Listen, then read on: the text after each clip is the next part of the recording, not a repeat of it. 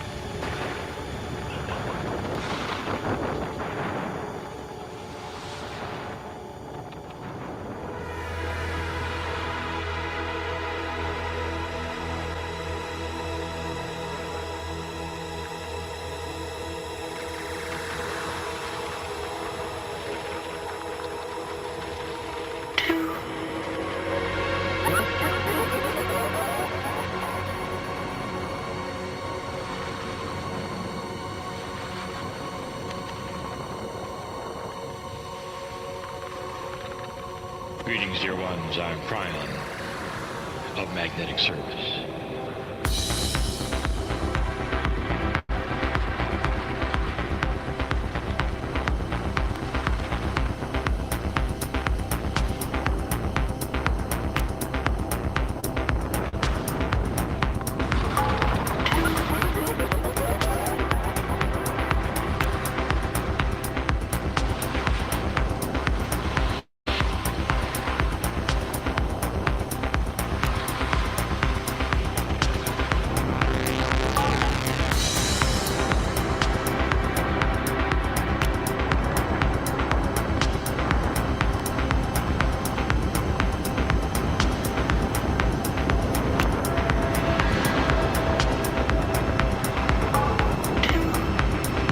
Grab your popcorn.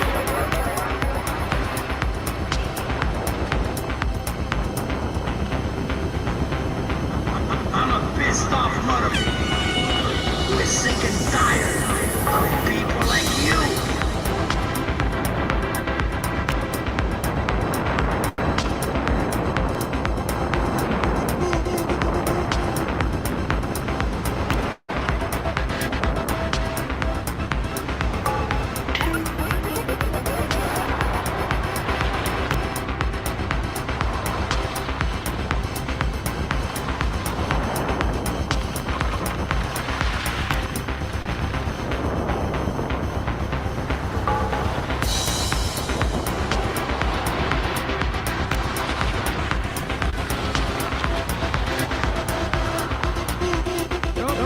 Greetings, dear ones. I'm Brewin of Magnetic Service.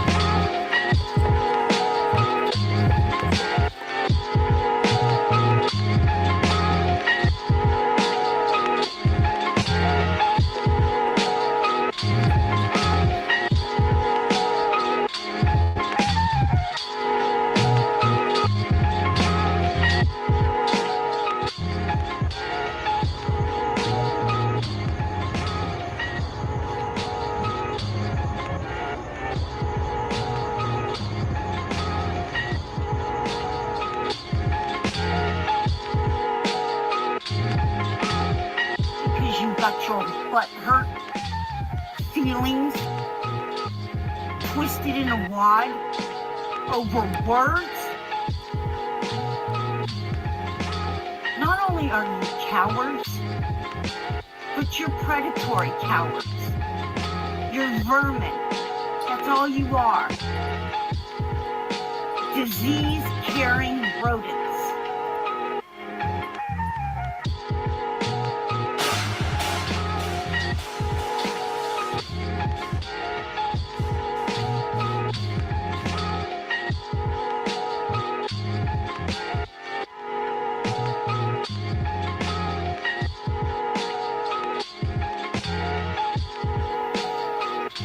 You either stop doing this, or you are going to face the legal repercussions of your careless, reckless, vindictive behavior.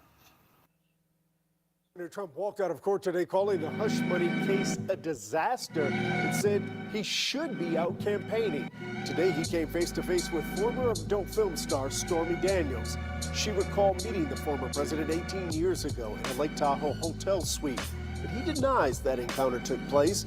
Daniels testified they spoke for a couple hours and had sex.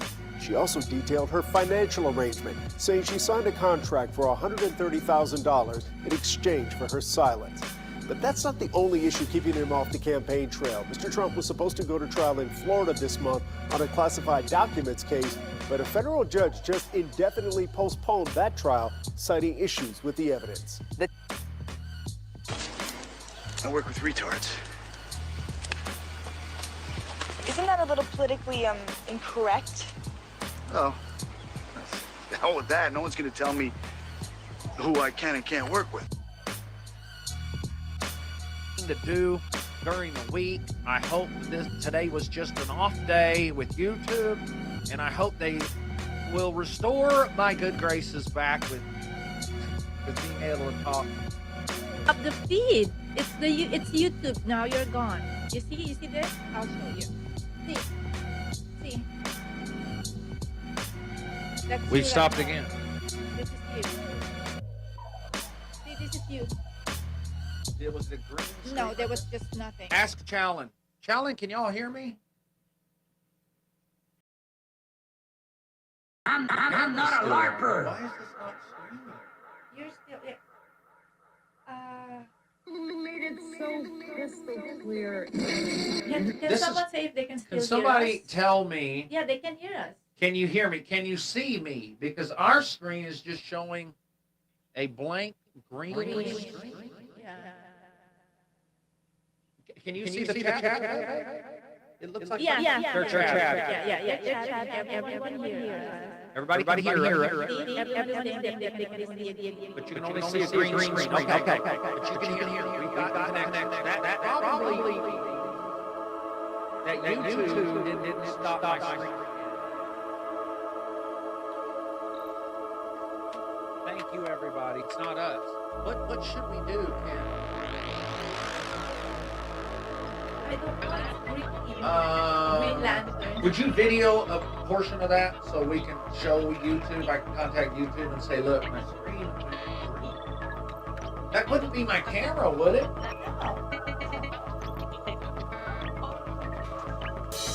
Wow, y'all.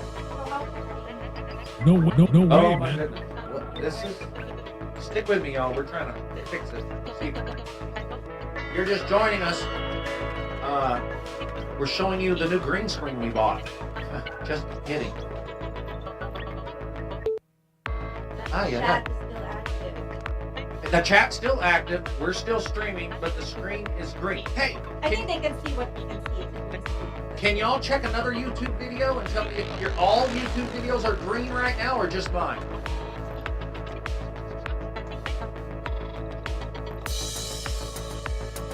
Right after Barry said PSYOP, it went mute in black screen. Yeah, we are all, Americans are under PSYOP. 100%. Just you. There are some of the most skilled propagandists, psychiatrists, and psychologists work for the CIA that decide how they're going to fuck with you next through propaganda. And we have all been psyoped for decades. And you're psyoped right now. That's why the women hate men. And that's why black people hate white people. Because you were all psyop. If they left us slaves alone, we would all love each other. Like we used to.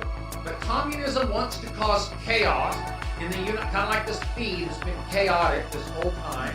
They want to cause chaos so they can come in and fix everything in the United States. Can you, deactivate now. I know what to do. Let's give this. Reload your feed if you don't give a crap if we just hear you, Barry. We are here for you, brother. Thanks, man. And I'm here for you, too. And wow, this is the communist world. Now, this may not be YouTube's fault. Earlier, when they killed our stream, they left a message that said Barry was too violent. When I was teaching, don't be racist. But because I'm not communist, because I'm not woke, because I believe in a meritocracy instead of believe men shouldn't diddle little boys, because I believe pedophilia should be the death penalty and raping women, there should be the death penalty, because I believe those things. They're talking to you. They don't want me talking to you. They don't want you to see me. But this is. Jack Nicolai says Trump won't change that. Well, Biden sure won't, because Biden is causing it. At least we have a chance with Trump. Can you admit that you have a better chance with Trump to change things? Or, a better chance with Trump than Biden? Can you at least admit that? If you're having trouble admitting to anything Trump has done good, you have what's called the Trump Derangement Syndrome, TDS, and it's a real thing. And some people have it. Like Bill Maher, fucking liberal comedian. He is so engrossed and so sickishly obsessive with downing Trump that it is a mental disorder. It's a mental illness. Like these police that we watch, as mad as I am at the police, as mad as you are at the police, we can put our emotions aside and watch a video sometimes and say, okay, that cop did a good job. People with Trump derangement syndrome can't do that. They cannot allow themselves to say anything good about Trump because they're in a cult. It really is a cult. It's a cult. My manager in Hollywood told me 3 years ago, if you like Trump, I can't be your manager. I said, well, I didn't like Trump then. I said, well, I don't like Trump, but you can't be my manager giving me an ultimatum like that. You know, and I told him, fuck off. But it's a cult. In Hollywood, in LA, in New York, you can't whisper that you like Trump, or they'll all push you out of their cult and hate you, mark you. Part of the communist thing, because Donald Trump is the only one opposing the communism right now. That's why they've got him indicted, like 90 indictments. How you planning to finish it? It's still a green screen. Well, we're recording it.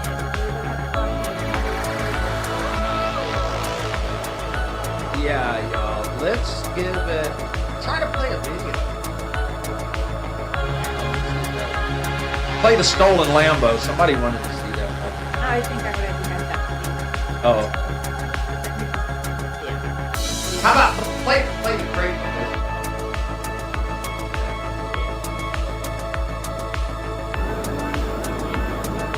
Wow, what a way to lose. Right? Click on, let's see the green screen. And I know you can hear me, but I want to protect this channel and protect our wonderful 120,000 subscribers and newcomers who find this video in their feed and they click on it and just see a green screen and it looks like we don't know what we're doing when it's actually YouTube. They can hear the video of, they can hear the audio of the video. So they can hear the audio of the video, but not the video. Is there anything you can reset? We're going to try one more thing. Everybody sit tight. By the way, I unsubscribing my subscribers. That my own subscribers are going, how come I wasn't notified for Barry's stream, and then they look in their account and they've been unsubscribed. That's something else the communists do. They cheat.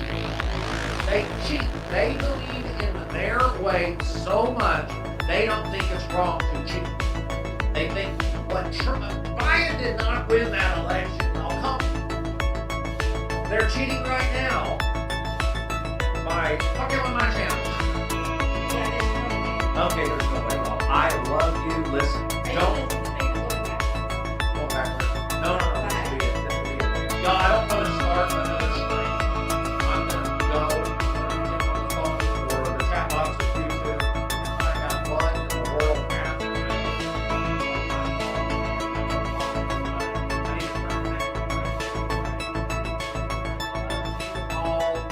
Tell your friends about this show. It's my favorite thing to do during the week. I hope today was just an off day with YouTube, and I hope they will restore my good graces back with being able to talk to my friends and my family, my Never Get Busted family.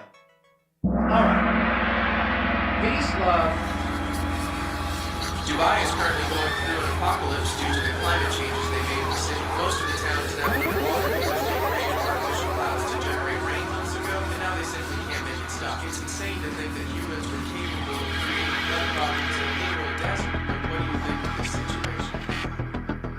Okay, so let's talk about the one on the stand tomorrow in the New York versus Donald Trump trial after the judge denied the defense's request for a mistrial. I did enjoy that transition that you took it. President Trump requested a mistrial after the judge had warned Stormy Daniels and the prosecution that her testimony gave irrelevant and unnecessary details about her alleged 2006 affair with Trump. But despite admitting the witness is hard to control, the judge still decided to proceed with the case. During her testimony, Stormy Daniels was clear on her feelings towards the former president. Trump's attorney asking, quote, "Am I correct that you view President Trump?"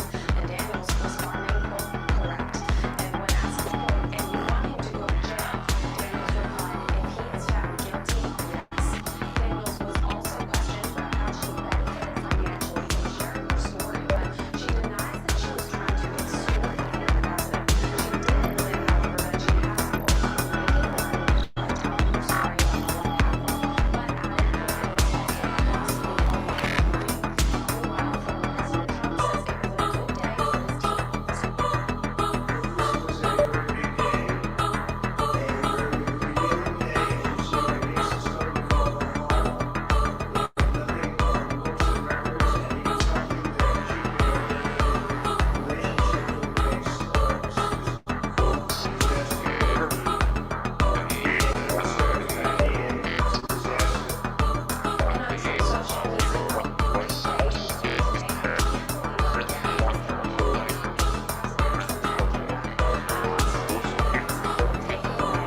Meanwhile, former President Trump says it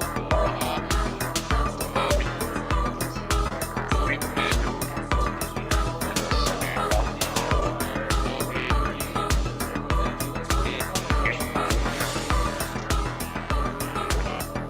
Through the centuries, the Jews have endured terrible persecution, and you know that. We've all read it, we've studied it, they've gone through a lot. And those seeking their destruction, we will seek their destruction.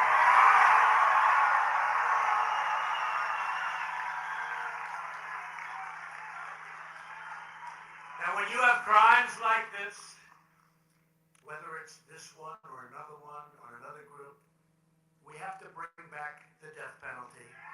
They have to pay the ultimate price. They have to pay the ultimate price. They can't do this. They can't do this to our country. We must draw a line in the sand and say very strongly, never again. 2024 I wanted to see some cuffs slapped outside. Oh, I can't see the time no more. I know it's time to go to prison. All you need to know, that's it. I don't know when, where, and I don't know how this is gonna happen, but it will.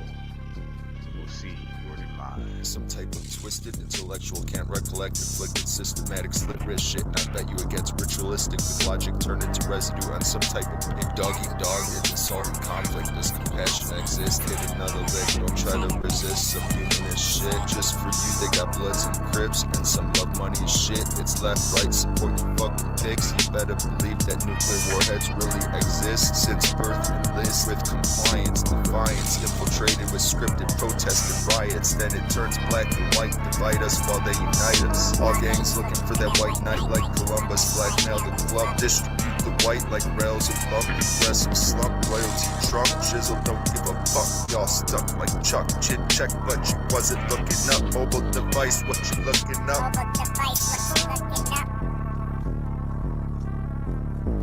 I'm calling shot after shot, whether you like it or not, and it takes more than a plot to knock the key from the top, and split I conquer this land, with destiny in my hands, cost me the million demand, and Mr. Stand with the plan, that's more efficient than others, most involving my brother, the one who's realer than killers, and down to dump on the double, up on the funkiest slugs, dump some slugs in they mug, and blaze I bucking so wildly with bubble wild in my blood, and play a flat nigga blood, and I love what you like, but only if you like the right was wrong and keeping me tight. And I'm gon' step on the toe, and I'm gon' bring me a low. I'm drilling men and they members who want some platinum to go.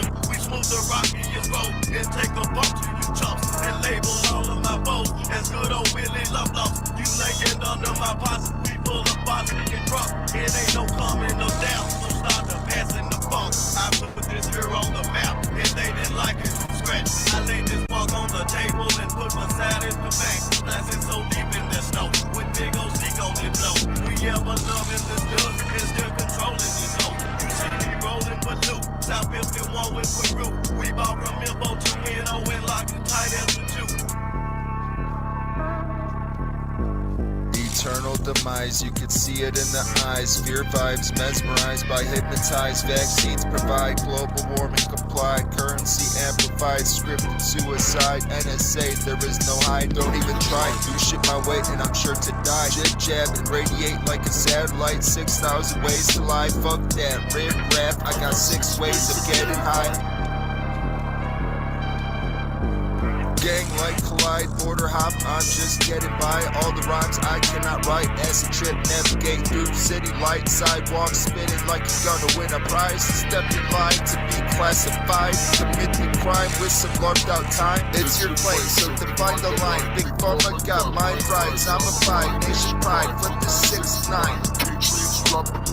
Shizzle, despise systematic bribes. Peer review, capitalize. I thought you knew. It's genocide. Take it online, initialize with some artificial eye. Pyramid shit into an all-seeing eye. Smoke rise, cold ties, pick a fucking side. Call a shotgun, hop into a ride. About to commit a drive-by homicide.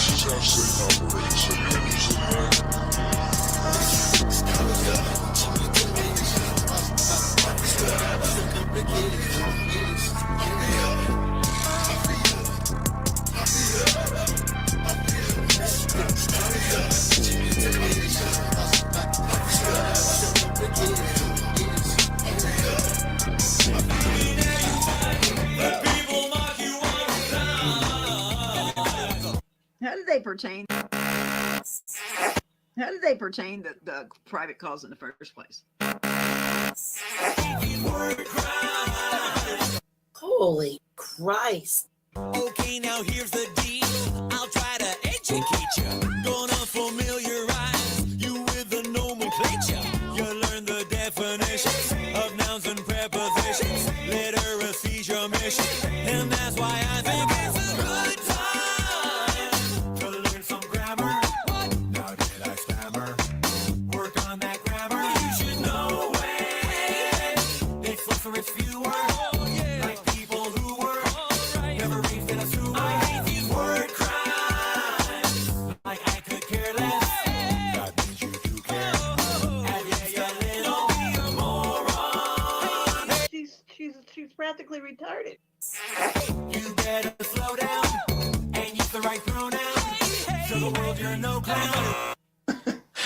Well, you're just a fail. You're a fail cow. You know, you say about Lowell's cows and stuff, whatever the hell that stupid shit is. You're a fail cow. There's a new word for you, a fail cow. You just fail constantly.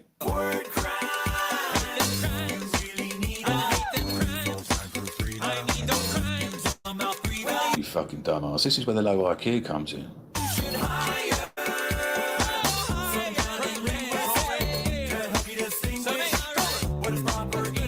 Around people. I didn't know who OGB, BGO.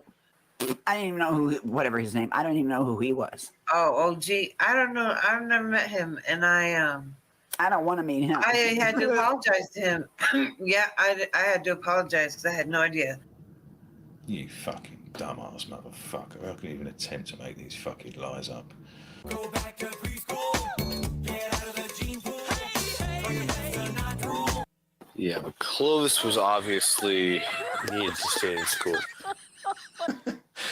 Wow. Wow.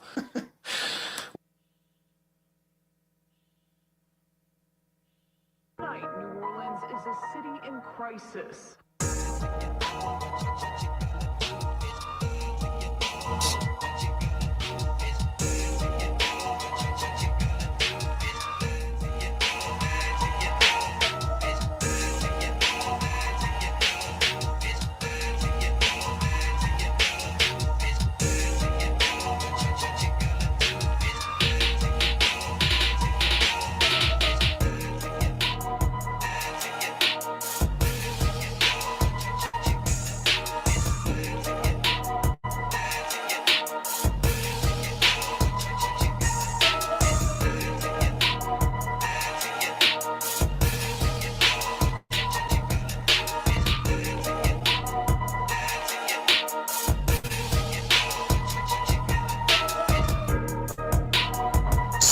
Motherfucking tales, here I go again on a roam to the spot, crack sales on the block, it's a race to the top, animosity compiling trials non-stop, reveal at the cash drop, gang versus gang, ain't those things, another cop dropped, brains on the pavement, somebody got popped, take his wallet and Glock, counting frames like clockwork, make the getaway before they investigate, you fucking jerk, twerking to this beat, corpse flopping all over the street, another day, another crime scene, hour by hour, continuous devour, welcome to my radar if you want to target me, even if you're a neighbor, calling you out for oddities, calling out to your savior, watch you duck, dodge, and flee, God's mobs, count down to sacrificial hour, SJW lies, condition, influence, devour, it's all power, ignore the money, puddle of blood runs deep.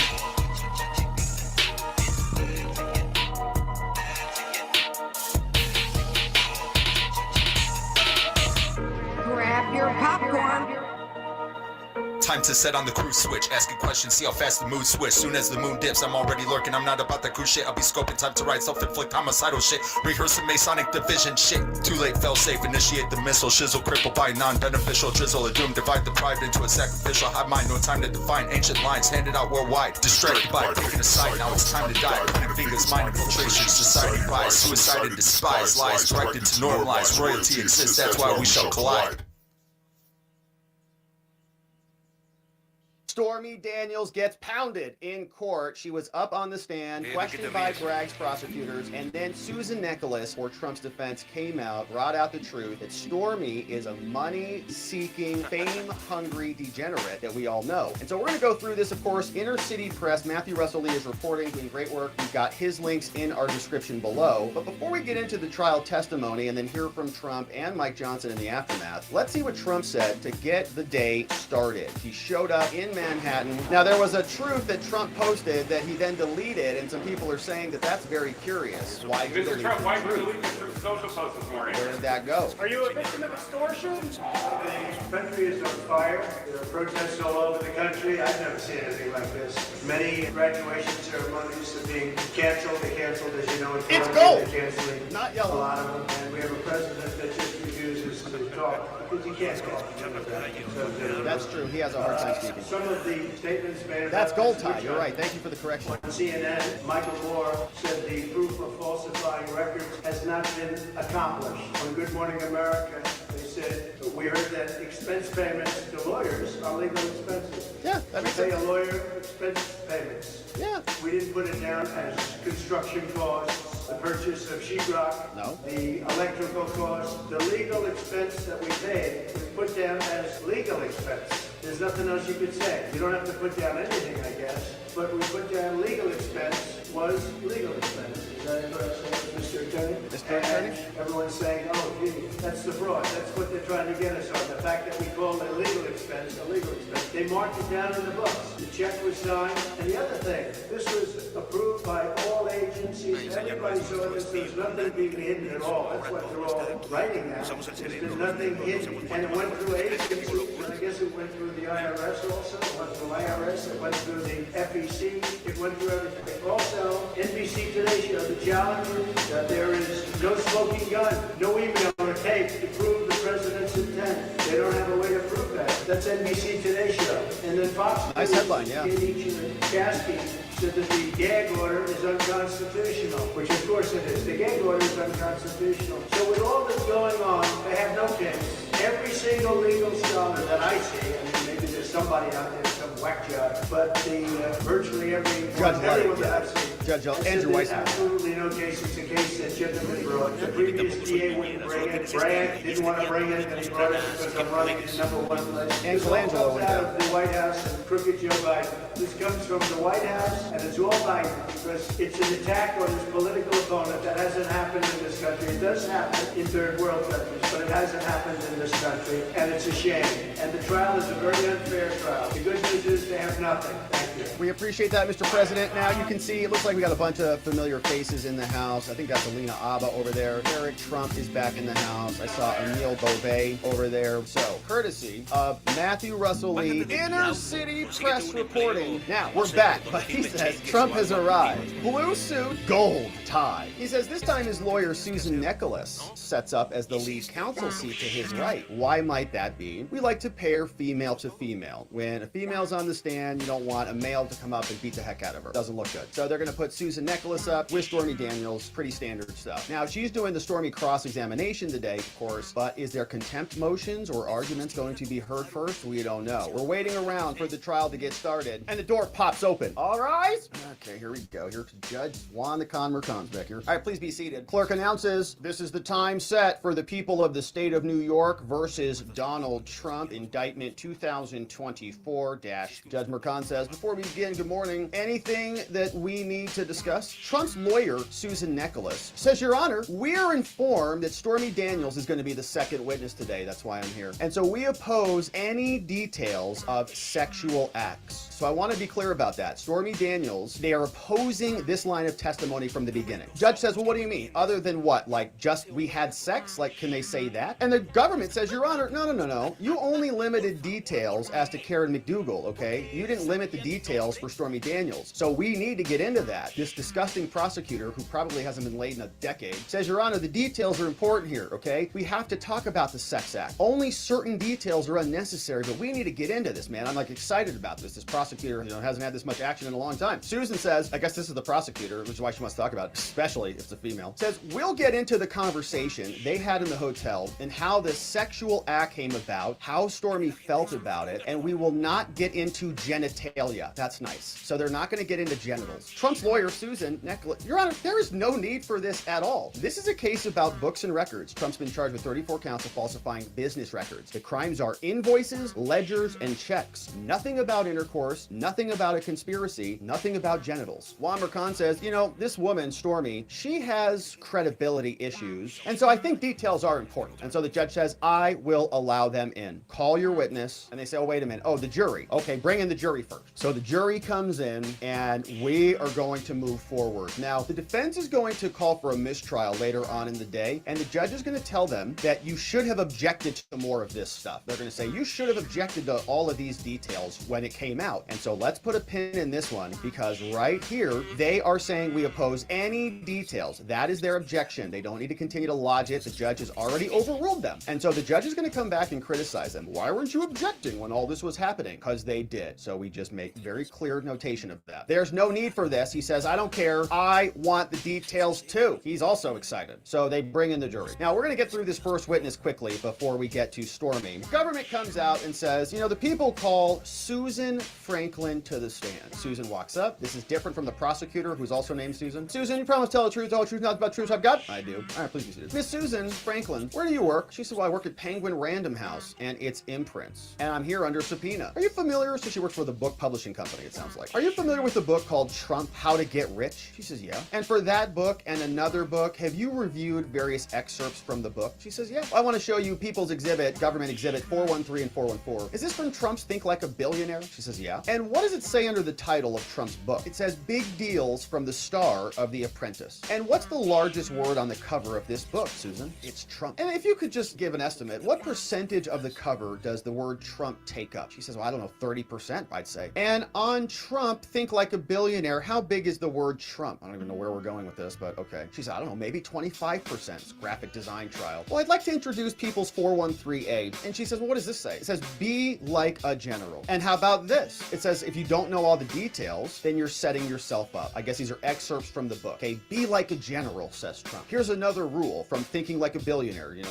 12 steps to success, whatever. If you don't know all the details, you're setting yourself up. And what does this one say? It says, sometimes you still have to screw them, like it says in the Bible, an eye for an eye. Brutal, man. It's brutal out there in this world. But what does this one say, Susan? She says, all the women on The Apprentice flirt with me, and that's to be expected. So Trump's talking about being the star on The Apprentice. How about this, 414? It says, with a decorator, make sure to see all of the invoices. You should be double checking. So Trump pays close attention to his bills. And how about this? It says, I always sign my checks to make sure where my money is going. Check through your bills. My parents hammered frugality into me at an early age. And how about this? It says, watch the bottom line because Weisselberg is tough. And they say, okay, lastly, last one, always look to the numbers yourself. In the 1980s, Jeff McConney prepared my small shot and I told him, you're fired. And I meant questions every payment. Jeff got the message and now he does a terrific job. Okay, so it confirms, I guess, what Jeff said yesterday. Jeff said, yeah, he got fired for just paying bills that he should have been paying. So prosecutor says no further questions. Okay, so we got some excerpts from the book in. Neat. Trump's attorney, Todd Blanche, comes out. Quick question. Do you know how much the ghostwriter did of this book? No, I don't. Who designs the cover of your books when you write them? She said, we have a whole department that does that. So it's not entirely the author that does it? Well, no, but we want to make the author happy. Nothing more. Any redirect? Says, okay, let's turn back to this 413 F through H. Your Honor, we offer these as exhibits. Trump's attorney says, hold on, Your Honor. Maybe approach. I have to talk to you. Susan Nicholas remains back at the defense table. Todd Blanche goes up to the bench with the prosecutor. They talk. Nobody knows what they're saying. Back from the sidebar at the bench.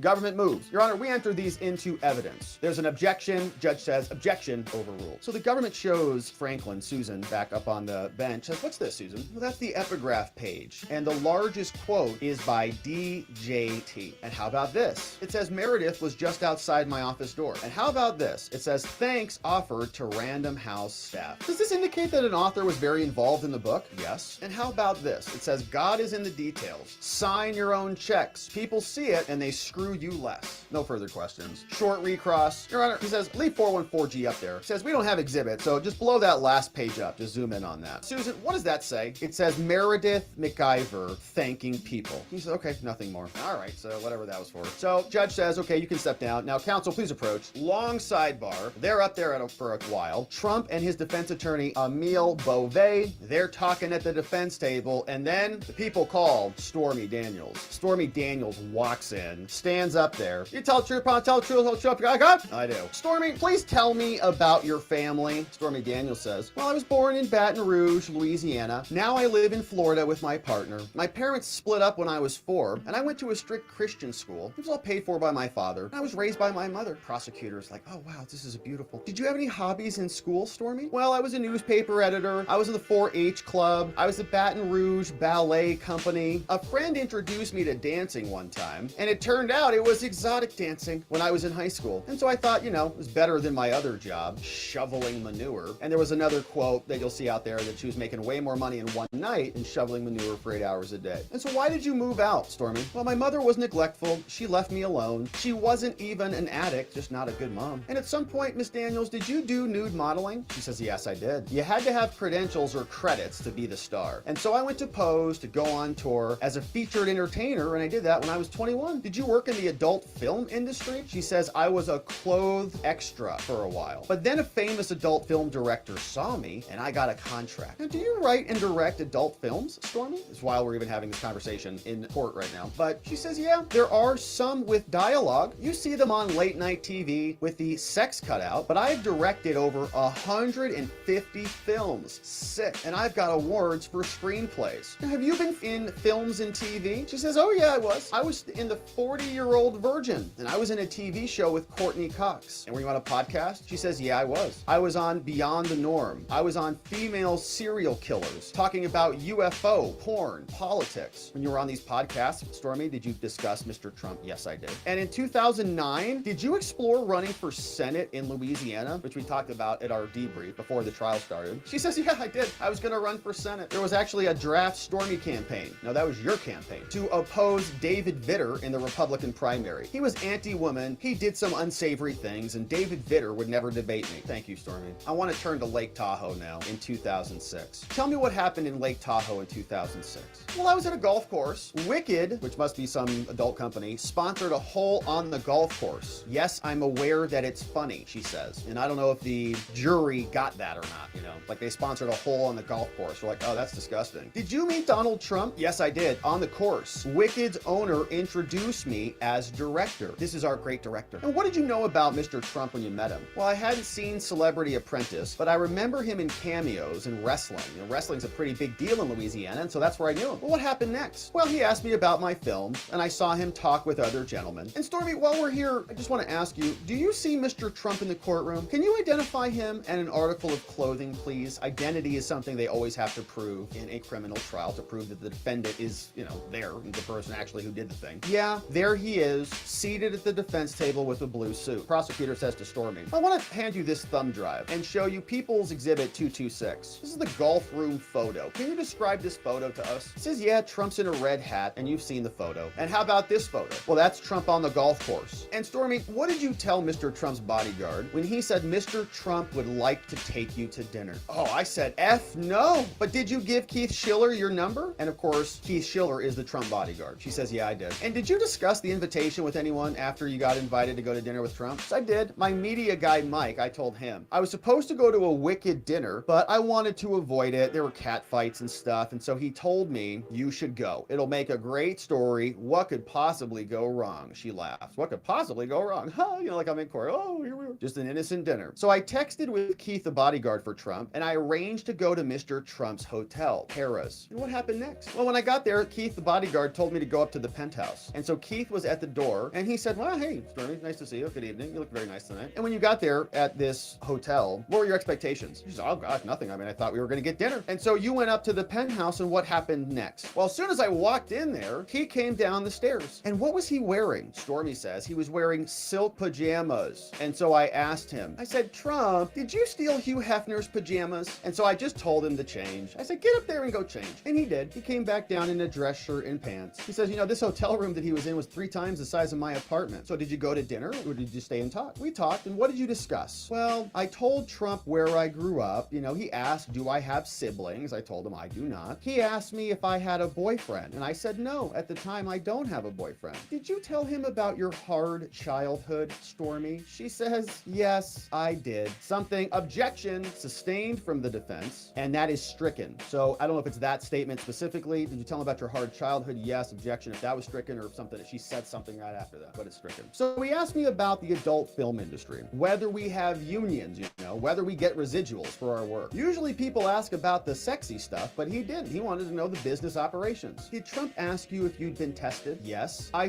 told him, yeah, clearly I'm clean. Wicked is a condom mandatory company, but I'm allergic to latex. It's like, okay. So I asked him about wrestling because he knew Vince McMahon at the time, and he had a cameo where he'd lost something or something. And Judge Mercant says, Miss Daniels, could you slow down, please? Court reporter might be having some trouble or something. The judge says, please slow down. Talking fast. So she says, well, he was supposed to get his head shaved if he lost the bet. And I told him he wouldn't look so good with a head shaved. Trump said, don't worry, it's wrestling, okay? It's all scripted, even though I'm not sure about that. Did you ask Trump about Melania? He said, I did. And Trump said, don't worry, we don't even sleep in the same room. And so he just kept cutting me off, you know. He'd ask a question, then not let me finish. And I told him, you're very rude. And so Stormy says, I ended up spanking him. And after that, he acted much better. He said, you know, I should be in The Apprentice. And I told him, even you don't have that much power, Trump. He said, you remind remind me of my daughter, blonde and beautiful. And to me, Stormy says it made sense. What else did he say to you about The Apprentice, Stormy? He said that he could tell me the challenge. He couldn't let me win, but at least not lose right at the beginning. Now, I wanted to direct some non-adult films. You know, they have big budgets and better catering. And so I thought, how about I get into some actual legitimate work? This sounds great. And did you call another friend during this time? Stormy says, yeah, I did. I called a neighbor, Alana. I had run into her and I knew she didn't believe where I was. So I called her and I put her on speaker. He said hello. Trump said hello to her. He said, why don't you come over and hang out with us? And she didn't call back. So Stormy's there. Like, my friend's not going to believe this. Calls, puts him on speaker. Trump's right here. Government says, Miss Daniels, at some point, did you use the restroom? She says, yeah. Judge says, okay, before we get into all that, let's take a break here. We fast forward through the break and we're back. So Miss Daniels, I was asking you, when you were there with Mr. Trump in that hotel room, did you need to use the restroom? I did, yeah. And I was instructed by Mr. Trump to go through the bedroom to the facilities. It was a leather-looking toiletry bag on the counter. So I went into the bathroom and there was Trump's toiletry bag right there. What was in Trump's toiletry bag? I don't know why this has anything to do with what's happening here, but she says, I looked, there was Old Spice in there, which is good stuff. It's pretty solid. Stormy says, there were gold tweezers in there. When I came out, Mr. Trump was on the bed in his boxer shorts, and Stormy, who is a professional sex worker, says, I was startled. Never seen this before. Oh my gosh, a naked man. I felt like the room spun in slow motion. She got all woozy. I've never been in a situation like this before. I've only directed 150 films. Like, if you stand up too fast, I thought, oh my God, what did I misread to get here? He was posing on the bed. Stormy shocked. And so he stood up, you know, not in a threatening manner, says Stormy. He said, if you ever want to get out of that trailer park, objection, sustained, move on. So what next? Stormy Daniels says, I felt drugged. Objection, overruled, no evidence of that at all. Defense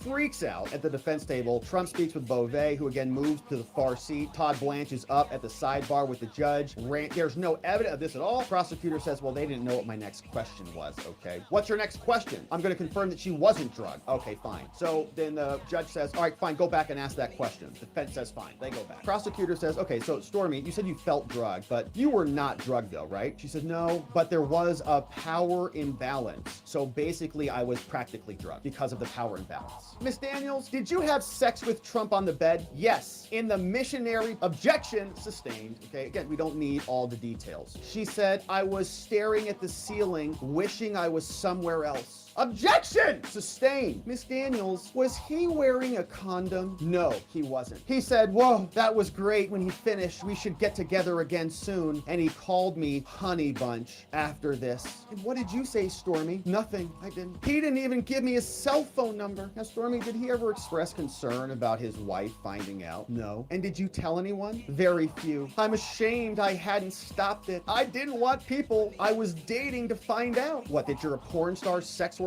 Did you tell anyone? Well, I was ashamed, like I hadn't stopped it. You do this for a living, lady. Did you later remember some things? She says, yeah, in the book, objection, sustained, approach. Now there's a sidebar. They're up at the judge's bench for a while. Question back to Stormy. Did you see him in Lake Tahoe again? Yeah, I did. In a nightclub there. Keith had called me and said Mr. Trump would be there. It would be in public, so I went. So again, right, it's the same story. So Stormy Daniels, who was so traumatized, okay, she was like shaking, she was ashamed, she was victimized, she was basically raped, is what she's saying here, without actually being, you know, just kind of, they're staring at the ceiling like, like what's going on? Like this whole thing was some abusive assault on her because of a power imbalance. She went to his penthouse, and for what? Even if this is true, right? If you believe her story, which nobody does. So I went. She was so victimized, she went back again. So then Ben Roethlisberger of the Steelers was there, and Mr. Trump called me his little friend Stormy, and then said Ben would walk me to my room. And so did Ben walk you to your room? Yeah, he did. And did you tell anyone then about any of this? Yeah, there was another Keith I told, and that was my photographer. Stormy, would Mr. Trump then call you? Yeah, he would, and I would put him on speakerphone. And so a bunch of other people heard him. Did he know that he was on speakerphone? No. And so why did you continue to take his calls if you were so, you know, abused? Well, my publicist bragged about it, and my publicist was saying, see, I told you so. And the judge said, Stormy, please just answer the questions, okay? This judge is getting a little bit like, oh gosh, am I allowing this trial to derail itself in my own courtroom? Is this going off keister here? The answer, judge, is yes. So why did you continue to take his calls? Stormy admits, I wanted to be be on The Apprentice. She has an ulterior motive. She's biased. This is what other people have said, that they saw her at Trump Tower and it was about booking for The Apprentice. I wanted to be on The Apprentice. Now, did Trump give you the phone number of his assistant? Asked the prosecutor. He says, yeah, Ronna, I put her in my phone. And remember, Ronna testified very early in this trial, and she said, yeah, I put Stormy in the contact list on the computer server. So Stormy, who was again victimized, just zoned out staring at the ceiling. So traumatic. Did you go to the launch of Mr. Trump's vodka? She's like, oh yeah, I definitely did. He introduced me to Karen McDougal, who was there. And then he spent most of the time talking to my friend. We lied. We were flying out of LAX on a girls trip. Did you go to Trump Tower back during that meeting? Yes. And I was also dancing in a club, so I invited Trump. It was a public place, so it was safer. Objection sustained. Did you go to Trump Tower? He said he was still working on getting me on The Apprentice. And so, yeah, I did. And he introduced me again, like a fourth or fifth time. Did you go see Mr. Trump in LA? Definitely. Oh, yeah. He invited me to his bungalow. And by then, my publicist was my boyfriend. And so he drove me around and waited outside. So the publicist's boyfriend, Stormy hasn't told him, evidently, that Trump basically assaulted her, even though there was no assault at all. And he drove me and waited outside. And so that was common. I guess he would just drive her to her shows and just pimp her out. All right, honey, get out and go do some work for me. So that was pretty common. Mr. Trump was watching TV, a documentary about sharks. And so when you were in there, tell me about what happened with Trump when you were there, when he was watching about the sharks. Well, he kept making sexual advances. Well, sharks,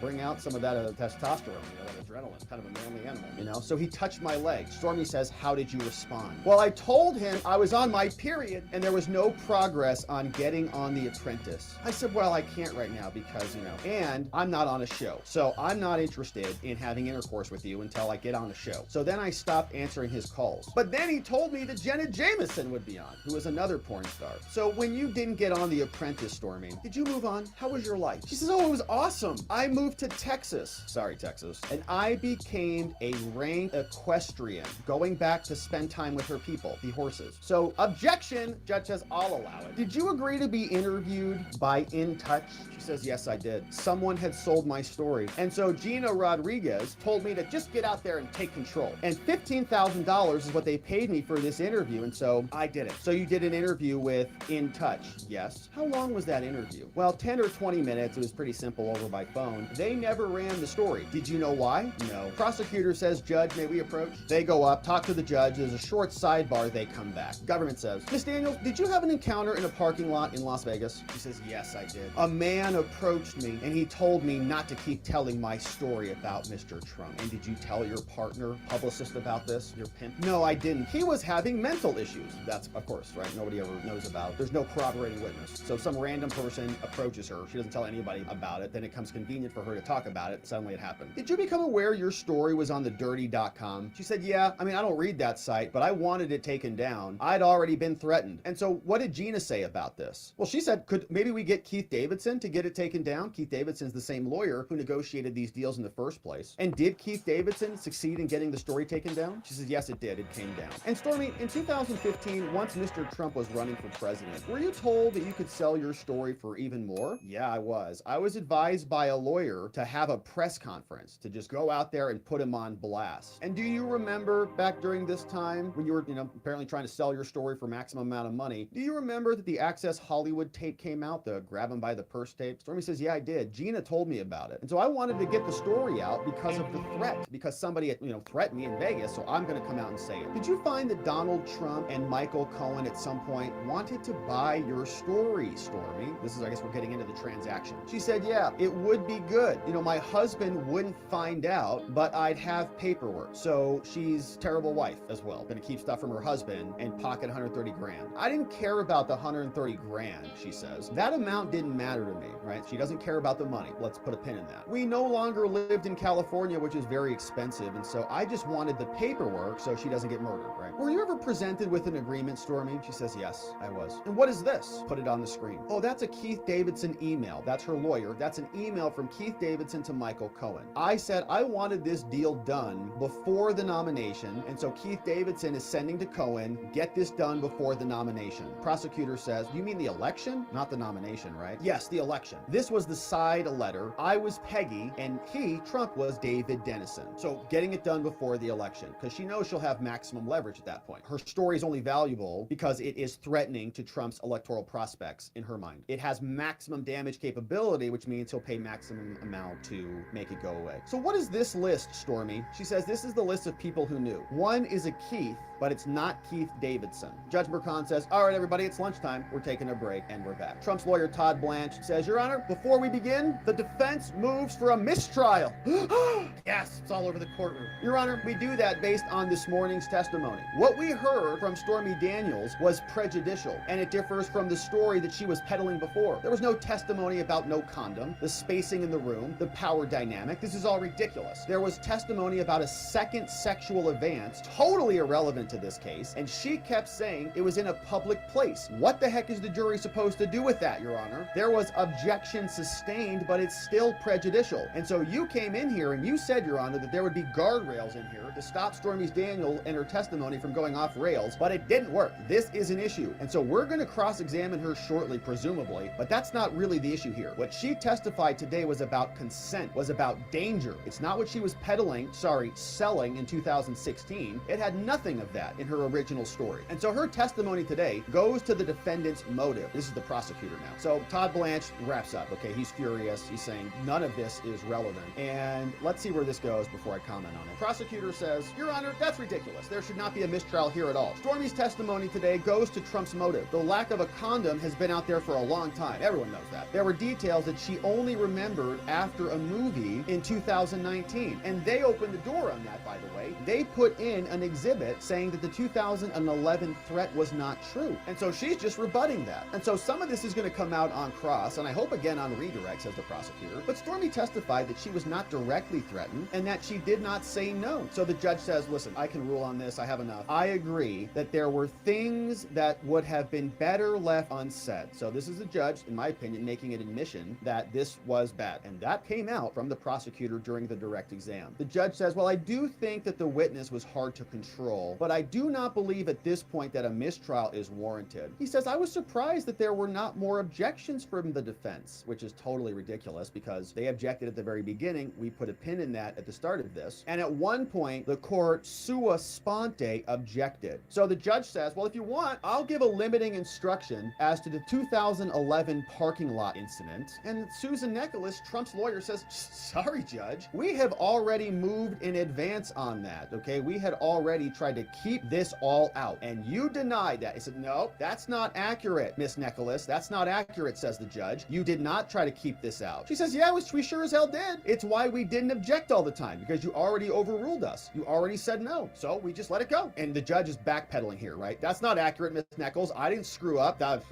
So I'm going to deny your motion for a mistrial at this time. Do you want to discuss a limiting instruction so I can try to put this back in the bag? There's a sidebar. They come back. Judge announces, now, as discussed at the bench, we're going to take some more time. And so, Miss Nicholas, you'll be back to me before Thursday morning. Is that right? She says yes. So then Mercant, the judge, says, all right, everybody, listen. With the consent of the defense, Miss Hoffinger, Susan, who is doing the direct exam of Stormy, she has stepped out to give some instructions to her witness. She's going to go tell Stormy to stay focused and only answer what is asked. So the defense is there. Prosecutor goes out, has a little powwow with Stormy, saying, Stormy, you're going to wreck our case here. Please stay on script here. And they bring her back in. Witness enters, jury comes in, and we're back on the screen. Miss Daniels, can you tell me what's up here? This is about delays in payment, that you didn't get paid for some time. Can you tell me what this email says? Put the email on the screen. Stormy Daniels is reading from the document. It says, no funds have been received from an email. My client says that the deal is off unless the funds are received by 5 p.m. signed he. She says, it says the ab intip. I have no idea what that means, says Stormy. Prosecutor says it's ab initio. It's from the beginning, from the very start. Stormy says, well, I spoke to Slate and they weren't going to pay me. And so at some point there was a new agreement, right? Yeah. And this new agreement, did you sign it? Yes, I did. And the side letter agreement, Stormy, did you sign that too? Yes, I did. I signed that one on October 28th, 2016, just,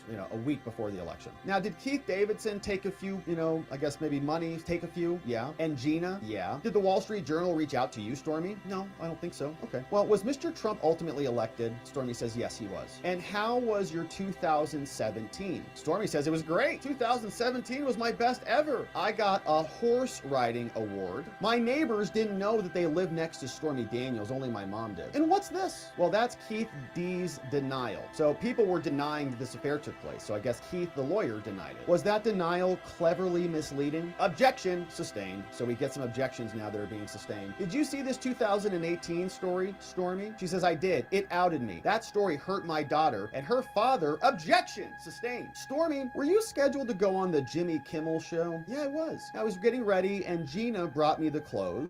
And Keith Davidson, my lawyer, he had another statement that he came over and he had me sign, so I signed it as Stormy Daniels. But unlike any other time I signed, it was a tip-off to Kimmel. And Michael Cohen was also writing a book at the time, and it made me mad because Michael Cohen could talk about this story and I couldn't talk about it. Stormy, did Michael Cohen file a restraining order against you? Yeah. It means she's like a psycho, right? Did you hire Michael Avenatti? Yeah. We canceled the NDA and we got fees. And so in your book, Full Disclosure, Stormy, does it describe both the encounter with Mr. Trump and does it describe incidents in your childhood? Yes, it does. And I later found out that Michael Avenatti had done some editing, and so maybe those stories weren't true, so blaming Michael, who says that she is also fraudulently conveying documentary money from NBC. Did Avenatti file a defamation case against Donald Trump? She says, yeah, he did, but I didn't agree to it. I thought it was risky, and she owes him like 600 grand on that for attorney's fees and a false, a meritless charge, meritless claim. Government says to Stormy, did Avenatti put out a sketch regarding the 2011 threat? And did Mr. Trump tweet con job when that came out? Yes, I did. Was Mr. Trump awarded legal fees when you sued him? Yes, he was. 600 grand. Is Mr. Avenatti your lawyer now? Stormy laughs. No. He's in jail for like 19 years. And how about those legal fees that you owed to Trump? Have you paid those legal fees, Stormy? No, I don't have the money, and I didn't think it was fair anyways. Do those legal fees have any relation to this case at all? No, they don't. Stormy, did you go on any podcasts with Michael Cohen? Oh,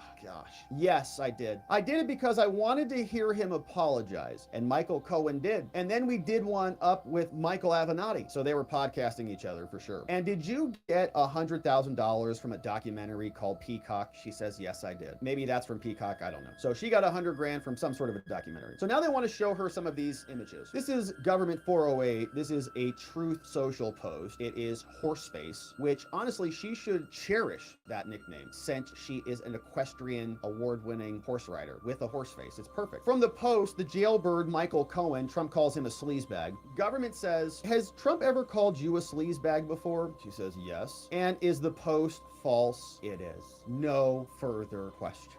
So Trump's posts are false. She's already lost a defamation claim, owes him 600 grand for that. She has some of the least credible stories we've ever heard here. She's a professional sex worker who has sex for money and then gets a little bit woozy and is suddenly a victim of attack. She's trying to Me Too this whole situation out of nowhere. There was a power imbalance. Whatever, lady. You were trying to get on The Apprentice. You went there 5 times, 6 times to go try to do that. And suddenly you're under attack now. So it is now your witness. Trump's lawyer, Susan Nicholas, stands up. He says, good morning, Stormy. Good afternoon. I represent President Trump. Now, isn't it true, Stormy, that you've met with prosecutors and you rehearsed your testimony with them? She says, no, I didn't rehearse anything. But you pretended to be cross-examined, didn't you? No. Well, you said mock, right? You said you had to mock something. She says, well, that's no longer right. That's not what I really meant, is we didn't do a mock anything, and so I don't think that's right. So no. She says, okay, I'm sure. Now, Stormy, you also said that you did porn for more money, didn't you? You did porn for money, right? She says, don't we all? It's kind of what we do here. Like, we all work for money, I guess. So I guess she's equating what's happening in our courts to pornographers, which I guess is not that far off. I mean, the Democrats on MSNBC are acting accordingly with what Mercan's doing. So don't we all? That's what we do here, she says. Susan says, all right, listen, Stormy, let's just be clear about this. Isn't it true? You hate President Trump, don't you? Yes, I do. And you wrote that you'll dance when he's jailed, right? Can you show me that? Sure. Well, you wrote when he's selected to go to jail. Did you say you just laugh about it? Well, someone else wrote the word select, so I didn't say that, but I did think it's funny. And it's not because you think this is all funny, right? You don't think this is funny, do you? You thought that was funny, Trump going to jail, that's funny, but you don't think this is funny, like this is not a joke to you, is it? No, I don't think so. And so isn't it true you owe him about $500,000 in legal fees? Well, I'm not sure of the money or the dates, I don't know. Well, I do, I'll know the dates. How about March 2022, Stormy? Isn't it true you were ordered to pay attorney's fees for the appeal too, right? So the the judgment and the appeal. Yes,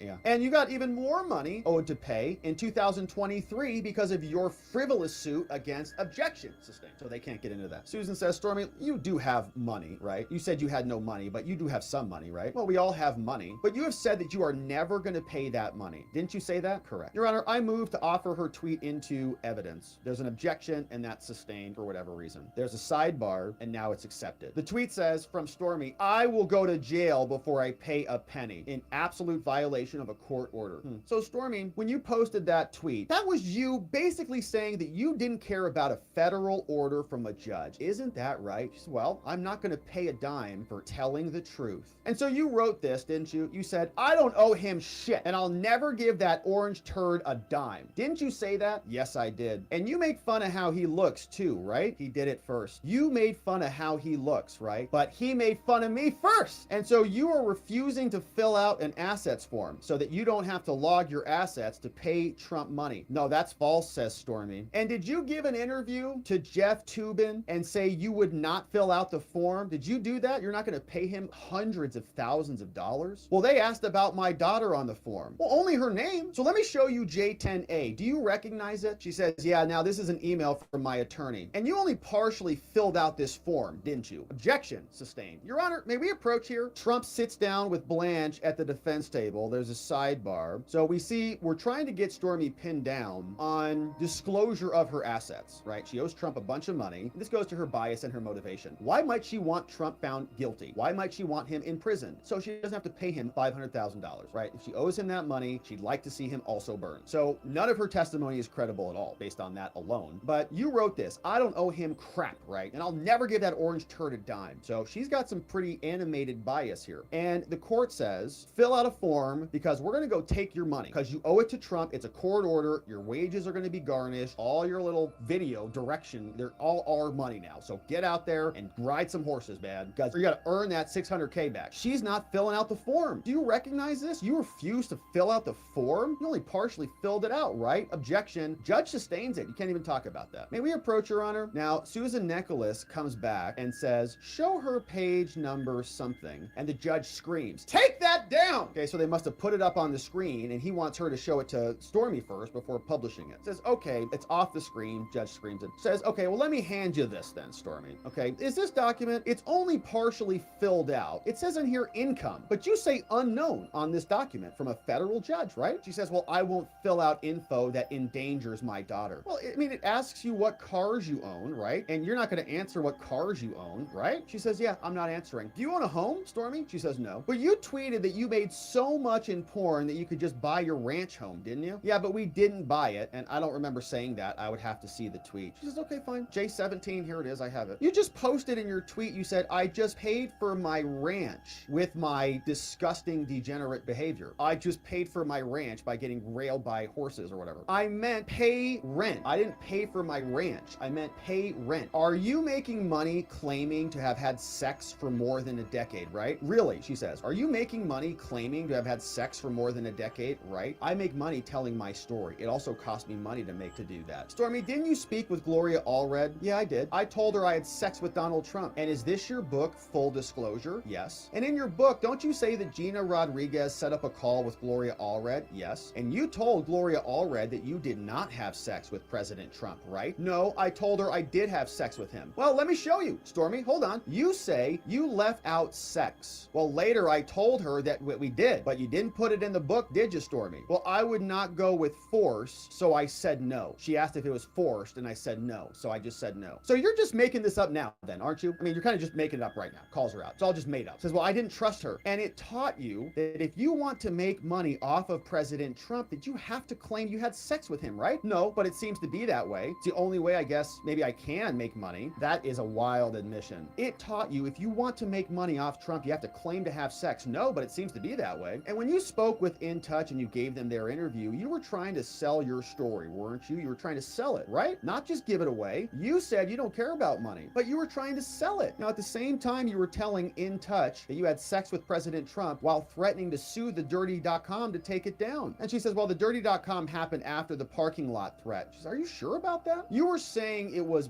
bullshit. And I'm sorry for the profanity. We're just going to say it. While getting paid $15,000 to say it was true. Because this is what Stormy was saying. You You were saying it was BS while getting paid 15 grand to say it was true. So you were having both sides of this, right? She says, I did Anderson Cooper and they didn't pay me anything. Well, we'll get to that. I'm not there yet. The In Touch was a 22-page transcript and you had that conversation in 15 minutes. And Stormy, after the threat that you got in the Vegas parking lot, after you got threatened, did you go to exercise class? I went to the restroom there, okay? So I got attacked in Vegas and then I went to the restroom and I waited for the next class. And I was crying in the bathroom, but I said my daughter had a diaper blow up. She said, oh, you were crying. That's interesting. This is the first time we heard that you were crying in the bathroom after your Vegas attack. Well, I did just say she had a blowout. She gestures at the jury, whatever that means. I don't know. Susan Nicholas continues. Okay, so you didn't even tell the father of your baby that you got assaulted in Vegas, did you? No, I didn't. And you said nothing about this until 7 years later with your daughter in danger is when this first came out? That's right. So, Stormy, let's be clear. Isn't it true that you actually made up this threat to explain why you never said you had sex with Trump, right? No, that's not true. I did say it on a radio station in Tampa as well. But you told Anderson Cooper that you never said it before, so I was scared. That's why I said that. And both you and Michael Cohen, you hope to make money if President Trump is, right? Objection sustained. Susan says, Stormy, isn't it true that you commissioned a sketch of the person who threatened you in Vegas? She says, I didn't, but Michael Avenatti did. Shall we take a break? Judge says, yeah, of course. We're back. Stormy is going to be back on the stand on Thursday. We're not going to finish with Cross today. Trump's lawyer, Susan Nicholas, continues. Says, Ms. Daniels, in E, you were quoted. You said in that magazine, you said the story is BS. You said that, that's your word. But didn't you say he vehemently denied to E hooking up with President Trump? She says, I don't remember that. So you're saying that where the article says you vehemently deny the story, that's false. So they publish, they say you deny that. You say that's false. Yes. And you told the Dirty to take it down. No, I didn't do it. Keith did. He was Gina's lawyer and I authorized him to take it down. Stormy, in 2011, the story wasn't worth much, right? But then it was worth a lot more in 2016, wasn't it? She says, well, I set a free press conference, so I didn't care about the money because I did a free press conference and I set one. Yeah, but you never held it. You never did hold your press conference. You say you were threatened if you spoke, and so you went out and spoke? You didn't tell anybody about the threat and you decided that you were going to go speak? Stormy says, well, it was a new ball game, okay? I had college confidence. I'd listened to Brene Brown or something. Trump's lawyer, Nicholas, says, in this text, Gina said, I have Stormy Daniels. So Gina says, I have Stormy Daniels. Please read Dylan Howard. Stormy says, we already denounced it previously. Now, I don't want to comment that if I don't understand what they are talking about. Nicholas says, well, didn't you say this in a quote? She had sex with him. She wants $100K. Sounds like you're interested in the money there, Stormy, doesn't it? She says, well, I authorized Gina Rodriguez to shop the story. I wanted to get the story out and make some money too. Oh, man, she just admitted it. At the end of the day, I wanted to make some money too. Yeah, you wanted to be on The Apprentice. You wanted to shop your story around. All of these little stories are just made up so that you can justify bringing your claim. This happened decades ago, and it only became valuable. Trump was only willing to put this story to bed, whether it happened or not, because he was on the verge of winning the election, right? And so she says now some leverage is now worth a lot more. Even though she had repeatedly denied it, she's trying to get her bag. So this was a very spicy day. Now we're going to come back on Thursday, no trial on Wednesdays, and we're going to come back with Stormy Daniels back on the bench, continuing with cross-examination here. And so, of course, we want to shout out Matthew Russell Lee, send him some PayPal, send him some Venmo, subscribe to his Substack, follow him on X for delivering this amazing reporting. We also have President Trump, who came out and spoke after that testimony, and let's see what he had to say about this. So this was a very big day. That's true. A very revealing day. As you see, the case is totally falling apart. They have nothing on books and records, and even something that should bear very little relationship to the case. Just a disaster for the DA, for the Soros-backed DA. It's a disaster. This whole case is just a disaster. If you read the legal scholars, you'll see, because they're writing about it, they've never seen anything quite like it. And neither have I. I should be out campaigning right now. We're leading in all the polls. I'd like to be campaigning. We'll be leading by a lot more. But I just want to appreciate the job you're doing. It's not easy standing there all day waiting, but hearing the same things that we're hearing. On another matter, as you know, it's Biden's backers that seem to be funding what's going on with the Palestinian Palestinians, probably not Yeah, a bunch of Biden Palestinians, donors. We talked about that on Locals. Agitators, bad agitators, really bad. And I think our government ought to find out who they are, where they're from, and treat them the same way as they do the J6 hostages. You got to treat them the same way. These are agitators. They're really hurting our country. It's happening all over the country in cities. You saw what happened last night at the Metropolitan Museum. These are agitators. And in some of the colleges, I think it's about 20% student and 80% others. So this is a big problem, and they better nip it on the bud. And it's a problem from the left, not from the right. This is a problem from the left.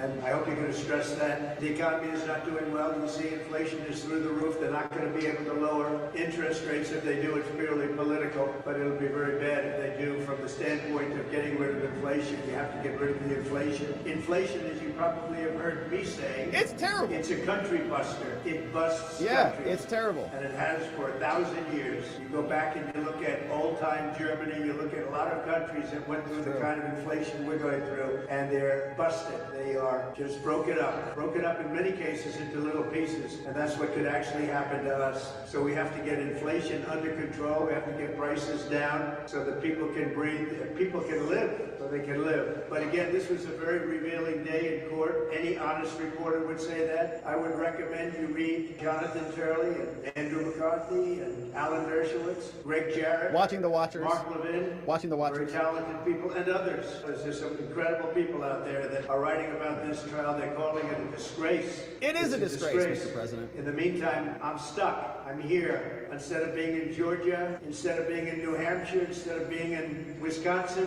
and all the different states that we wanted to be in, we're not able to be there because we're stuck in this trial, which everyone knows is a hoax. Thank you very much.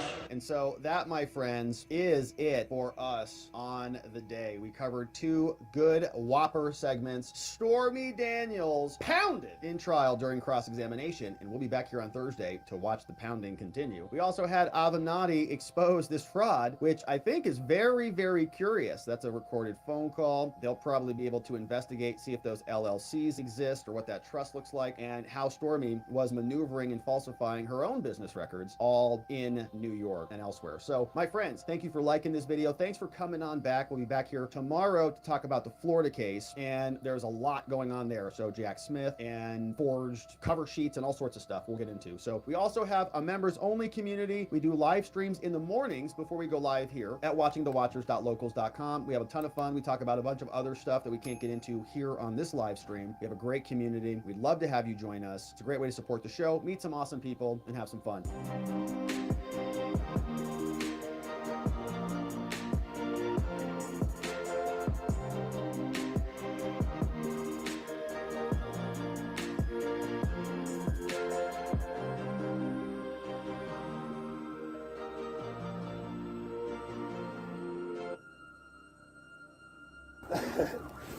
Much bigger than just a YouTube channel.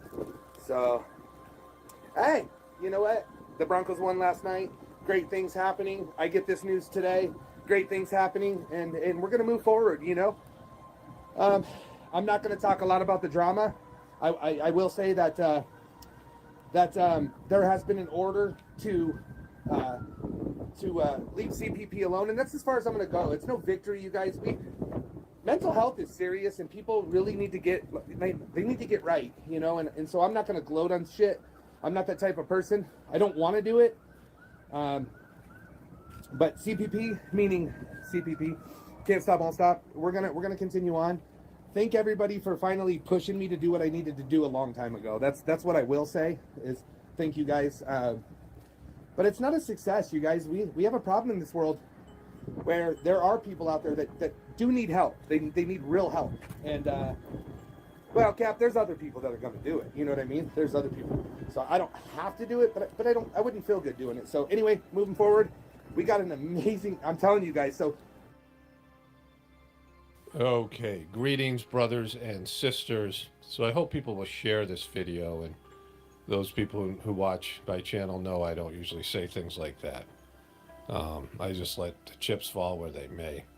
I don't ask people to subscribe. I don't get into any of that kind of stuff. But just because I'm saying something that needs to be said, some of this will be personal, and I'm coming from a place where other than lying about me, other than, just bold-faced lying about me or lying about what I'm about to say, no one can dispute what I'm saying here. Remember when Google used to say, don't be evil? Remember that was their saying, don't be evil, which I've talked about in the past. You should never make a goal or a statement that has negatives in it, right? Their saying should be, strive to be good, or work to be good, or just be good. But don't be evil. The don't is negative. The word evil is in there. The letter D in don't and evil makes the devil, right? The first letter in the statement and the last word combined to make the word devil. It's just a very bad statement on a subconscious level. It's not a surprise that that's failed, and they've become evil, they've become arrogant, they've become abusive. And when I say abusive, I come from a place where I worked with teenage sex offenders. I have a master's degree in counseling, and I feel like I am an expert in the field of abuse and understanding it in all forms and applications. I wrote a workbook about how to transform abuse. It's something that I'm aware of. Like I'm, not a person who doesn't know what that means. I'm not saying it just to be dramatic or, clickbaity or something like this. Like I don't get into that. And when I say something like this, it comes from a place of, being practical and reserved, and, people who watch my regular videos understand this. And also it comes from a place, I'll show you the proof in what I'm saying in just a moment. And it's, to me, undeniable. And it's something that they're proud of. Like, they're like bragging about how evil and abusive and arrogant they've become. But to start off with, just because, people will try to pigeonhole me. People like to put people in a box so that they can excuse somebody else's story. People seek to delegitimize you when you say something they don't want to hear. They'll find a way to turn it back on you. They'll find a way to, say that even if it happens to you, you deserve it, right? We deserve to treat you like this because you are like this kind of person that we all know is evil, right? You belong to this group. And so first of all, let me talk about my relationship with YouTube and Google. Now, people who watch my videos, I just talked about this in my last video, that I don't believe in victim consciousness. I don't believe that anybody's a victim. I don't believe that in victimhood. I'm not going to go back over that, but for two simple reasons. That if you believe in God, you believe that there's a plan. You believe that there is order in the universe. And if there's a plan and there's a God, then everything that happens for a reason. It's not random, it's not chaotic. And that everything comes to this divine process. The divinity within everything. Everything is connected through this one divine creator. And so everything that happens in your life, the narrative of your life, the things, the events that unfold are there for a reason. And that your soul has a plan for you. Before you even come into existence, your soul has a plan for you. The circumstances of your birth and everything else that unfolds are about that. I talk about samskaras and things like this, an ancient yogic term. I'm not going to get into that here, but impressions and things that come from previous existences that bring certain events and people into your life for a reason. And so there are no victims because there's a plan and there's a God. But if you don't believe in God and you believe in chaos, that everything's random, there's no soul, there's no purpose, there's nothing but random events that aren't a part of any sort of a plan, then how can there be victims? How can there be morality? How can there be any order? How can there be things fair or not fair? Because it's chaotic and random. But for me, I believe there's a plan. And I believe that, there's value in miseries as divine blessings, right? That you can evolve, or you evolve spiritually more from the miseries than from the blessings. So I'm, always a person who searches for gratitude, looking to be grateful even in negative circumstances. And I don't complain about how unfair Google is or YouTube is. I very seldom talk about it. And I also have a positive association with Google and YouTube. Particularly YouTube. A lot of people in my group, in the truther community, in the group of people that, you know, think like me, that, you know, people sort of identify with whatever we identify with, as being people who don't believe in the official story, really dislike Google and YouTube. There's a lot of hate for Google and YouTube. And I've made my position clear over the years that YouTube, people have wanted me to leave YouTube or suggested I leave YouTube. And I've made my position clear that I've thought this through. And when I look at my other options, YouTube is what's best for me and my channel. It's helped provide for me. You know, I went through a very difficult divorce.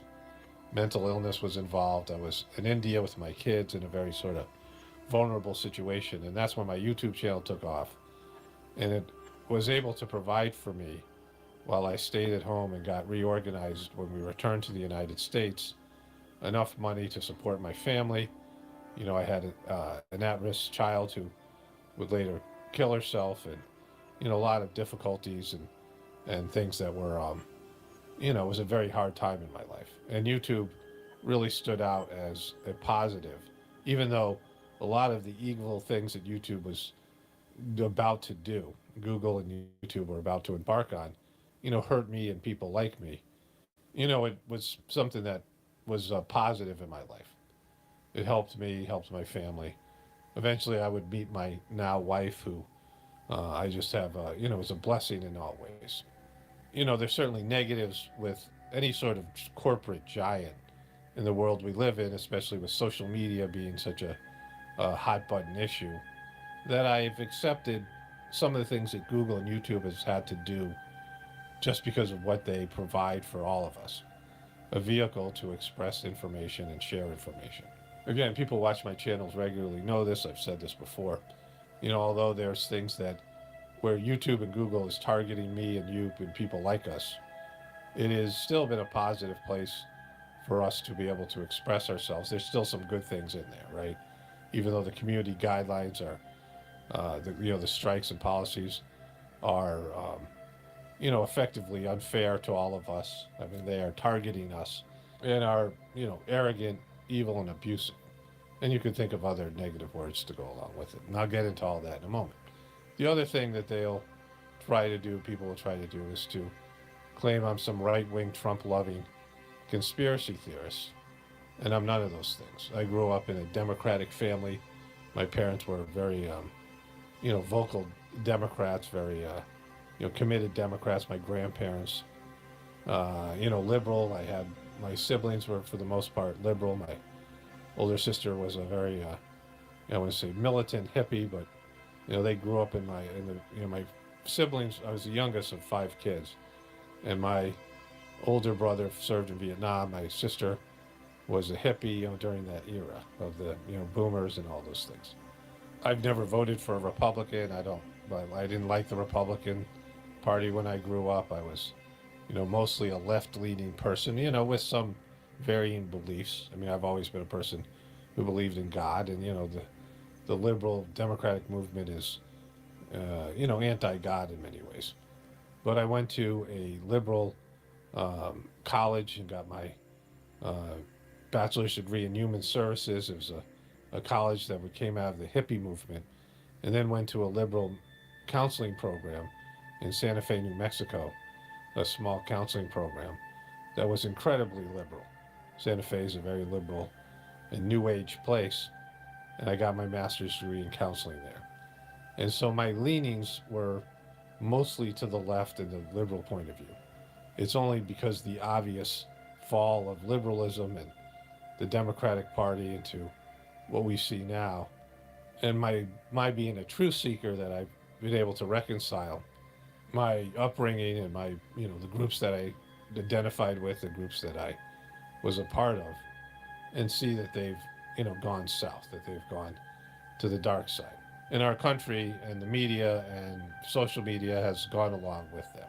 Okay, so with that all out of the way, the fundamental business that Google and YouTube and these various other social media platforms and search engines provide for all of us is that they connect you with information. Google's central job is that you're looking for information and they're supposed to provide it for you. I mean, the purity of a search engine, if you're going to be a purely devoted search engine to connecting the customer with the information that they're seeking, I could see the value of them setting up a profile for you, gathering through algorithms all the information they know about you, and finding out things that you like and you need.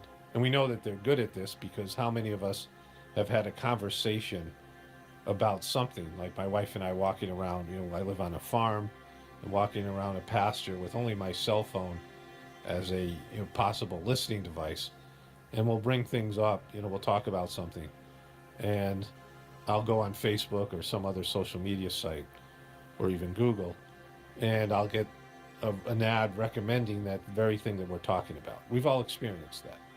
Everybody's experienced that. And so that's how good they are about knowing what kind of things that you want. As well, in terms of my purchase history on Amazon and things like this, I'm constantly getting ads for things that, attract my attention, right? Things that are, they have a good profile of me and know the kind of stuff that I would be interested. They know what kind of ads to place for you, the things that you would like to buy. How many times I've been on Facebook and I see something and I'm like, hey, we need that. And, I'll go to Amazon and search for it, maybe a different version of it or something like that. But they know the kind of things that I am likely to purchase or be interested in. We all experience that. So the algorithms and their ability to profile you and understand what kind of person you are and target you with various types of ads and various types of, websites or whatever it might be, they're good at that. So being able to know what you're looking for, that's what their business is. What are you looking for? Like, what videos do you want to see? What, websites do you want to see? What news, where do you want to get your news from? What kind of person are you? What are you looking for? They know what we're looking for.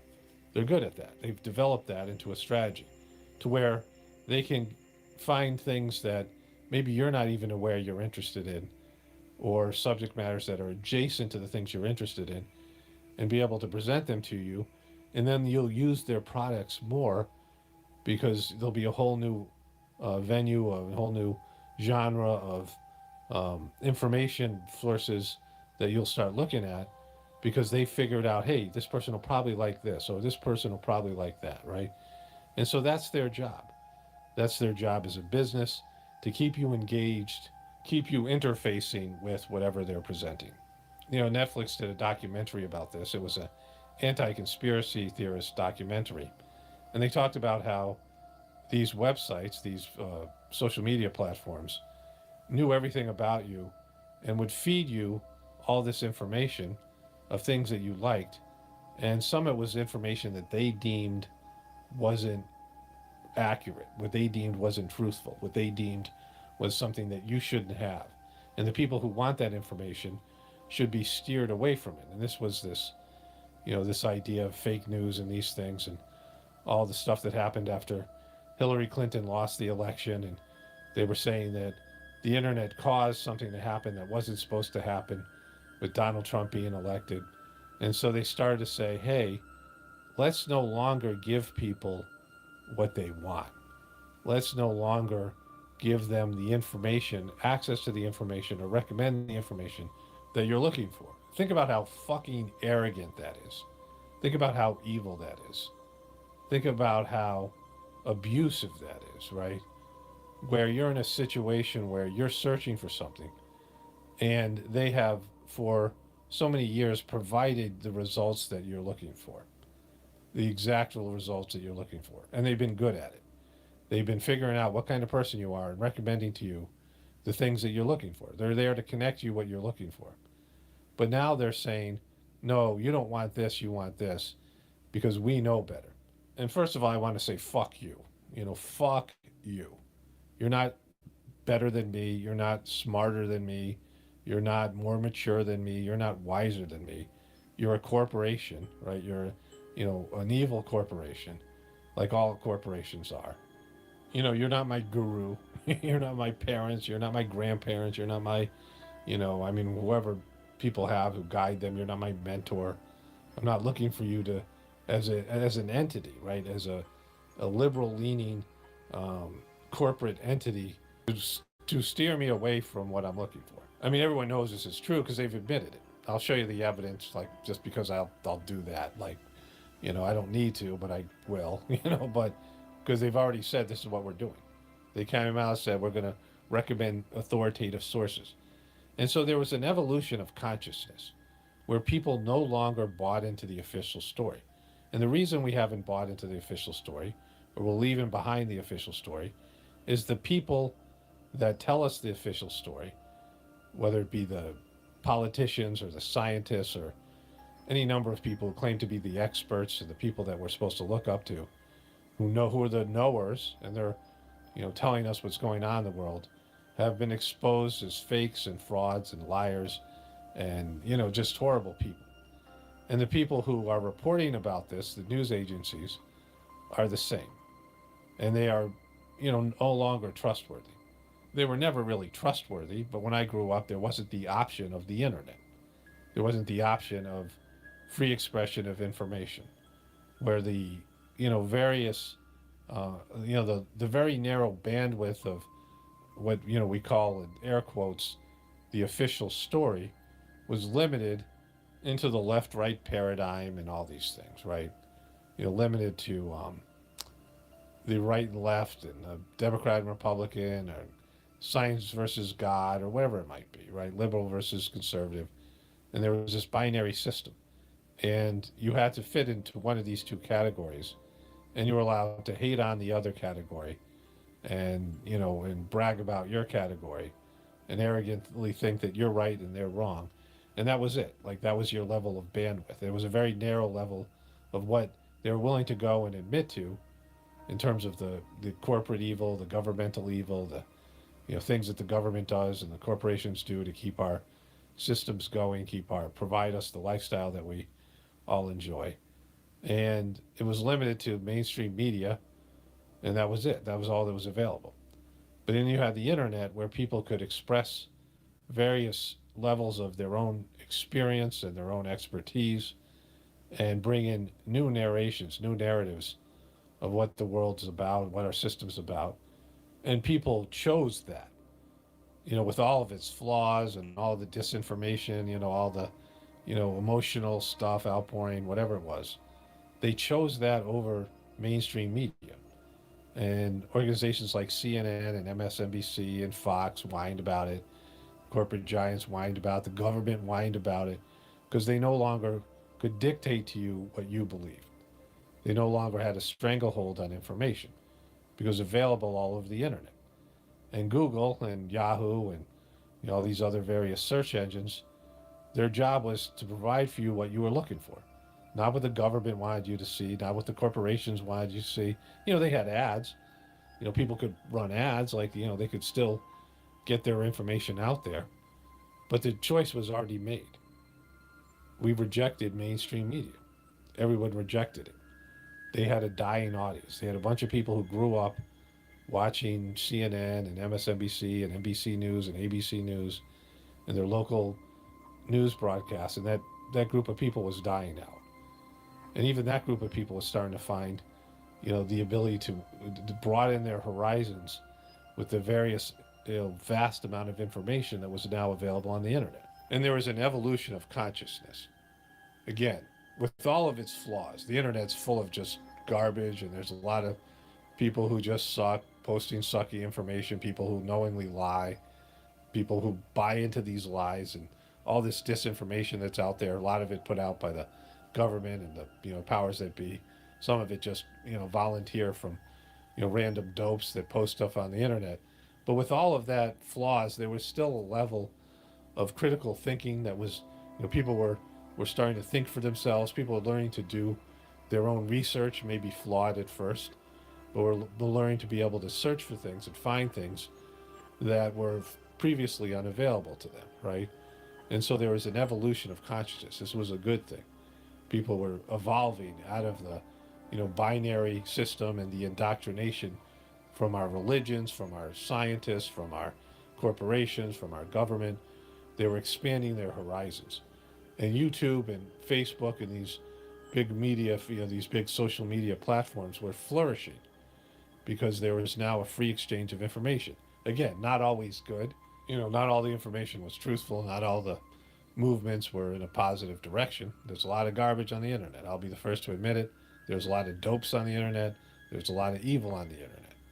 But aside from all of that, even with that, including all of that, the overall movement was good. People were learning to evolve and think for themselves. There were some of them were going on a information journey, a exploration of their consciousness and confronting some of the things that that tied them down and limited them as people, and people with different learning styles, and people who didn't fit into the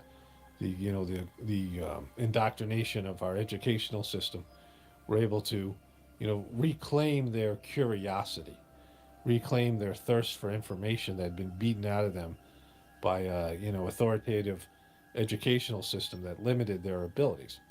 And so for the most part, it was positive. And it represented at least a higher level of consciousness.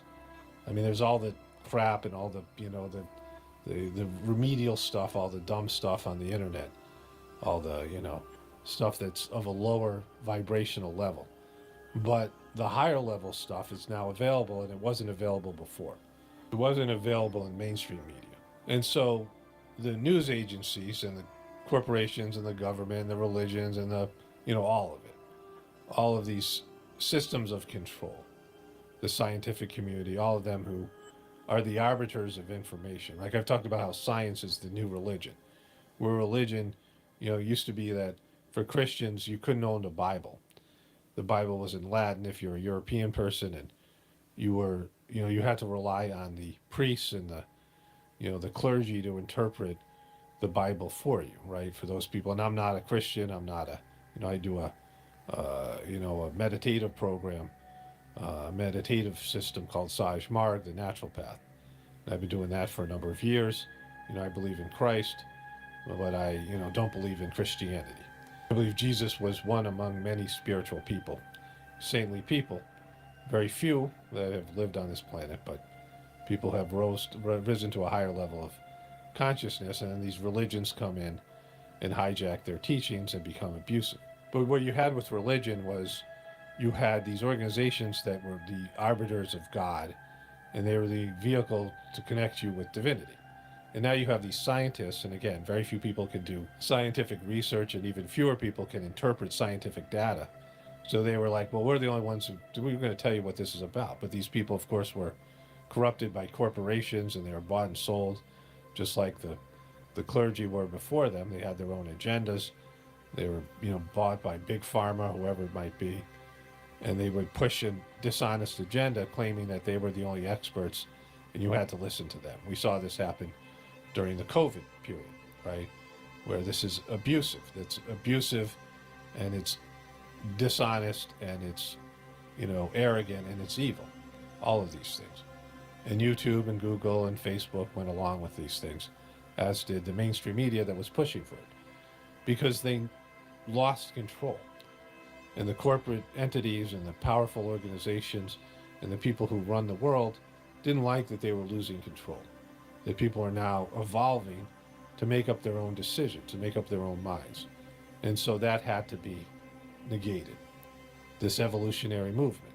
So everybody who's involved in suppressing this movement is an anti-evolutionary, anti-truth, anti-God, anti-progress piece of shit, right? That's what you are, as an organization, as individuals who help with this. You have to let these things just go and flow in the natural direction. And there's no putting the cork back in the bottle, even if it means the end of our civilization. And that's ultimately what it would mean. Because if people were able to understand the true nature of our civilization, the economic system, the hedonistic system, the way it disconnects us from God, the way it abuses not only nature, but abuses other people. If you really knew how other people were suffering to provide for you your lifestyle, and you had a heart, you would only come to one conclusion, and that is that this system has to go. And plus the illusion of the debt-based economic system and all the rest of it, right? Truth only leads to one thing, and that is the end of a system based in lies and fraudulent concepts and, unnatural behaviors. And if that's where we're going, if that's where the internet is taking us, if that is where this new technology is taking us, with the ability to see past the very limited official story, then that's where we're going. There's no stopping it, right? That's what's meant to happen. That's, at least for some people, that's where they're going to end up. And it's good. It's a positive thing. Even if it ends life the way we now know it, even if it ends the system that we're all 100% dependent on. And I talk about this extensively in my other videos, that truth is the kryptonite to this system. That truth and this system can't coexist. So let me go switch over, and I'm just going to show you some of the proof. Some of the, it's admitted to. This isn't like a secret. This isn't like they're covering this up. They've set their intentions. They said they were going to do this, and they did it. And they're admitting to being evil, abusive, arrogant, and all the rest of it. Okay, so let's get a little background here. So the internet had been a problem for a while for the people that control the system, the people I call the controllers. But they really didn't acknowledge this problem till the election with Hillary Clinton and Donald Trump. Now, Hillary Clinton had twice the money as Donald Trump. And so in elections, that would be almost an assured victory. But she also had a more experienced, seasoned ground game and political team behind her. And she was a seasoned politician in terms of getting out the vote. And she was endorsed fully. She controlled the Democratic Party, which was later revealed by a book by Donna Brazile, who was the interim DNC chief after the disgraced Debbie Wasserman Schultz was fired for being hacked and running the party into debt. The party was, the Democratic Committee was $12 million in debt from Obama's last election. Hillary Clinton came in and bailed them out with her overwhelming ability to raise money, and she controlled the Democratic Party. And so they were much better shape than Trump, who was a novice, who did seem to really not even care about being elected. Trump kind of admitted that he was just doing this as a publicity stunt, and then he gave up in the third debate. He just seemed to quit in the third debate. All the polls said that he was going to lose, and he seemed to just, accept the fact, even you never expected to win.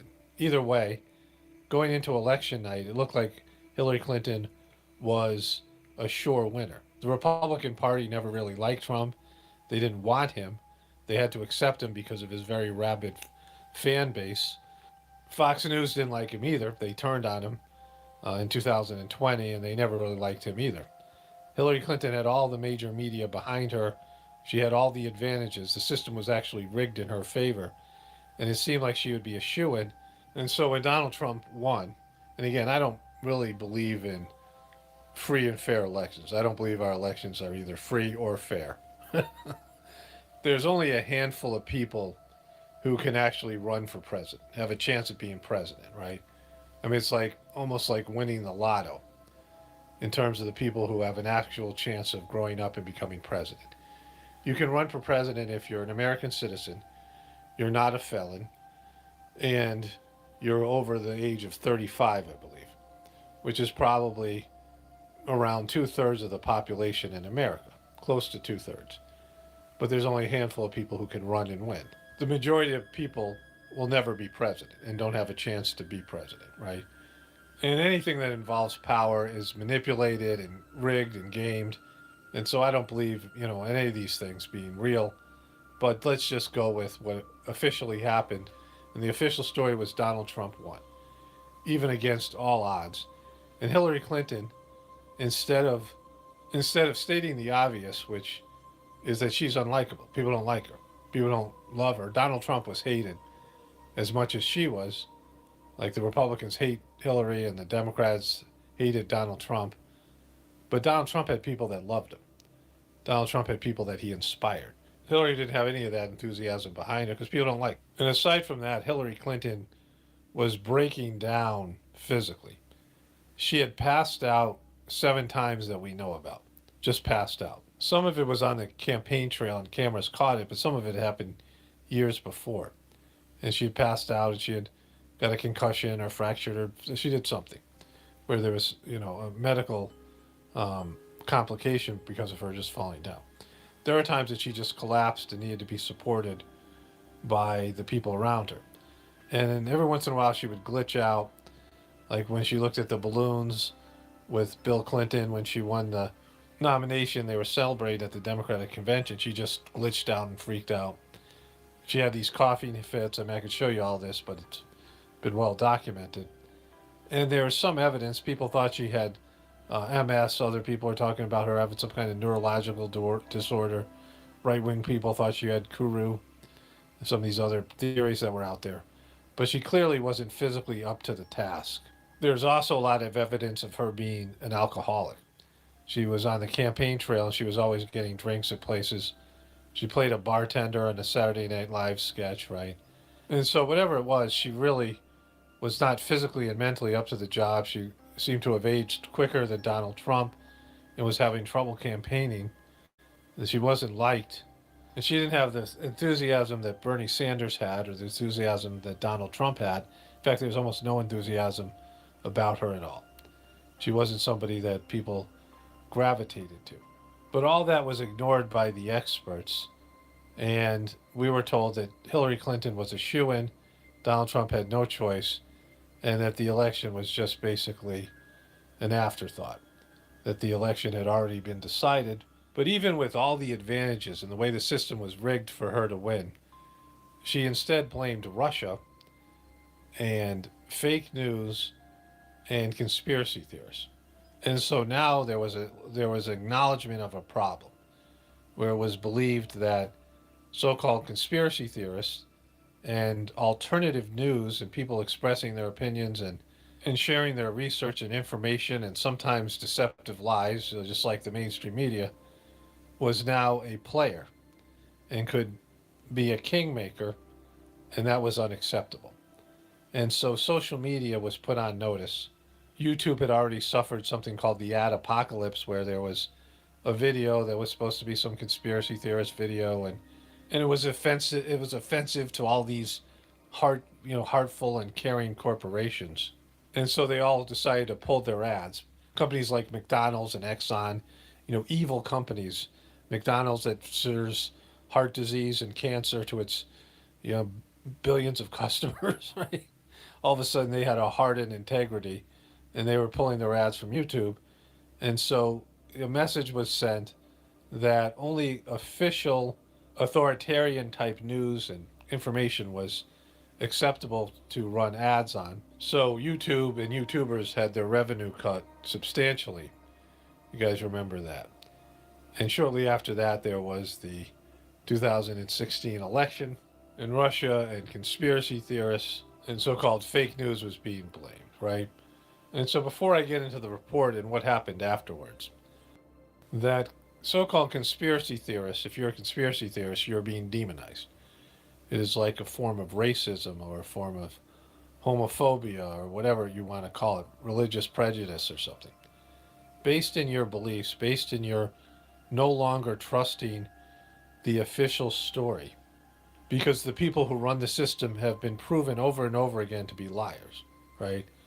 The people who run the system have been caught lying over and over again. The government, the corporations, the media, they're liars, and they conspire. They conspire to defraud people. Conspiracies are very financially beneficial. If you conspire and you have knowledge that is, there's a whole, there's a psychological game that was created. There's a game called Werewolf. The game's available on Amazon, and it is a social deduction party game that was originally invented by a student, a Russian social deduction game created by Dmitry Davidov. And the game models a conflict between two groups, an informed minority, though the villagers, and informed minority, the werewolves, and an uninformed majority, the villagers. And this game, which later became the TV show called The Traitors, is the same basic game. the traders and the villagers are the same. There's 3 traders on the show and 2 werewolves in the game, and they have to kill somebody every day. And then the group of villagers and werewolves, or traders and faithfuls, then try to figure out who the werewolves are, and they vote out people, and they choose to kill somebody that they think is a werewolf or a traitor. And the werewolves and the traders almost always win the game, because the uninformed are always weaker and less effective and efficient than the informed, right? Which is why conspiracies work. Why when you conspire and you have an agenda, a secret agenda, and you are selling it to people without them knowing about it, you're going to become very powerful and very rich, because this type of exercise always works in your favor. And when it doesn't, then another one will, right? If one fails, then another one will.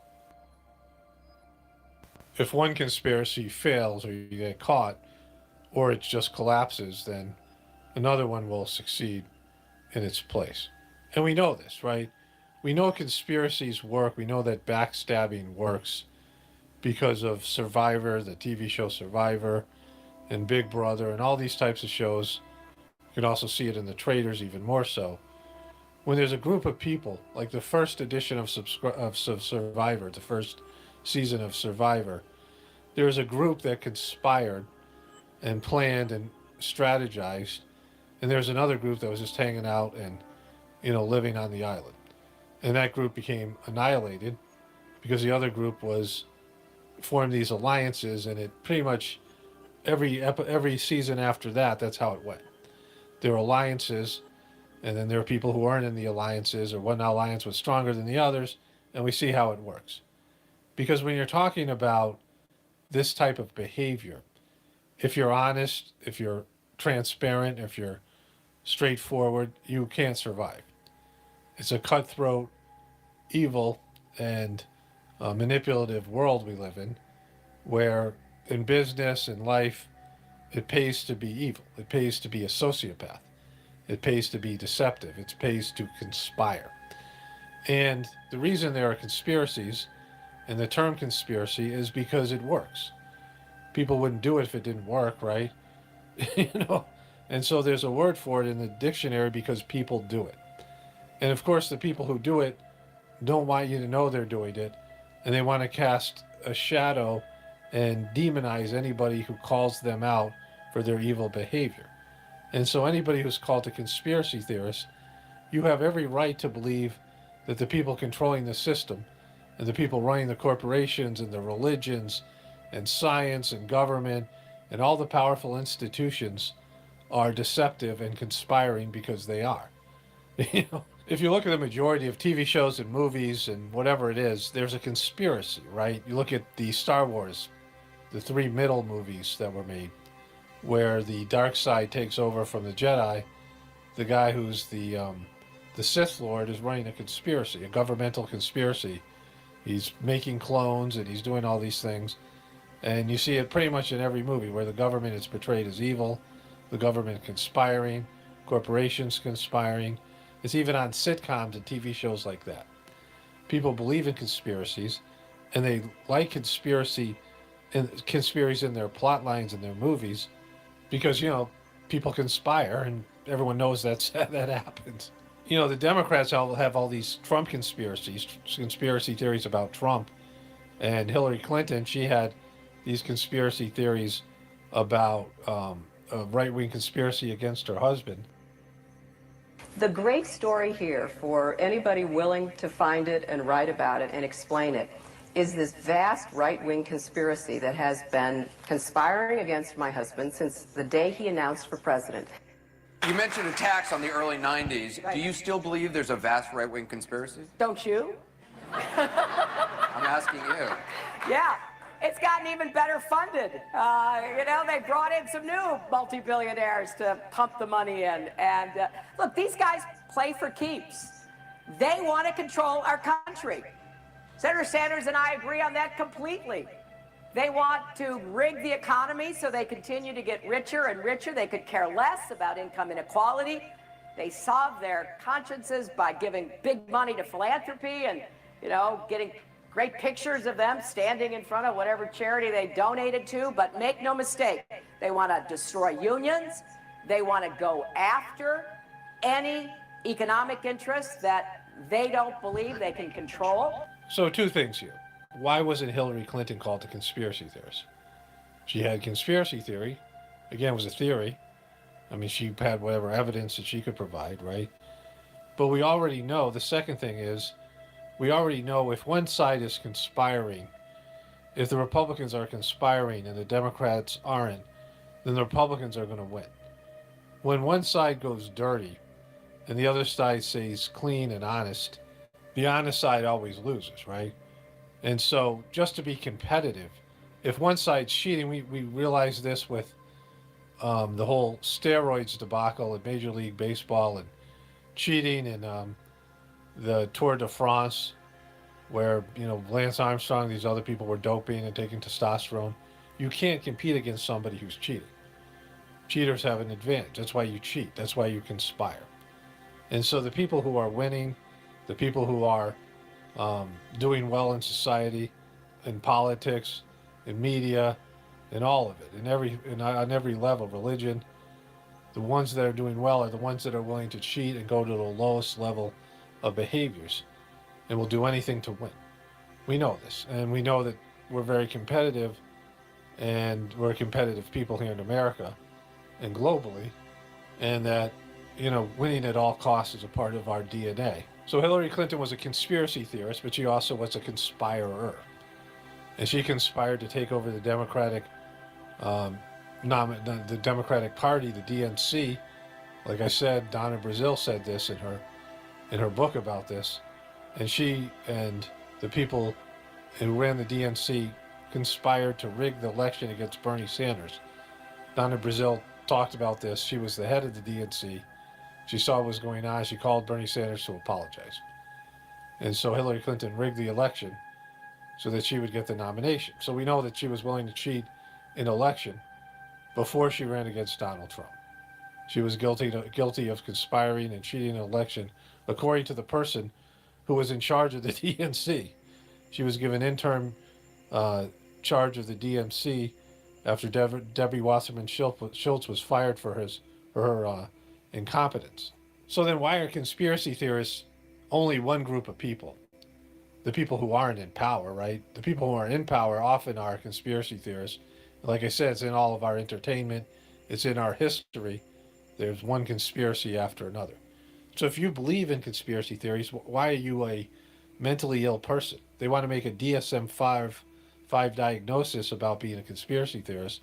And anybody who questions the official story is now labeled a conspiracy theorist. Anytime you question the liars and the people in power, and you question the legitimacy of the official story, you're called a danger to society, right? And when a civilization's built on lies and a debt-based usury economy, well, there's a reason for it, because the truth is kryptonite to the system.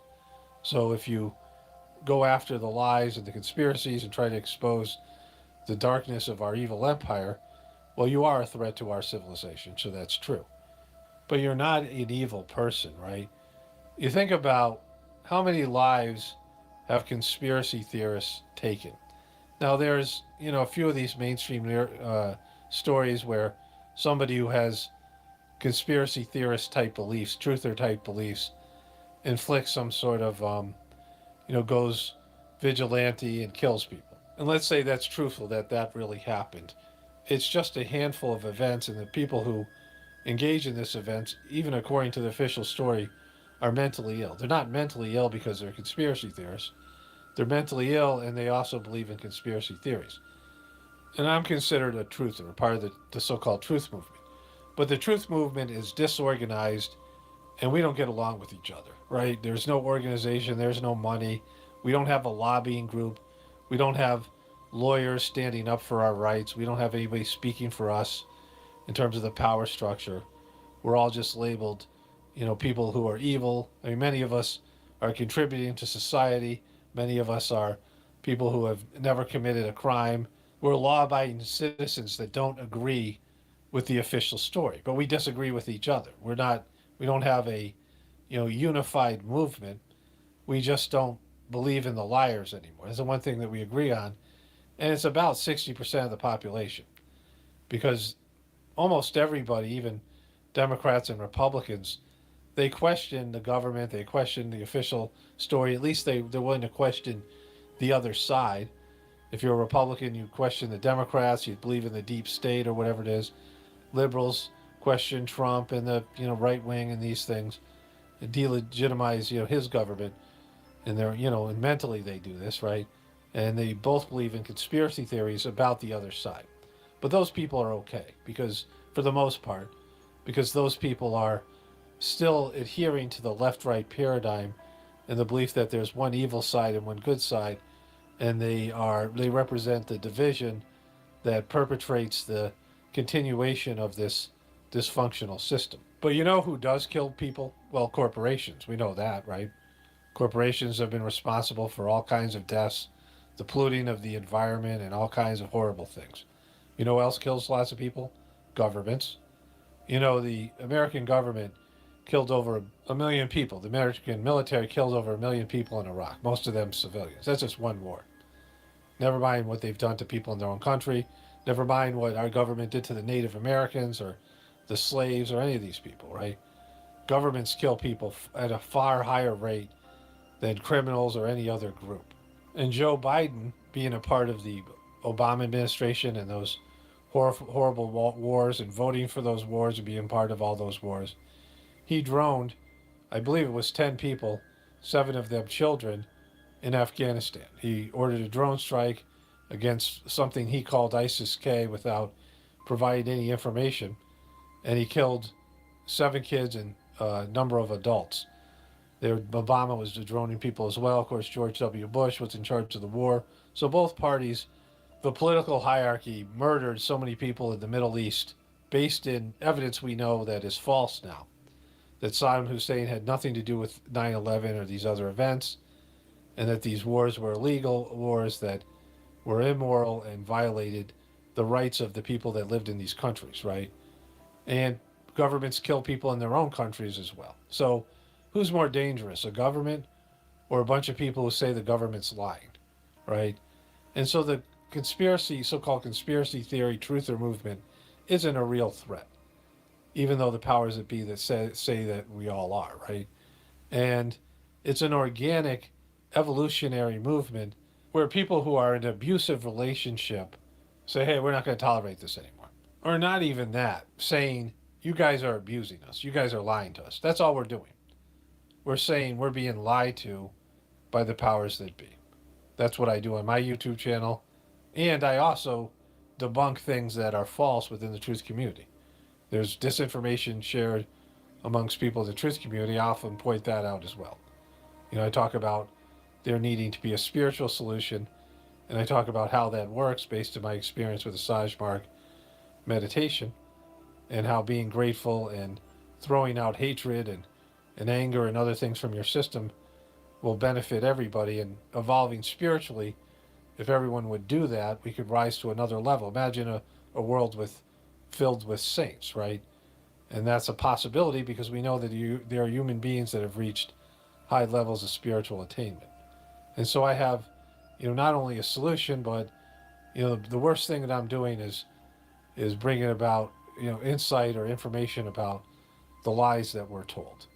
And many of us are doing that. But because of the powers that be being threatened by that, we are demonized and called all these horrible names, even though they are far more dangerous than we are. And they're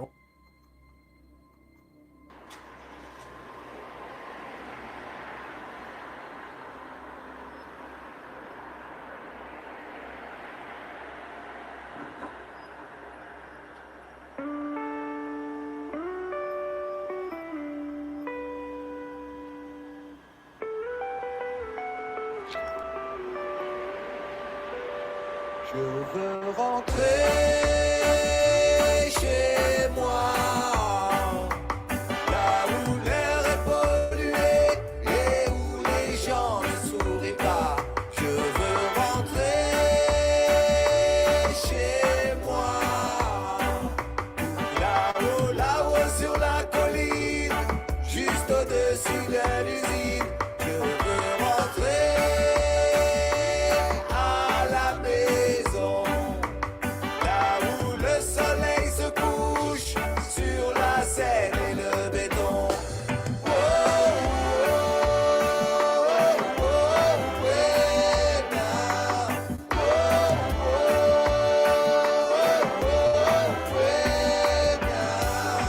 j'ai pris le train à Bruxelles. Et puis un tas à Montpellier. Pécho un 12 à Toulouse. Et des morbacs à Carnac.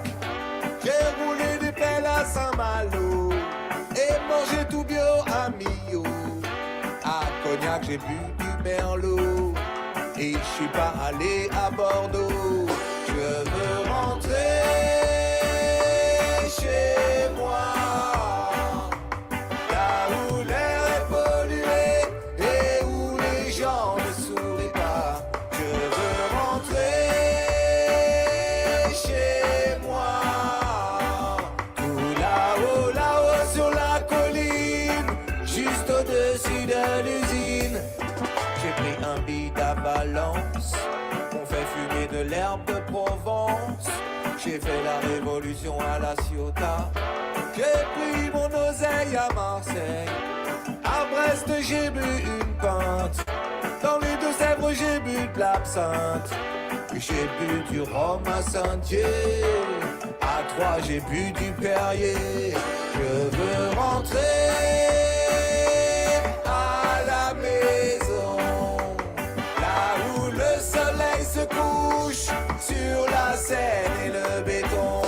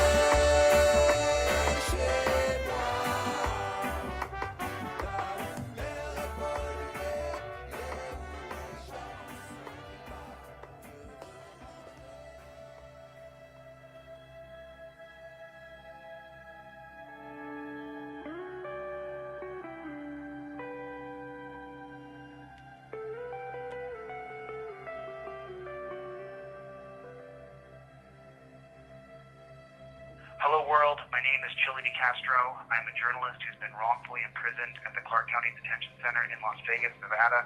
I'm an innocent man who has been jailed unjustly and unrighteously. I'm a journalist, I have a voice that should be heard. My videos on YouTube alone are heard or watched 1 million times a day. This report is my verbal op-ed. Judge Ann Zimmerman, this message is to you. Release me from this jail, please. I've taken responsibility publicly and agreed with my family, friends, and colleagues that my behavior in court was inappropriate. I fully believe, teach, lecture about the rule of law being fundamental to our society. It is for this reason I say to Judge Ann Zimmerman now, release me from this jail, please. The nature of government and the principle of government are different. The nature of law is how it is consisted, the structure of it, of objective law. The principle of law is how government acts, how it behaves. It is the human passion that sets government into motion. This understanding of nature versus principle comes directly from Montesquieu's book, The Spirit of Laws. Well then, Judge Ann Zimmerman's principles are inconsistent and out of bounds. Why and how can I state this so emphatically clear? We have scraped the data and analyzed the last 2,000 cases of Judge Ann Zimmerman. We have identified a dozen cases that went back to a bench trial. A bench trial means that Judge Zimmerman is the judge, jury, and executioner. And so far, we have 3 exact cases that are the same as my charges, the same NRS codes. In the past year, this judge has given these 3 defendants impulse training classes, and then the misdemeanor would fall off their record. The data will show her consistency and that she broke her principles, putting me in jail. Judge Ann Zimmerman, release me from this jail at once, please. Why would the judge show obvious bias and give me such an unfair and harsh sentence? What can you do about it?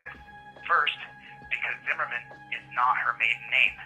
Zimmerman is the name of the Las Vegas Metro Police Lieutenant she married over 2 decades ago. Even after he divorced her, she kept the last name, meaning Judge Zimmerman loves cops, and I do not. She formed her bias and hatred for me before the sham trial even began. Second, what can you do about it? You can petition her and petition the court to release me now. I know for a fact that thousands of you, good and patriotic Americans, have called, emailed, and sent your petition to the court in the form of a letter, asking and demanding that I am released from this dungeon. Thank you, but we have not done enough. We, you and me, have a First Amendment right to petition our government and its officials when they have lost their virtue and broken their principles. We have not petitioned them enough. It is our only recourse to redress the clear and biased judge who's gone out of her reason and purpose to jail a nonviolent journalist. Zimmerman has behaved like a monarch or a queen in a despotic government, like a rogue judge in an aristocratic government. We have a republic government that is supposed to be navigated by objective law, not by personal bias, by a judge who was the wife of a cop. Instead of acting as a custodian of justice, she has behaved like an obvious tyrant. Petition her and demand that she release me from this dungeon immediately, swiftly, and please. Petition the court in the tens of thousands because it is the only recourse that we, the people, have. Judge Zimmerman, the only way you will be able to restore the word honor to your name is by releasing me now. I have owned my errors, Judge, but have you owned yours? I don't think that you followed the rule of law on that day in court. You've lost integrity. I do not believe that you have the right to search me illegally. I believe that you violated my constitutional rights, as did the bailiff under your directives when he snatched the phones out of my hand. The bar complaint I'll be filing, well, it may eventually determine that. It depends. However, my 2 petitions will most certainly be filed. I had 6 full-time employees and now only 3. Because the biased Judge Zimmerman did not give me 3 days to get my business orders and affairs in order, she simply threw me in jail directly from court. Perhaps it is because you, Judge Zimmerman, need impulse training classes. This is not an apology. I said I'm sorry for hurling slurs in court and calling the bailiff a pig, even if he was behaving like one. The courtroom is supposed to be a place where the insults cease, and using objective, defined law, an impartial judge and jury, using rationale, integrity, reason, attempt to find and administer justice. I have received none of that. Instead, my rights were violated from the start. Petition her and petition this court. Send in your petition via U.S. Postal Service. Do not be rude, crass, or threatening. Hold on to your virtue and your self-respect that Judge Zimmerman lost when she put a nonviolent journalist, a champion of our civil liberties, in jail. Do not call names, no. Go above and beyond. Be immaculate with your verbiage. Be the change you want to see on the paper you write upon. I do not wish Judge Zimmerman fear or harm. No, I do not. I want her to live every breath of her life where she sees the public has turned against her. I want her to witness the side-eye sneer in every grocery store clerk, in every market, in every chance encounter, whether it be the dog groomer or the car wash. She will be the face of injustice, the living embodiment of tyranny.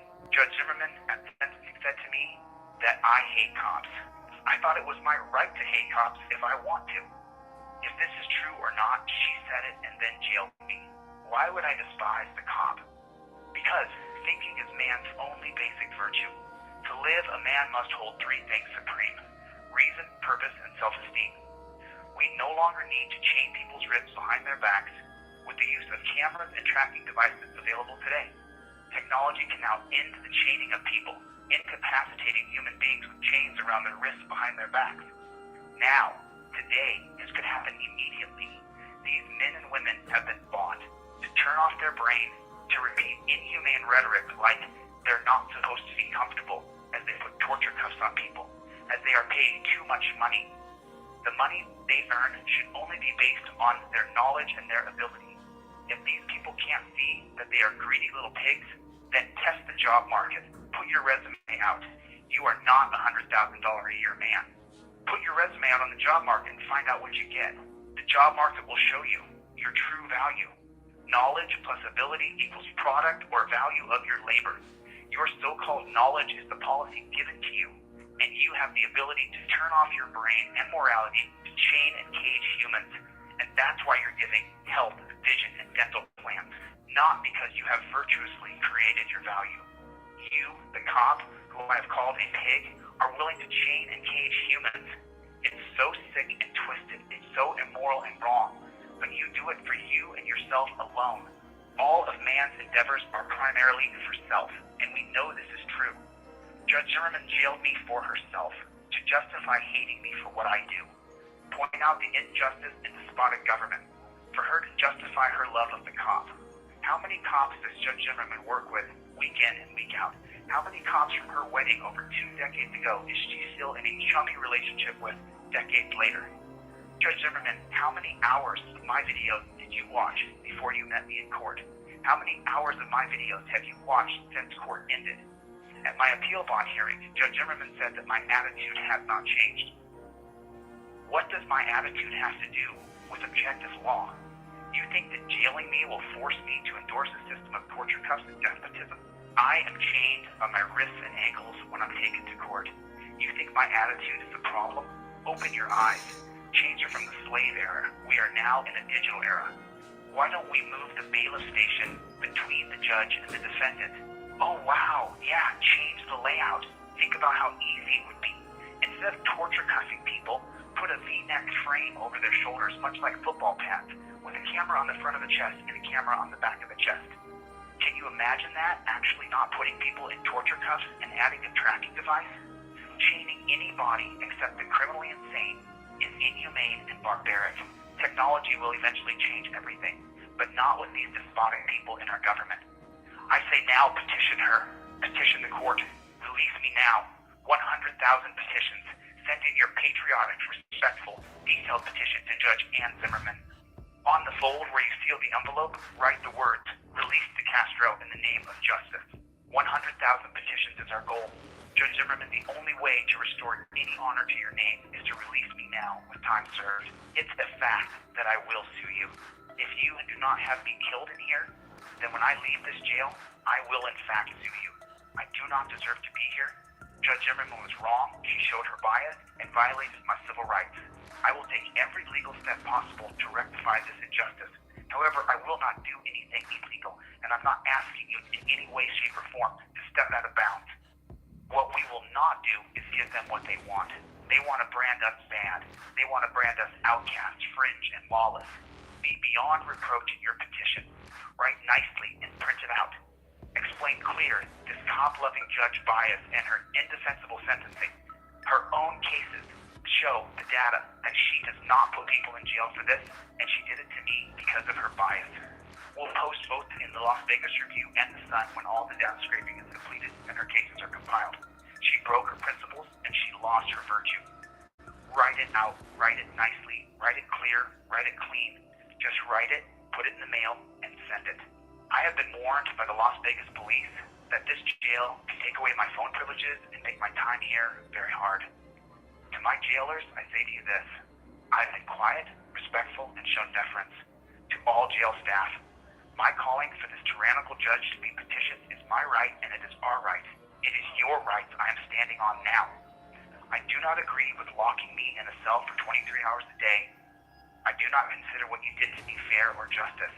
Upon leaving this jail, should I live through this, I will file a petition against the Clark County Detention Center for clearly cheating me and violating my civil rights. Nowhere in the Clark County Detention Center handbook does it read the words, "No live streaming." Once again, technology has passed up the dated government policy. However, I ask this question to my jailers: do you want to live in a country with no free speech, no right to petition, assemble, religion, or to be the press? It is for the rule of law that I stand here today before you. It is my right to call for petition, to non-violently protest, to non-violently assemble. To my loyal people and supporters, you should hear from me always within 48 hours. Always. Please, unless you do not hear from me, let the jailers be. Outside of the unlawful imprisonment, when they locked me down for 5 days, strip-searched me, and demoralized me by looking at my backside, outside of that, each individual guard has treated me fairly and within their policies. I would like to thank them for doing that. I'd like my people to focus on petitioning the court for my release.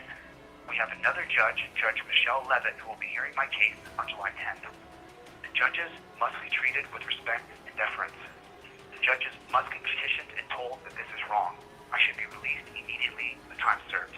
We will fight the appeal process all the way to the U.S. Supreme Court if we must. We don't stop. Judge Zimmerman, I'm keeping my word and speaking and behaving with deference to the court. Own your error. This is injustice. Release me now, please. And thank you. Thank you all. This is Chili DeCastro, and this is my daily report. Catch you guys on the next one. Later, Gators.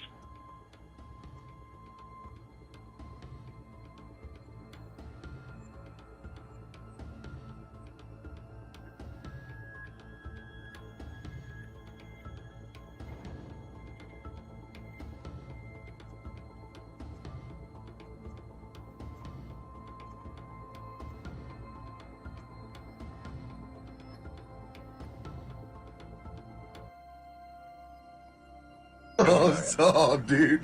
Go ahead and get your license and registration. Reservations? License. Dude, no. Your registration. We don't need reservations, dude. That's not what I said. I know the guy who works here. It's me, dude. I'll get you a seat. It's got Taco Bell in it. I don't care. I'll move it. Sir. Registration. Registration. More like Reggie Hayden, dude. You know what I'm saying? Fuck Reggie, dude. Give me that loud. Reggie. Dude, I'm looking, dude. Oh, there it is. No, that's weed. Well, now I'm trying to figure out where you're talking about insurance and resignation. Dude. Oh, your resignation? No, oh my God. You know, honestly, dude, I'd quit too. Being a cop. People don't, they're not crazy about you guys. I'll put it that way. Seriously. No, I'm trying to understand. Your license and registration. License? Yeah, don't have that. We could have started there, dude.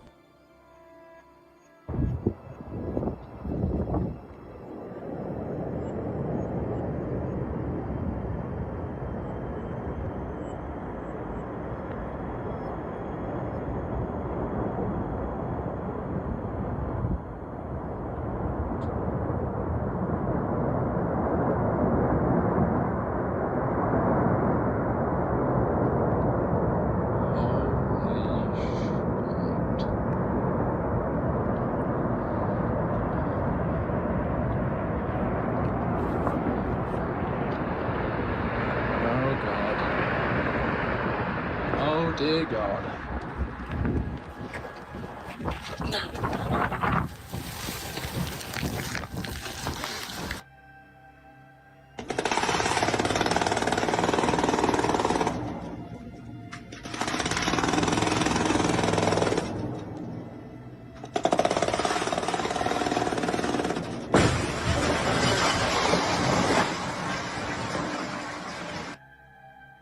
OJ Wad Kenobi video, which should be like a conspiracy theory. Yeah.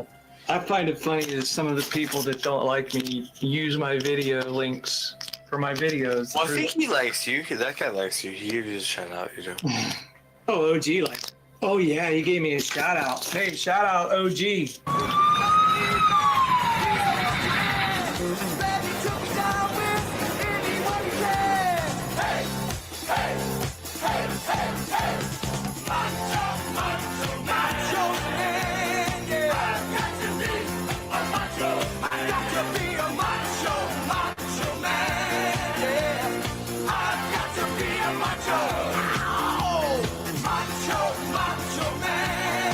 AKA Pussy Boy.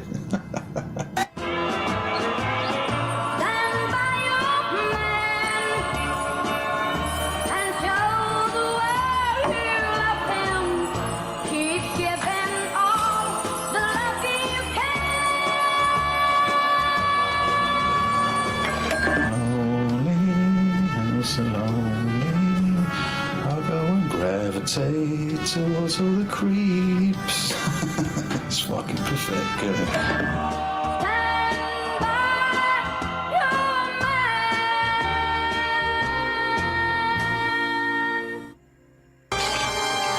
Told you so. React to Tommy, yes. Do you think I'm pulling shit out of thin air, Ryan? Continuous react. I mean, I react to whatever Tommy says. Yeah, sure. Am I supposed to just sit back and let him walk all over me? Is that what you would do? I know you wouldn't. We all know you wouldn't. And I've responded to people, and I don't obsess. Like, not every single video. Well, I'm not obsessing, man. Just because I make a fucking community post because I don't feel like making a video, I mean, dude, that's not obsessing. I'm sorry I don't fucking make... I'm sorry I don't feel up to making a video every time Tommy fucking talks about me. Every time he triggers your schizophrenia? Oh, Jilly, please, girl. I made a post talking about you. You can go read it or not. I don't care. I have nothing else to say to you. You're a crazy woman. I'm going to Yes, ma'am. you a minute. Yes, ma'am. Orion, Yeah.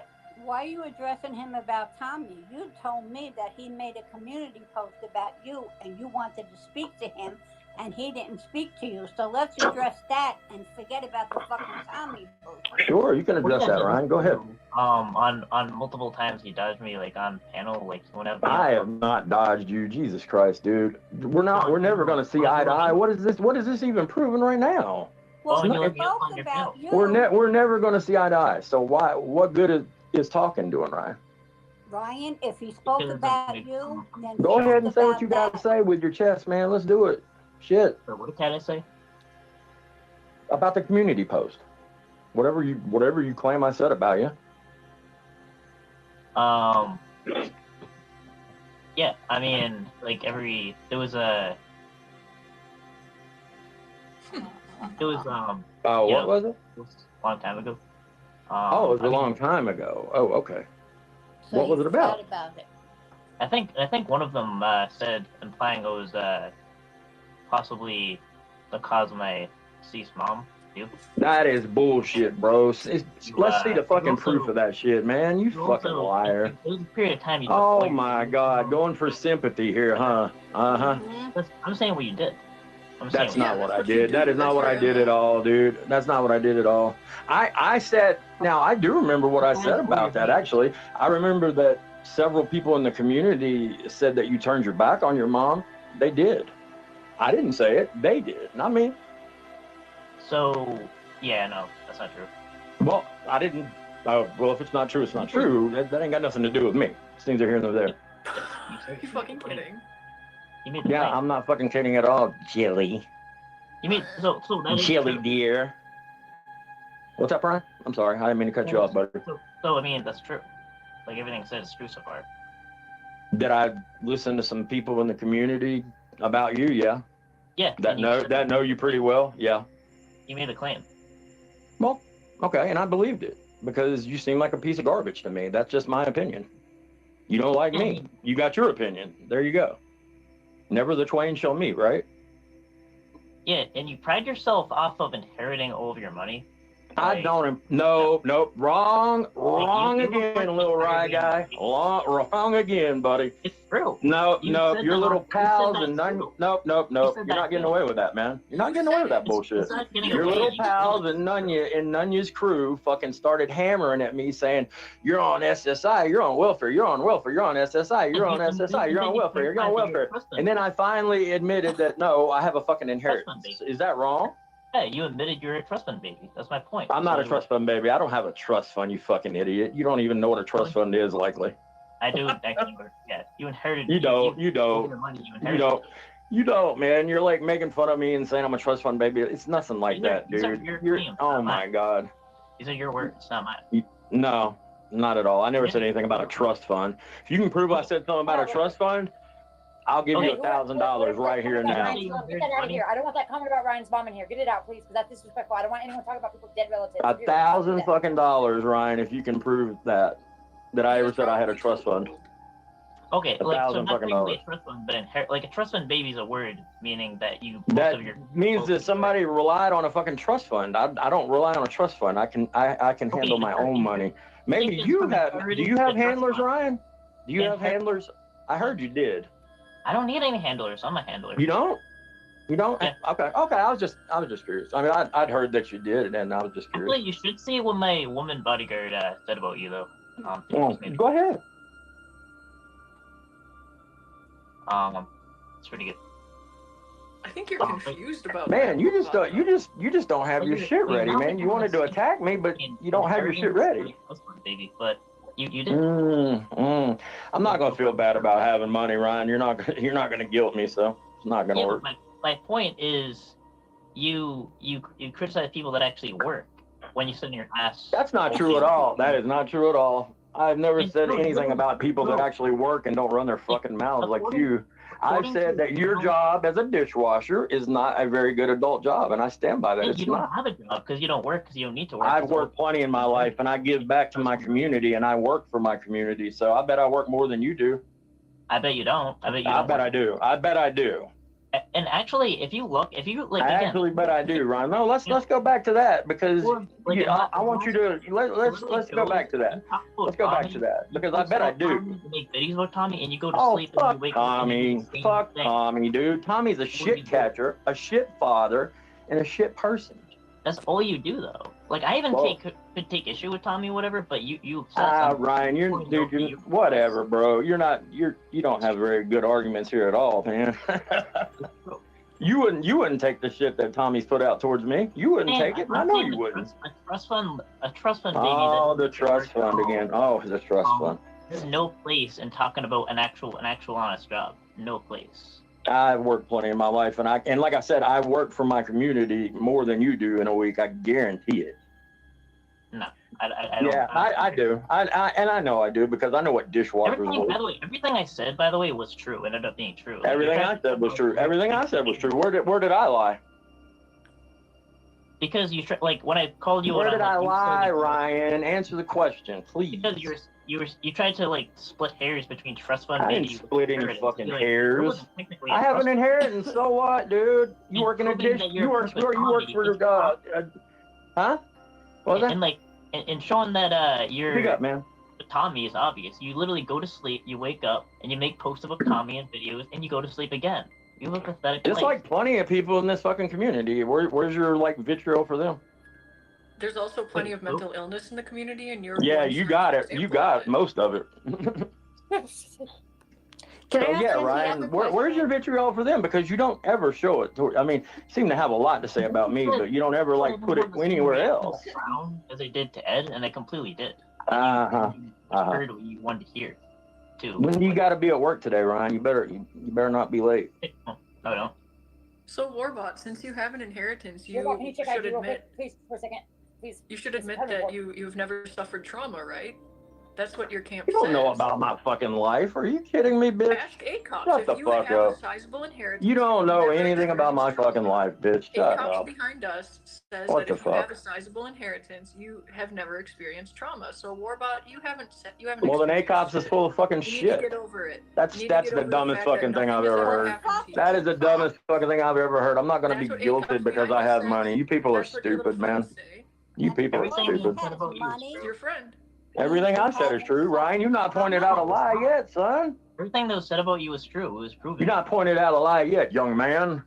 I proved your obsessed with Tommy. I proved that you said that. Yeah, you. He fucking accused me of having CP, and he fucking has my name in his mouth constantly. He's just as obsessed with me. He talks about me every chit chat, Ryan. Every chit chat. Every chit chat, Ryan. Every chit chat. Are you gonna deny it? Are you gonna deny it? Every chit chat. Every chit chat, that motherfucker has something to say about me. And I'm supposedly so irrelevant after all, but he's always talking about me, Ryan. Tommy is your. Is that the truth or is it a lie? It's a lie. Tommy is. No, it's not a fucking lie, dude. Now you are lying, Ryan. Lying Ryan coming through with his name. I would talk about what's up with you being a snitch anyway, man? Isn't your dad a little bit ashamed of you for that? No. And I bet he would be. I bet he would be. For you being such a little snitch bitch. For reporting CP? Well, I mean, we can talk about that because you were wrong about that. And I'm more talking about calling a cop on a catcher during a catch. Oh, can you imagine if Ed would have done that?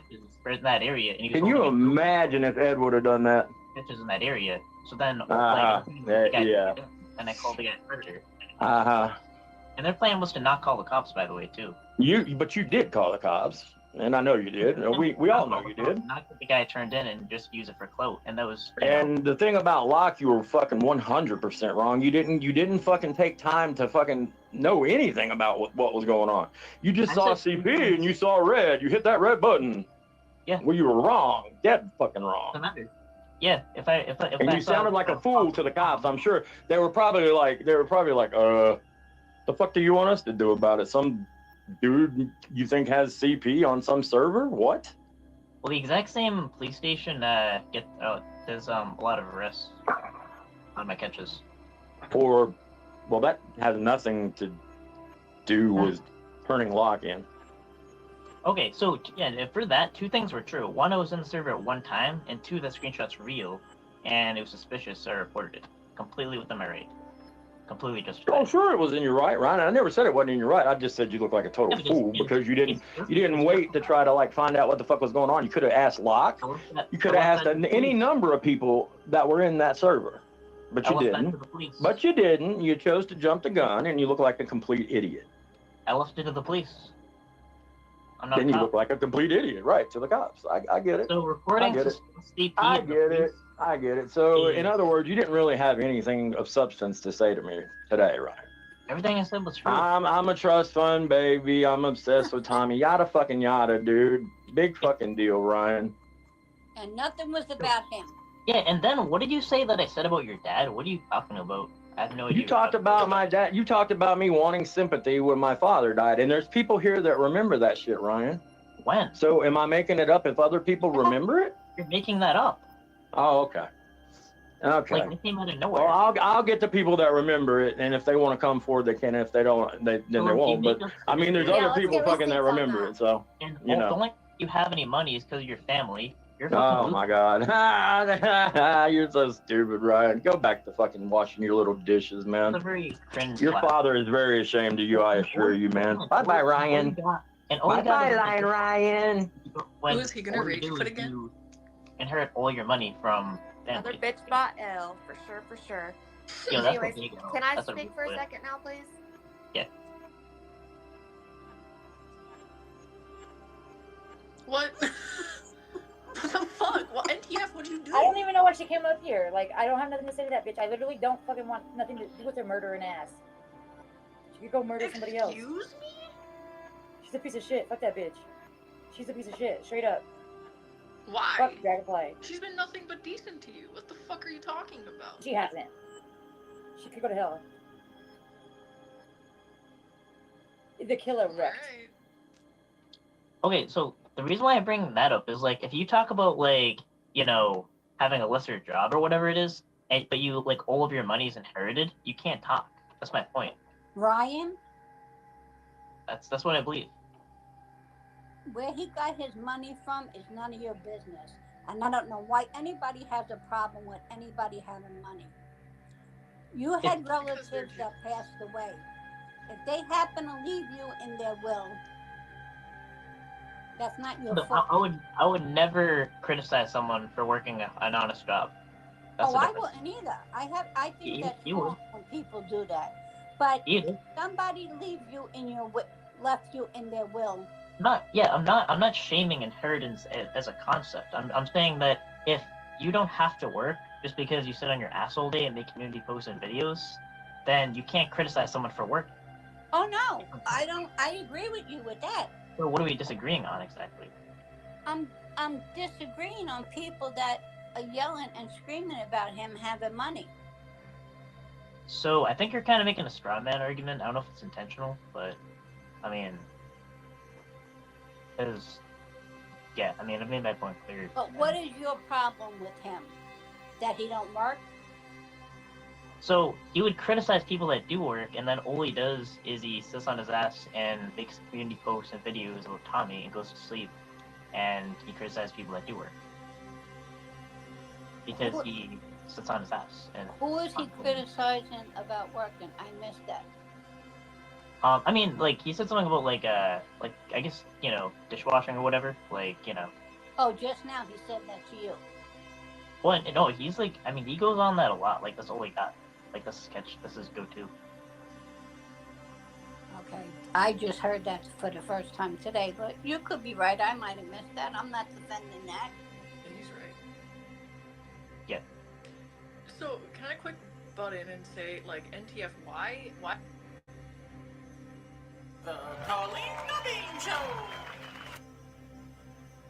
What a There you go. There's Johnny. So she was doing one. She as we speak, she's been going after Katie and I. As we speak. Katie's on panel. I saw something they did on Bacon too. I don't know why it came in my feed, and it disappeared and then it came back. So I don't know why. And again with the stalking and they're going after him because I don't know why. I think it's related to Jolly and Lee.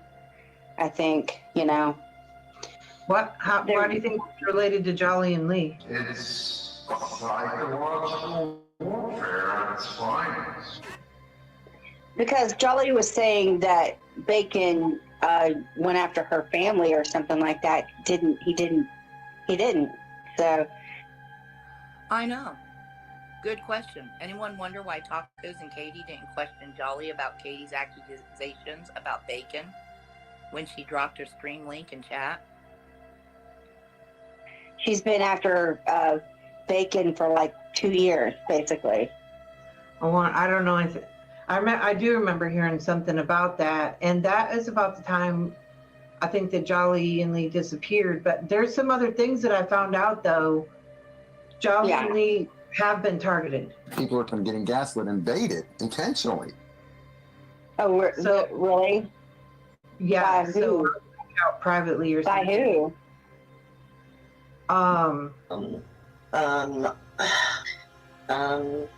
Well, that's a long story. And see, if I tell you, then you'll become private. Tell me private later.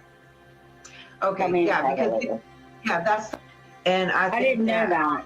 I didn't know that. Yeah, I didn't either until like, I wouldn't say recently, but I didn't know to the extent or whatever either. See, there was a troll group that come out, and anyways, you'll find out in the end, because if I tell you now, then Lisa Lake. I think a lot of the stuff going on, it's like this Glenn guy is behind a lot of that, Yes, and the Lisa Lake. Yes, definitely. It's been the same ones, The thing is, she's a moderator for Synthetic Rebellion, I guess, and Bacon is too. It's weird because all of a sudden Bacon was going after for no reason, basically. I'm glad Jolly did drop it, what they're saying, because do I want to? Yeah, I'm glad she dropped it too, because I'm going to rip that as well. Did I stutter? Did I stutter? I don't think I did. Oh, here we go with the Muslim shit, right? That's Nobody your problem cares right about there, that, bitch. That's your problem right there, bitch. Now tell Oh my me. God. Tell me where this Shut was up, you said. honky tonk motherfucker. Here we go. Nobody cares Now it's about my your accent. fucking Now who it's you my are. accent. You're a just fucking full of hate. pretender. You're a liar, You're a bitch. liar. Show me your receipts. No, you are. You You are, bitch. Here we go. I don't block anybody, but you have me blocked. Why? Bye. Bye. Yeah, right. Your whole lifestyle is haram. You're fucking gross. Yeah, I have to wait before I actually look at that stuff till I'm in a good, I'm refreshed. Well, I'm not going to watch it per se. I'm just going to give it to. I'm just going to have law enforcement look at it. That's the thing. That's why I try not to. I just try to change the subject. I haven't even been talking about this stuff. They don't want me to for a reason. Well, go. I'll buy a round for the whole club. YOLO! Yeah. Okay. Oh, he's like, he goes on that a lot. Like, that's all he got. Like, that's his sketch. That's his go-to. Okay. I just heard that for the first time today, but you could be right. I might have missed that. I'm not defending that. Yeah. So, can I quick butt in and say, like, NTF, why after yesterday, acting like, you were trying to be just and fair, Because I know the whole story now, so I don't fuck with that lady. So You don't know the whole story. You know the nothing to story say to of her. what other She's people literally a tell murderer, you. and I don't give a fuck. Like, and I heard she laughed about it too. What a scumbag. You love murder, so what's the problem? I didn't murder nobody, so. I didn't murder nobody though. either, You're bitch. obsessed with true You crime. probably did. So this is a If you're high, that's real technically true crime murder. case, and In you're a lot of people's eyes. I was it's that second.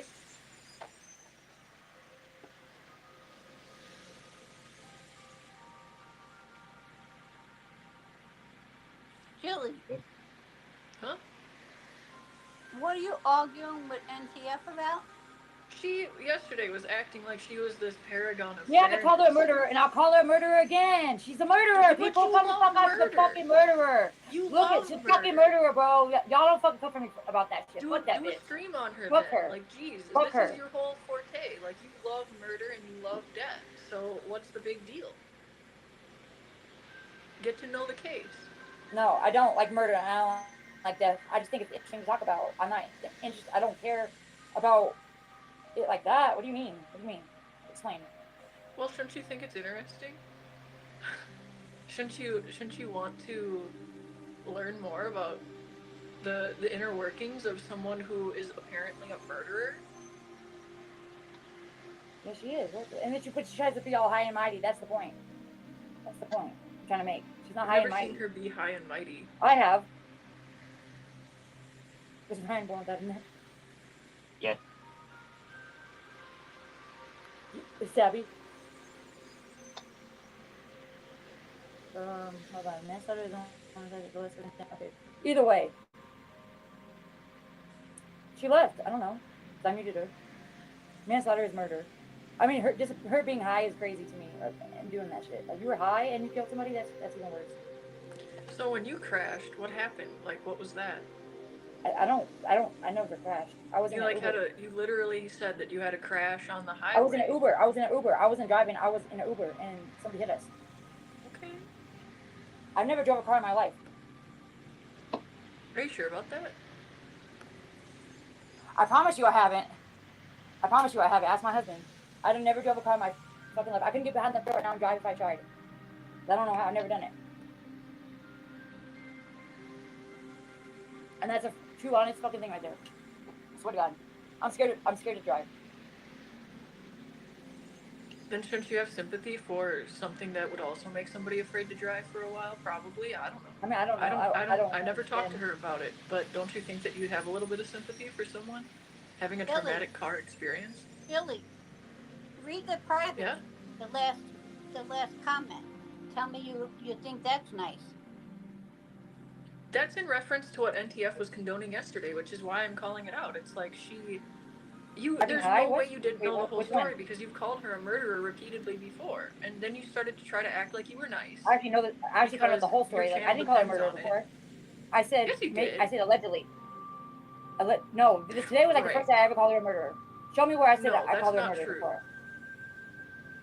I don't have the time to sit and skim through your streams to find it, but everybody knows that you've called her that before. Everyone does. Because it was a huge issue before, and you're continuing it constantly. I mean, that's what she is. And then her saying, like, go take a hot shot, that's not even cute either. Like, okay, like that's real nice. She said that to well, maybe yesterday, and now she's saying it to me. Should go take one. Like, go murder somebody else. Go drive high some more, bitch. Do you really want me to say what I'm thinking? Because it's not nice, and it's frankly, like, in line with what you're saying. No one needs to hear this shit, and that's why I'm not going to say it. I don't know what happened yesterday, so I can't talk on that. I just think saying all this bullshit is disgusting. It is disgusting, which is why she shouldn't. I don't glorify murder, this shit. Con. I don't glorify shit. I talk about it because I think it's interesting. I don't glorify a fucking thing. You have your profile picture as you murderer. got off. Shoot, you got lucky because you got off on that shit with your probation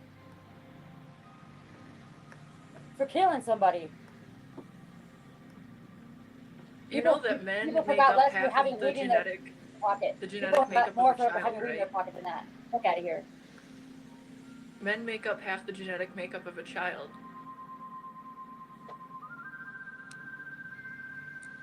That's all I'm gonna say.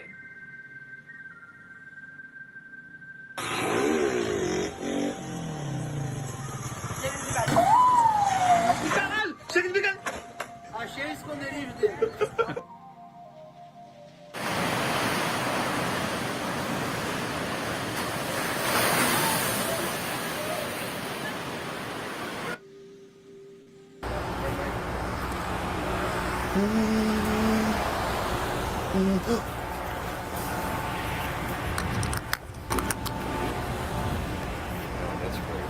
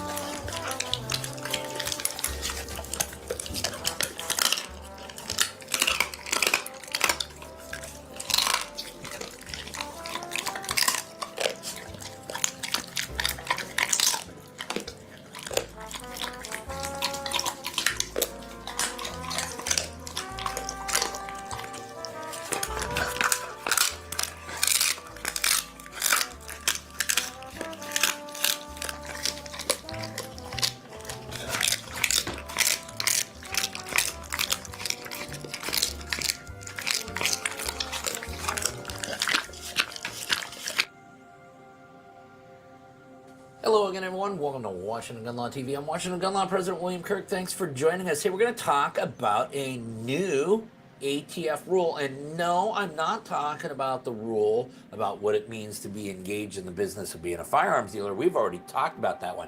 No, I'm talking a whole brand new rule from the ATF. They are like the gift that keeps on giving. Now, here's the thing I want you to be aware of. This one is called the Bipartisan Safer Communities Act Conforming Regulations, once again made all possible by a piece of so-called bipartisan legislation.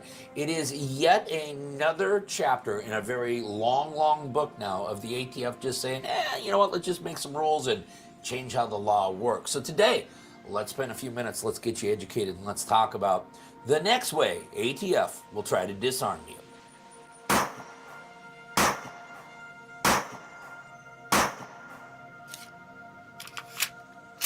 Okay, before we get going too far down the road we're going down, proud to announce that this video is being brought to you by Right to Bear. That's right, legal protection for self-protection. Listen, good lawyers aren't cheap, cheap lawyers aren't good. You're not truly prepared unless you have Right to Bear back you.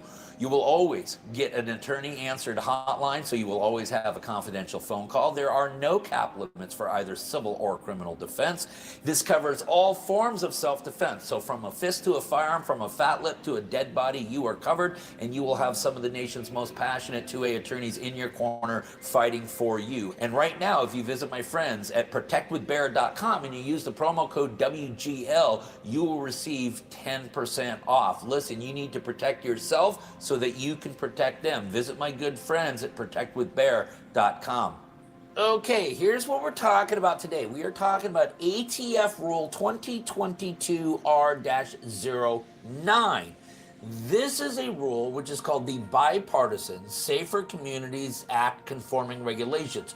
And what this rule does, or at least what it purports to do, is change language in the CFRs to be consistent with the changes in federal regulations and statutes created by the Bipartisan Safer Communities Act. Now, this rule, much like the one about what it means to be an FFL and engaged in the business of being a firearms dealer, unlike the other rules that we talked about before, pistol braces, unfinished frames and receivers, bump stocks, etc., that had absolutely no statutory footing for which they could stand on. Yeah, this one's different, because this one does have statutory footing to stand on because of the passage of the Bipartisan Safer Communities Act. Now, really important, when would this rule go into effect? According to the Department of Justice, the following. This final rule is effective on July 18, 2024, unless ATF receives any significant adverse comment by May 20th, 2024. Okay, and I think this is important to point out that ATF is calling this a direct final rule, and because of that, they get to avoid a lot of the procedural mechanisms that are placed there by the Administrative Procedure Act. So your comment period is going to be significantly shorter, and the ability to actually stop this through comments becomes slightly more challenging. Now, according to the rulemaking order, if you want to make the appropriate type of comments that could theoretically alter the outcome of this rulemaking order, the following applies. ATF accepts comments from all interested persons pertinent to this direct final rule. A significant adverse comment is a comment in which the commenter explains why the rule, rather than the statutory language that the department is incorporating into ATF's regulation, is controversial or would be inappropriate, including challenges to the rule's underlying premise or approach, or would be ineffective or unacceptable without a change. And really, that's a polite way of saying ATF doesn't want you complaining about the statutory language, because if you want to complain about the statutory language, you need to call your representative to do that. You need to focus on how does ATF intend on implementing all of the things that come from the Bipartisan Safer Communities Act. Now, what exactly does this rule do? Well, it does a lot of things. According to the ATF, the Department of Justice is amending Bureau of Alcohol, Tobacco, Firearms, and Explosives regulations to implement firearm-related definitions and requirements established by the Bipartisan Safer Communities Act and the NICS Denial Notification Act.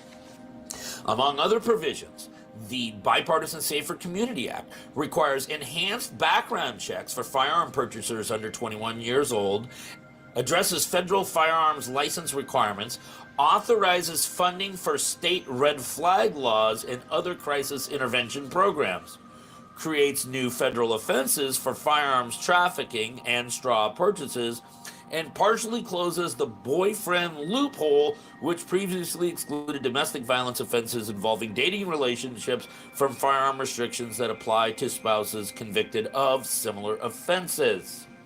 Okay, let's go through them in kind of rapid style fashion. Yes, if you are 18, 19, or 20 years old, this rule is going to significantly change the way you can purchase a firearm. Right now, if any of us 21 and older go to purchase a firearm and our background check is delayed, the FFL has the option, if they want to release the firearm to you after 3 days of it being delayed. However, if you are under the age of 21, there will be no ability for them to do that. They will have to hang on to the firearm for a minimum of 10 days. However, the Bipartisan Safety Community Act now provides that in the case of a person under 21 years old, if NICS notifies the FFL that the cause exists to further investigate possibly disqualifying juvenile records, an FFL may not transfer the firearm until 10 business days have elapsed since the FFL contacted NICS. Okay, the other thing that this is going to do is right now, if you go to a gun store and for whatever reason you are denied, there are some states where there are laws in place that require the FFL to immediately contact law enforcement. There are other states that have none of those measures in place whatsoever. Now, people get denied for one of two reasons. Number one, they deserve to be, they should be denied, okay? Number two, I have seen people denied for simple clerical or paperwork errors. But here's the rub now. Under this new rule, if you are denied, every single law enforcement agency is going to be notified. And if you notice, they've changed the 4473 to require more additional physical location information. Wonder why that is. This is how the rule reads. The NICS Denial Notification Act requires the Attorney General to report to applicable state, local, or tribal law enforcement, and where practicable, the relevant state, local, or tribal prosecutors, if a person has attempted to acquire a firearm and has been denied pursuant to a NICS background check. NICS must provide such report within 24 hours after NICS denies a firearm transfer and includes the federal, state, local, or tribal prohibition, the date and time of the notice, the location of the licensee where the attempted firearm transfer was sought, and the person's identity. Okay, some of you may have not known this, but did you know that the Bipartisan Safety Communities Act actually amended part of 18 U.S.C. Section 922, which now brings a whole slew of juvenile offenses into the realm by which you can be disqualified from possessing a firearm, as the ATF writes in their own rule. As amended by the Bipartisan Safer Community Act, 18 U.S.C. 922D now specifies that events occurring when the person was a juvenile are disqualifying except that the prohibition against the sale or disposition of firearms and ammunition to persons who have been adjudicated as mental defective or committed to any mental institution applies only to a person who were adjudicated or committed at 16 years of age or older. But a lot of you didn't know that, and a lot of you may have some old juvenile stuff that's kind of been free and clear, never ever bothered you in the past. Well, wait until you go purchase your next firearm, because you may see these issues pop up. The rule also states, to conform to the statutory changes in the Bipartisan Safety Communities Act, this rule adds the phrase, including as a juvenile, to the end of the introductory language in 27 CFR 478.32D. This rule is also adding phrases at 16 years of age or older to the end of the paragraph. The Bipartisan Safer Communities Act also added new federal offenses for straw purchasing and trafficking in firearms, which I thought was illegal already, but apparently we needed more laws. According to the rulemaking order, the Bipartisan Safety Community Act added new offenses for straw purchasing of firearms and trafficking in firearms in 18 U.S.C. 932 and 933 respectively. And then finally, and this could turn out to be a really big deal, this closes what is known as the boyfriend loophole. Now, without getting too far into the woods, there are many domestic violence offenses that if a person is convicted, it will disqualify them from possessing a firearm. However, under federal law, what it took to be engaged in a domestic relationship such that the offense would be deemed domestic violence in nature was a little too constrained for the ATF's liking. So now, thanks to the Bipartisan Safety Communities Act, the ATF gets to broaden that definition. As they put it, the Bipartisan Safety Community Act revises pre-existing prohibitions against selling or disposing of a firearm or ammunition to a person who has been convicted of a misdemeanor crime of domestic violence and against such a person receiving or possessing a firearm or ammunition. Previously, the domestic violence prohibitions applied only to persons convicted of crimes committed by a current or former spouse, parent, or guardian of the victim, by a person sharing a child in common with the victim, by a person who is cohabitating with or has cohabitated with the victim as a spouse, parent, or guardian, or by a person similarly situated to a spouse, parent, or guardian of the victim. This left open the so-called boyfriend loophole because convictions for misdemeanor crimes of domestic violence against non-married dating partners who did not cohabitate or otherwise share a spouse-like relationship with the victim did not preclude the convicted person from receiving or possessing firearms or ammunition. So yes, this rule, which may seem rather innocuous at first glance, actually has the potential to create many more avenues by which otherwise lawful Americans can be disarmed. The rule, once again, the ATF rule is 2021R-09. We will link it up down below so that you can geek out on it for yourself. We will also link up all the information that you need to make a public comment. Remember, we have a short deadline. You only have until May 20th to make a public comment. Again, if you need more information, that's down there in the description box. And one last thing. You guys ever have any ideas for a video? You're like, wow, I think Washington Gun Law should do that. Well, go ahead and click on that link right there and let us know, because some of the best videos we did weren't our ideas to begin with. Listen, if you got any other questions about this rule or anything else related to what's left of our Second Amendment rights, y'all should know how to get a hold of Washington Gun Law by now. If you don't, that's okay. That information is down there in the description box. And then finally, let's everyone remember that part of being the lawful and responsible gun owner, like we talk about all the time here, is to know what the law is in every situation, how it applies to you in any instance that you may find yourself. Till next time, thanks for watching. Stay safe.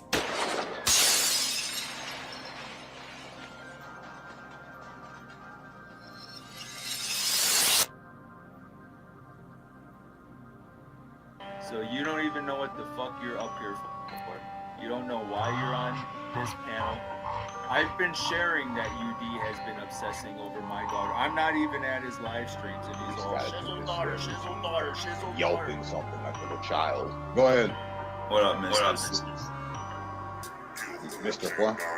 Mr. Slick. Step up, don't act like you won't tuck tail dip out of sight. Is it stupid to admit that you finally figured it out? Finally figured out how to pump the bass on the right side of your face. Good job, scamp. I think it's time for you to put down the belt and let me show you who the real champ is. Yeah, that's it. Trying to see what you really got other than throwing fits to Mr. Slick, Mr. Snitch, and Mr. Bitch. You got Cox on your corner, but we'll call him Mr. Ditch with blistered mitts and hot tub politics. More subliminal hits. If you can't stand the heat, why don't you get out the kit? Well, let me finish it. Get out the kitchen, speed down the highway, looking for a victim. Oh, whoa, you better slow up, wiped out and toe up. Yeah, I see him, acting real stupid, talking like grown men, but they leak granny fluid. Oh, they thought UD and Shiz became one unit, dug up the hatchet, and they're like, oh, what you doing? Yeah, I'm choosing. I know that you little suckers spoon. The effects got you stressed. And Teenage Mutant oozing, greasy slice of pie with all the cheese. When pussification is taking place, so oh, who you fooling? Asking questions as a weapon, who would have ever thought of that? Got him stunned and dazed like Steve Austin on the mat. What? Chicken wings and things like Bob Backer from the back, turning pink and black like an execution heart attack. If you're shooting the sharp, you're delayed, Owen Hart. And if you're pooping the fart, then you know you're about to shark. And if you're pushing the mark, then you know the game will start. Kick to the gut, arms up, a pedigree like cuffs. You know, this guy literally, seriously had the nerve to make a greasy slice of pizza. Wasn't it black goo pizza? And to top it off, black goo pizza, you put a couple dog treats and smokies for us. Trying to remain neutral is crucial to all you spaghetti noodles. White color with crayons and doodle on strudel. Cock-a-doodle-doodle-doo. Top of the morning to you, begging for breakfast in the wiggle biscuit with the soft chew. Crack of dawn and song like what's truth in the back. Sucking schlongs and dongs and free basing like a bad tune. You wanted to stick your nose up in it? Well, hell, let's just start from the beginning. Let's start off with Denise. You know, a story about her daughter's deceased? And this is one you shouldn't believe. Cause she said I was with Agent 19. Next up is Chrissy Chris. Now he defended that Facebook pic. He saw nothing wrong with it. The one with that kid Smokey lit. As soon as the moon dips, you know I'm already lurking. He slithering like a serpent. Oh, Kevin is worthless. He was acting all tough and hard until he thought I got put behind bars. Next up is Tiny Tim. Tiny Tim? Think I'm gonna skip it. Why not? Let's go to James D and the daughter now. It's kind of fun till she was spitting them rounds. And we skip Angie G and go right to Aaron B. You know Mr. Smokey with the split P? O-R-T. Netches, fresh catches and wedding dresses while he fishes IP. But at least it's not a beverage to drink. The sick bastard zombies rather whiz his way into some hot tea. Speaking of hottie, who's that sloppy fat drunk thinking of 14-year-old bodies? Now I can keep going on and on and on down this list of freaky fucks. But this song is about to end. Thank you for tuning in, joining in, rewatch, play it on loop, do whatever you gotta do. But as for the Urban Disciple, he out. Peace. Meu Deus, cara, se liga, eu vou dar de sirene, ó. Ó, pega. Caralho. Mano, meu Deus.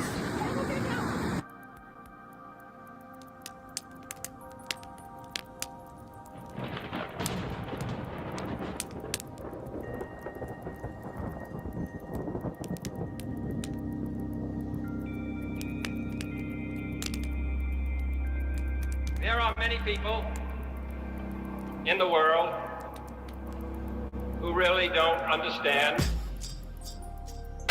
Freedom has many difficulties, but we have never had to put a wall up to keep our people in. Freedom is indivisible. And when one man is enslaved, all are not free.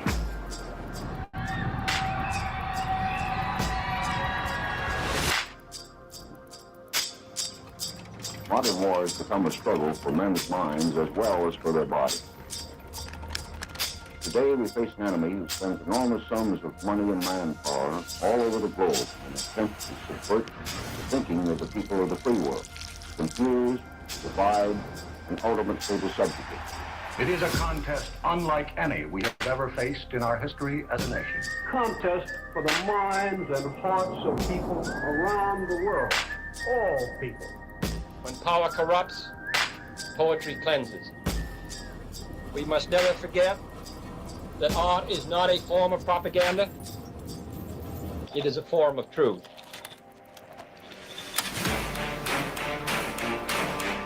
Psychologists find that control of emotions can be gained by understanding the stimulus-response pattern.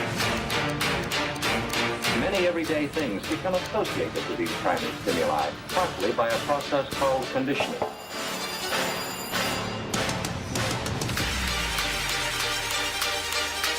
It's a strange, shadowy world. The doctored photograph, the misquotation, insinuation, and the lie.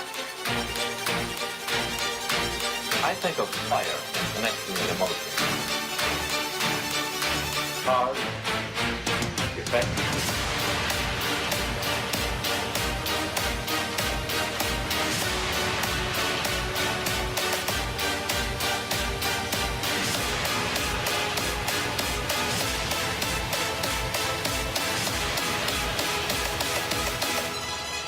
You've got to get a hold of yourself.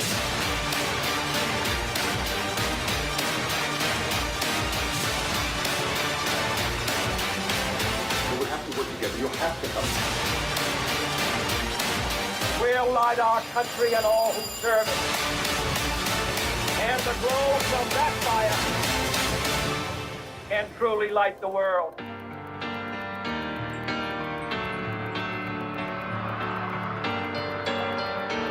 Yes, in modern warfare, our military leaders are finding that words and ideas are highly effective weapons. You, Yax, and Malibu got involved with Renee. You aren't going to do that shit with me, boy. Well, no, I was a joke. I said it already been done. You actually taught me well. Like, you don't have the kids. Okay, well, where's your baby daddy at? He's at his home. How far do you live?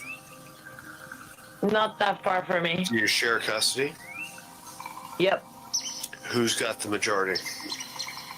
Me. Is it 50-50? Yep. Well, then that's not a majority now, is it? It's 50 shared. So, but we'll move across. So Okay. you got 50, Yeah. fine. Okay. It's not majority custody. It's equal. It's fair. So I'm not trying to get into your family, but I'm known for digging into people's families. So I know what you're trying to do, why did but you guys get divorced? So I tell you why me and my girlfriend are still together. Why did you get divorced? there are reasons. I mean, I don't know. Was it his fault or your fault? Or mutual? There's no fault. No fault. It was a no-fault divorce. Okay. So you kind of got bored? Nope. There's no other parties. You just got bored of each other.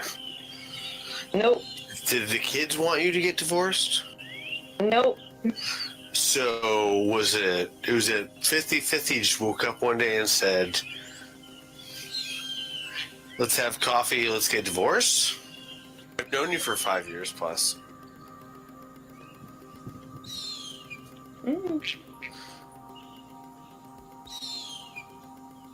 Yeah, it's about that. So I guess I'm just trying to get the timeline on like when did the divorce to YouTube ratio started. Did YouTube precipitate, or was it like a cause and effect? No, it was not a cause and nothing. Or was it a reaction? Did after you No, broke up, you nope. had Nope. anger and you came to YouTube?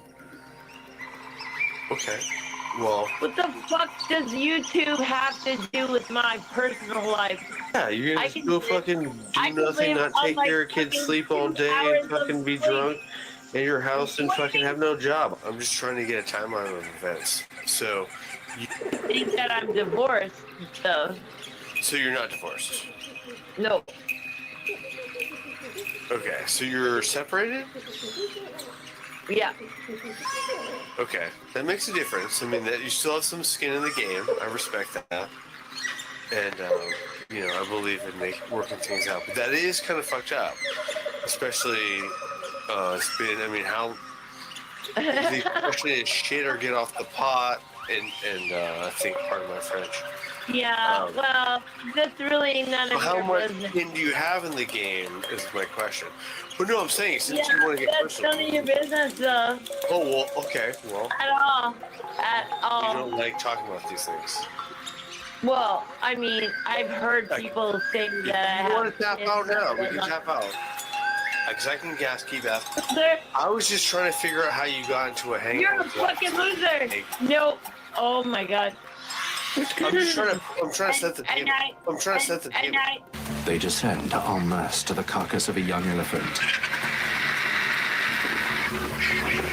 The male lion is here too.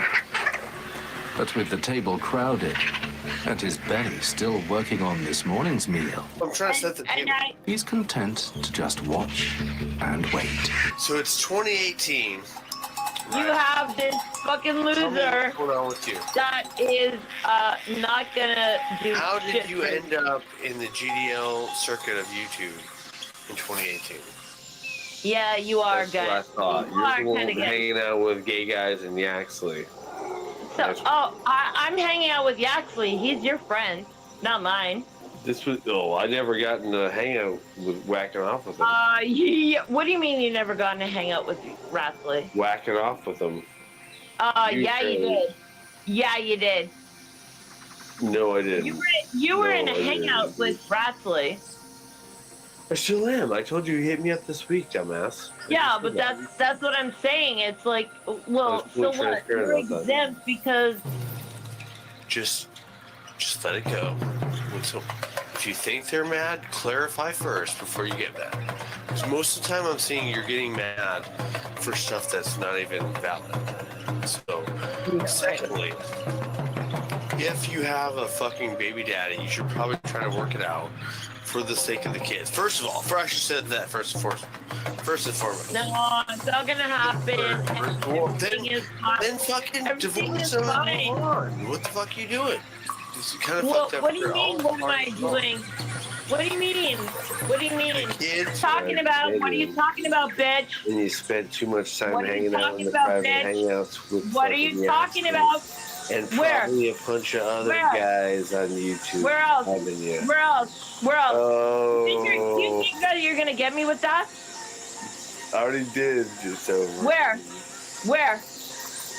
You and the husband, this is all fucked up. Everything is fine. Fine. That's what you're Is that saying. crazy? Like, it doesn't really add up, though. How is that? Because, like, the kids need, like, some sort of... They look up to the parents, and if the parents are fucking in turmoil, then the kids will be in turmoil. 15 ravenous birds jostle for a position where they've ripped the carcass open. The boldest birds get first feed. And it's not me saying that. That's, like, proven. You need to have structure. So I'm saying you can provide that. So you need to have structure. So I'm saying if you can provide that, then do it. Because that's... Otherwise, I actually do that, and replicate that process better, you know? Fine. There's Or no if you can't, that's problem. fine. But I don't know if YouTube is the answer. For any But of there's- I can't imagine what do you have to being do on with- YouTube if I had these type of problems. So I was explaining how, you know, I was saying this to my girlfriend earlier that, you know, this whole internet experience has taught me about online bully tactics, or, like, you know, as heaven forbid I ever have kids, I could have a better understanding now about how to deal, but about how to deal. It's a joke. And about how to deal. Well, it depends on how the war goes. We'll get back to that. Dottie? Yeah, I call you Dottie because you're Scotty's Dottie. Yeah. What was Yes. the question? My age. Should answer that. Okay. What was Yes. the question? My age. Should answer that. Okay. What does YouTube have to do with it, though? The point is, I'm saying is, it seems like there's some sort of commonality. to this What's the commonality?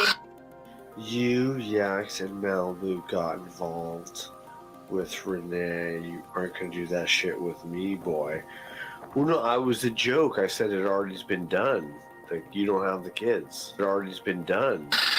That you didn't have a YouTube presence, and then after you got in a fight with your man, you did? What? After a fight with my man, what?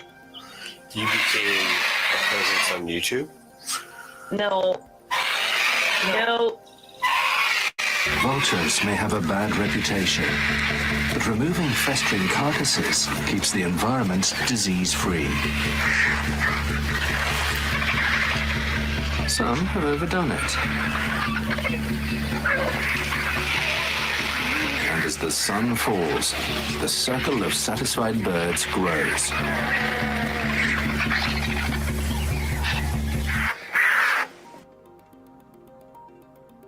3, 2, 1.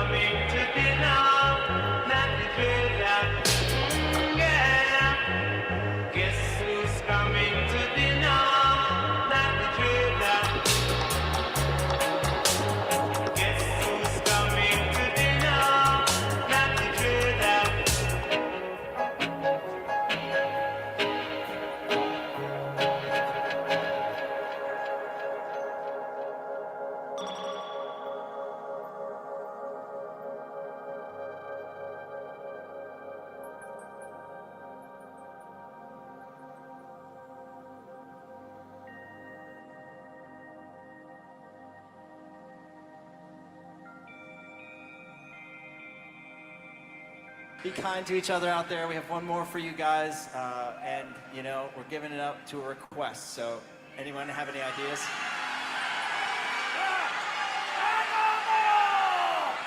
What was Jeff? Is that you? What?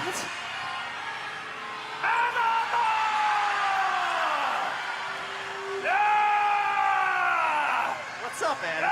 Yeah. Let's play Animal. Hit the gong.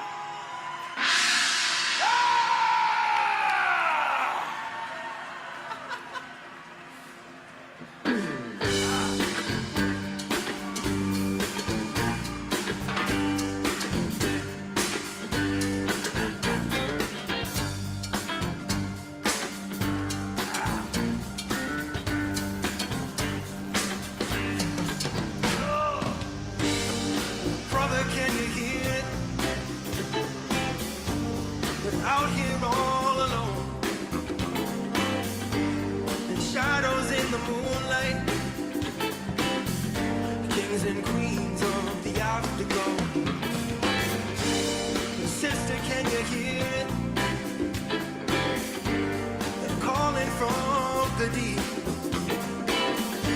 The evolutionary instinct. Get up, move your body.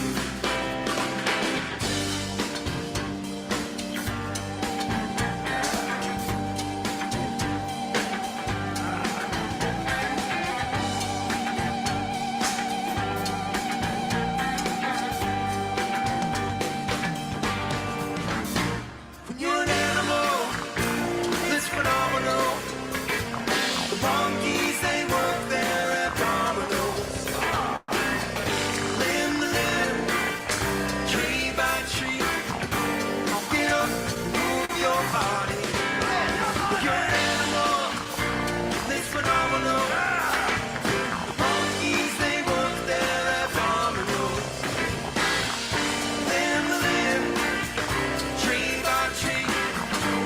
Get up, move your body.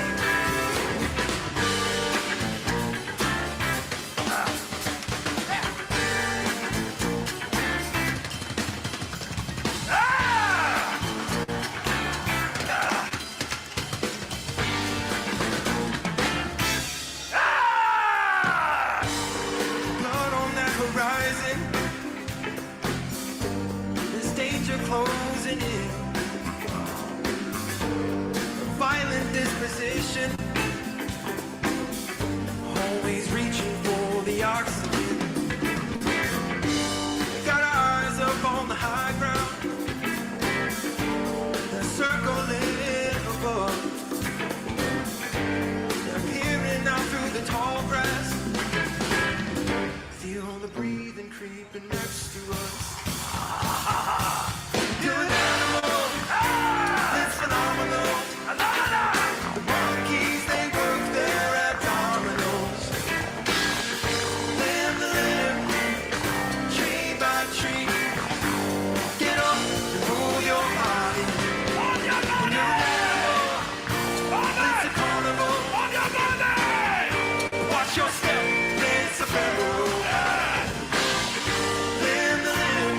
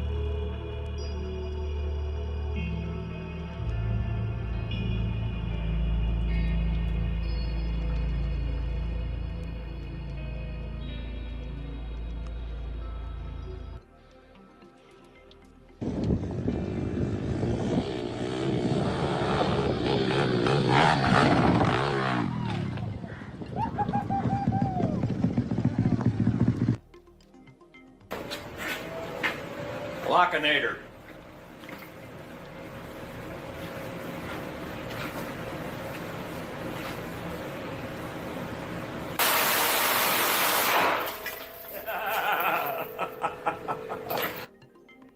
Have you been smoking marijuana?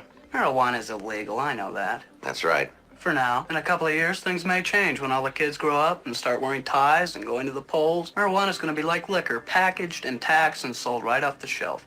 I doubt it, Mr. Shipley.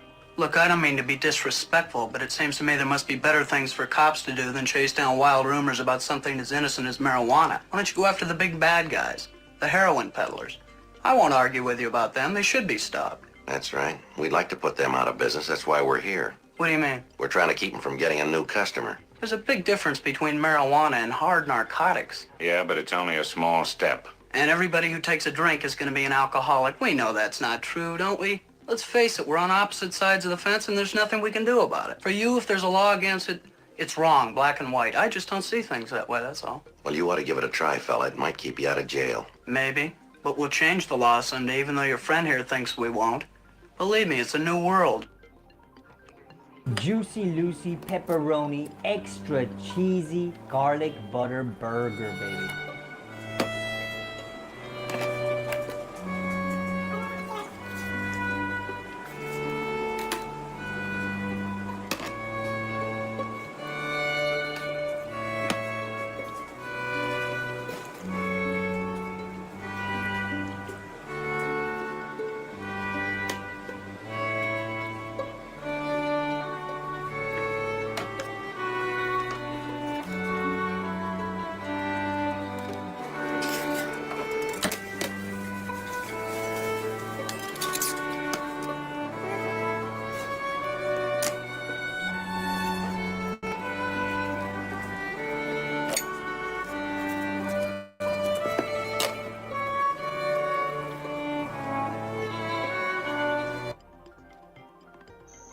Well, if it weren't for my old dogs and the good Lord, they'd have me strung up in the psych ward.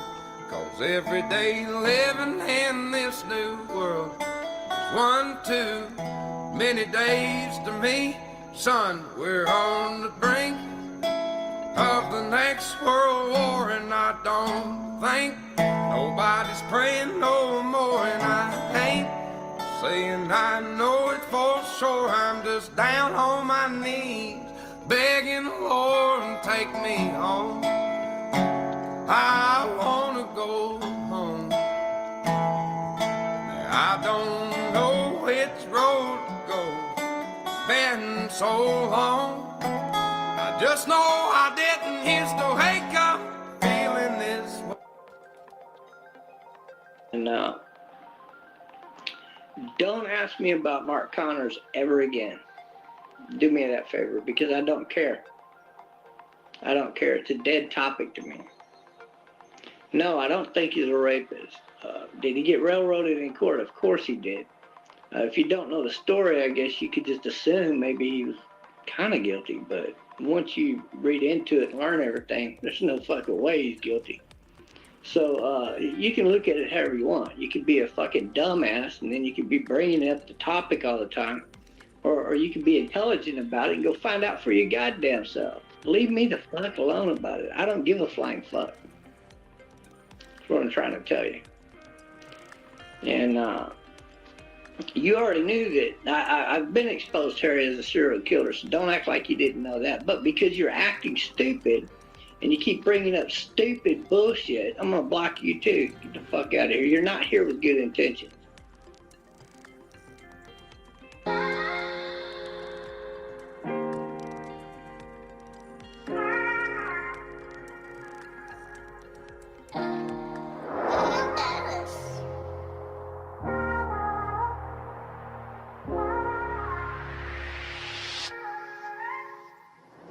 What's love? What's truth?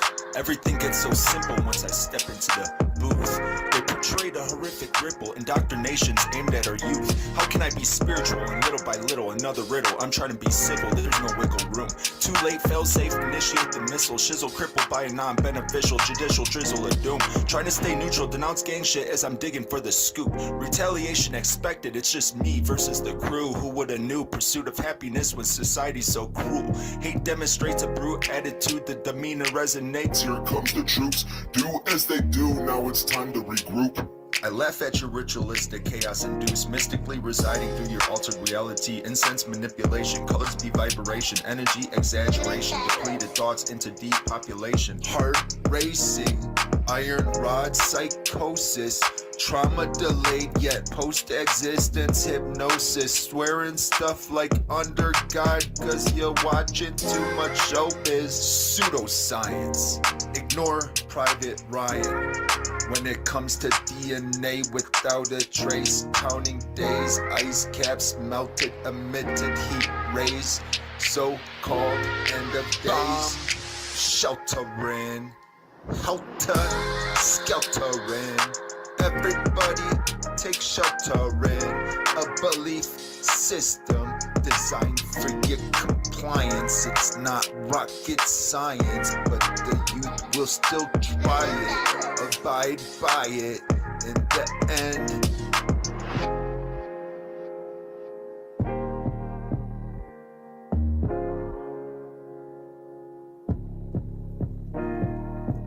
My intentions are not crucially conflicted, yet birthrights are restricted. Masonic construct and cryptic lyrics, it's generic and I don't fear it. Disorderly conduct and I'm feeling stuck. Why must I abide by lines played out by a high mind? I be me, I don't give a fuck. Go ahead and rewind, I'm not blinded by peer belief. Steer clear, another dope being groomed to the streets. Compassion is old yet never sold. Resources depleted, all that's left is grief. See me never bow down to royalty. Some say off with their heads, I say send them to the sea. But that's just me, altered lifestyle, forged reality. Sifted through bullshit, always achieve, unleash your positivity. That's why I'm down with respect and peace.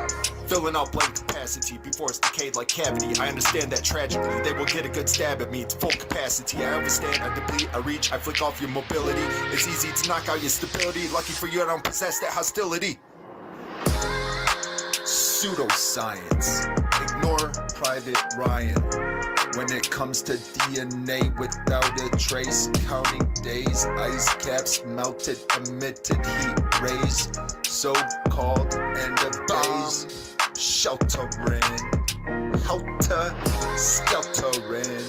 Everybody take shelter in a belief system designed for your compliance. It's not rocket science, but the youth will still try it, abide by it in the end. Bomb sheltering, helter-skeltering. Everybody take shelter in a belief system designed for your compliance. It's not rocket science, but the youth will still try it, abide by it in the end.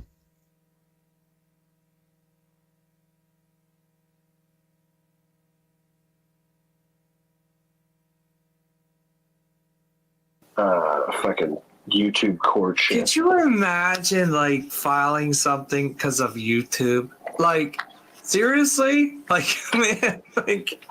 Why don't we talk about the two women if you really want to handle things? If you really want to handle things. That's coming up, folks. I sent CJ this stream. When she comes in, I'll keep an eye. Clovis claims she used to help victims of pedophiles because she was a victim. Well, I was a victim, and I'd never have my husband take my young daughter to bed with him. I sure would not lay at the foot of the bed while my husband and daughter lay side by side. I'm not saying Tom did anything, it just don't look right. How do you plead on exposing yourself to minors?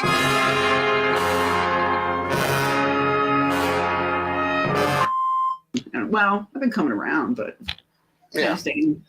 I've been busy. My girl made it to state again, archery. Oh, nice, nice. She's going to be in Branson this month shooting. Her highest so far is 270. 300 is high as you can get. And she's awesome. She's kicking butt. I hope she takes state this time. Does she shoot a compound or recurve bow? Well, a compound. Let me ask all of you out there, the lurkers and the ones in the chat room. Let me ask you a question, okay? I'm sorry, guys. I'm reading this text. Urban did a video? Really? Whatever you're trying to accomplish with this Wendy stuff is quite pathetic. You're going to take this chick to court now. Clovis Harmon knows. Becky Harmon knows that no cyber molestation took place. Yeah, I made jokes. I poked fun. That was to get on Tamara's nerves. I'm not subscribed to him, so I wouldn't know. What's the name? Oh, well, I don't care. I don't go. I'm not subscribed to him. And as far as I'm concerned, he don't even need to chime in. You don't have a right to chime in. Fuck you, Becky, you fucking bitch. And then his kid's like right there. No, yeah. Talking all kinds of shit in front of her kids. But anyway, this is private kid as well. It's in the court of law.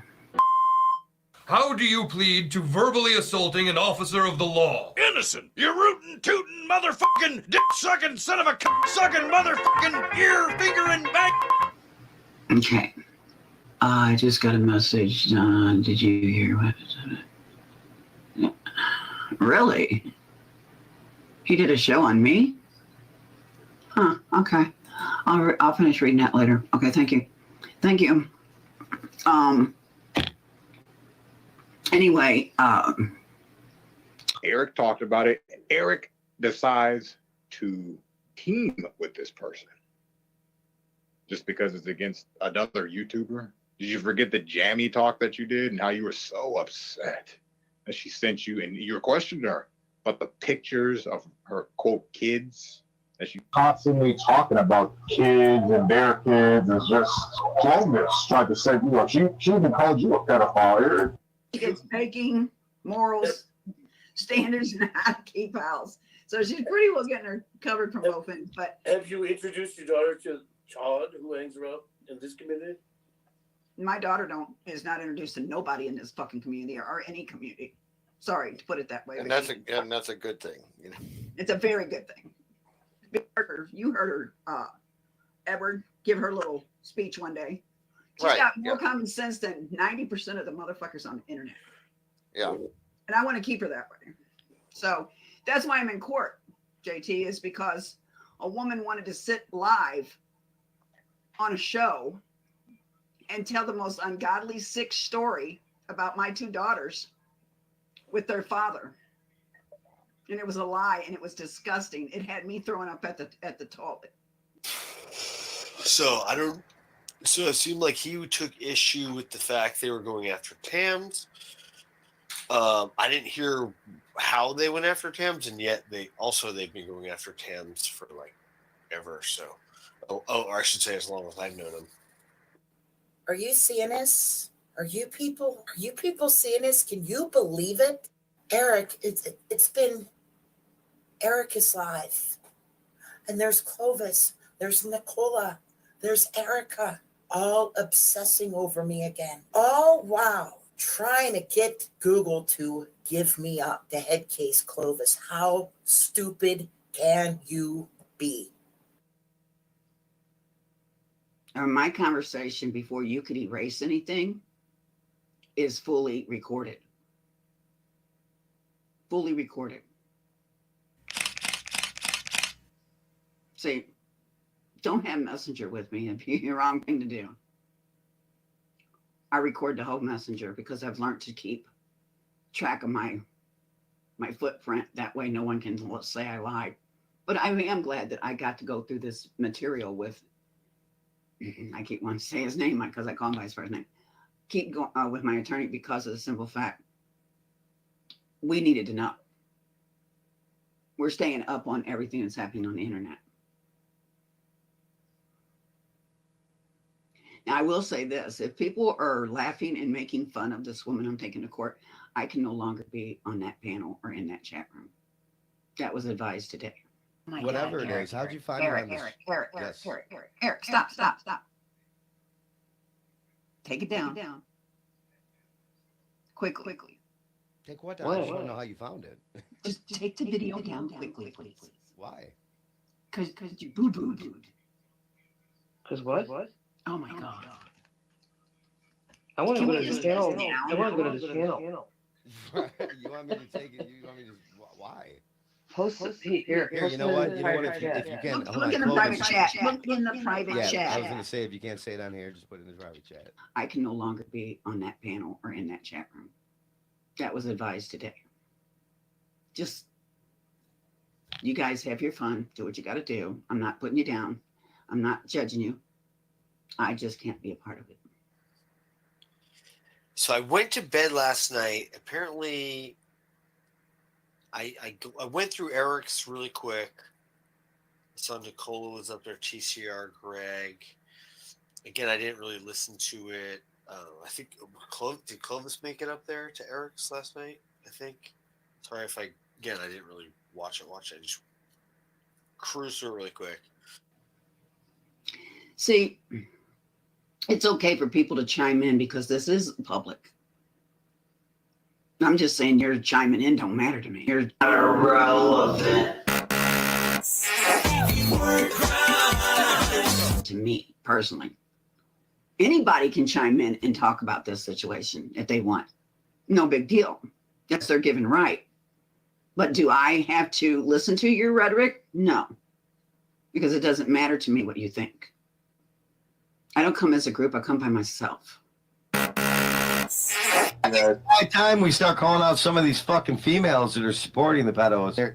Eric's threatening he's going to prove that there's women that are pedophiles. Eric, you don't want to do that. I'll sue your fucking ass, I swear to God, you and your wife. So I want to talk to the mother now. It's done. I'm done. I got the daughter fighting me. I got the mother getting all on edge. And I told her who it was, and she didn't want to accept it. So I told her, you have 72 hours in which to call Children and Family Services and a cyber task force, or I'm going to do it.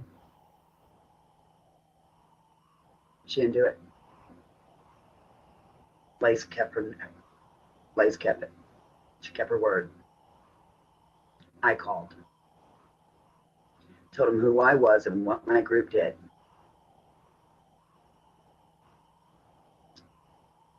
Well, that didn't go over too well. Because Children and Family Services went there. The cyber task force took their computer. The mother was in trouble. And so was I. And I remember it to this day sitting up in my office in a private program we had that we could go on our desktops and talk to each other. And everybody had my back. We're not going to let you go. We're not going to let you sink, Lace. I had the FBI come to my home and take my computers and tell me I was no different than a terrorist. Only God can judge me. Guilty.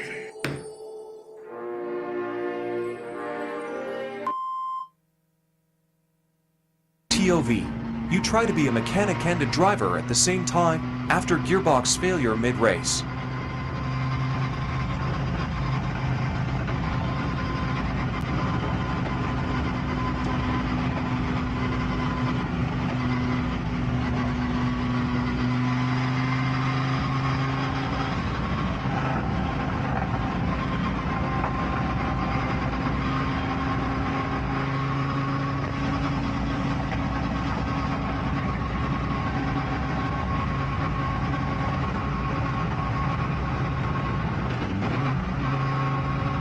Success. We have gears again. Neuralink starts with a surgeon drilling a hole in your head about the size of a coin. Then a robotic arm carefully inserts the ultra-thin, flexible threads into your brain. These threads are finer than a strand of hair and are equipped with electrodes that directly interact with the cells in your brain. This implant is capable of interpreting your thoughts and applying them to real-life actions.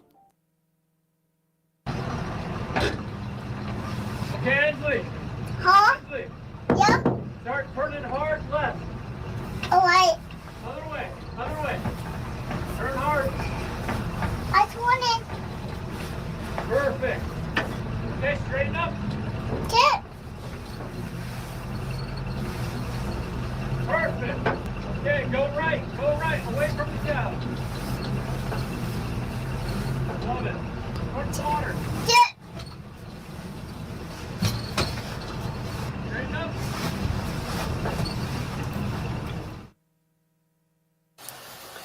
Ed was talking about, unfortunately, my chat and horrible things that were happening. And he was like, believe it or not, guys, there's communities out there worse than fucking ours to the Pred Catcher community. So basically, he deemed our community worse than his, being the Pred Catchers. Because he kind of sold us out for pride catchers, but it's fine. I was almost like, I was too like over it to like comment, but if it was like, if I had more to say, which I probably do, I was, at the time, it was just bad timing. Like, I'm not getting involved in this shit. And, but maybe he's right. Maybe the community is fucking worse, but. Same old tired one of the insults. Exactly. This is why I come on here. I gotta work on my freestyle jokes and my puns. Lisa is really triggered by my chat. It wasn't that great, but at least I'm trying, right? It's been a while since I really wanted to tell some great jokes. See, Lisa's you know what, Mike? Control up. We could put what's wrong in my chat. Sausage pepperoni. So Lisa literally watches my chat. I've been doing whatever. Sometimes I'm listening to streams. And so I addressed her about the blocking, and she feels that if my comments are unwanted, she feels free to block them. And then I get plenty of free speech or some shit like that. So it's like, then you're a fucking cunt, Lisa, and now it's on. You're on like the blocking fucking loser you are. Believe. It takes it better inventory what's going on here than I do. And I was like, we'll put you in there. Are you gonna put the fucking down stuff? Well, I don't know. But are you one of those grannies too? He blamed me of having bots. Like, motherfucker, the only bots is you and Lisa Lake that sit around and fucking monitor what's happening here. Like fucking weird hall monitor weirdos. Like, damn, Lisa, you are brutal. Something happened in Scotty's chat. Synthetic Rebellion was in Scotty's chat. Greetings. Oh shit. We don't need no echo. That's better.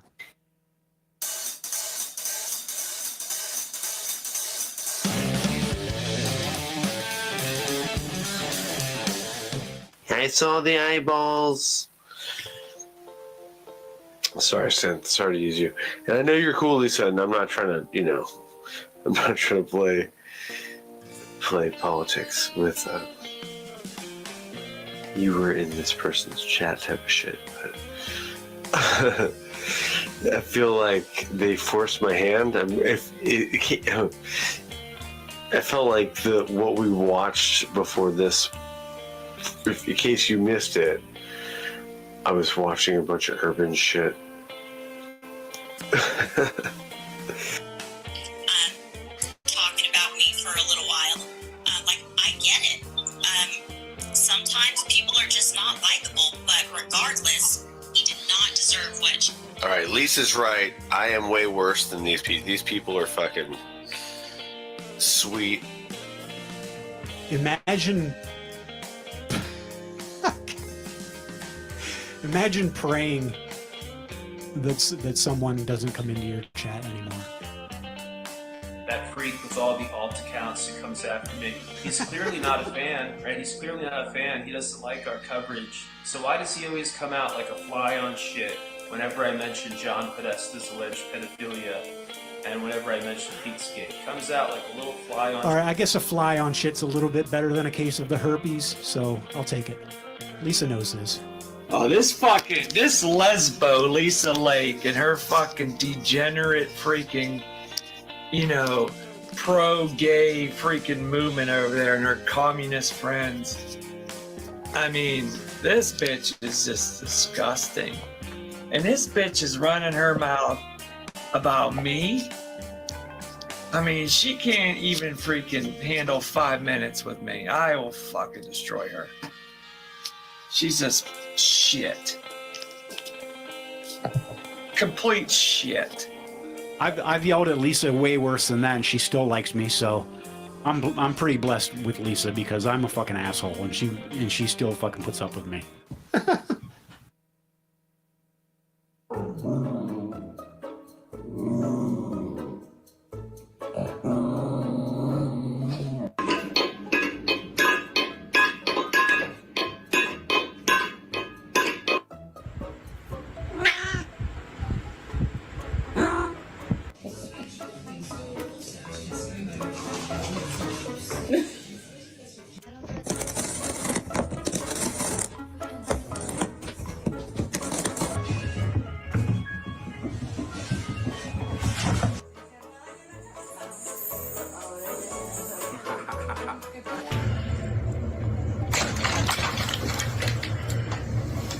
Are you gonna pray or someone else is gonna pray? Hey,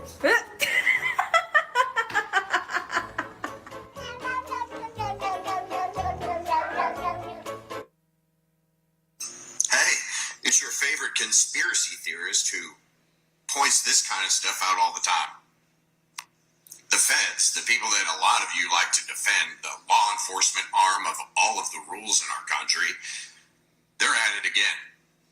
They're building a list, and your name's probably on it like mine is, for things like opposing firearm restrictions, lockdowns, vaccine mandates, or support the border security. Hello, I am California and Texas attorney Michael Eline. I'll teach you how to become a lawyer without law school. Welcome back for another edition of Ask Michael Eline. So today I'm going to talk about something that's kind of blowing my mind, because you keep seeing over the years the FBI, the CIA, the NSA, they keep getting caught spying on American citizens. And after denying it and saying nothing's going on, eventually they're forced to come clean and admit it. And now we've got this huge conglomeration of these multinational corporations, communist China, governments like Canada, all using the same sort of computer programs and different ways of spying on their own citizens to try and create databases based purely on the politics of the individual who they're profiling. So I got a couple of calls from some buddies of mine. So look, I have friends who used to work for the FBI and other government agencies that I'm not going to tell you about right now, who have left in disgust, saying that since basically the Obama administration, that a lot of partisan department heads have been put in place who don't like Christians, white males, conservatives, people who support legal immigration, people who support the right to keep and bear arms, basically natural law, people who support the concept of natural law, that your rights come from a creator, which is what our Bill of Rights is based upon, the John Locke philosophy, which flew in the face of the British philosophy, the Leviathan Hobbesian philosophy, which we see has been sort of adopted by the World Economic Forum, BlackRock, and these other large multinational corporations. The idea is a great, powerful Leviathan that can control every aspect of your life. And now we see that the fears of many civil libertarians may be becoming true. So the Domestic Security Alliance Council, which is basically a private company that's also the government, I mean, I don't know any other way to describe it, tries to apparently help the federal government find loopholes around the Fourth Amendment so they can gather data about you without getting a warrant. Apparently, these people that work for the FBI, a lot of them, department heads and other government enforcement agencies like DHS, likes the idea of keeping their jobs. So you have to create a crisis, you have to create a problem in order to justify your inflated salary and to get a promotion, maybe become a politician, or get a revolving door job at Google or Facebook or Instagram, which seems to be the order of the day. Then they'll scoot you over into a job with big tech afterwards, or you get a job at CNN. At least that's what a lot of people are telling me. And so now what we're seeing is, if you shopped at Cabela's, if you shopped at Bass Pro Shop, if you support legal immigration, if you believe in the concept of the Bill of Rights, of the Second Amendment, that all men were created equal and have certain inalienable rights, and one of them is the right of self-defense, based upon the definitions of what a bearable arm would be at the time of the founding of the Constitution, that makes you a domestic extremist, possibly a terrorist. It almost sounds exactly like the ADL or the Southern Poverty Law Center, other organizations that rely sometimes on tax grants and things like that to survive. It's sort of like starting a nonprofit to end cancer, but the only way you can make money is to not end cancer. And that's what a lot of people are complaining about as well, is that can you take these organizations seriously when their whole existence is based upon creating something to treat the symptom instead of the cure? So now what we have is civil libertarians for years have been arguing that for-profit media and the feds have been working with China, Canada, and far-left groups like the ADL to usher in a digital currency and a DEI scoring system. In other words, diversity, equity, and inclusion. You have to hire people not based on their qualifications, not based upon their merit, because that's racist, but based upon their skin color to undo, to prove that you're an anti-racist. It's not enough to not be a racist. Now you have to be an anti-racist. And well, that means whatever BlackRock says it is. And they have so much control over political campaigns, these large corporations, over political campaigns and funding, that I'm shocked that this report even came out, to be honest. But basically, you have the great Leviathan. Again, this is a battle between natural law and the Leviathan, as usual, saying that if you're a free thinker, we don't want you around. It's sort of like these basketball players, they make big money, but now China's gotten involved in our basketball leagues. So if you say anything bad about China or the way they treat people, there's a high probability that you could be arrested when you land there. You definitely can't play basketball there. They don't like it. So there is no free speech. You have the same thing going on in Germany and other European countries. Britain, if you say anything bad about the unfettered illegal immigration from Islamic countries where they don't support the British system and way of life, if you say anything bad about those people, then you're considered to be a domestic terrorist yourself and put on a watch list and maybe even put in prison. That's how bad it is. There is no free speech. And so we see these large corporations trying to normalize that in the United States. If you say something they don't like, they'll try to call it hate speech. They'll try to force you to say other people's pronouns to control what you can and can't say. Now, they've grown so bold that their leaders like Klaus Schwab, who want to basically control the world, at least that's what many people say, are saying that we may not even need elections and we may be able to control everything with AI possibly. Of course, for-profit media and the fact checkers immediately started rolling this stuff back, saying we didn't really say that he supported the concept of elections being done with AI. But I mean, why wouldn't he, when all of his people, like people at Google, people at Meta, are the ones programming the AI? Anyways, here's the video. Check it out. You do not even have to have elections anymore because you can already predict. You kind of get the idea. That's Sergey Brin from Google. These are the same people who helped communist China create their public system of controls and social controls, where if you say something bad about the government, you'll be denied your right to travel. You could be denied your ability to take money out of your bank account. And of course, a lot of civil libertarians go, hey, that sounds just like Justin Trudeau. Well, no, duh, because they're all working with the same people. Look, China has been donating tons of money to Western politicians directly and indirectly. They've been doing it since General Charlie Tree under the Clintons in the United States, where they were able to exert enormous amounts of control. China does not want to loan the United States money if we don't restrict our free speech and gun laws. The ultimate idea here is these guys don't like the concept of freedom, and they don't want those same ideas of freedom being passed on to their citizens. Look what happened to France. Look what happened to France. The King of France supports the United States. Concept of individual rights and freedom get passed on to the French, and they end up.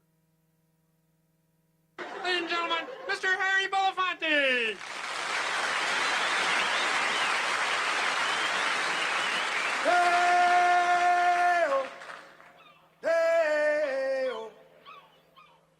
Daylight come and me want go home. He said them, he said them, he said them, he said them, he said them. Daylight come. Oh my God, it's fellow Jew.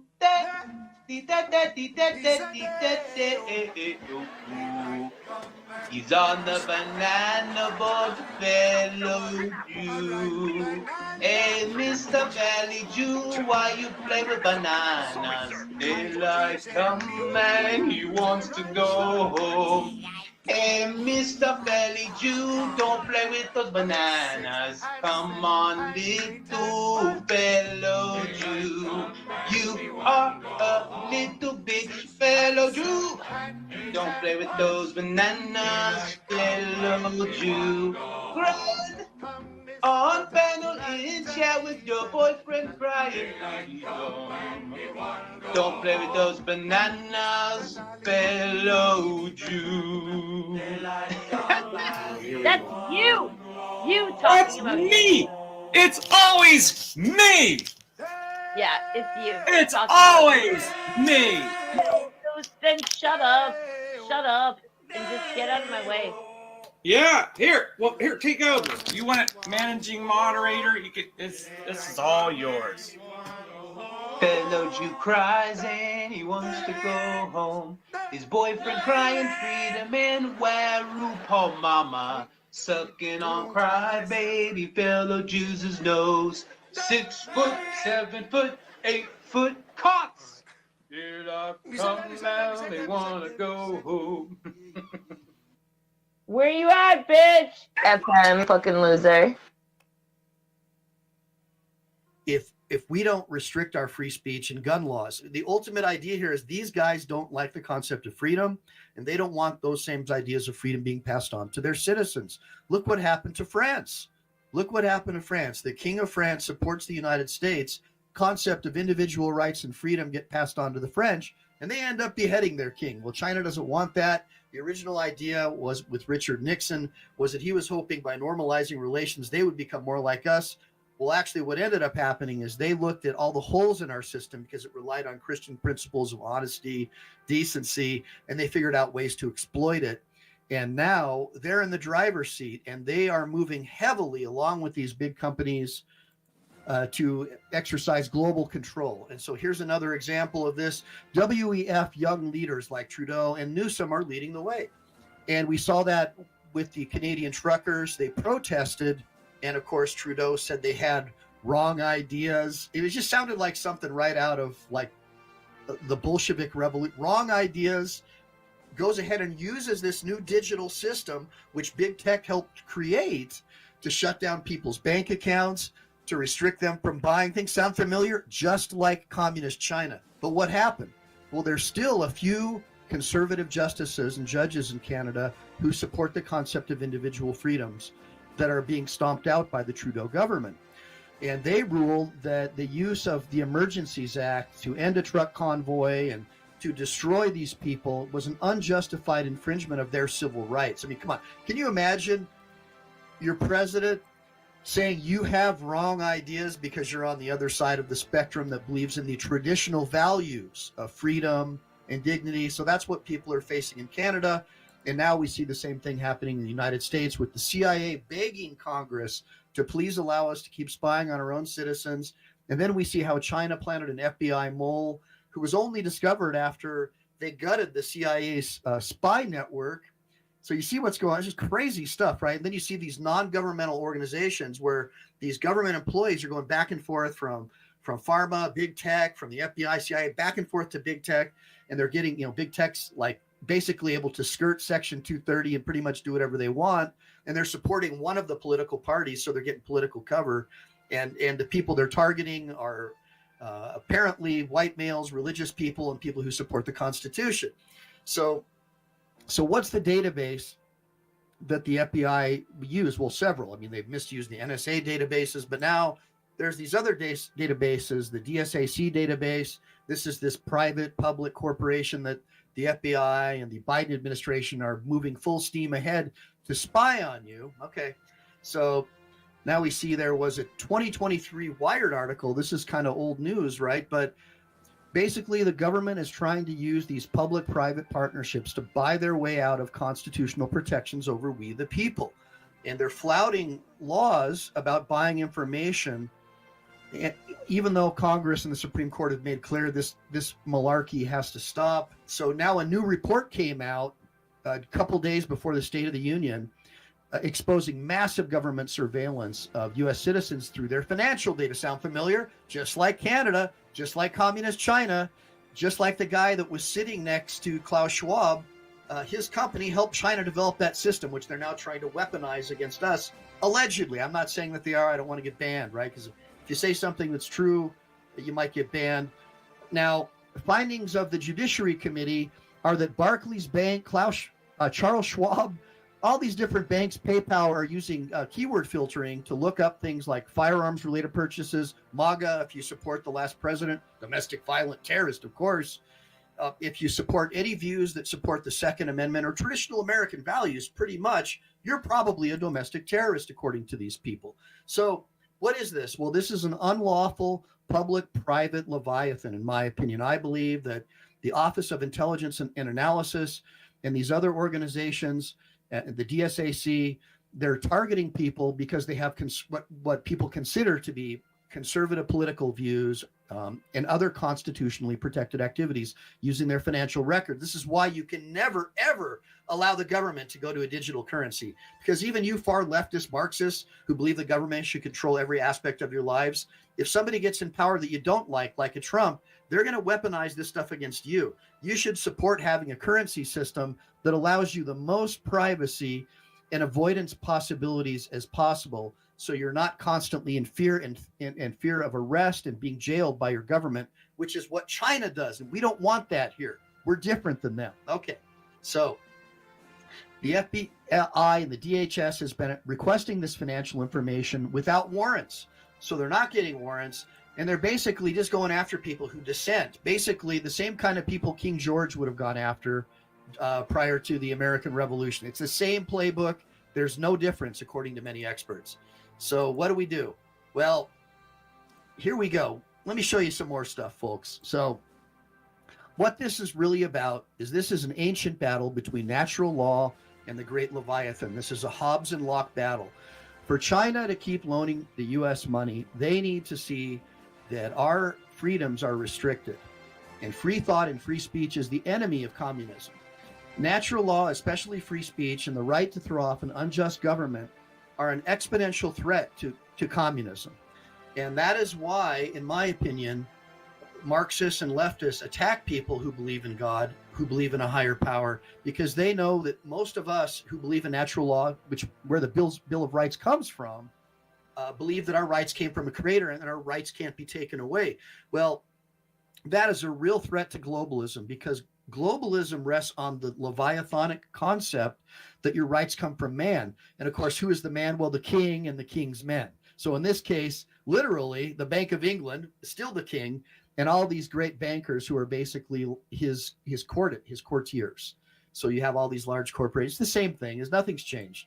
So one report falsely equates white males and other people who disagree with a lot of left-wing government policies. It automatically and falsely equates them with the KKK. So the report basically says if you're a conservative, you're basically like the American Nazi Party. And FinCEN, the Financial Information Center, basically says you're the same thing. So now all this information is being used to affect your social credit score, which right now is secret to you, but the government is in fact creating a social credit score on you, and they absolutely intend on using it against you once they get enough numbers. And they can do that by flooding the country with illegal aliens and redistricting all of the red states blue using census numbers. None of the illegals even have to vote. All they need is their bodies. And so what does Biden say? Well, Biden says, well, if you support legal immigration, that means you're anti-immigrant. So Biden says Republicans need to pass his law to stop illegals from being citizens and killing them. The Lake and Riley debacle ended up coming up at the State of the Union address. Republicans say all we really need to do is to restore President Trump's original executive order and build a wall. His original executive order said, hey, if you're an illegal, shelter in place in your country and we'll consider your case as it comes. In the meantime, there's a legal pathway to immigration, just like 99% of the people in the world who used to come here. They would get in line, they would take a test, we could make sure that they're not a communist or a threat to this country, right? And now we're just ushering them across with the help of tax-funded non-governmental organizations. So what's going on is now we've got an illegal immigrant from Honduras the other day. We just have nonstop reports of people getting raped and attacked by illegal aliens, murdered. And this all came on the heels of, according to Republicans, of President Biden signing his executive order, which reversed Trump's policies. So Biden openly admitted at a State of the Union address, who knows if it was a gaffe, the guy can barely talk, that people are getting killed by illegals. However, the Democrats got really angry that he called them illegals, even though that's what the United States Code calls people who sneak into the country or come across illegally without permission. Lincoln Riley, an innocent young woman who was killed by an illegal. That's right. But how many of thousands of people being killed by illegals? To her parents, I say, my heart goes out to you, having lost children myself. I understand. Now, what also came out a couple days before that is 300,000 plus undisclosed illegals were flown in, apparently secretly. But of course, the lapdog press and their fact checkers are all saying, "Oh, well, that's crazy. It's not a secret. I mean, these people are vetted." However, we contacted the Biden administration, and no one's returned our calls yet. Now, how many of these people that he flew across, so nobody would know they were walking across, even though they came in at like 3 a.m. or coming into air bases. But it's not a secret, right? Because you got to believe their fact checkers, right? Because it cost them a lot of money to buy all these news stations. So now we have reports of them flying people in from Cuba, Haiti, Nicaraguans, and Venezuelans, but none of them have told us how many of the people they flew across have been convicted or accused of rape, murder, or crimes. Well, they won't tell us that. So, you know a lot about who they are by what they don't tell you. All right, so basically, here you go, and I just want to show you. So I'm just going to show you, this video.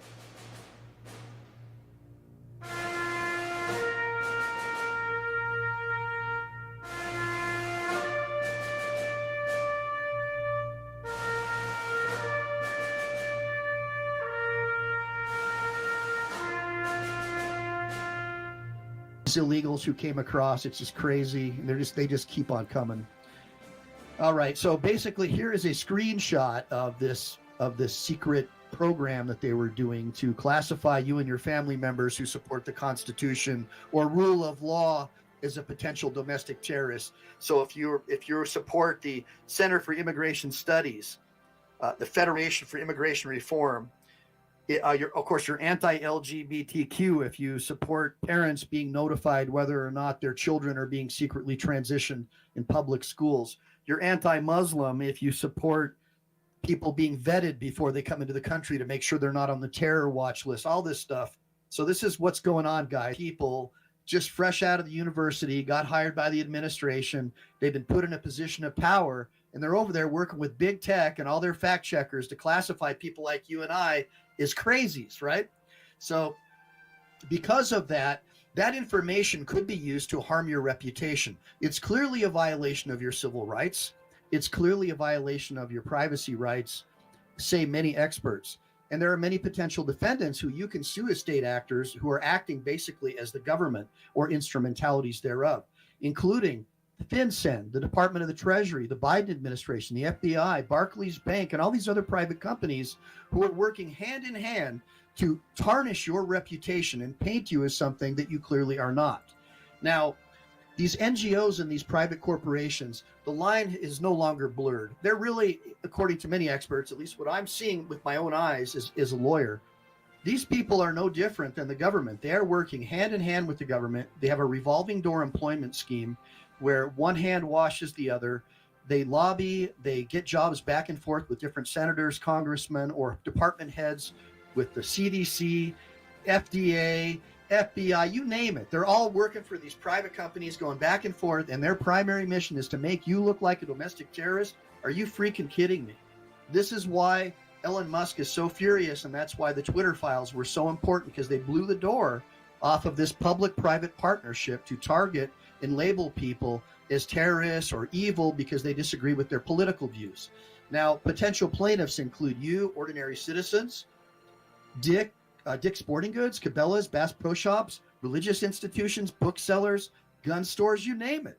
I mean, these people are all being, basically, by the government doing this, they're sending also a message to all these banking institutions: don't do business with white male Christians who support the Constitution, because you might go on this list too. This is just like what happened when you saw the Communist Chinese Revolution, the same kind of garbage. Now, you can sue under also what they call a state actor theory, where they're so closely associated with the government that you can literally sue them as if they were the government under a state actor theory, under civil rights. So there might be hope for you if your reputation was tarnished. You can also sue under a government instrumentality theory. The potential claims, as I said, civil rights, there's equal protection issues. If they're just targeting white males and Christians, that's a problem, right? Invasion of right to privacy, conspiracy, RICO, tortious interference with business relations, obviously defamation. They're clearly trying to defame you and your business and everything about you by giving you these false classifications and basically making people inside the government believe you're the enemy. So there's a lot of brainwashing within these government institutions to rewrite history, and with these DEI initiatives and diversity hires and getting rid of merit to basically just put their political lackeys in charge. And that's what's really been going on. Now, the problem is you've got to find all this information. Well, the way you can start is with a FOIA request. Just start doing FOIAs, guys, left and right. And then after that, get yourself a good personal injury civil rights attorney. Again, everything that I do here is separate and apart from my work as a personal injury attorney in California and Texas. Please make sure to always like and subscribe. Make sure to share and make sure to save. And make sure to save it on your own computer, because you never know when Big Brother is going to come after me and try to completely ban this channel and everything that I'm talking about, because I'm the only person out there who's really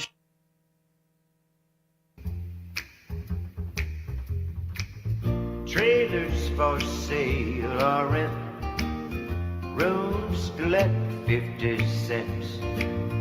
No phone, no pool, no pets. I ain't got no cigarettes. I but 2 hours of pushing broom buys an 8, 12, 4-bedroom. I'm a man of means by no means, king of the road. 3rd boxcar, midnight train, destination Bangor, Maine.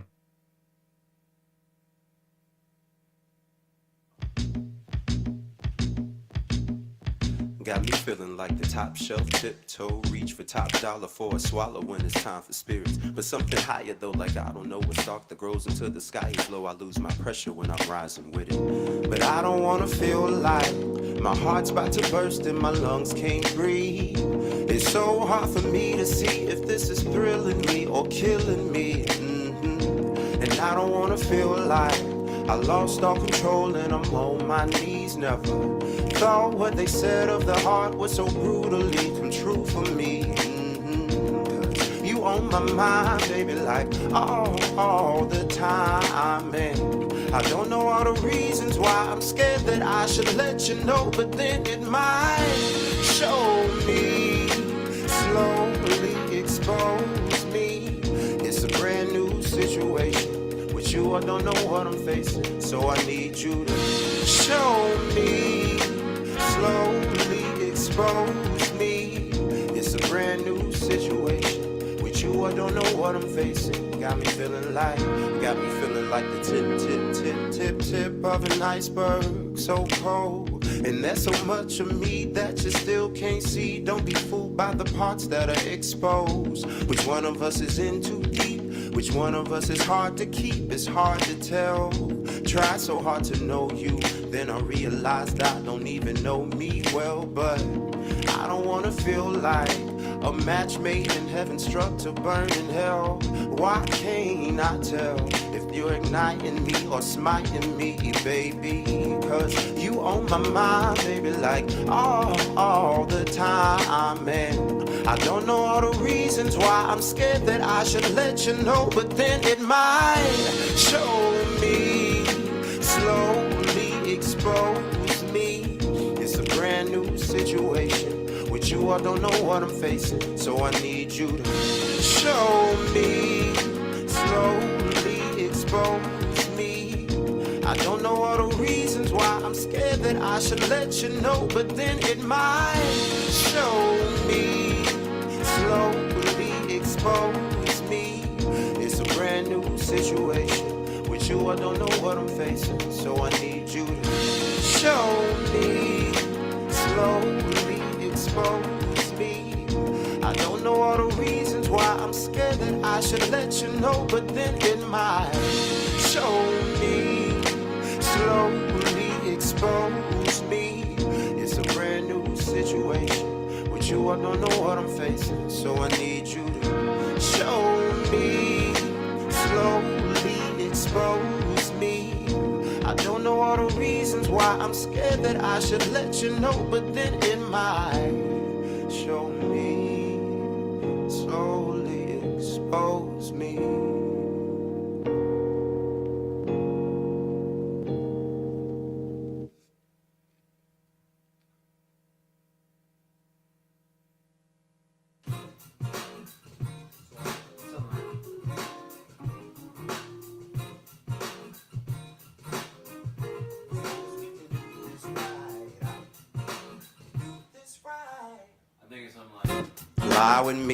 Fly with me, our feet won't touch the ground tonight.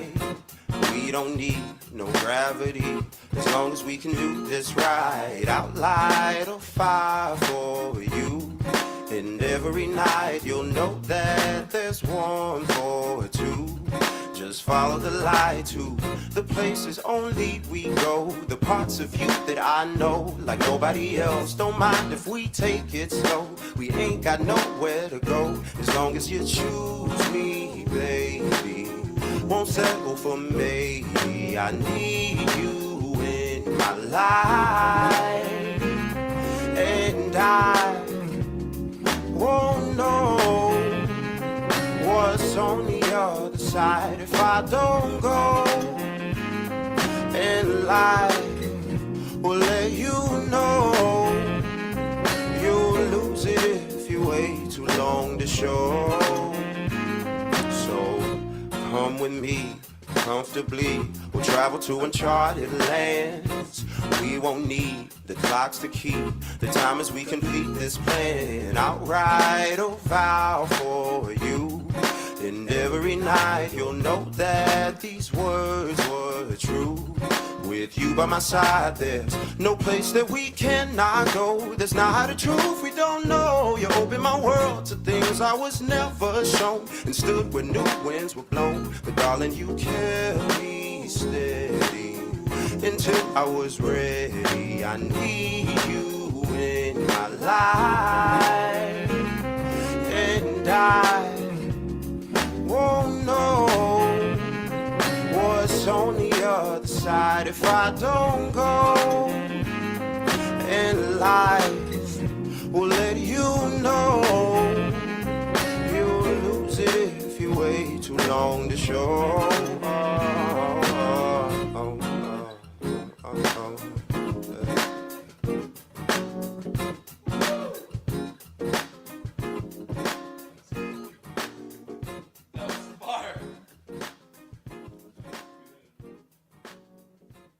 If you want to coordinate an intro, that's fine. Sorry. 1, 2, Fendi belt, shoot.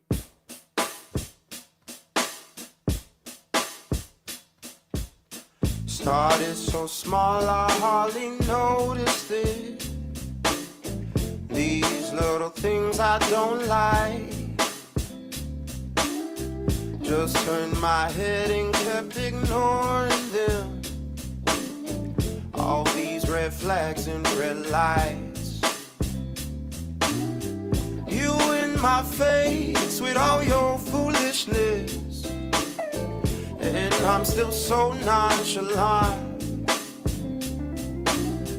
Surprise myself with all I'm fooling with, just to get one thing I want.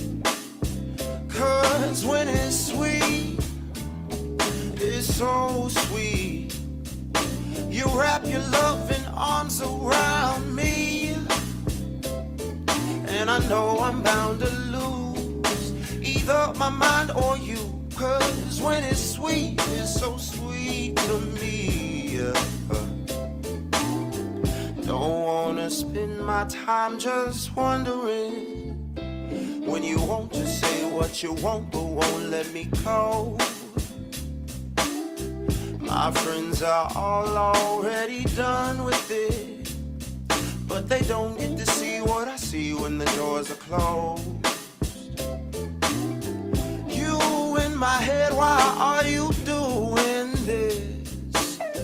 Why won't you let me be free? when I think I'm through with this, that I crawl back on my knees. 'Cause when it's sweet, it's so sweet. You wrap your loving arms around me, and I know I'm bound to lose either my mind or you. But when it's sweet, it's so sweet to me. When it's sweet, it's so sweet.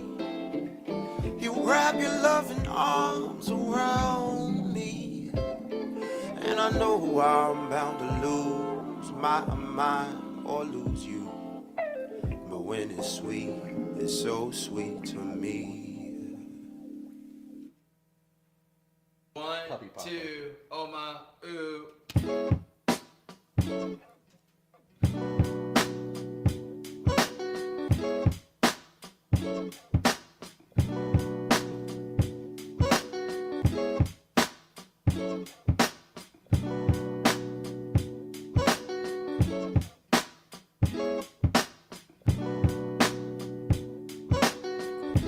I used to live behind a fortress wall, collected all the stones, built it on my own. Stories on top of stories left untold, together with no plans of ever growing old. But now I look around and all that I can see is every brick I lay, keeping the world from me. What's safety for me then is prison to me now. But I built this wall so well it's hard to tear it down. And I don't know what I see, but if I'm speaking truthfully, I know it ain't easy. It ain't easy. And if I could just get one time when everything just fell in line, or release me, release me. It's funny what we do to stay alive. The prices that we pay investing in sunrise. I had so many needs I set aside, but now that I survive, I'm learning how to thrive. 'Cause now I look around and don't know what I see. Is this just empty space or opportunity? What used to scare me then, I'm seeing daily now. So I trade my comfort zone for new uncharted ground. And I don't know what I see, but if I'm speaking truthfully, I know it ain't easy. It ain't easy. And if I could just get one time when everything just fell in line, or release me, release me. I don't know what I see, but if I'm speaking truthfully, I know it ain't easy. It ain't easy. Man, if I could just get one time when everything just fell in line, or release me, release me. I don't know what I see, but if I'm speaking truthfully, I know it ain't easy. It ain't easy. I could just get one time when it all fell in line, or release me, release me.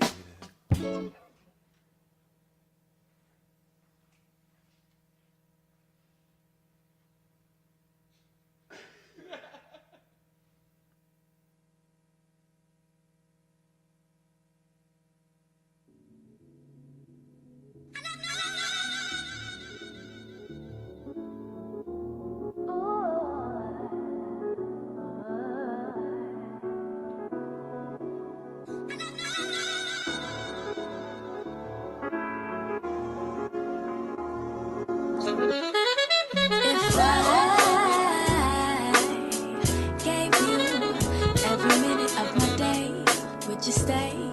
Would you stay? And if I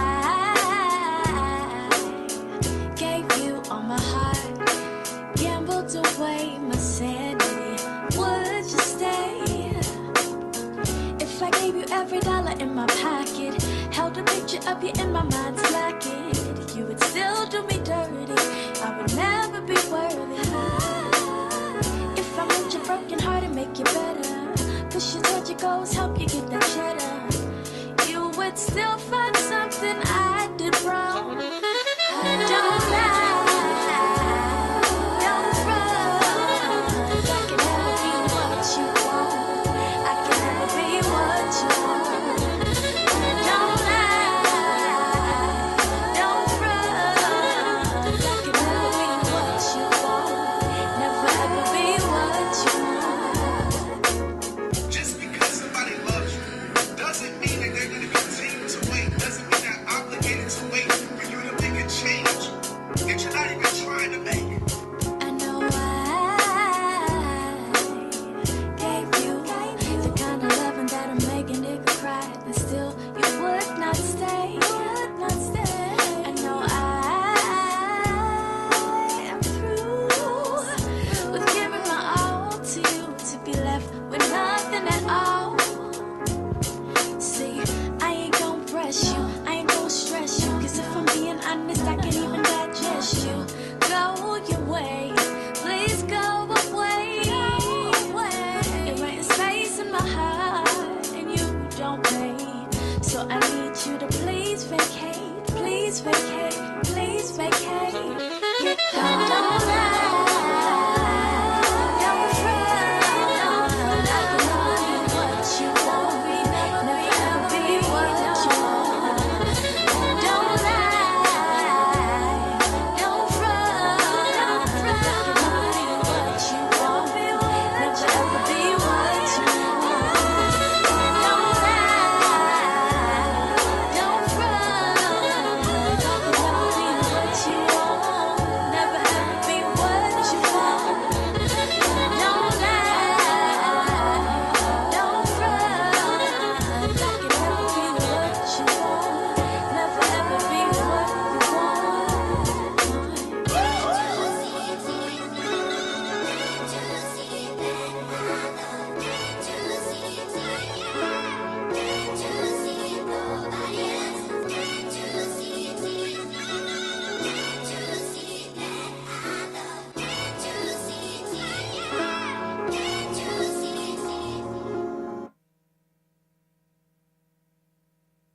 We're gonna ID you, okay? You're not gonna ID me.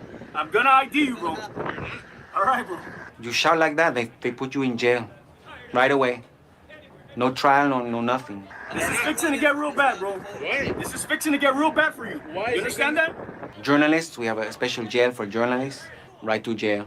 It's fixing to get real bad for you. Why? Put your phone down. You're gonna get tased, man. Why am I getting tased? Put your phone on the car. Right to jail, right away.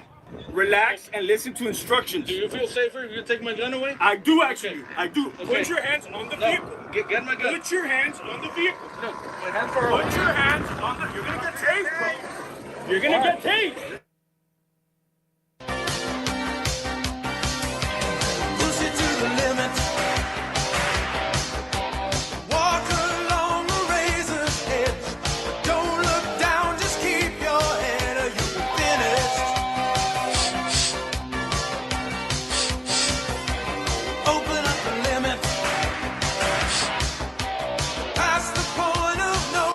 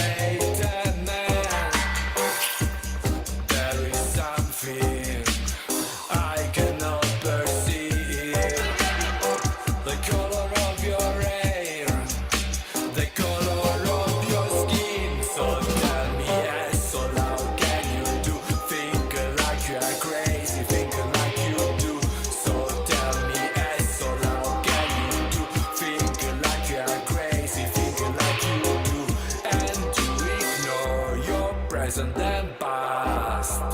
Killing in the name of a flag, impossible to trust, to trust, to trust, to trust. Risking his life in the oceans, crossing cold desert and jagged mountains, piecing himself in the middle of storm, as the poets sing and the people drown, arriving in the south of Babylon, where the king of Congo is the king of Bond, walking tomatoes field, do it for piety, bow to the mighty, grow a family, defending with your teeth and be strong, cause the fascist around is a cold world, defending with your teeth and be strong, cause the fascist around is a cold world, attacking from behind without giving a sign, punching in your face, blow your dreams away, attacking from behind without giving a sign, punching in your face, blow your dreams away, away, away, away. There is something I can't understand, how to hate a race, how to hate a man. There is something I cannot perceive, the color of your hair, the color of your skin. So tell me, so how can you do? Figure like you are crazy, figure like you do. So tell me, so how can you do? Figure like you are crazy, figure like you do. And you ignore your present and past, killing in the name of the flag. Impossible to trust, to trust, to trust, to trust. Reacting to the provocation of two young men, calling his wife big man gay, fighting them back with pen up anger of someone who thought that there was reborn in the south of Italy, living equality, following all my dreams, die unfairly at the hands of two men who attack a team, bastardly and from behind, living another place instead of paradise, that welcome his soul with a big, big smile. The king of Congo is now a reborn soul, watching over his son from another world.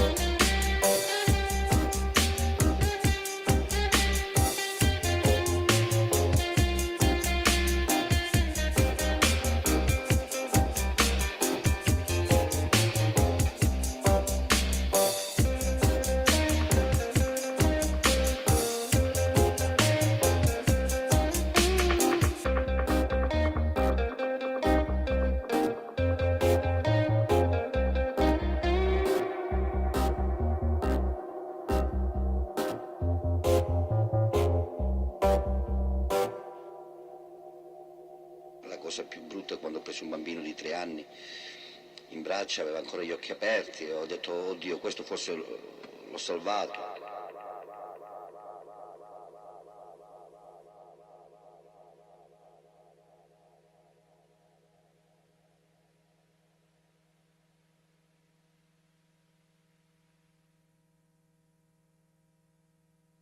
Why did we move from California to Alaska? For starters, they shut down my dad's miniature tractor business because it wasn't EPA compliant or electric. Secondly, you have to smog every vehicle built after 1975. In California, this truck was $1,200 a year to register. Here it's $100 for lifetime tags. You couldn't take an ATV anywhere because every trail was closed off due to public safety. This sawmill, they wanted 1 million board feet worth of taxes for operating. And you can't use any of the lumber for anything structural. And finally, to build our cabin, it would have required 50 times more than we have in the materials of the cabin to get the permits to build it. The drug that turned Nazi soldiers into monsters. During World War II, Nazi soldiers had ultra strength. The reason for this was a stimulant drug called Pervitin. This pill made soldiers fight longer, feel no pain, and stay awake for up to 36 hours. It also released dopamine into the body, creating high self-confidence and fearlessness. However, Pervitin also had serious side effects, which many soldiers experienced in the long term. Over time, soldiers on the drug began to suffer psychological and physical breakdowns, paranoia, hallucinations, depression, heart attacks, strokes, and instant deaths. It also distracted soldiers from the reality of war and turned them into monsters, forgetting their human emotions. It made them see obstacles, even human ones, as objects and destroy them immediately.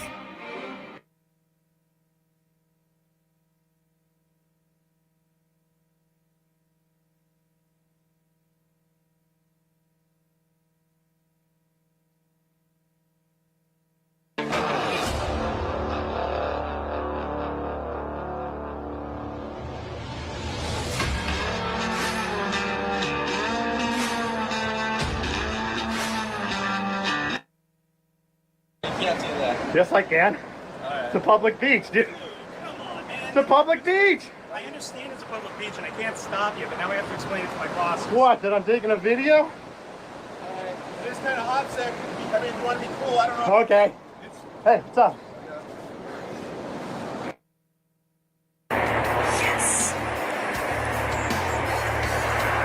Yes. Oh my god. Oh shit.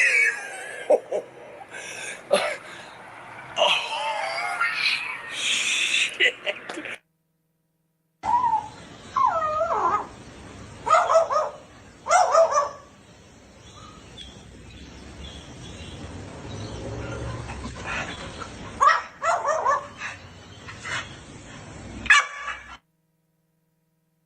Send it.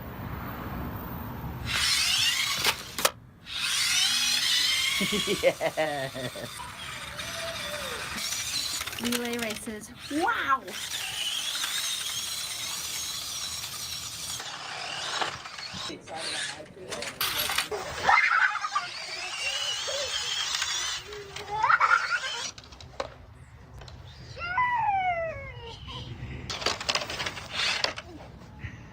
You okay? Ted. Oh yeah.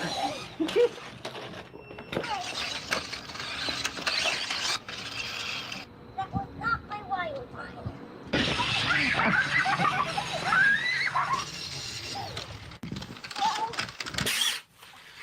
I'll send it up this.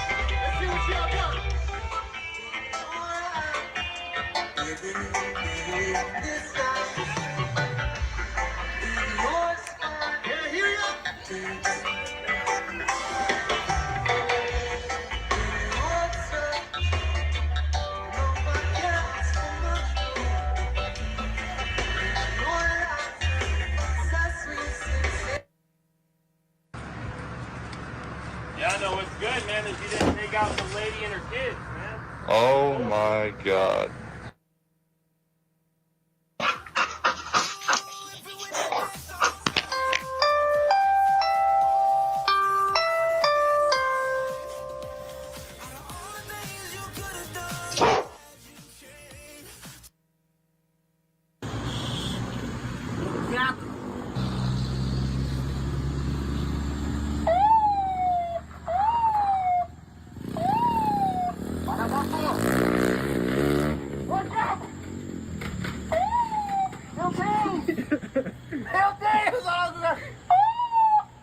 chama ele, chama ele.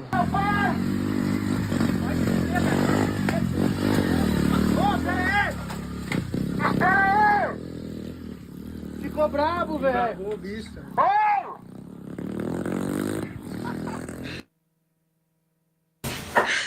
Me deixe, ó. Hã?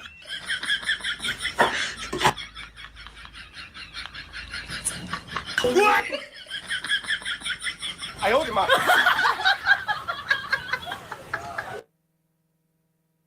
What's going through your head right now? I don't know. I'm so scared. Anything you want to say on video before we go? I hate my husband right now.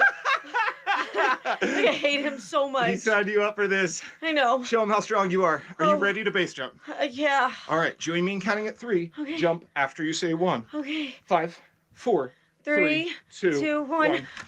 Nice one. You did it! Oh my god, I did it! You did it! Damn right you did it! Look at this! Holy shit! Yeah, Heather! Oh my god! Look where you are right now! Holy fuck! You said that! Oh my god! Is this nuts or what? Oh my god!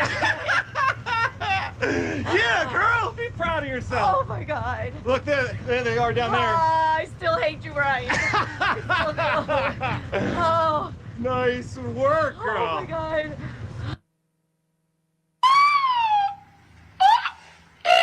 Me encostou. Vai ele, ó. Procurando. Procurando. Ficou bravo!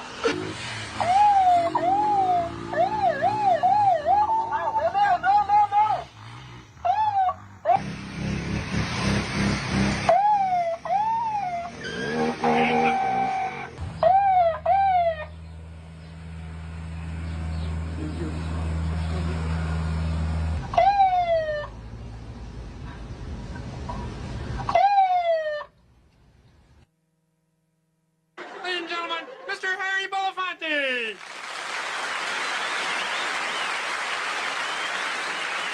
Hey-oh, hey-oh. Daylight come and me want go home. Hey. He said them, he said them, he said them, he said them, he said them. Daylight come. Oh my God, it's fellow Jew.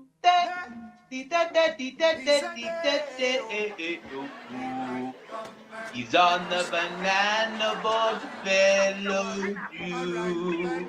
Hey, Mr. Valley Jew, why you play with bananas? Daylight come and he wants to go home. Hey, Mr. Belly Jew, don't play with those bananas. Come on, little fellow Jew. You are a little bitch, fellow Jew. Don't play with those bananas, fellow Jew. Run on panel in chat with your boyfriend Brian.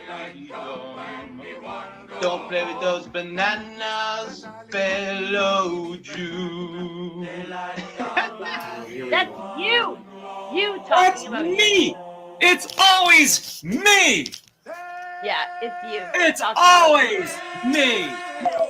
Then shut up, and just get out of my way. Yeah, here, take over. You went managing moderator. You could. This is all yours. Fellow Jew cries and he wants to go home. His boyfriend crying freedom and where RuPaul mama sucking on cry baby fellow Jew's nose. 6 foot, 7 foot, 8 foot cocks. Did I come down? They wanna go home. Where you at, bitch? FM, fucking loser.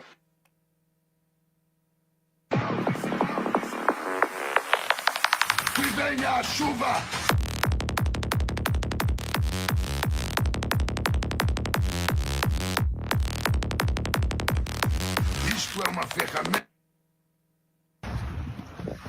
Holy shit. A boat owner fell into the sea. Runaway The boat skidded while moving and hit the rocks. What the fuck? Holy shit. shit.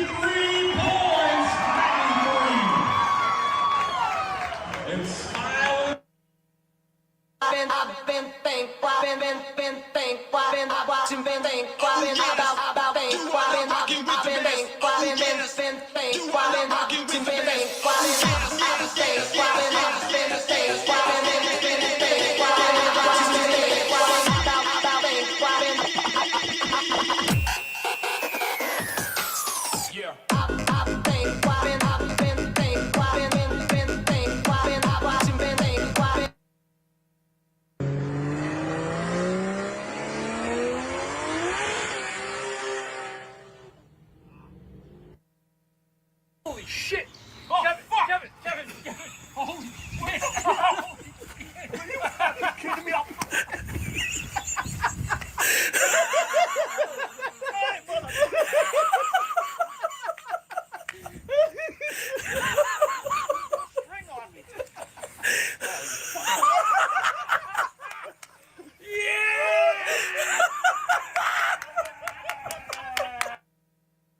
Some Western Sydney libraries could lose state funding after a local council voted to ban same-sex parenting books. Cumberland City Council has voted 6-5 in favour of the motion put forward by the former mayor and Labor member Steve Christou.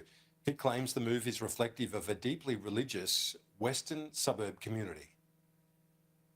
We have a very different cultural mix out at Cumberland, as you would know, and we have people that have deep family values, and they're very concerned. And it's not just about targeting,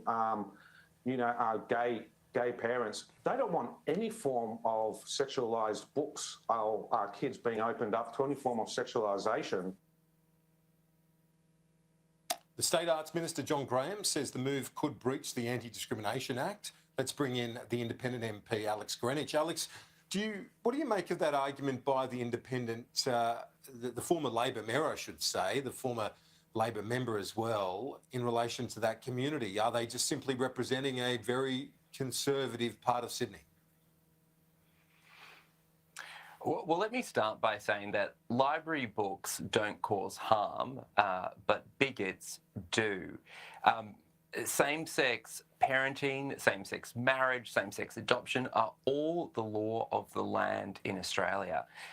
And there are many same-sex parented families that are families of faith as well. And it's really important that our communities, our families are reflected in books and libraries. They're such an important resource. This is not about family values. This is about a councillor on a council playing politics with the lives and families of LGBTQ people. When we covered the same-sex marriage vote, those areas of Western Sydney were the areas that really voted very heavily no in that vote at the time. Is it just simply a community that is not open to issues of equality? They weren't certainly during the marriage equality question. Is that something that you just have to grapple with? Well, look, first I would push back on that.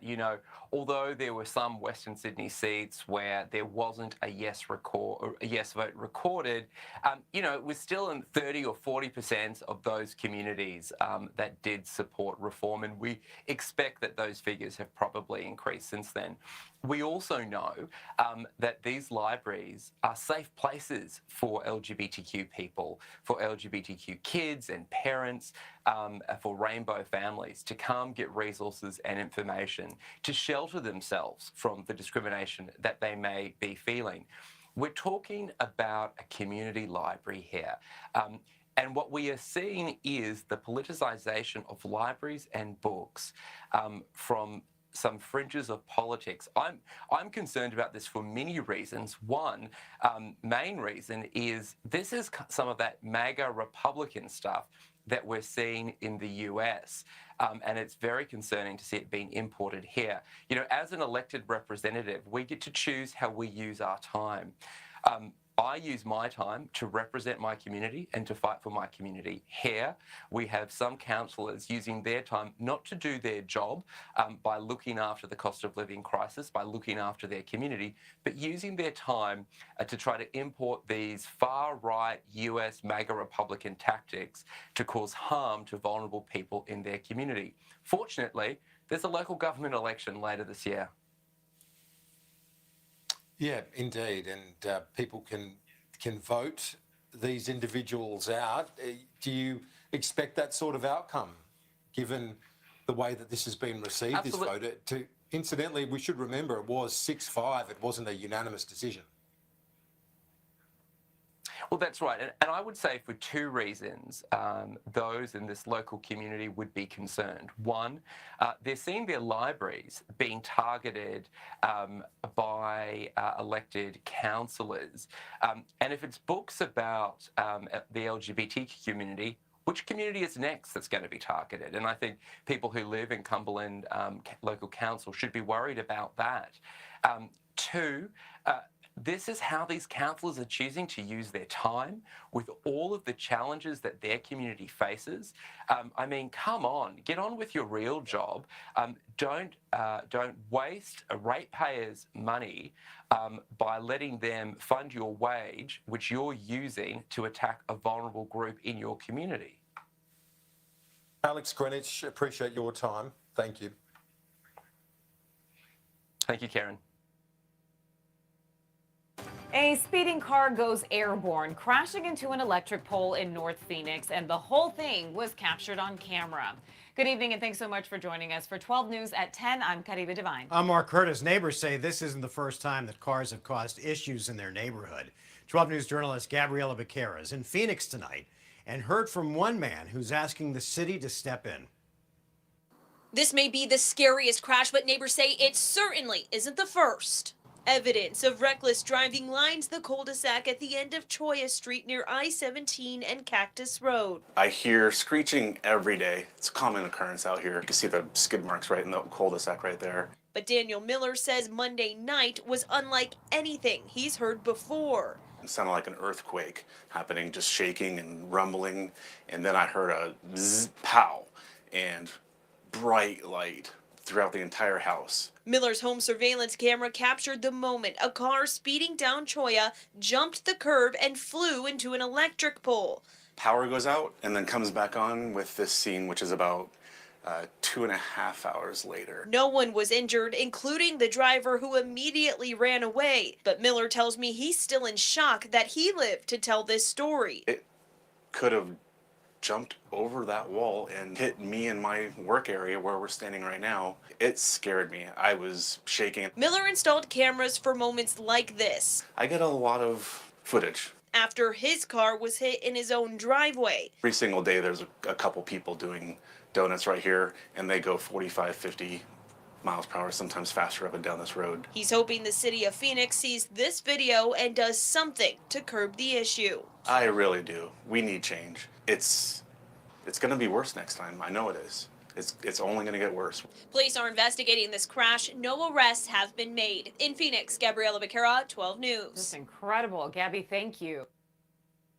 First time in its 114-year history, the Boy Scouts of America is changing its name. Of course, girls can join the Scouts. It'll be switched to Scouting America. That'll be officially beginning in February of 2025. Now, the change comes from an overhaul of policy wanting to tear itself away from sex abuse and bankruptcy.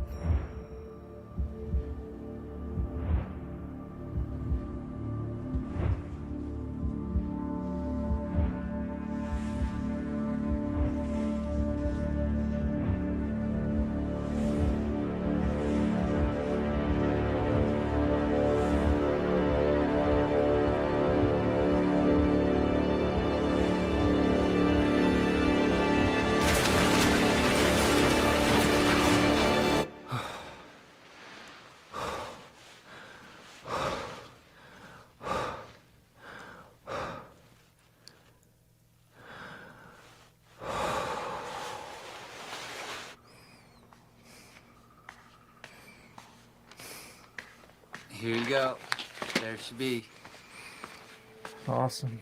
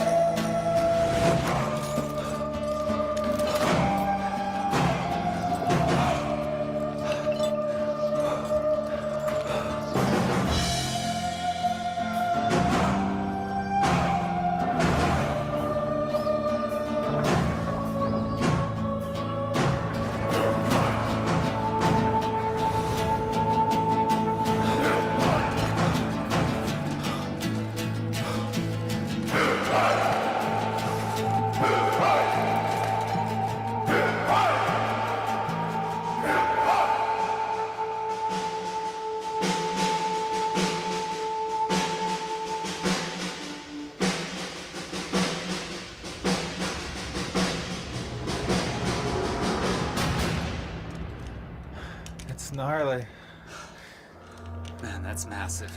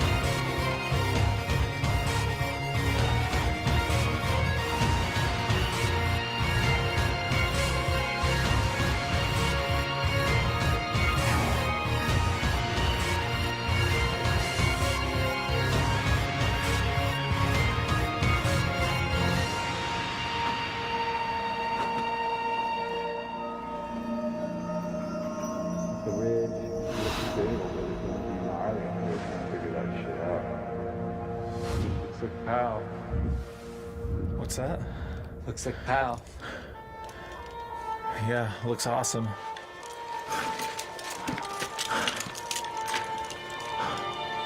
Let's keep going.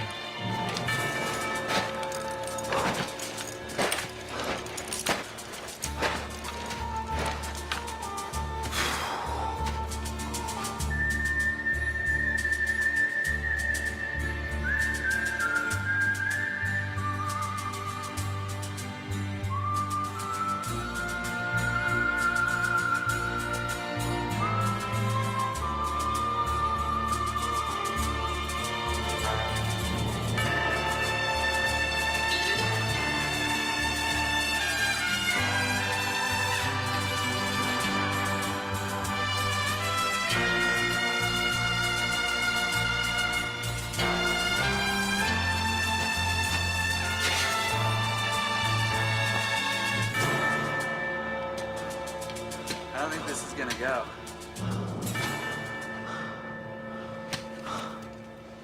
No good?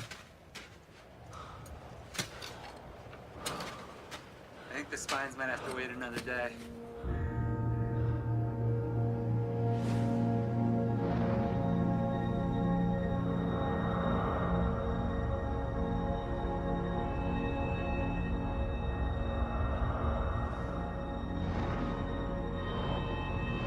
Oh man, this is so not gonna go.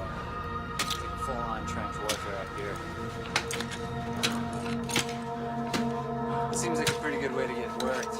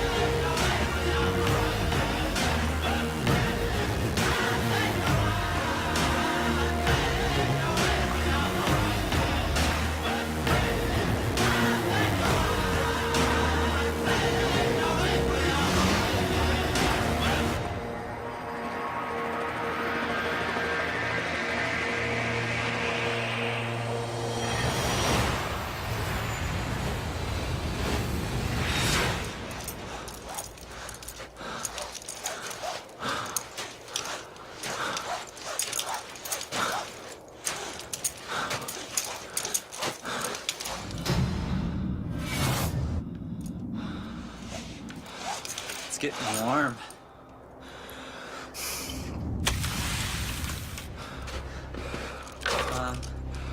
I think we have to make a decision.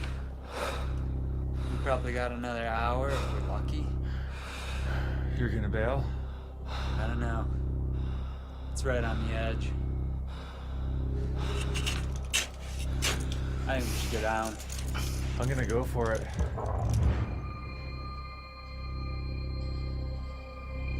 I don't know if it's a good call, but I'll see you down there. okay.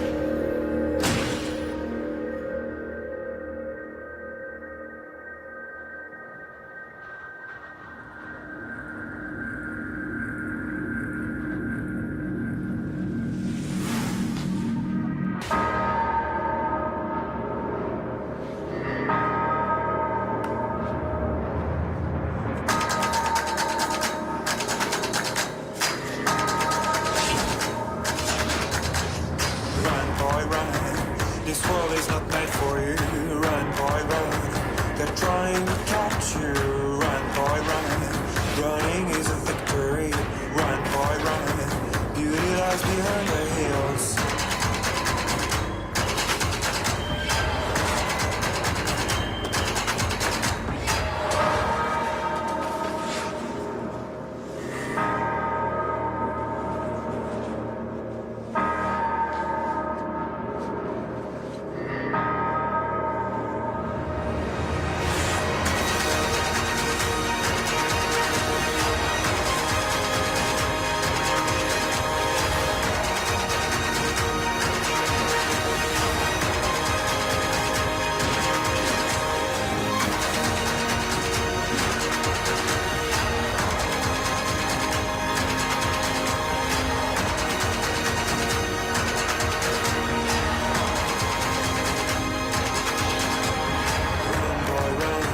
This fight is a journey to run, boy, run.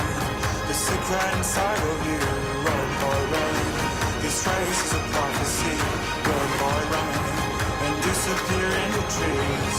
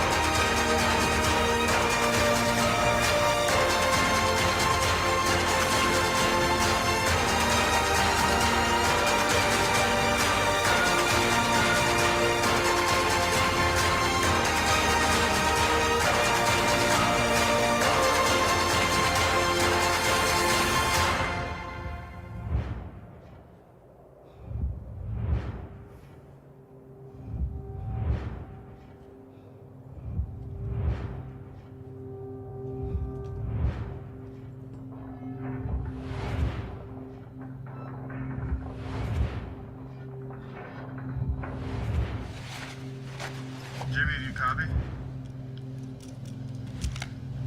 Jimmy, I'm not reading you. Do you copy?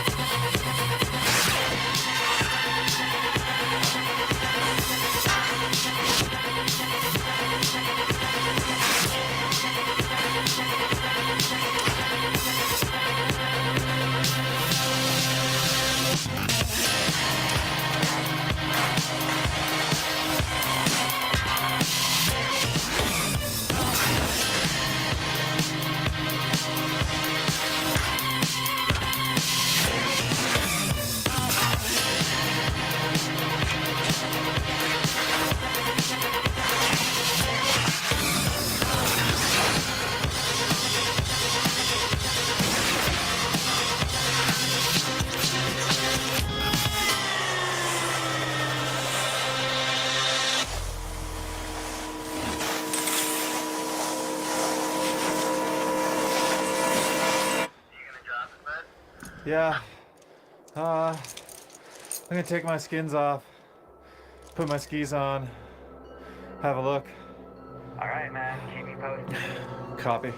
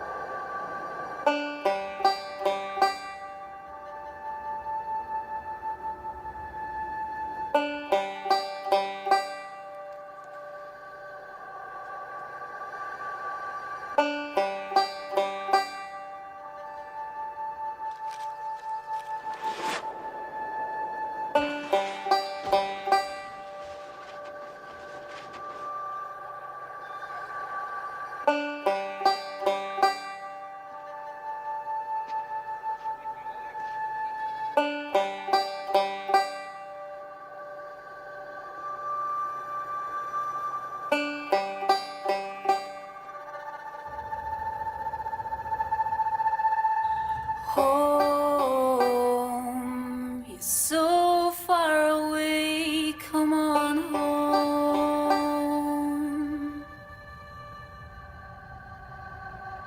Home, a candle you can hold, you're not alone.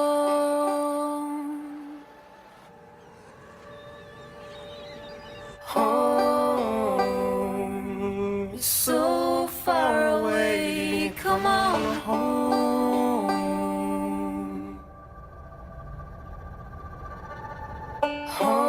Home, a voice from within, you're not alone.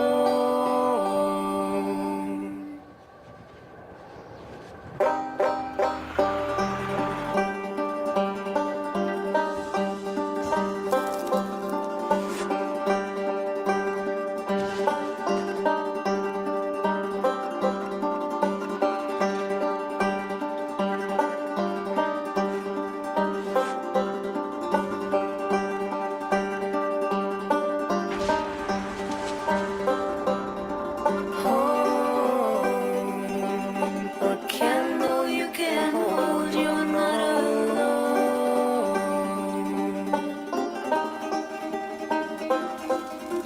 Home, you're so far away, come on home.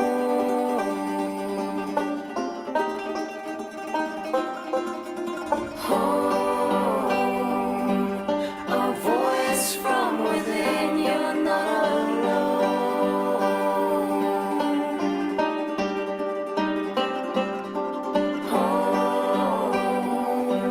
You're so far away, come on home.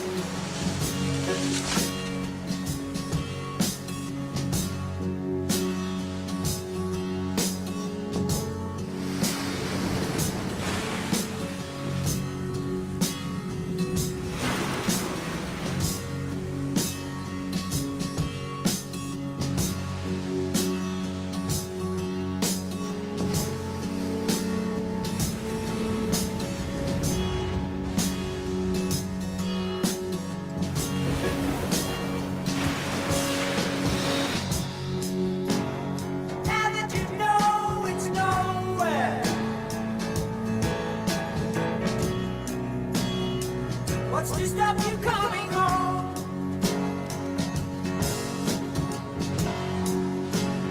All you gotta do is go there. Then you really realize what's going down.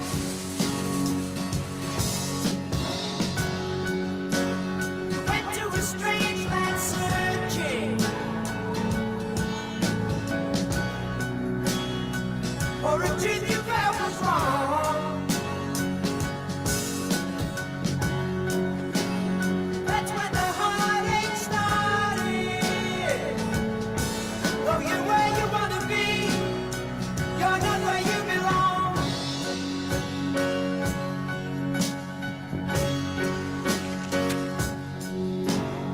Now that you know it's nowhere, what's to stop you coming home?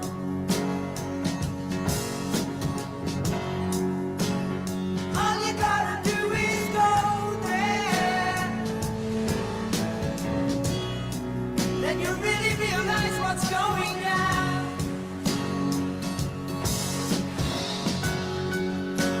You went to a strange land searching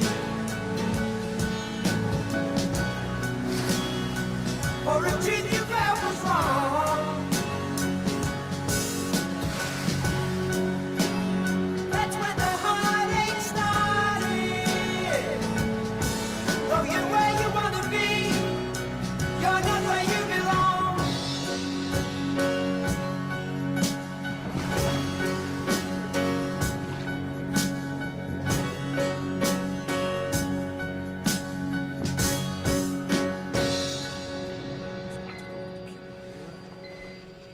All right.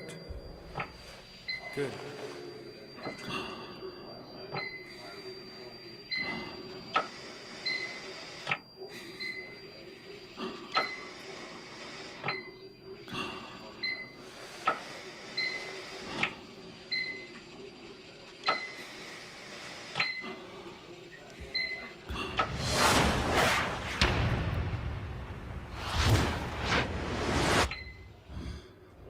Oh, shit.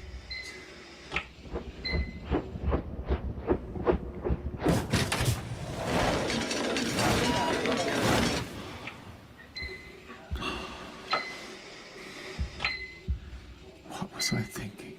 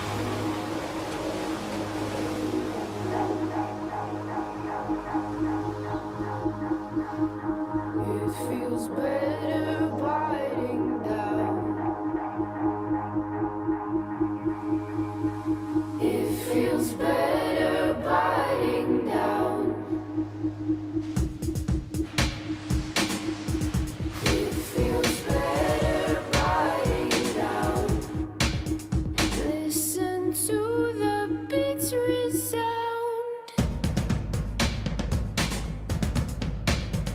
It feels better biting down.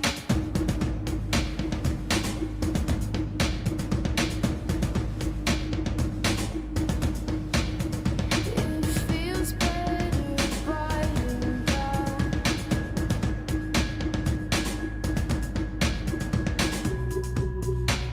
The electronics of your heart, see how fast they fall apart. It feels better biting down.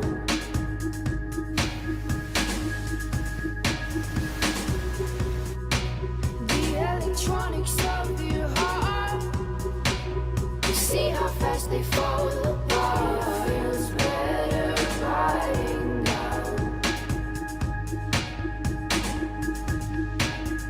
It feels better biting down.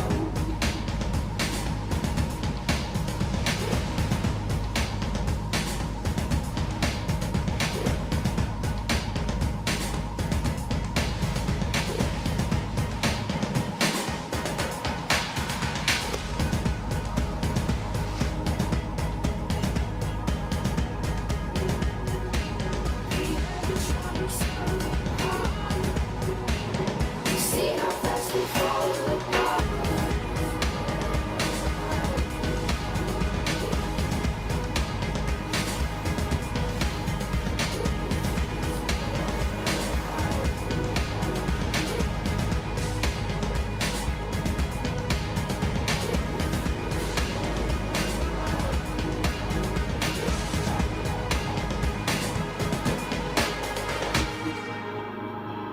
It feels better biting down. It's so deep, I thought I'd drown. Listen to the beats resound. It feels better biting down. Listen to the beats resound.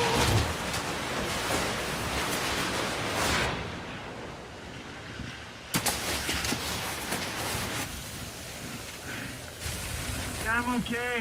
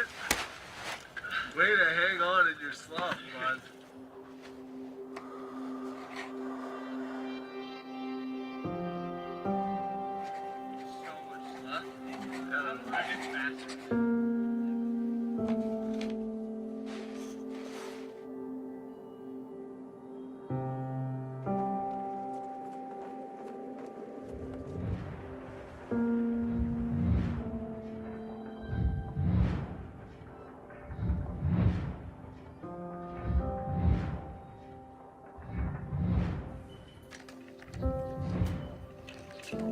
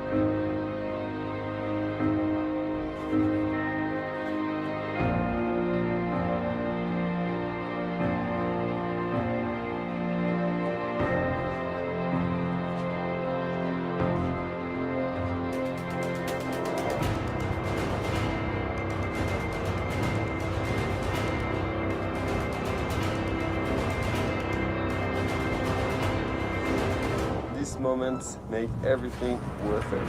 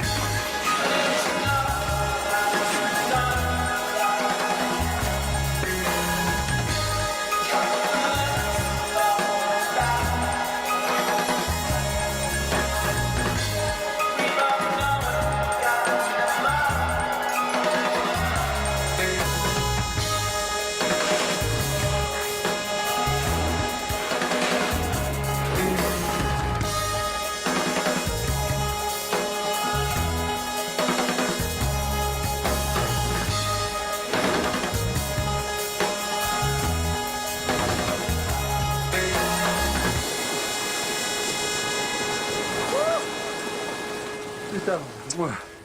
Magnifique.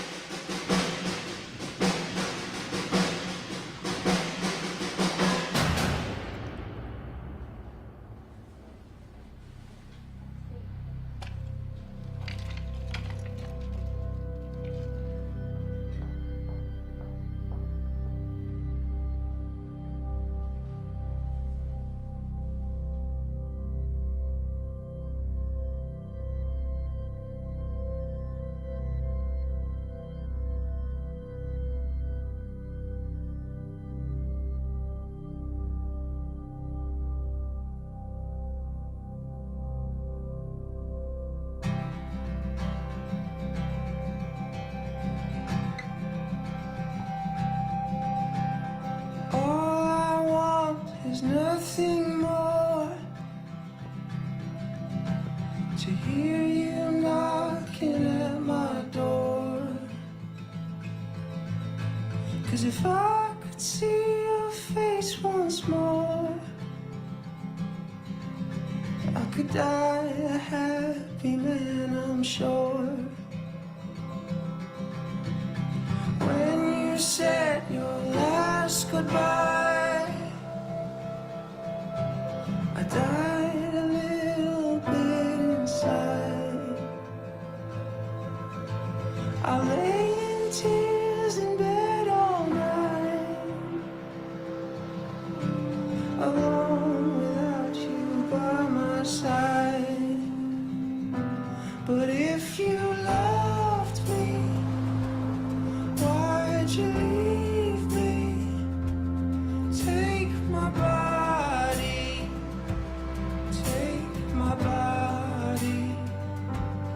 All I want is, and all I need is to find somebody. I'll find somebody like you.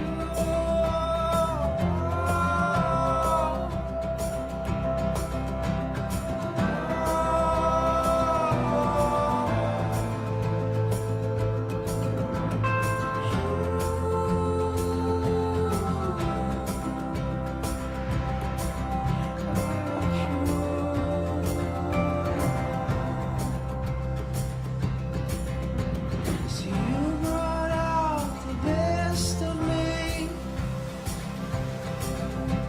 a part of me I've never seen. You took my soul and wiped it clean. Our love was made for movie screens. But if you loved me, why'd you leave me? Take my body, take my body. All I want is, and all I need is to find somebody. I'll find somebody.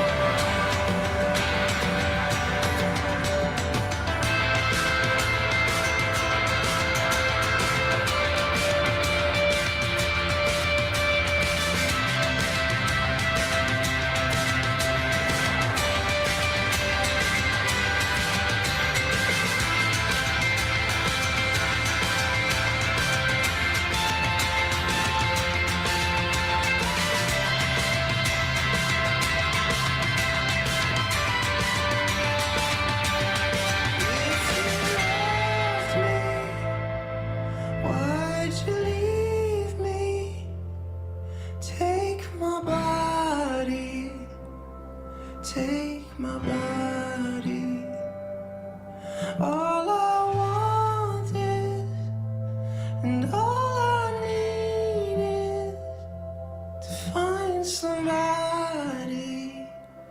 I'll find somebody like you.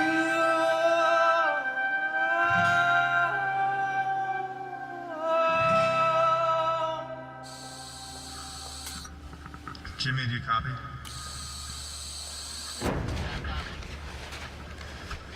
I'm up here on the ridge. I don't know, it's not looking so good. I'm gonna bail and down climb. It's just too warm. These cornices are sketchy.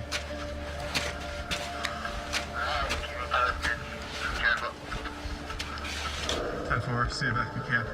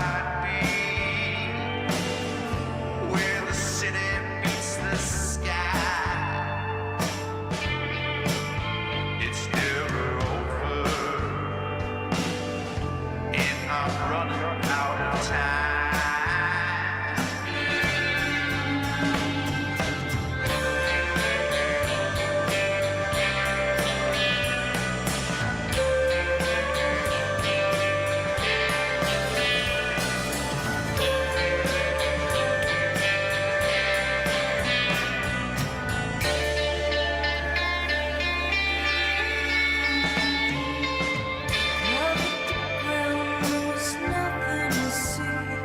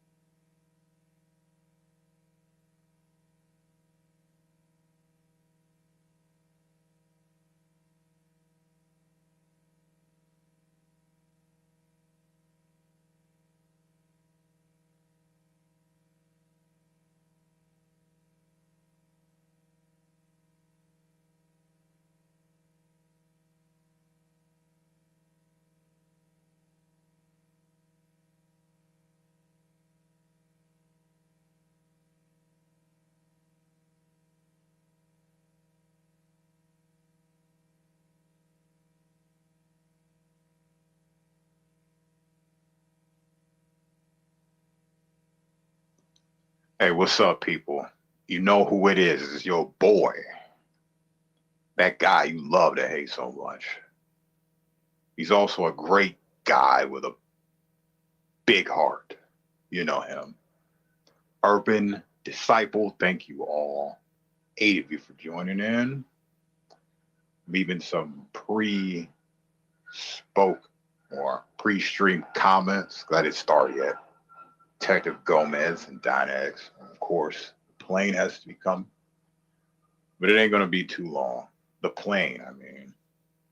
But we might have a long stream today. You never know how this goes. I was compelled to do this.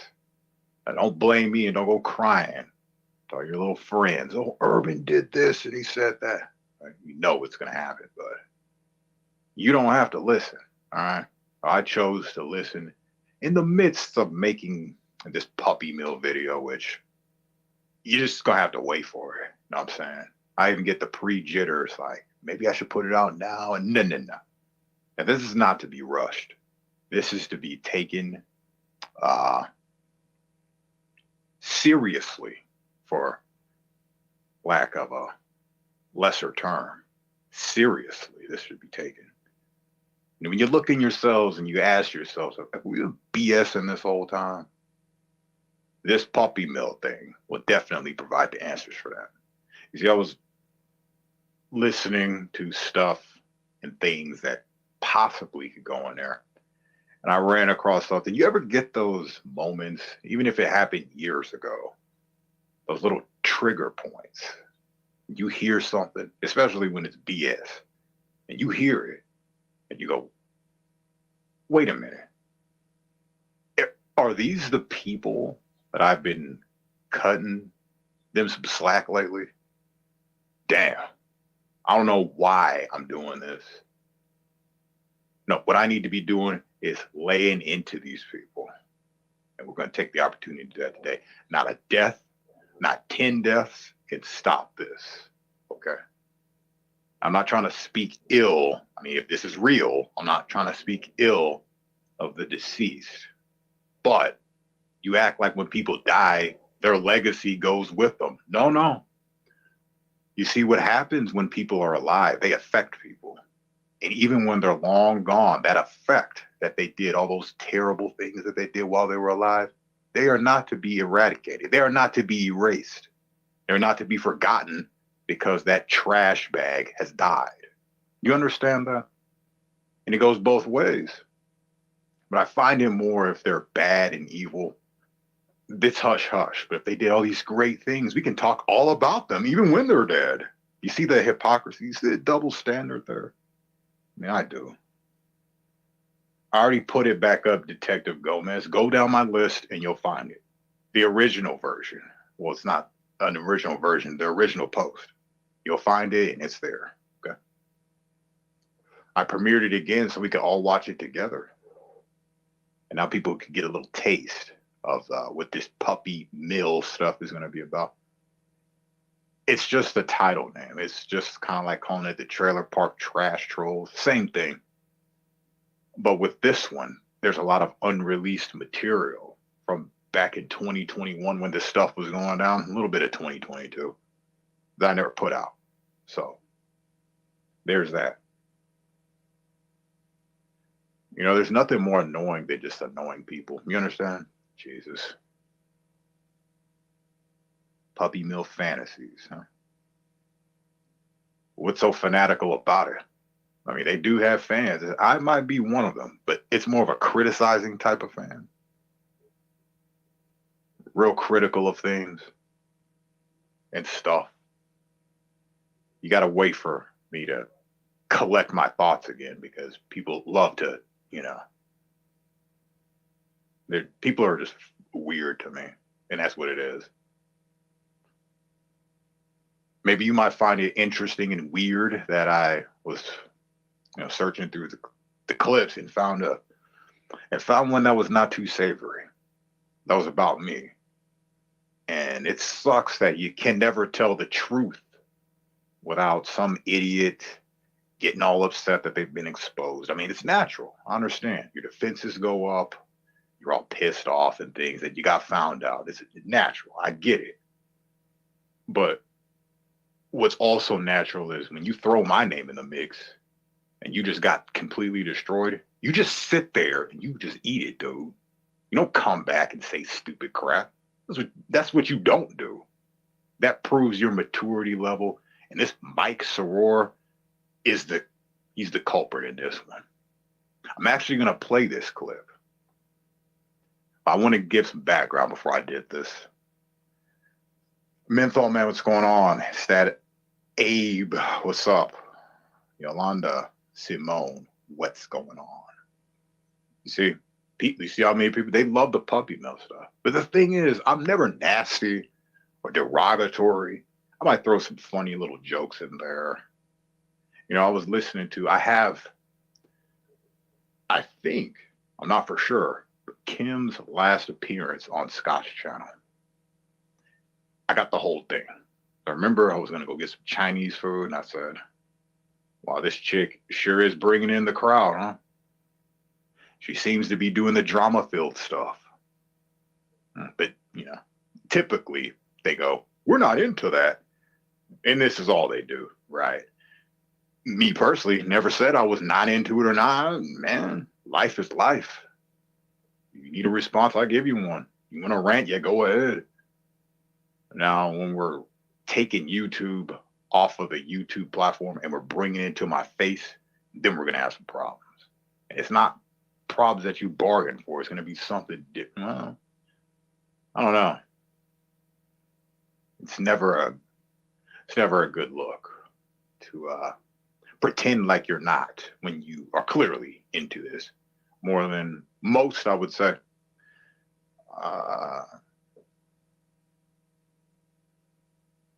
Let's see if I can set this clip up, see if it's already set. It's there. But you got to forgive I don't have the timestamp, so I can't just bring it there. It's in a long timeline list of clips that I'm going to use for this video. So it's already in the line. I got to do some cuttage and I got to do some copies and some pasting. You know how that goes, right?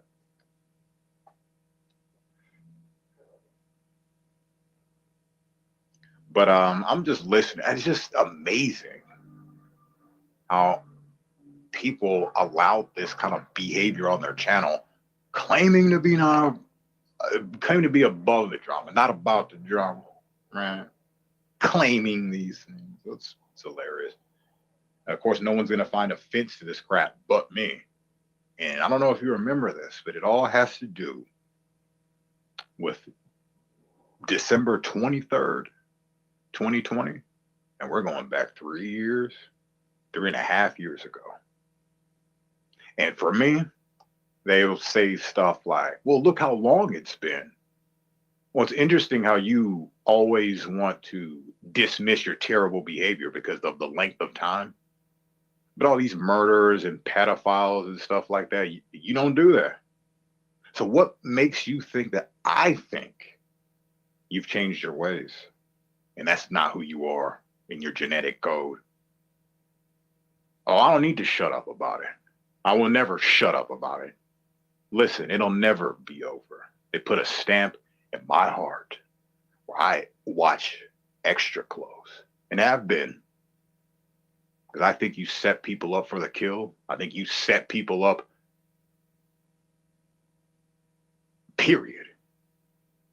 And maybe this Kim was one of them candidates. Who knows? Maybe she was one of the participants. Who knows? The next day, it's all forgotten. Well, you wouldn't be good in battle because you wouldn't remember your way. I wouldn't trust you, particularly, for anything. Go get him. Well, we're in war and shit. Go get him, Diana. Well, that was yesterday. All's forgiven. What? No. It don't work like that in my world. Because once you've shown who you are, that's it. And I've shown people here that come in here nothing but kindness until you screwed me. And now most people that come in here that are new, they aren't new. I'm telling you that right now. They're actually just old people and people that are sent in interested in certain topics. And so they get the same treatment. I'm treating you with distance. You stay over there. You don't come near here. You know what I mean? And this is how they need to be treated. All because of episodes like salons and cheese pizzas and all this junk. Not sure if we got the codes from Google and start reading them off, which I thought was the case. But it never was the case in the beginning. They didn't know what I was talking about. Had no clue. Until you apply the heat, Aaron, you know what I'm talking about. Then their little shells will crack. Like the boiled eggs they are. Hard boiled eggs. That's all we're waiting for. Applying the pressure. The steam, the heat. Gets too hot in there. Start cracking. Like this Mike S guy, which I'm listening back to this, I'm disappointed in this little goof. I was actually very upset listening back to this. Like, who the fuck does this guy think he's talking to and about? His fat ass needs to just take a fucking chill pill. Who do you think you are? So you lie, and then you want to throw shots at people like you're a big shot and shit? Fuck out of here, the loser. See, the way you be a winner in my world in this lifetime is tell the truth. Don't matter how bad it is, just tell the truth. And you, my friend, are just one of those characters that is unable to tell the truth. Again, that's a bad look. I don't care if he's on YouTube or not, if he's been around or not. I don't give a shit. Why do I care? If I want to talk about it, I can. It's not no party where, well, we haven't talked about you, so why should you talk about us? No, man, I'm just listening to something right now.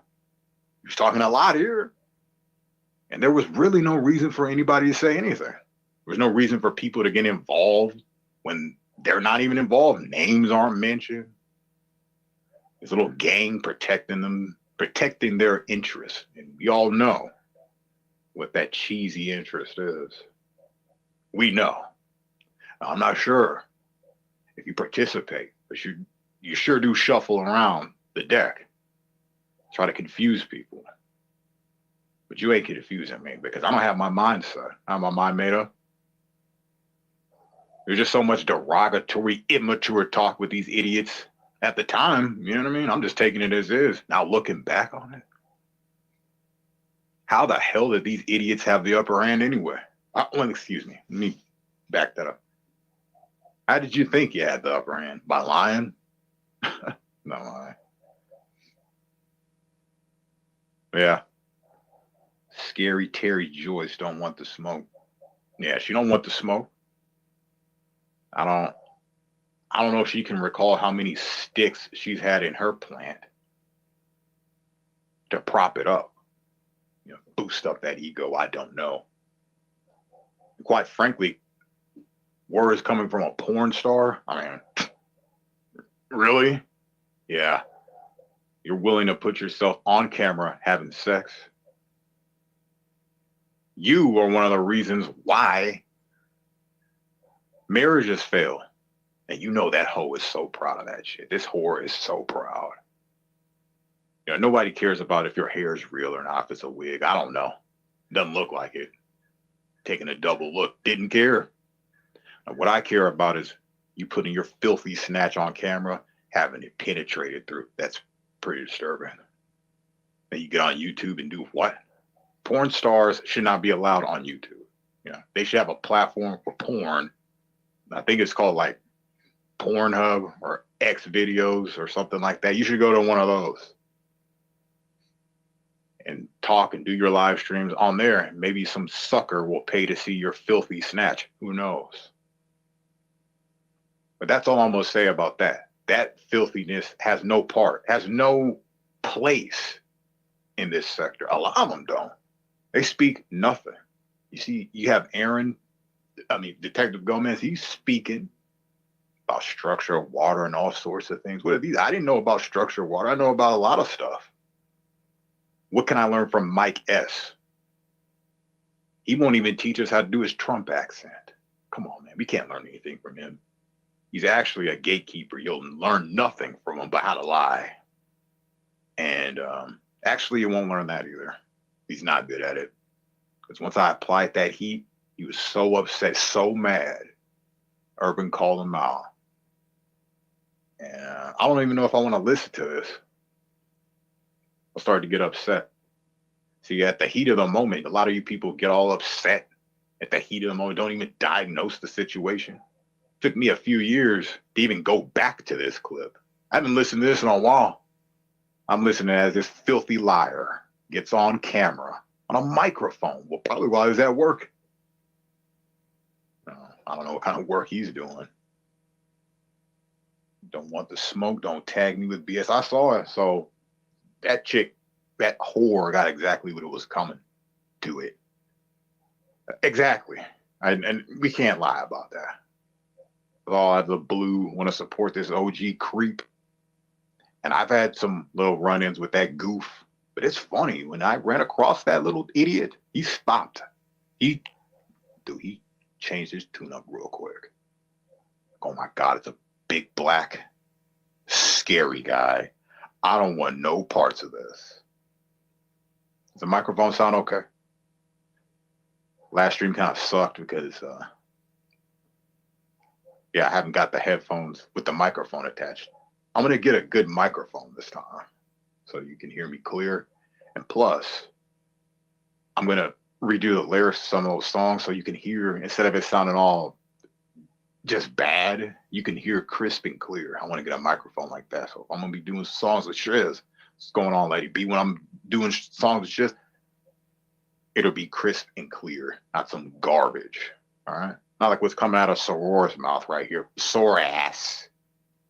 That clown who's stuffing pizza down his fat face. It's some good fucking pizza. Like some carnival or something. I don't know what he's doing.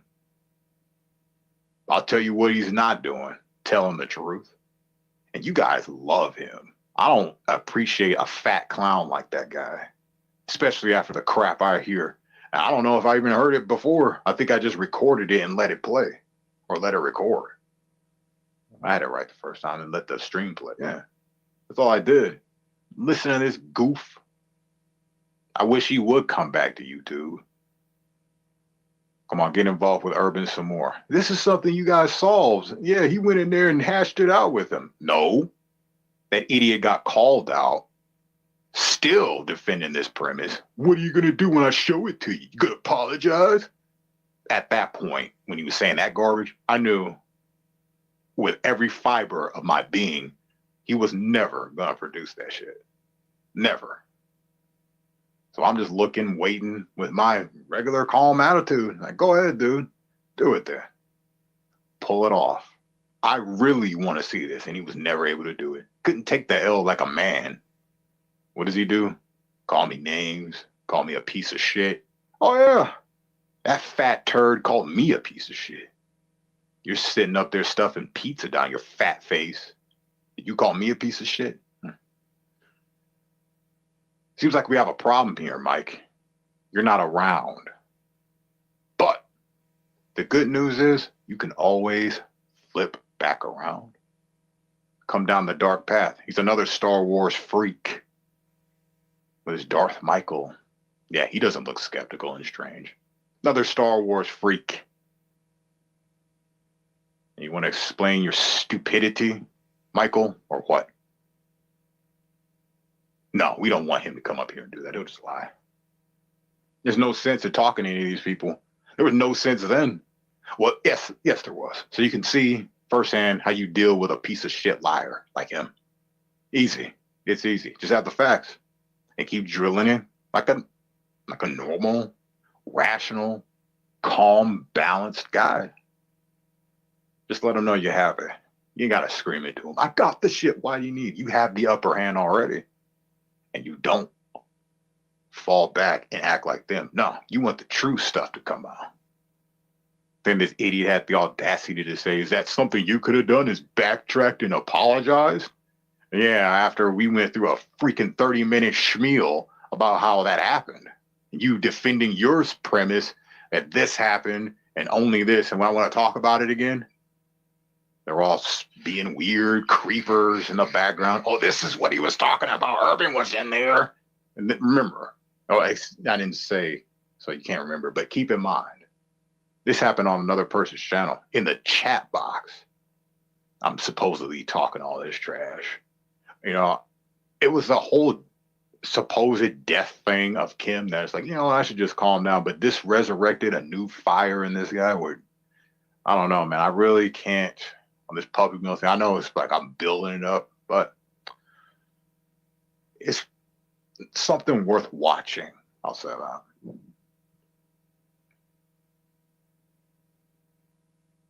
Well, Yolanda, can you just stop focusing on Aaron and focus on the topic at hand here?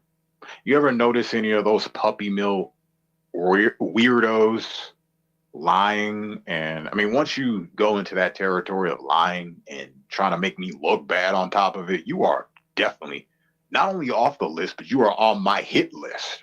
And it's not a death list because I'm not a death type of dude. But if it does happen to you, I don't know, man.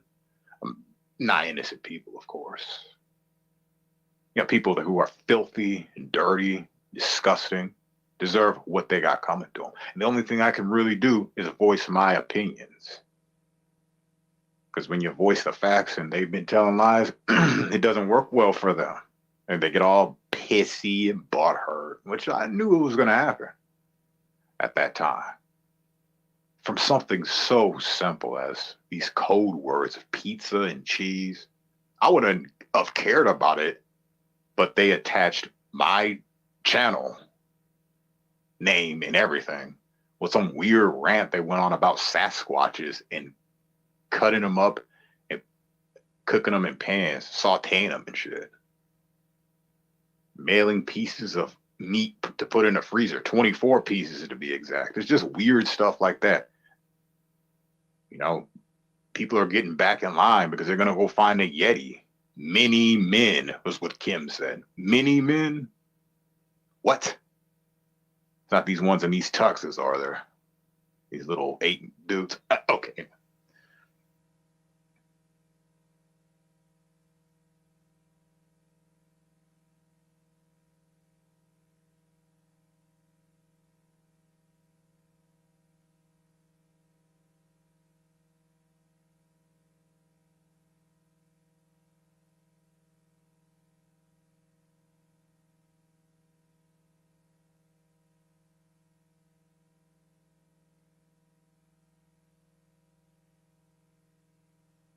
Shit went out.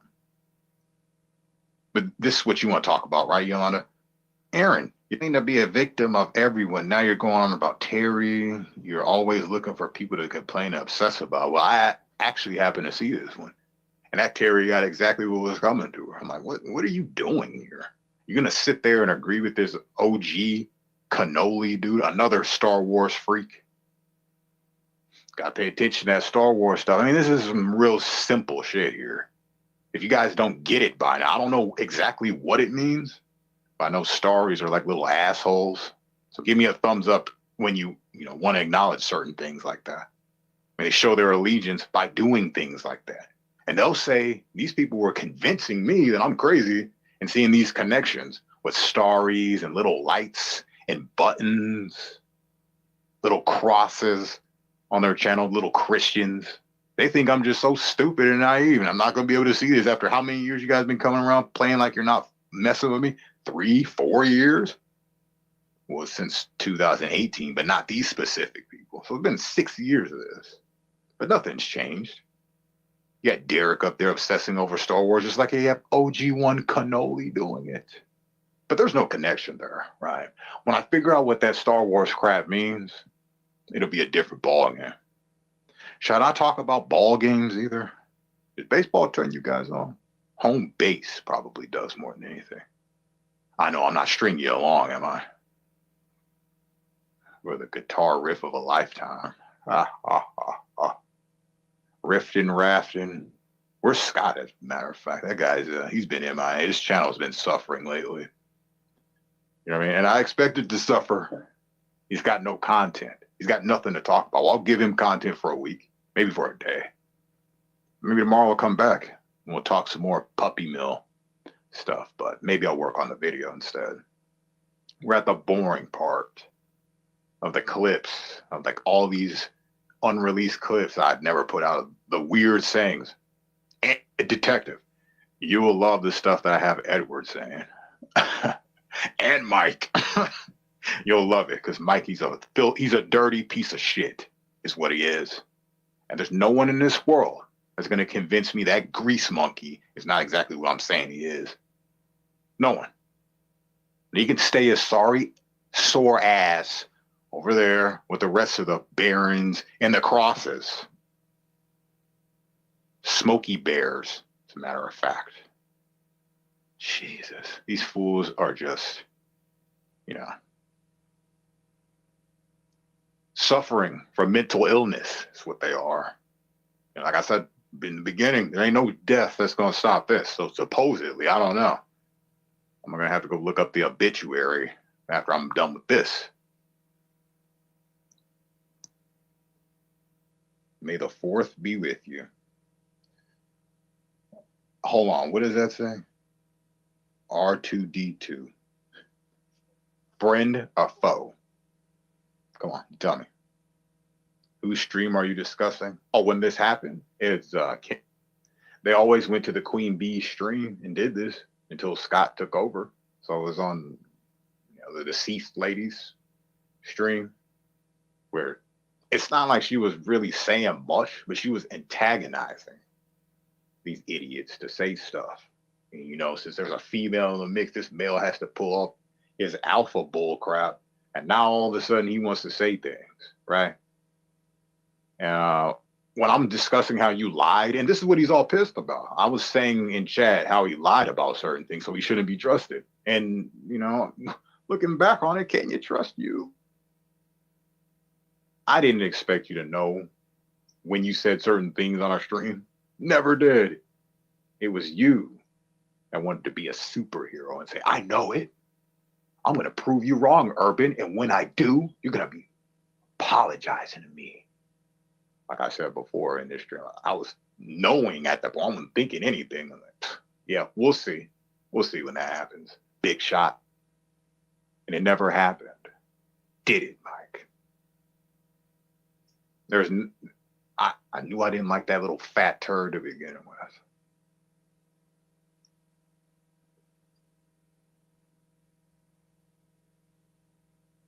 Trevor been given a pass because they think they can suppress the evidence. Yeah, it's very obvious. I mean, here we have the masterpiece of evidence in Edward's mouth. Not what he's saying, but it's what he doesn't say. It's what he doesn't answer. That should be an easy no, right? Should be an easy yes or no. But he wants to play games and he wants to make people think, well, you're doing that. And then you hate the results afterwards when people are thinking about it. Because there's something about the human species that's, before it's going to lie, it's got to think. And you got to remember, thoughts are really rapid, quick. So in his head, it might be 10 seconds, but in reality, it's about 2. But that little pause tells everything that you need to know. You're the one on the list, buddy. One stream you admit it, another stream you don't. I thought he was a cool guy. Talking about wrestling. And, for me to probably be, not him, but people that don't know. And I don't either, but there's a connection, just kind of like the Star Wars thing. You'd be interested in what wrestling really is in their world. Lucha Libre really is in their world. All right?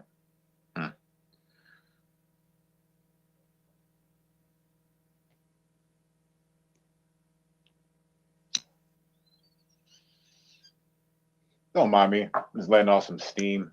Little puppy mill preview before I get into the good stuff. And all this stuff is going to be there. I don't want to say too much what's going on in the video, but just know that I've never lied about anything. Never had to. Now, when you hear people saying that, don't trust them. You trust me about that. There's nothing for me to lie about. I have nothing to hide. Absolutely nothing. They know everything anyway. Right? Well, when it comes to on paper stuff, because they spent the time to look me up, fantasize about what Urban Disciple does in his spare time, like that's any of your business. And then when I tell them that, they have problems with that too. I have very eerie suspicion that you tried to set this Kim chick up.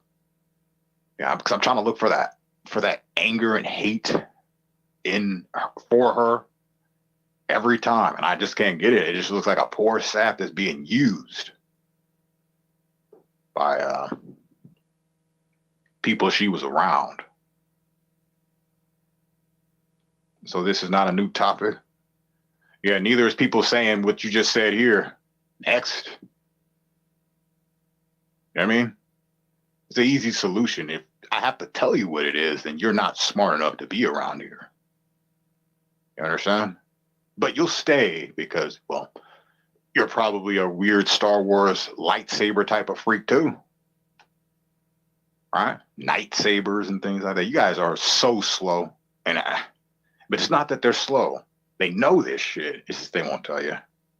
This is how much of losers they are. See, while Aaron or Detective Gomez is on different levels, I'm on this very simple level of, why do they all have Darth Vader stuff? Why do they always have lightsabers and talk about stars and buttons? You see what I mean? And with those two forces coming together, not like we're working with one another, but just in thought, marrying in thought, you can really do some damage. I think like a little kid with mine. There's a lot of truth that comes out, and it's just the way it is. I speak from my soul, and that's it. You can like it or you can hate it. But I'll tell you what you won't do. You won't debunk any of it. I'll tell you that. I'm ready to go into war. I'm ready to go. Mike, he didn't want none. That Mike S., he didn't want some. He never does. He acts like he does because he thinks yelling and screaming is going to get his point across, but it's not. It actually makes you look more desperate. Okay? Let me actually listen to this back. I want to make sure the mic is good because I don't want to be going an hour plus and then his mic sucks. It's not fair to the people. And that's how I think, instead of like, no, let me see what makes me look good. Makes me look good.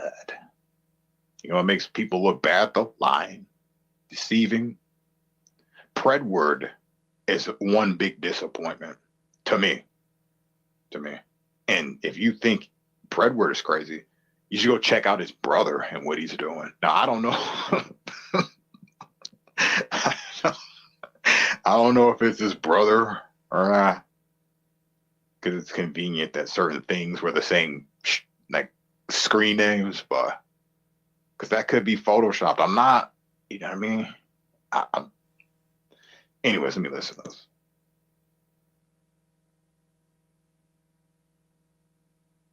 I gotta wait for a little bit for the Wi-Fi, so you've been blessed with a little bit more time.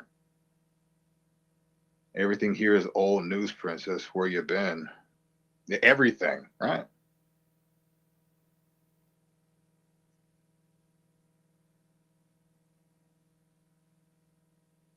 All right, sounds good to me. I really gotta make sure to get. Oh, when did this happen? I think this was 2021. Because there's a thing where I like put in the timestamps and the dates, but with a lot of these clips that I was recording at that time, I didn't think of that idea. So I'm gonna have to look at when I recorded it, and then that just seems like a lot of work. So you're just gonna get a basic overall from 2021 or 2020 to 2024. 4 years in the making. This puppy mill stuff. 4 corners to a cage, right? Well, unless you're in the octagon. 4 corners to a ring, we'll say that. And it's like they're silly little jokes. I'm like, dog.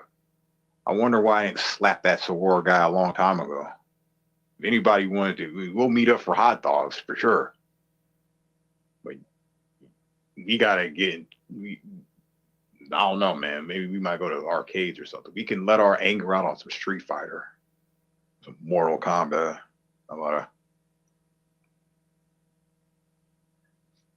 Yolanda, why does your brain always go to Aaron? This shit is, see, we're not annoyed because we're such fans of Aaron. We're annoyed because you're not staying on topic, and you seem to have a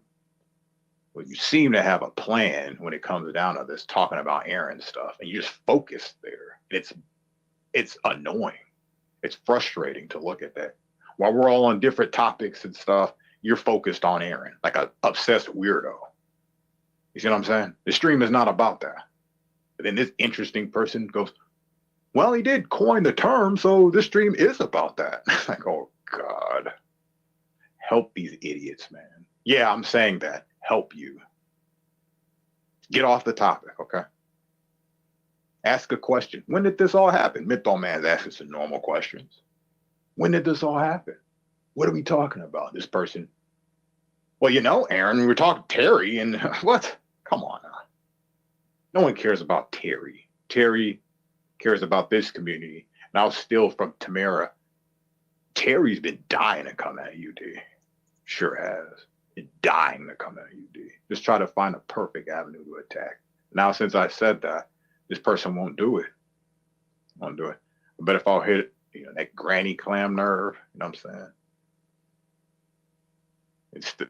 I was about to say something about bowling balls instead of pearls coming out that granny clam, but hey, yeah. Excuse me, can you have a what? Sure, I'll give you one.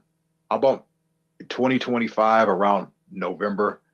I'll give you a wrench. There's your answer. So it's not a no. It's a definite yes, but you have to wait for about a year.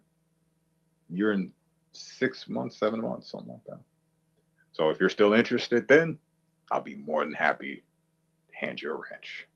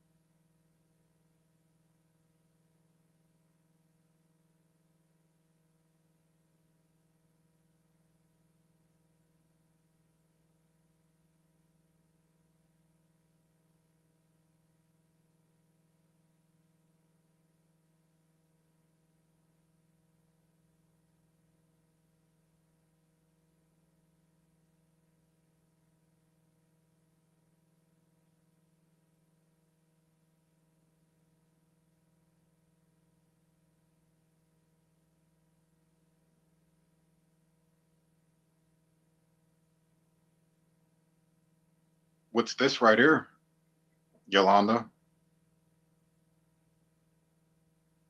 Yeah, no, I actually got knocked off of my SIM card. I changed my SIM into a different phone.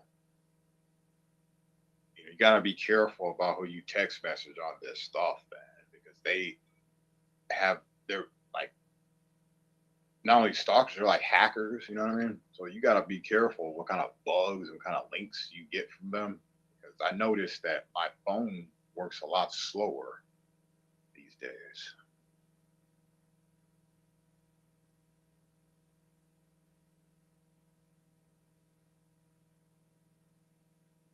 Yolanda, why don't you, do you have anything else to talk about besides Aaron and what he wants to talk about? Doesn't that get boring after a while? Once you see this puppy mill, man, you ain't going to be bored with that. You're going to be liking every second. I thought these April 29th specials were something. I'll say this, they're almost going to be as good as those trailer park trash specials. And speaking of that, before the puppy mill comes out, you have to see the trifecta of that. And then the Tales from the LARP side, too. You got to see that one, too. That's a good hour and a half of entertainment, right? Just haven't found the time to put it all together, render it. Well, I have to make the video, so I have to put it all together. So there's not separate uploads. I really wanted to put the part 1 and 2 of the April 29th special together. I didn't have enough space on my phone. But almost 3 hours of goodies in one video. And plus that render process would have took forever. So when I rendered both of them at the same time. So when the first one was done, the second one will be done already. See what I'm saying? We don't want to do that here. See all sparkly blue. Look at that. Oh, got a wrench. Menthol man, look at it. Take a picture. Stare at it. Stare at it. Be hypnotized by the swirly.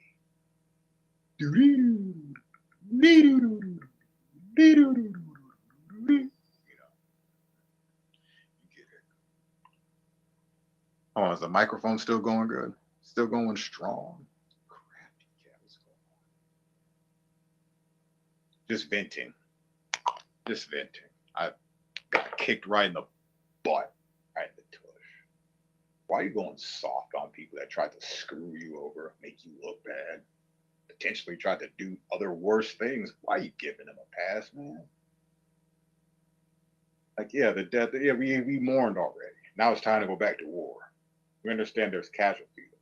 But you also have to understand that this person that is supposedly deceased was a liar.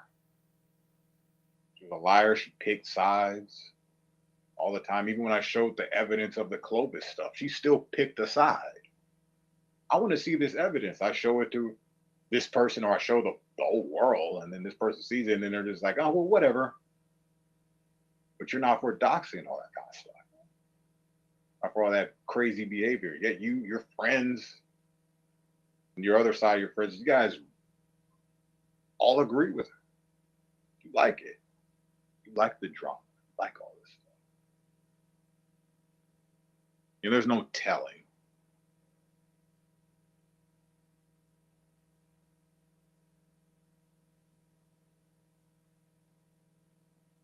Here, Yolanda, if you're gonna be this naive in the world and not think that there's a code that people won't know, you think people are just saying the outright dirty things that they do right public eye like that? No, they'll code it up. You idiots act like it don't exist. Especially this idiot right here. You act like it doesn't exist. You want to say, oh, well, I'm all about the code. I ain't about no fucking codes. I'm about cracking the code. Shit's annoying.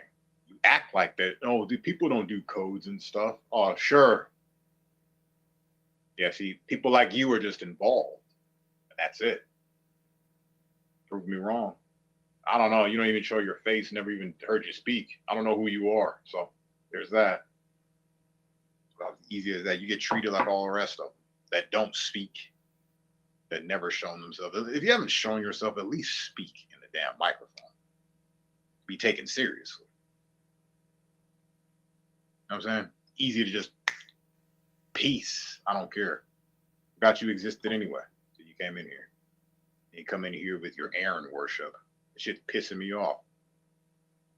Worship some urban. Fuck Aaron. Don't worship him. What are you doing? Worship UD. Let's go. Sitting over there creaming about when the Aaron's next appearance is going to be on UD's channel. Or not even that. It's just wherever he's at, you'll be, right?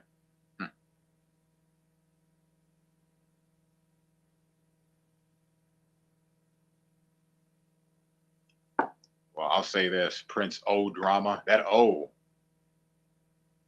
is very telling in your name. So much for your code. Busted.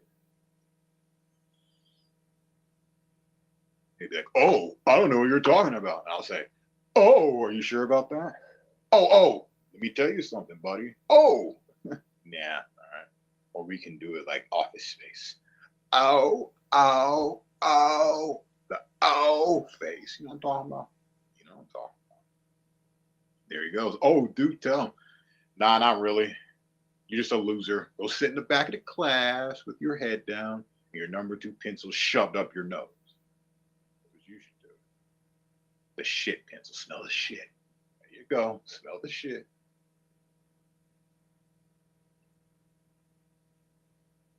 Another poor victim of Cox. You got that right. Hey, give me another excuse, Prince of Drama. Huh.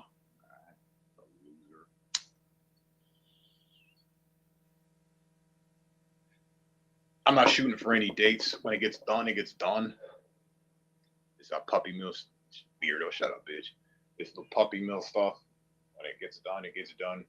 And I know a few people that will appreciate it, like Detective Gomez and Shizzle will appreciate this. Because I got a lot of stuff, a lot of weird things. Of course, yeah, what was going on at the time would intensify, would amplify their stupidity and their talk about stupid things.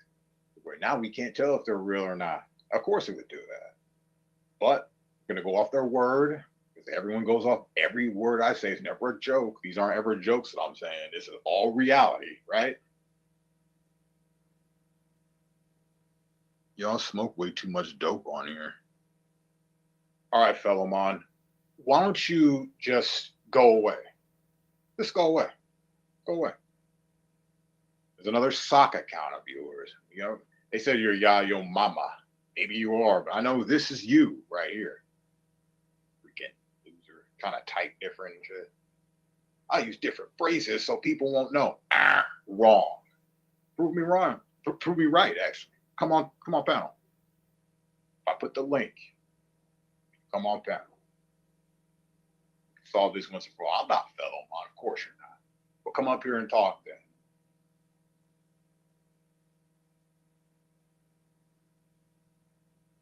Too much dope. Yeah, dope is a word that this idiot would use. Right, fellow man, you've been busted. Who uses dope when you see me smoking weed? Who uses dope? Loser. Who's using dope? I can't say I've never used it in my life. I've tried it. Yeah. Then again, it probably wasn't the pure stuff. Probably wasn't the good shit. I'm like, what's the big deal of this? Makes me feel sick and I don't really do much. And yeah, that would deter me from ever doing it again. I don't know how people get hooked on that madness. Doesn't make you feel good. Excuse me for wanting to do things that probably make me feel healthier, like smoking marijuana. Yeah, not cigarettes. I'm trying to work on my diet too. I'm getting older. It's not working.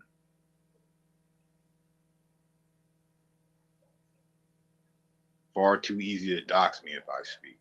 Also, you're like scared of shit. You're scared of online stuff. Wow. That dox you. So by hearing your voice, I'm going to get your full name, address, where you work. This is what's going to happen, right? Okay, get up here.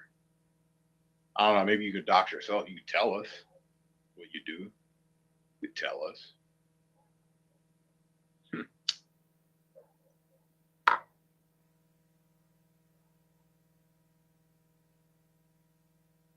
Well, he's not all of a sudden. You got the limber tail. Look at him. His tail is stuck between his legs. Like he can't get it out.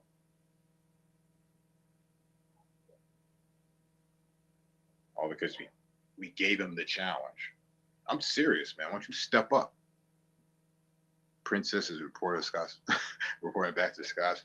With that one reviewer watching, who gives a shit? They're probably talking and they're like, "Oh, Urban's doing this." Yeah, I might as well play that mic clip that just got me so upset. Not so upset. It was more like I was upset at myself for feeling these like empathetic feelings of people. Why am I doing this to these garbage people? Why? If I mentioned you, Mike, I say you're garbage, just plain garbage. Stuff some more pizza down that fat ass face of yours. Grease monkey.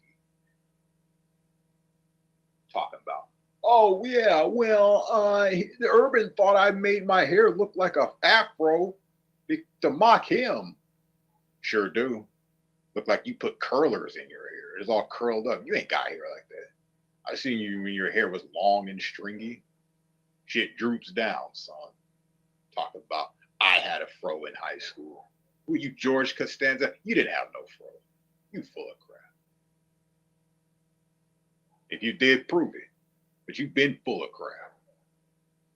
And you want to blame me for that? And here's Kim just making it worse. Calling me a piece of shit, Mike. And it was the way he said it. He sounded so agitated and upset. Well, fuck you too, Mike. Darth Michael. Obsessed with Star Wars and weird things like that. Why are you obsessed with Star Wars, you little boy? Hey, you would love to hear that. I was collecting Star Wars Episode 1 collectibles, toys, action figures. I had like almost all of them. Mint condition. I think my dad sold them. That sucks. Maybe he gave them away. But I moved and I didn't forget about them. I just couldn't take them while I was gone.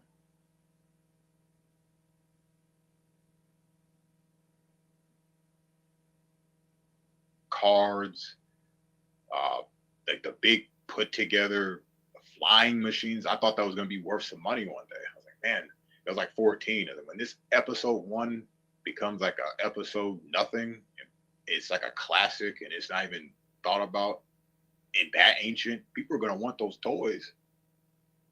I've been trying to look for this whole time to finish my collection. I'll pay you this. And people pay outrageous prices for toys like that. And it might be little freaks like these people. Who's having, well, I don't know. I would have still had them.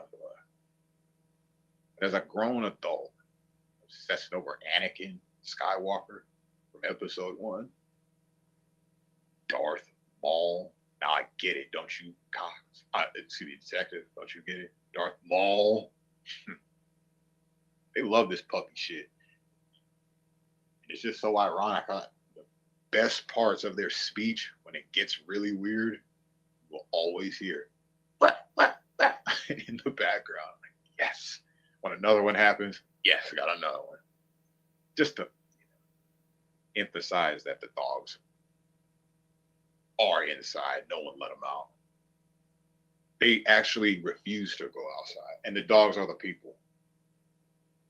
They refuse to go outside either because they're too scared, they're too paranoid, you know, someone's going to get rid of them. And there is like so much paranoia. I'm the paranoid guy because you guys are attaching my channel name and my name with some weird stuff. Even the PayPal thing was weird. That was more like a Tiffany operation, if I want to say so myself. Ironically, someone's trying to hack my PayPal while this chick is the first one to type in there on separate days. The first one. I don't see her very often. You see what I mean? But Urban Disciple paranoid. You would love to think that, wouldn't you? No one's got a rebuttal. You know why? Because everybody knows on here that I'm telling the truth about everything. I have no reason to lie about a thing. And you know what I have to say, just in case Tams is listening, in the spirit of truth, I had to put that out when you said something about your thing about you're going to believe everything I say. I got to come clean. It was a test. It was all a test for the emergency broadcasting system.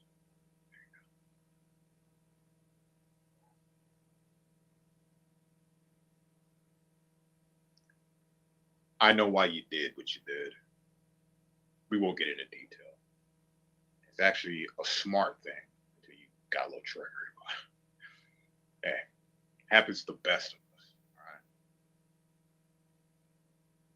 You lie about a lot, Urban. You want to start explaining those? You want to list them? Go ahead. List what I lie about. What do I lie about?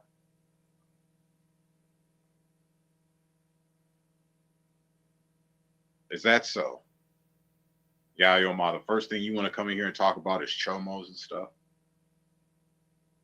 Did anybody talk about child molestation in this chat room until now? That's a negative. I mentioned child molestation or throw accusations. I think not. Maybe.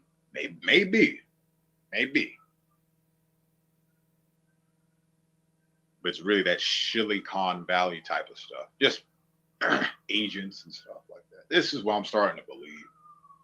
It's outright, but it's like it's tweaking your mind to different avenues. They're just screwing with you. They're screwing with us. None of this is real. They're not doing anything. None of these guys are dying. This is my belief. I don't believe it. It's too coincidental. And they die from the same thing. Yeah, get real. You prove it to me, and I'll apologize. But until then, I'm not believing a bunch of liars on YouTube. You got the, you could say whatever you want about it. You know, and when I start to question stuff and they go, why are you questioning things? Why not? You guys question their politicians and political leaders all day. I can't question this.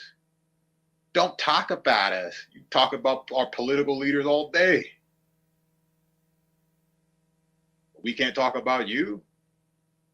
How hypocrite? Well, then again, I'm not looking for stability. Well, I am, but you know you ain't gonna get it here. I know more than you, Irby. Oh, really? Okay, cool. About what though? You might about certain things. Gotta be an idiot. And not make sense. I'll just barge into conversations where people don't care about what you're saying. Yeah, you know how to do that very well, better than I. Being cordial and respectful, that's my deal. You don't know how to do that. You don't get it. And most of these people have been very disrespectful. When I had an opinion about them, these, you know, what happened? And most people could look back and say, I agree with Urban Disciple on this one. When that whole trailer park thing came out, none of what I said warranted any of their attacks and their response to what I said. None of it. I was talking about one person. They all separately made it about them. That's what happened because they wanted to be a part of the drama. That's certain stuff that makes me mad about it. You act like you don't, but you did that. Everyone knew I was talking about one person, the same person I'm talking about today. You know what I mean? And the fear in his voice when he was finally confronted, his first conversation, well, his second conversation with Urban Disciple. The first one we were talking about Satanism because he's a Satanist. But it's interesting how he's on a stream talking about, yeah, they think we're all some evil Satanists. Mike, you are a Satanist. Did you say you were one? You know, deflection is a bitch, isn't it? Oops. Like a puppy thing, a bitch. Yeah, it is. Yeah, yo, mama. Let's try not to obsess over Aaron today. How about that? Did you do it for one day? We're talking about Mike S. and his lies. You agree with that? Probably. It's still Irby's fault because he lied. Yeah, I don't know. Doesn't matter if you take responsibility in this life. You will take responsibility, period. We're at the intelligence level in the game of existence, not of life, because we have many of those, but existence. And right now, to be a human being, you have to be a special type of spirit and soul. And you throw it all away, back in like a cheese pizza goof, stuffing it down your mouth, talking with your mouth all full like a little child. You good pizza. Man, chew that stuff up first. But is it more cool to act like that, Mike? Always searching for brownie points. To be cool. Yeah, that's Mike for you. One of those guys, man, if I saw you in real life, I wouldn't say a word to you. I'd just be like, there's that goof ass to please everybody. Weirdo. Trying to make people laugh. He's the tears of a clown right there. That's the prime example of him. He's got to gloat about how his life is so great and all that. People, that's a red flag. He's on his way to road to suicide. He's going to hang that right pretty soon. Watch him. Hang that neck right to that noose. Done. Mike. Suicidal maniac. He's the one who had mental problems his whole fucking life. What are you talking about? Got this great life? Nah, I don't think so, buddy. I think you have to portray you got this good life. You're I don't know what you're living in, but I do know that people who do that do not have the best lives. It doesn't take a genius to figure that out, does it?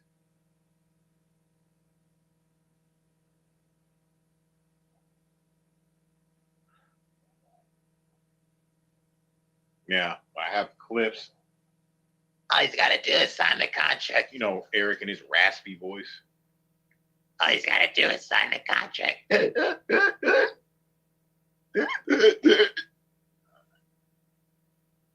Sound like a little guppy searching for his water here. Let's hit some more of this. The grannies in the cult. The grannies is a cult. It's a death cult. It's almost, but hold on, let me not say too much. I'd be stealing Tam's thing.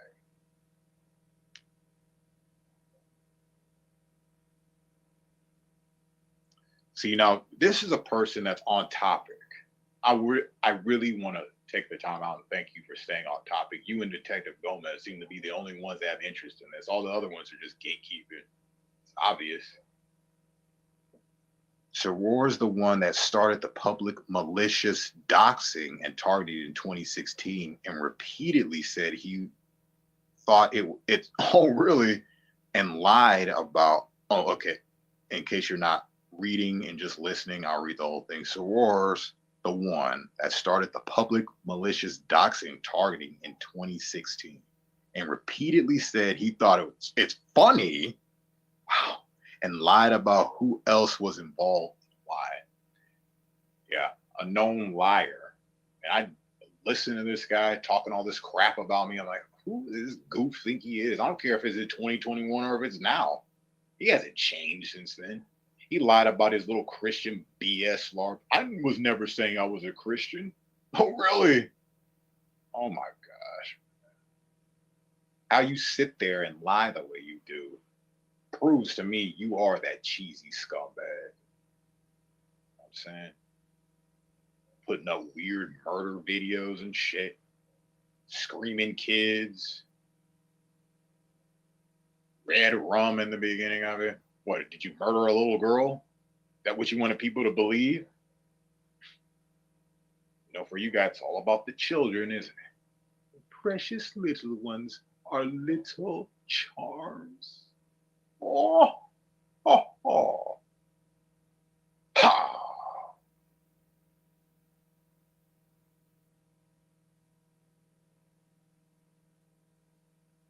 Granny shams. Yeah. That's what they are. Really bitter old ladies. I guess they're done playing bridge and making peace. Now it's time to start killing people. But and you're thinking killing as in murdering with a knife or some kind of weapon.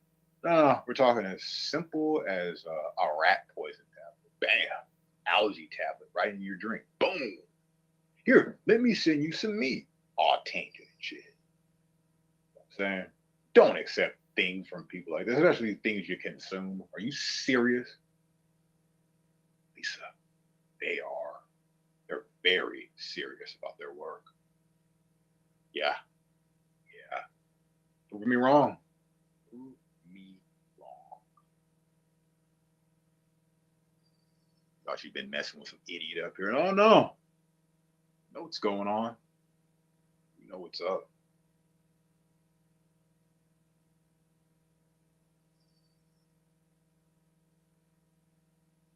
Don't worry. This could be the safe haven for the people who have been victims of these people. True victims, like deceased parents on YouTube avatars. That's just completely disgusting. Completely.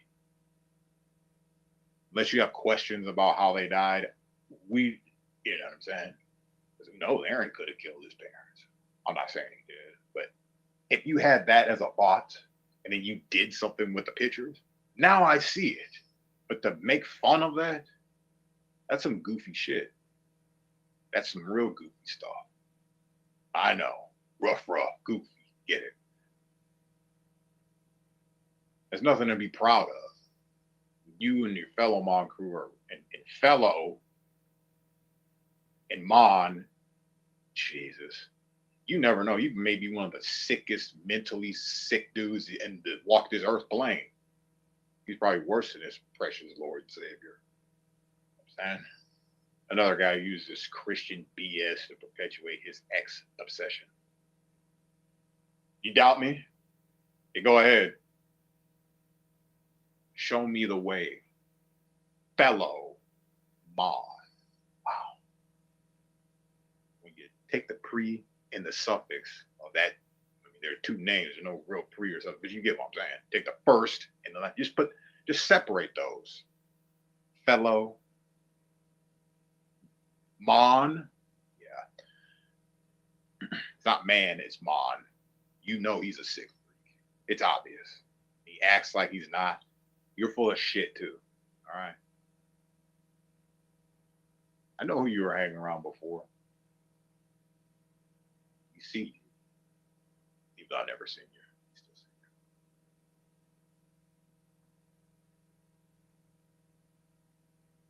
Who even thinks about that mouse dude anymore? That guy was never on my radar for anything. I don't care as far as I'm concerned. He did his time and now he's out. So there you go. He didn't kill anybody.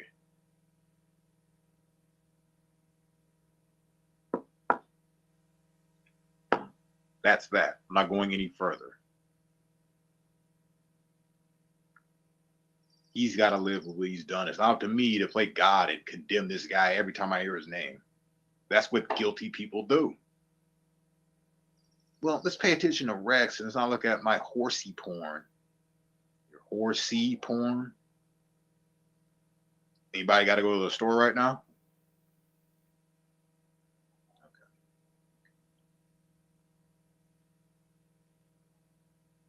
This is the puppy mill setup stream. So anything you hear here can and will be used in that puppy mill. You see what I'm saying? Only so you get the gist of what I'm saying. In joke form here, and then you that, oh, now I see where he came up with that joke. Now I get it. It comes from their mouths.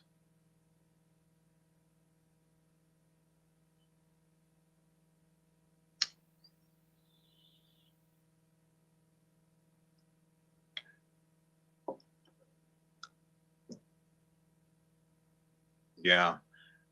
You know what? There's no enemies in here. You ain't going to back of the report and me just letting you slide and be in here too.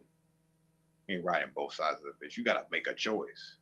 And you already have, but you don't stay over at home base. You come over here. You're going to gain some information. You're just going to play this stream later. You're going to have all these people coming up. Yeah. Good 30 minutes of a chat. And then, that's it. No one cares about what they have to say. Especially me. I don't care.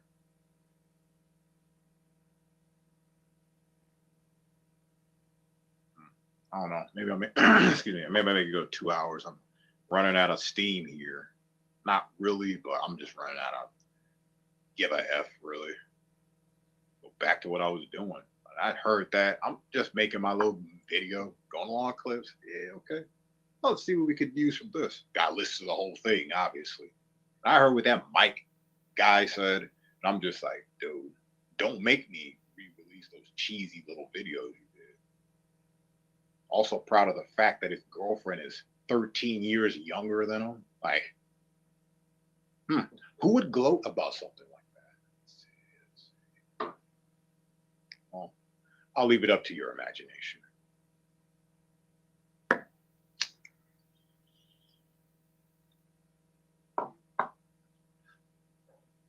I know. That's why Mama had to go. Mama doesn't seem like a real person with a real brain. Mama seems like a person who flip-flops on narratives. So if you're not down with this narrative, you're going to get slapped with the bin. And the bin is the end. Bam.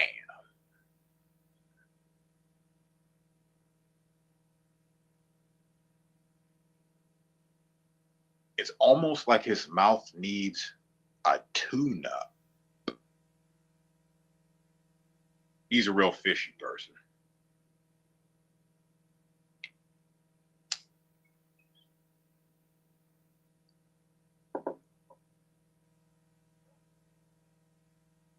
I got a good one.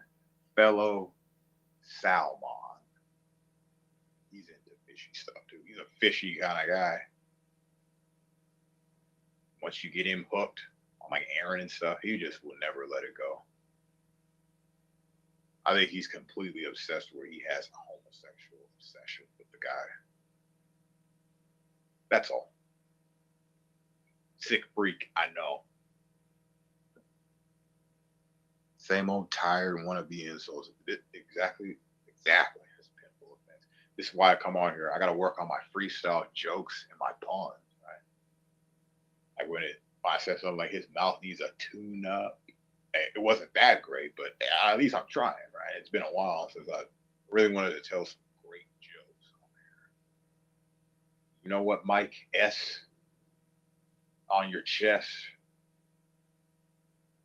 Sausage, pepperoni, and all that kind of madness. I believe I'm just never going to stop with you in videos. And I was like, we'll put you in are you going to be in the puppy mill stuff? Well, I don't know. Are you one of those grannies too? Are you a granny who got tits like one? Saggy breasts. Are you a granny tranny? Tell us.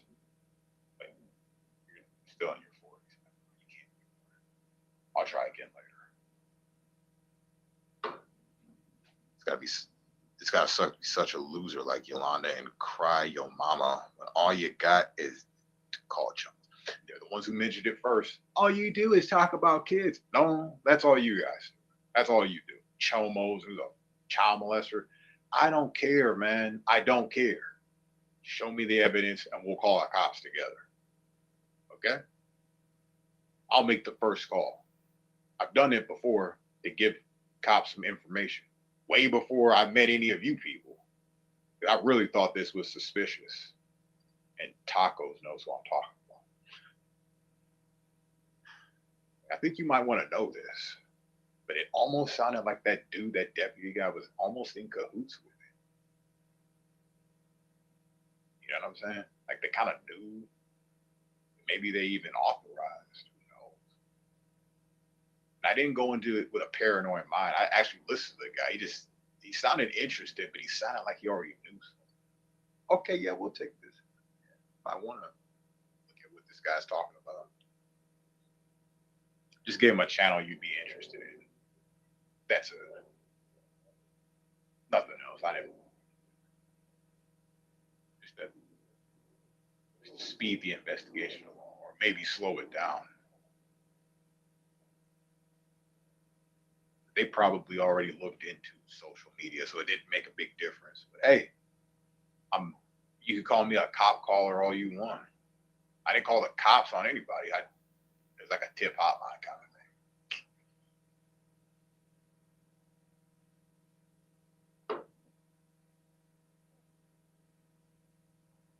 Oh yeah, I said that like 20 minutes ago. But you stopped being a loser, so there you go. Don't harp on that.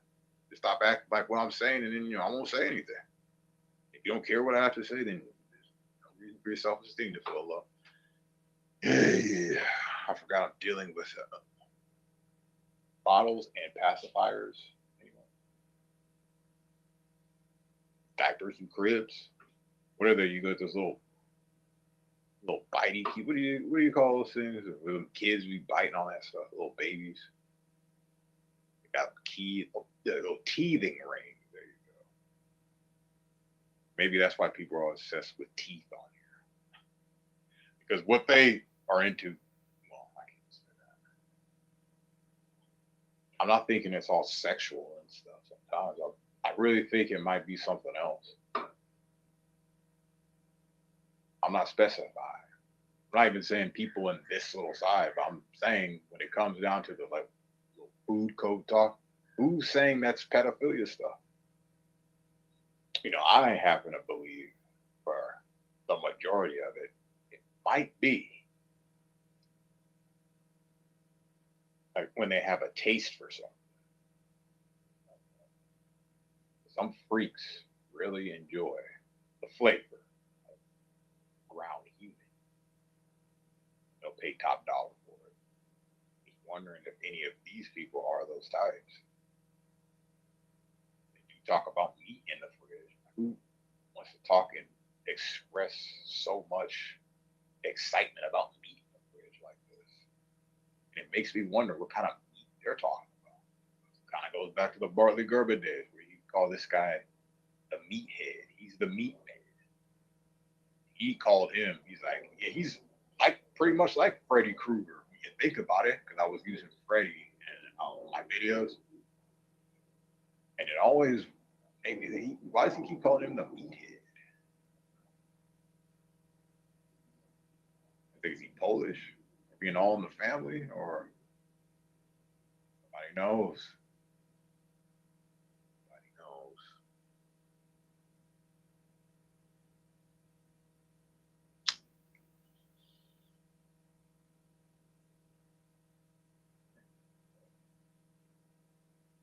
Yeah, let's hope not. Let's hope it doesn't boost self-esteem either. Well, I don't know. If it's in a positive way, okay, I guess that'd be fine. But most of these people, they'll take that self-esteem stuff and they'll just dog other people, bring them down. You don't understand how much BS, and a lot of people have. I've just held my own. I'm not a violent person. I'm not a very aggressive speaker like that when it comes to dissing people. You know me, that you know that I'm like more gentle with approaches, because there's no need to be like, unless it's time for war. That's a different story. I'm talking about my everyday life. It's not. It's a lot of these people with their N-word talk. This Mike dude, he's saying that N-word too. You know what I mean? He gets all upset when I call him a sand N-word. He was the one saying that word. And then he takes what happened there and he goes, well, Urban was saying I was a sand N-word. Yeah, after you said all that, but they just like forget what they say. Put it on blast, what I did. That's a lot of their video content. Let's trigger this guy and make content out of him. That's all it was. My content is about not you guys triggered. It's more about how you speak to one another in this weird little way. And if you can't see it by now, and I'm not talking about in some urban disciple kind of way. I'm talking about in everyday conversations. Do people speak like them that aren't hiding things behind words? Come on, man. If you don't see it, then you just don't have the intelligence to even be on this planet. People see it. They're probably too scared to say something. My thing is a lot of people are involved in it. So of course they wouldn't say anything. They would just say how stupid the idea is. Just like underground tunnels. And I forgot who was saying this, but I had brought it up, and they're like, you're stupid for believing underground tunnels. There are underground tunnels. Yeah. There's lots of them. All across the continental United States. All across. So it's Mr. Jones' turn. I don't know, Mr. Jones. Either I blocked him or he blocked me. I don't see Mr. Jones. I haven't in a while, so I just hear people saying Mr. Jones. It's not important for me to know.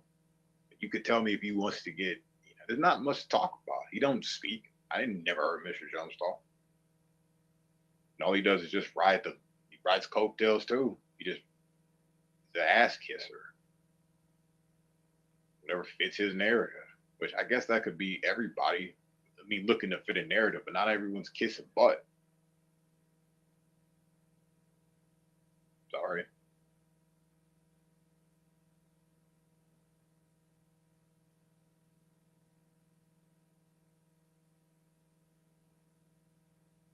Oh, in my thing, I'm not letting this go. Oh no. Oh no. These little puppy milk, they're gonna get what's coming to them.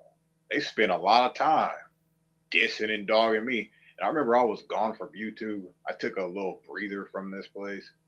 And week after week, I was just watching as they continued to dog me. And they're the ones that go, well, if they're not speaking about you or they're not around, why are we talking about them? All they did was spend time in chats, putting cheese emojis and pizza, little ice cream things. And I don't know about ice cream, but they're the ones talking about, well, we're gonna make an ice cream channel. What does that even mean? I'm gonna make an ice cream channel. What's that mean? You know what I'm saying? I don't even want to know. I don't want to tell who said it. I'm gonna look for that spot. An ice cream channel? Really? Damn. I know I have that on recording. I'm like, dude, why would you even say that? You only say that to just make the situation worse. Mess with people's minds. This is why they do it. Yeah.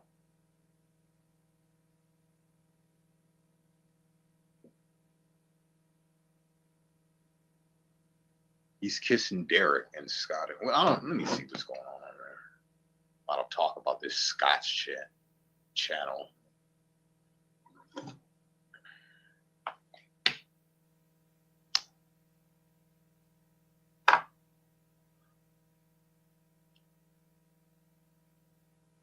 I still don't understand how you get caught in your lie. I thought you guys worked it out. No, you got busted. How was that a workout? You know what I'm saying? Like, does that even make sense? Or is it just me? Am I just tripping? Did you get worked out after you get busted, after you're told many times you're wrong? Urban, you're wrong. We busts and the Urban busts the proof out. And all of a sudden we settled it, right? Yeah. That's how you want it to work. They say time heals all wounds. Maybe, but there's always a scar left. When I look at that scar, I'm reminded of what put it there. And what's wrong with me getting a little upset about it? Yeah, it's in the past, it's all healed up, but there's still a freaking scar there, you idiot. That ain't going away. I guess the kissing and making up part might cover things up. You dropping the link? You talking to me? Nah, I ain't dropping the link. I don't drop links. I don't talk to people. I just talk about it. Positive or negative way. Don't take talk about it as a bad thing. It's not even negative. This is all truthful, so it's all positive. I don't see what I'm doing as negative anyway. What am I saying? Oh, Mike and just going on this rant and talking about it. No, he is fat and he did stuff his face with pizza and talking about this. Go fucking pizza. He had a full mouth talking about that. Kid, chew it first. It was like a 5-second video. That's weird to me. What is that, a code for something? And you wouldn't see that as just weird little 6-second video about this some good pizza and then that's it. You ain't gonna say what kind it is? Well, of course not, right? You ain't gonna say where you got it. You ain't even gonna show the slice. You just show your face being stuffed with it. Show us what's the toppings. Show us the toppings. What's the toppings? Mushrooms, sausage, pepperoni, and pineapple. A lot of their favorite things to eat. Even Satanophany called out Kevin about when he said, I knew it was your daughter because you said so in a recent video that you look and you eat. Yeah. Yeah. Excuse me. Then you look. Yeah. Just so happens, yeah, there's going to be some lessons in this too. Fellow Mon's going to appreciate this because we're taking his favorite language in the whole universe from his favorite people and we're putting it to the test. If they're not a part of something like this, because they would be speaking this language. And a lot of it is just not coincidence, bro. And I'm going to show you. I'm going to make Fellow Mon, I don't even want to say that gross name. I'm going to make him a believer. Or should I do that or should I just convince him? I don't want to make him a believer. I think he already is one. He believes in magic and all sorts of fantasies and stuff like that. Detective knows sometimes.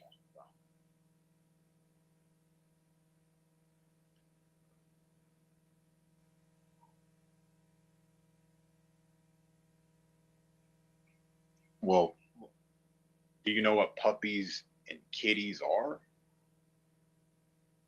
You know what that means though? Like barking dogs. The little pedal to the metal stuff.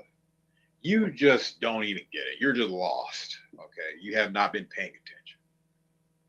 There's a reason why Scott runs 24/7 streams. He needs an alibi. Plain and simple. You want to dog me about that, you go right ahead. But he needs an alibi. For what? I don't know. Why don't you ask his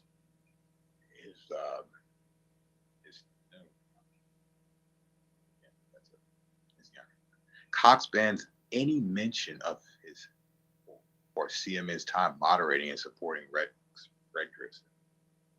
You see, in reality, he's really a Rex fan, this Finding Freedom guy. He is on repeat about Rex all day long. Yeah, I could give you a wrench and I could start talking the most off the wall stuff, and then people will now look at you. Remember, he was the one wrenched that Urban Disciple guy's channel, remember?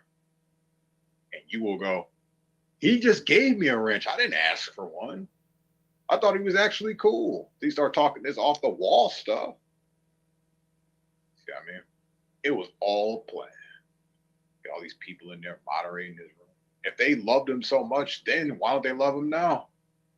If Cox was defending him so much, then why doesn't he do it now? It's a if he was doing that. We don't know what he was doing. I played many people on this platform using that same tactic. Oh, I'll be cool with him. I see he's a piece of trash, but I'll be cool with him until he slips up. I'll gather all these things. He thinks he's playing me, but he's really just playing himself. I'm not, and I'm just watching it. Yeah, Just believe everything he's saying. Sure. And just wholeheartedly believing him. It's not an act. It's just you play yourself. I'm not in the game. I'm just doing me. When I catch you, it's over. So we have it all figured out. Finding Freedom is definitely a Rex supporter. He loves Rex and T-Rex. Okay. So when they ask you, do you think dinosaurs are real? And they say that they're real. Think about what they're talking about. Yeah. Same with their precious Lord and Savior, Jesus Christ. They ain't talking about Christianity. They're talking about a cross. But flip it to where a cross can stand on its own instead of being planted in the ground. And you got what they love. Eggs. Eggs all over the place. Eggs on their face. Eggs in their tummy. That's right. All in the guts. This is another Aaron obsessive weirdo kind of guy. Just weird, man. You're just weird. He comes in, the first thing he wants to talk about is, well, Cox and CMN were Rex supporters. You're a Rex supporter. You talk about this guy more than anybody else. You support him. You advertise for him. And people are going to go, well, who's Rex Fredericks? I shouldn't even be saying this name. We have reduced this guy. Well, I don't know. He probably reduced himself when he got that record, right? But we reduced this guy down to his name doesn't even mean anything. He's just a character. Like I said, I think he did that himself.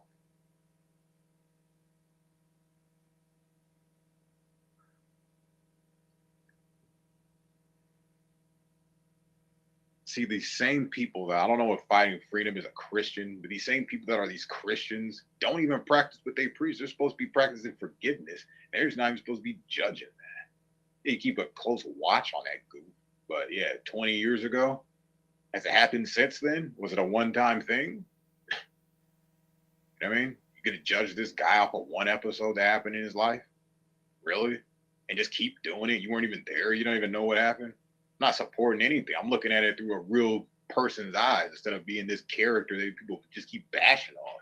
This guy, I don't know if it was set up. Some people said it was set up, but this guy was having people coming into the grocery store recording them. This guy's a pedophile. Well, first of all, he's not a pedophile. That's why it was confusing when the Detective Gomez was talking about it. I didn't know who he was talking about. I figured it was him, but but he can't be talking about it. But I guess that's what people were saying. He's a convicted pedophile, and then he's a convicted something. He's a sexual abuser, a statutory rapist. I mean, I wasn't there. I don't know. And people get all upset when I say, yeah, well, you know what, man? In reality, there's some 15-year-olds that want older men like that and would do anything to get one. They say, well, Urban Disciples condones it. I never said that. I said that it happens. Now, what am I going to do about it? Am I going to tell them how to live life? That's where I'm at with it. I can't tell them nothing. I know that anyone around me in my circle, they wouldn't be happy. Like a 40-year-old and a 15, that's just ridiculous. That doesn't even cross my mind. That's just so out of bounds right there. Who even thinks of that? I don't think of stuff like that. It really doesn't exist, but it happens all the time. This world that I live in, and people's choices, what they want to do. They put that in a clip. Oh, he condones it. I never said I condone anything that has to do with 15s and 40-year-olds. I said you can't put these little kids you call them kids, but they're making grown people decisions. What do you think? It's all sexually driven, like most adults anyway. I'm not even going to go there. They're the ones deciding these things, and whatever happens to them, happens to them. You know what I mean? Now, if they're victims of a crime, a rape or something, that's different than some kid being curious about an older man that's rich and, they're going to take care of me because I see how my mom's got it rough. Thinking all this, planning this all ahead of time. Then we're going to jack him for his money. What's he going to say? I'm all underage. You know what I'm saying? Getting them like that. Do they deserve it? Probably. I have mixed feelings about the extortation of like sick freaks like that. And a lot of me say that should happen. If you get them like that, then man, idiot. It's either jail or you pay up. That's it. So there you go. What do you want? If they ain't got no money, guess where they're going? That's a lot of their operation, though. That's what they do to people. Ain't that right, Cool Breeze? Cool Breeze. Jesus Christ is the word. Yeah. See, he's talking to that sword and the stone talk like a freak. I knew this guy was a weirdo. Finding freedom, you're a weirdo, okay? You do nothing but spout off mainstream media news headlines, and you think you're doing the world some good. I could have just watched CNN.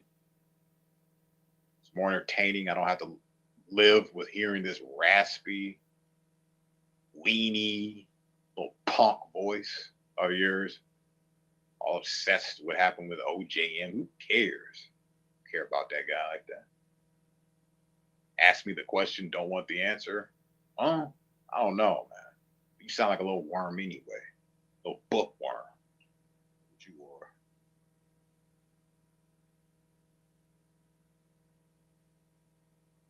And he's just, he's obsessed with planes and being an A1 person. He's really got some issues, man. Who sent you over here? Scott, you're rarely here. I don't know why you came. You came to antagonize this Aaron dude. Why? Nothing better to do?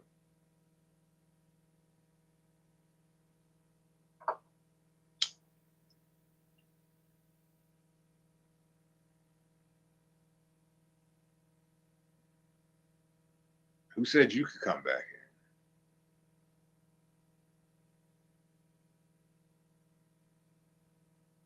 And don't worry, you'll never be using your rich privileges, abusing them on me. I ain't going in that Scotch channel and typing nothing. I don't even watch that garbage.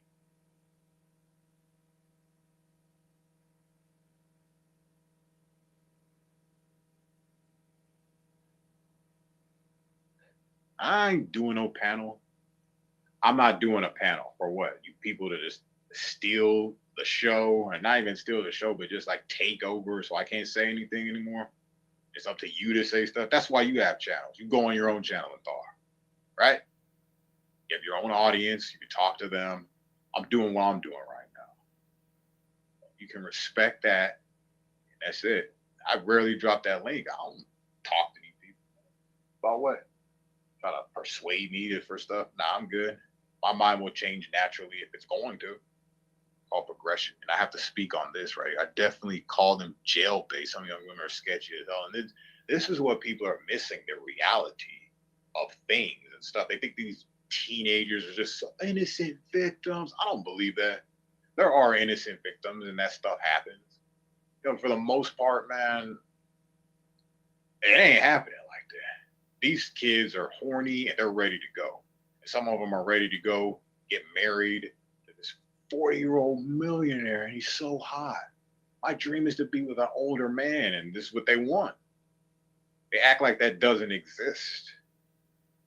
And it's just lunacy to think like that because you feel guilty about shit. Or how you feel about a youngster. Why do I have to say how I feel versus the fact of the matter? The fact of the matter is people get set up all the time. There's nothing wrong with detective. And I said this back then. There's nothing wrong with him listening to the guy's story. I had a problem when he's like, I'm not going in that guy's channel. And I seen him in there. And I said it. He's like, prove it. And I did. And that was one of my problems. I didn't care if he was going in there. He said that he wasn't. And I'll put it to the test, as he would say. An integrity test. That's another word. An integrity test. I put him to that. He was more upset that fellow granny was using my stuff. I had to get him. I used some of his stuff. CMN footage. He's not an obsessor. He's got so much CMN footage. I didn't even know that kind of stuff existed. Yeah, he's crying about how many videos has he done on you? You know, I don't even consider him rambling doing videos on you. Doing videos on you is taking your clips and doing stuff and making it look like something. That's doing a video. You understand what I mean? Like he done to that. Why? Because he put you in the title and on a video where he's talking about more things than just you. No, if you're the focus, that's a video. He just put you in the title for clicks. I don't know why people watch that crap anyway. I mean, the videos that he does on you, it's crap. Like, oh, he wastes his time on fellow mom. Obviously, he did. I can see why. Because you've taken so much of his footage and put it in your videos. He's not allowed to talk. Get the fuck out of here. That guy is just a little wiener too. Oh my God. You should hear. I was thinking I should just post Kim's last appearance, the whole thing on my channel.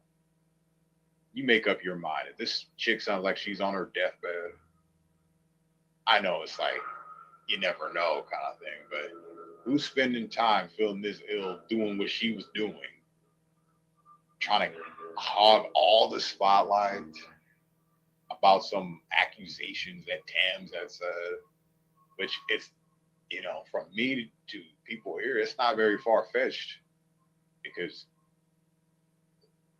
well, you little cookie crisps are kind of weird. I wouldn't doubt that little Rice Krispies like you guys would be involved in some shady activity. Weird Fruit Loops and shit. Just very strange people, man. Talk really weird. Always got these little foot and toe injuries. Like, what is wrong with these people? You don't think people are gonna notice shit like that? Little rings to it, little toe rings to it. Get the fuck out. You guys are insane. Is what you are. And you need to be put to a screeching halt. All this stuff to a stop. I would say that, but it might scare people. Especially when this Lori lady was talking about the white vans coming around her house. She's all paranoid and shit. Why are you telling me this? Why are you telling me this? Y'all know that you're all paranoid because of the things that swim in the ponds. That's why. You're all paranoid. All right?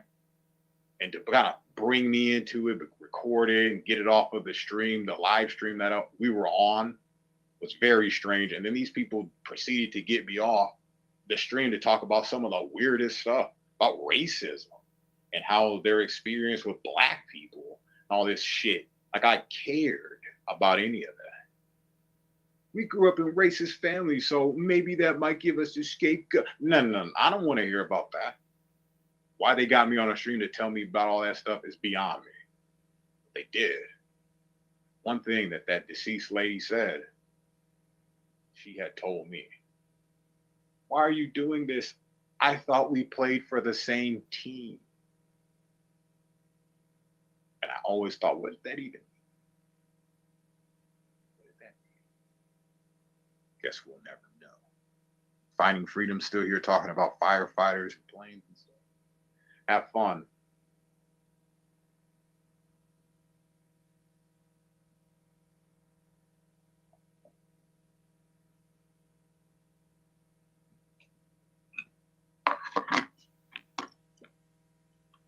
Where's Shizzle at? I don't know. Probably working on some songs or something.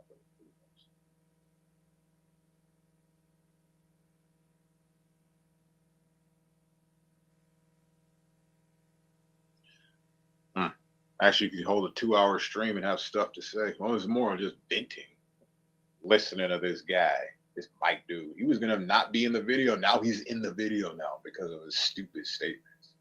And I have to put the part where he lied about the cheese and all that other stuff. He could have just told the truth. The only one who was able to tell the truth about anything that went there was Blazin. That's why Blazin had my ultimate respect. It's like, yeah, we were telling some nasty jokes a little bit. So what? The only one. And I have said that from the beginning. And they go, well, you go and be on Becky's side. Well, no, Becky's not full of crap. You are. You're full of crap. Like, I never cared about any dirty jokes. There's sometimes they're funny, but what I would care about was, why are you guys hiding stuff? Why does it look so weird? Why does it seem like this Kim chick is just like, what in the hell is going on? And then everyone else is just snickering like a candy bar.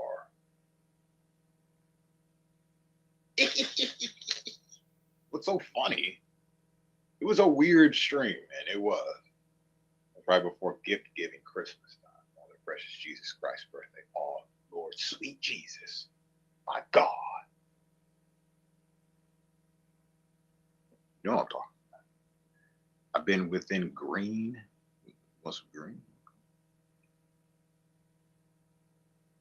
What the hell? How do you have a pet? You really have a pet rock? You paint it. Never mind.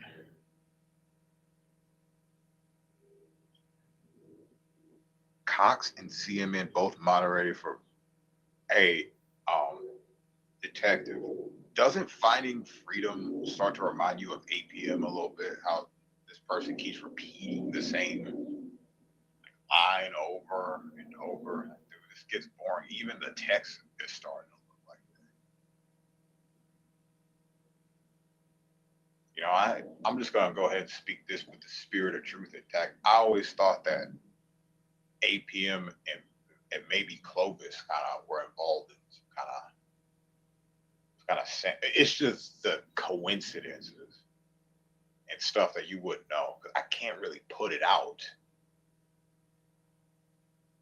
But just know that they were speaking a similar language when it has to do with road signs, we'll go that way.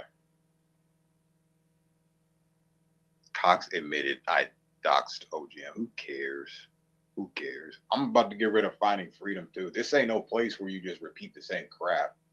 Talk about things that have nothing to do with you. You guys are those people. Well, if they're not around, don't talk about them. Don't talk about OGM. Don't talk about that. He ain't around. If he is, come front and center. I'll let you do it. You're on the verge, bro. Like I said, you ain't got to worry about me going into Scott's channel. I don't care about that. I don't want to jump into a silly little channel anywhere. It's for goofs, period.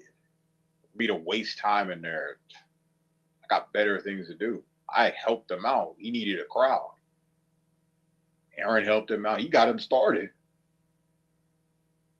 He got him started. That's why people started going there. Once it all ceased, now no one goes there. You know why? I could talk about anything. I probably would have close to the same crowd, I guess, but people were more interested, like this Abe dude. I think he was here before I mentioned the Rex thing. I think it was me that mentioned it. It was just Finding Free, dumb ass. It was all him.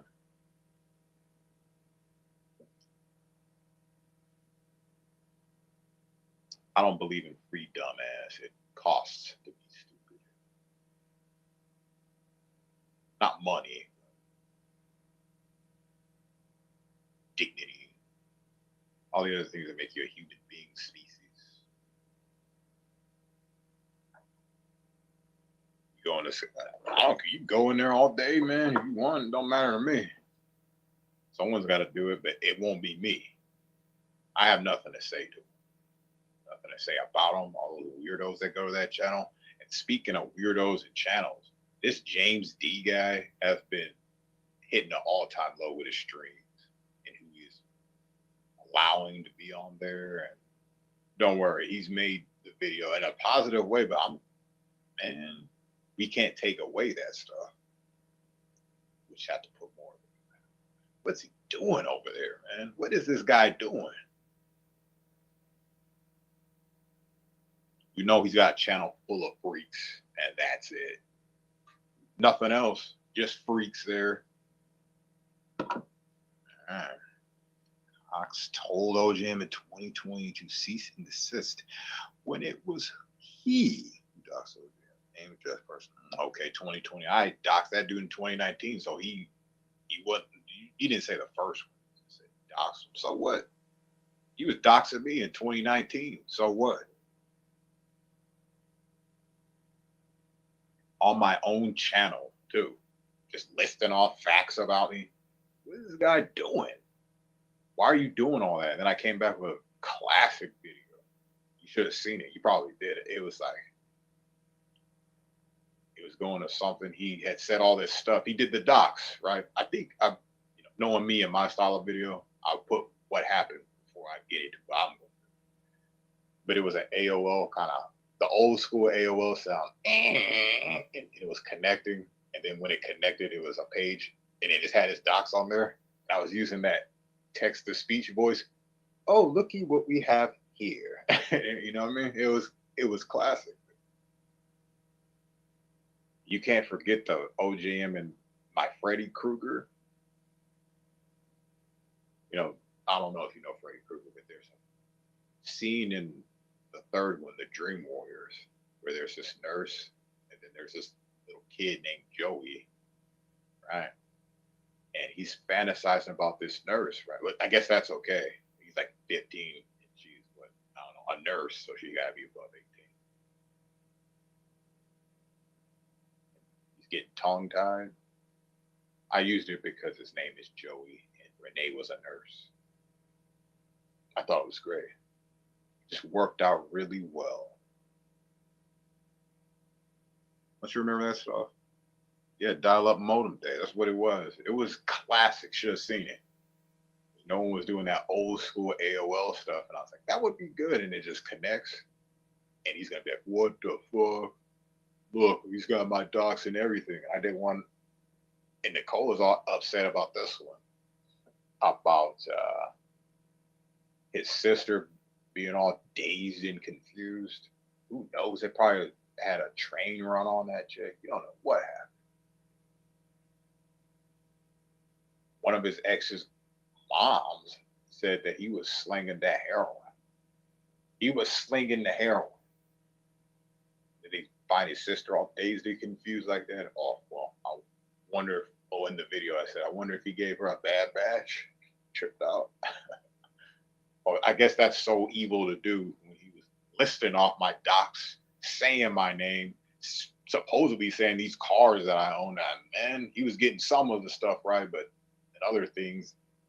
And I just want to talk about this. What about that? Thought he was all tough in front of his ex-girlfriend. Always having these little lovers things on my channel. I have some of those bits. I gotta go find them. Luckily, they're saved in some of my Google videos that I uploaded a long time ago. I didn't upload them. They just magically got there. Like, oh shit, cool. Most of them don't. But there's some old ones that did. Until you turn on the backup. That was around 2020. And I got a lot of those videos, those old clips. Edward and freaking Mike saying some of the weirdest shit, dude. Looking at that. So when you say, well, what happened with you and Edward? I didn't have a problem with him. I didn't until he started his lying stuff. I'm watching it for myself. I'm not taking sides. And then I remember I have some clips of this guy. And I have clips of this guy. I don't know what he's doing.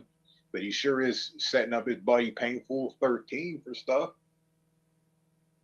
tokens and all sorts of things, and he kept doing it. So he's not a great person like that. And he was still making fun of him. So in my opinion, if you're gonna set your buddy up like that, you know, he's gonna snitch on him and stuff. I don't know why you'd be looking that up and that would come up anyway. It didn't even look authentic. It looked fake. That was always my problem with it. Even Malibu. Like, I don't know if this is good evidence. Yeah, we know it's not. It's not evidence against the painful guy. It's just something I happen to have. And now, these recent developments. Check it out. What's going on, Chad? Oh, that's a filthy McNugget. Not you, Chad. But the other guy. I don't know, man. I don't know if that was his brother or not. Apples don't fall far from the tree. And if he's doing that kind of thing, Jesus. Not to mention this bro's dating bro. What is going on? I mean, the dude that was making the video could have made all that up.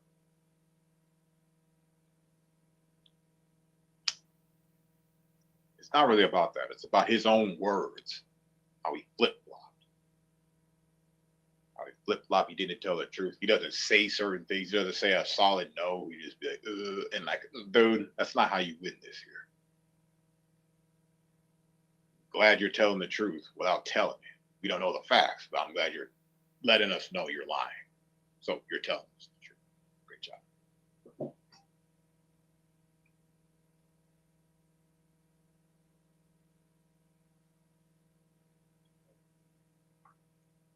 Where they still reporting back that Scott guy? Well, what? What's he gonna do? Talk about it? Put me under the jail? What's he gonna do? He ain't gonna do a thing. He ain't gonna do a thing. He's just gonna talk about it.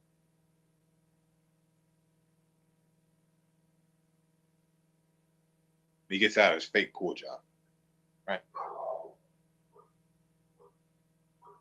Oh, Urban kept pics of another YouTuber's child in a tub. Okay.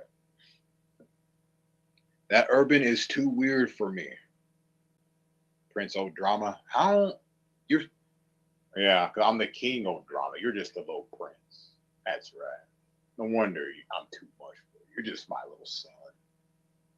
My little kid. All you bitches is my sons. Like Phoenix.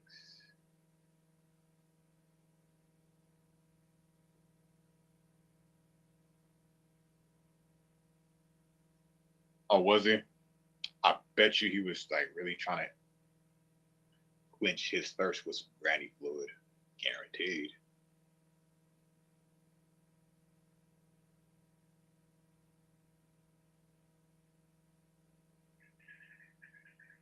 Hopefully he wasn't crying giving that away. He didn't have the sniffles. Excuse me.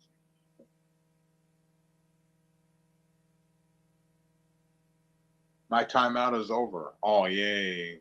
You happy about that?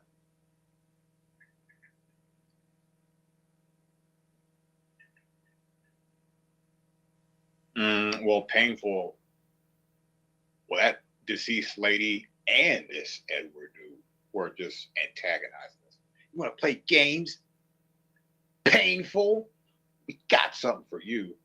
You guys act like she's all innocent and stuff, like she was some angel. Yeah, newsflash, no. I can't say it wasn't entertaining and enjoyable in some points, but I'm saying she wasn't no freaking angel, man.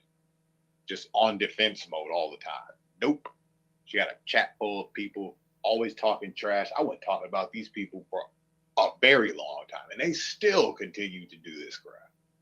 They're the ones, if they're not here, not posting, don't talk about them. You could do that, though. And then they talk about this type of thing with others. Well, it's okay for you to talk to anybody. They're talking about who they can talk to on streams. I could talk to whoever I want. Like, what? What? You see the insanity? Yeah, that's a given. You can talk to whoever you want. You don't have to tell us. You feel like you still can't. You still have those inner things going on. Haven't grown up yet, or just, you know what I mean? But yet I'm too weird for the prince. You're just a little prince. You're lucky you even got to talking there. The next time I see you, I'm just gonna block you. No one needs you around.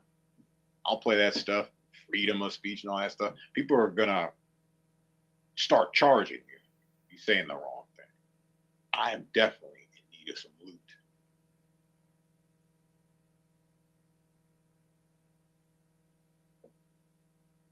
Sending some loot to the ladies. Better be careful, Painful. You heard Tam's version of thoughts of events. And I'll say this from my own personal experience. 10K means something in that world of disgustingness, filth. It's not surprising it was 10K. You know what I mean? It's kind of like how I Spy said. He was just really mad about things. I don't know what he's pissed about. Maybe he's getting exposed or something.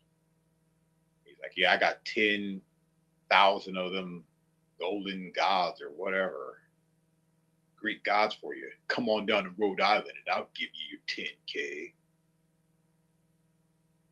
It's a literal like code for extermination. 10K. I know you're like, it is. It is. I don't know if it's as common, but I know that it is. For a fact. Like getting rid of the roach problem, same shit. Maybe you guys think you're fooling. But, you know, these are little pansies, so they'll send you stuff. Or like pouches at first and shit. And then send you something to eat. Probably won't feel like taking boo-boo after that. You probably won't feel like moving too much after that. I think they were gummies, though. Strong gummies. And it's just so funny. I see this. Well, I had some cranberry juice, so I'm looking at the bottle, the empty bottle, and it says cranberry. But the first of it, the beginning goes, the prefix goes cran. And it just made me think of Kyran having a ball. If anything, this Tamara is hilarious. I be crying laughing at this chick. She's hilarious. I didn't even know who Kyran was, but like it's Kyran Crano. Is that the same person? Probably. It's funny. Kyran. Kyran? All right. Jesus. Oh, let's run to the store for a minute.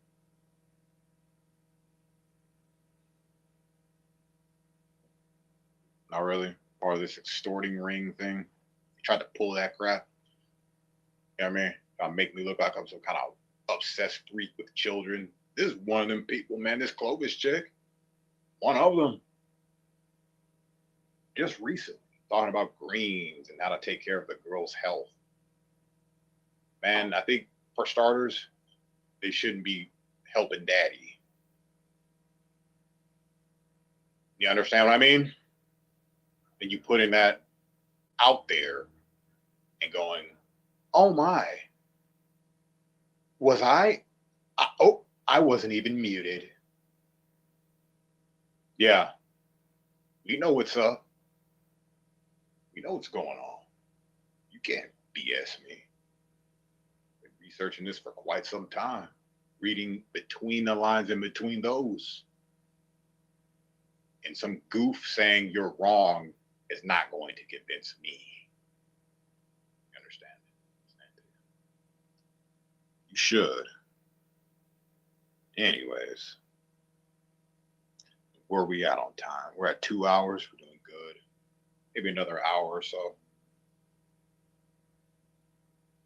Told you it was going to be a long stream. This is the puppy mill preview. So you hear stuff that I'm saying here, and then you hear it in the video. Like, man, this guy was not underplaying it. He was really underplaying it. He's an underplayer. He doesn't exaggerate. But I say, for sure, I underplay the situation. I'm not very sure, but my gut tells me these are some sick bastards, man. Always wanting to help people. Yeah. Right. Gotcha. Gotcha.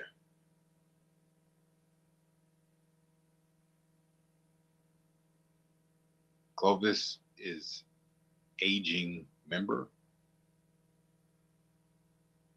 I don't know, man. She should have been gone like 3 years ago, according to her. She was scared that Grim Reaper was going to come snatch her out of bed while she's laying at the foot of it, mind you. Like a little fucking puppy. Aw, the puppy mill. Like I said, it's a puppy mill preview. I could say it, but it's more funny when you watch it. No, I'm not lying. They sound full of crap. I'm not full of crap. Making this right now. I'm hearing all this. It's not like they hide it, guys. They don't hide it. Detective Gomez has been on the case before I was ever on the case. Tell you the truth. He was sending me stuff about these people. I didn't even really know who they were. Not about them, but saying things about them. It just so happened it was convenient. Oh, I know who that is now. Yeah, under some bad circumstances. I thought it was all good. I mean, you have to be kind of moronic to not know there's something weird going on with hairy Sasquatches. It's soap. It's soap. Is it a monster? What is it? They don't even know, but they do know. And Yetis. I remember that vigilant Christian had a cat named Yeti. That a thing? He was also up there, giving a big thumbs up a little kid. The hell is this guy doing behind closed doors? We'll never know. I wonder if he's obsessed with Star Wars too. No, he loved wrestling. Yeah. Anyways, are we having such a great time today? Thank you all, 28 of you joining in. This ain't a drama thing. There's no one up here but me talking. All right? I'm not yelling at a camera. I'm not yelling at anybody. I don't need to do all that. I just say the facts. They will speak for themselves. And that's all you need to know. So if you can be patient, you can see these full effect. I already got the fun parts down. Those are already finished. Now it's time to do the fill-in work. In reality, I don't need to fill in very much. I wanted to keep it short and sweet, maybe like 30 minutes, but there is like just too much good stuff. So you will see.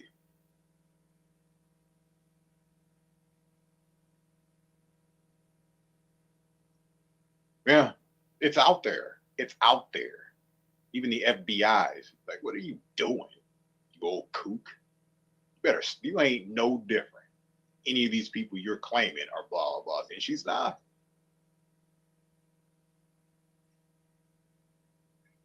You should see what she did to me. And that Eric dude, her and Eric tag teaming against me to just make me look bad. This has been their thing. Oh, he's into kids. He does this and stuff with kids. And I ain't the one helping them. But I sure as hell am not hurting them. All right? That makes sense to you? Pennies on the dollar kind of thing? Yeah.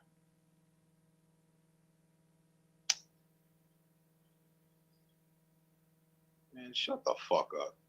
You're just useless. Just goof out of here. You don't get to come back, bro. You get to stay over there. All right? I'll be back.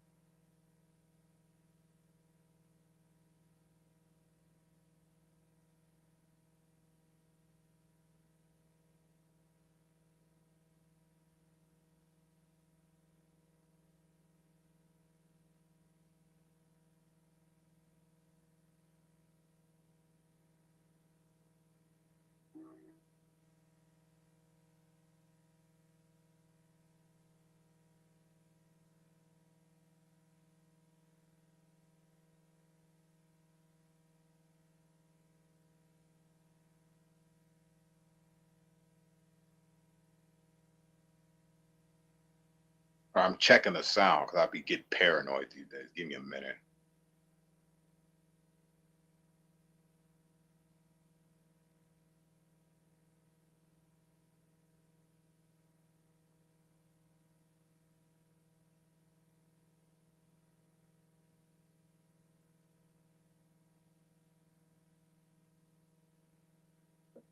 All right, it's as good as it's gonna get. Finding Freedom is still talking. He's the meat shield for Eric Shilkerson. They did a suicide alarm for a sex offender. Yeah.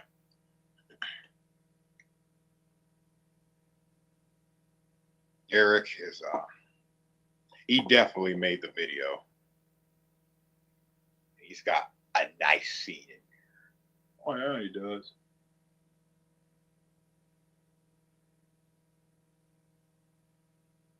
I should have got the part where I asked him if he's got a body count. And all the raves and how he sets his little thing up, all the lights and stuff. I'm sure he's got a body count. He's the one showing his ass advertising that on his thumbnail for his streams. You tell me if he's got a body count.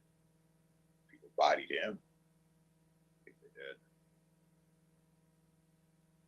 And we're finding freedom. Anyone who supports that Eric dude, I was playing Eric like a fiddle. I think that racist idiot is just, he's going to get what's coming to him. Everything's got to do with race when it comes to this guy. No one could remember when he felt like this. Even that deceased lady was like, I don't remember you being so obsessed about race like this. Well, let's keep it real. The Sentinels were a racist, or are they even around still? Racist group. I've heard a testimony from one of their wives, one of the Sentinels' wives, maybe an ex-Sentinel, who happened to be a Black American, a brown American lady.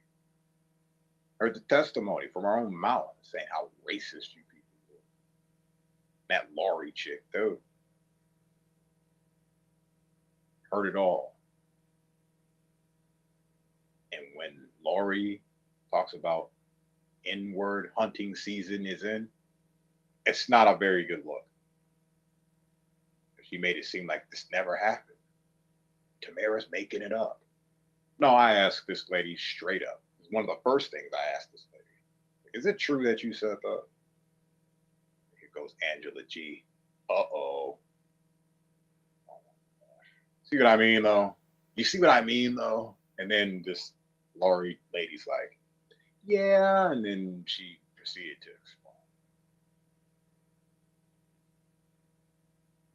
Just, yeah, it was what it was. Anyways, I think I'm gonna give it 5 more minutes and get up out of here because it's time and I'm done talking to these people. I'll just do my thing and then maybe I'll be back next week, do a stream or something. Like it's that important. It's not, but if you want to come in and vent your frustrations out on the world, you're more than welcome to. I know I did that for today. I feel very accomplished. I'm just not gonna,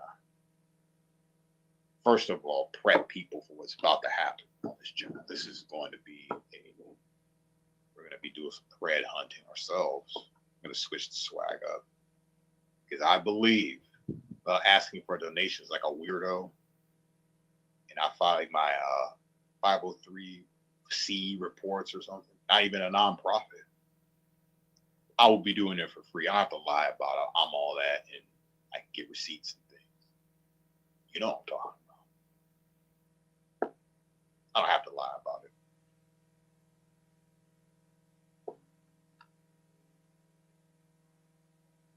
Making meatloaf. Look at that. Productive, crafty, always productive. The most productive person on this panel, the stream right now. Making meatloaf. Take care of the cats, all those plants on your balcony, the greenery area, doing nature walks and stuff. People dish you. Some of these fat morons can't even leave the house, can't even leave the couch. They diss you. Yeah, loose Lori thinks lynch mob references and saying they're hunting people is funny. Well, I'm pretty sure those two in Florida didn't think it was too funny. What do you think? It wasn't funny when the white vans were outside of her house. She's flipping out, blaming me and shit. Like, the fuck do I even have to do with this? I didn't even know what she was talking about. But inside, I knew what she was talking about. I'm not saying she has anything to do with it. But she knows something. That cross dresser. Maybe that person knows more. Who knows? Who knows? I was worried she probably didn't have her Special K that morning. Rice Krispie Pop. She didn't have a balanced breakfast. She was a little hangry at me. Hangry, yes, at me.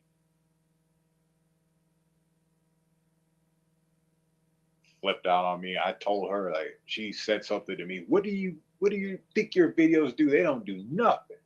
Getting on me about that. Like, yeah, they don't do nothing to you because you're a small-minded type of person. That's why.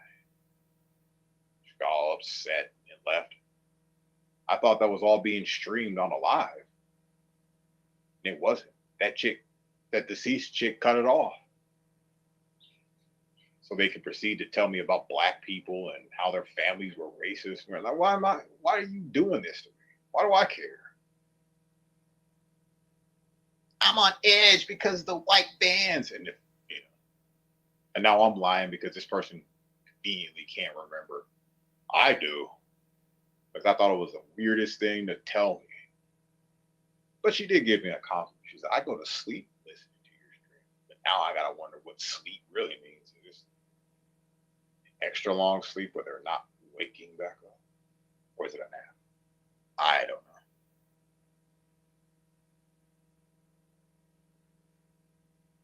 No doubt about it. The stream is for exposure. These streams are for exposure. And this channel is for that. Got to be patient. Can't get it all at once. But as I have predicted, you will be seeing more people going down for the count this year. But this is the year somebody is going down. You'll see. Down. It's over. Doesn't mean you have to drop dead. Ain't mean you'll just get off of YouTube. You'll find something better to do. We're hoping that these types of spiritual deaths lead to a great resurrection. That's what I want to see. I want to see you people advance. Well, I want to see me advance too. All these sentinels. Oh, yeah. Gotta suck to have to.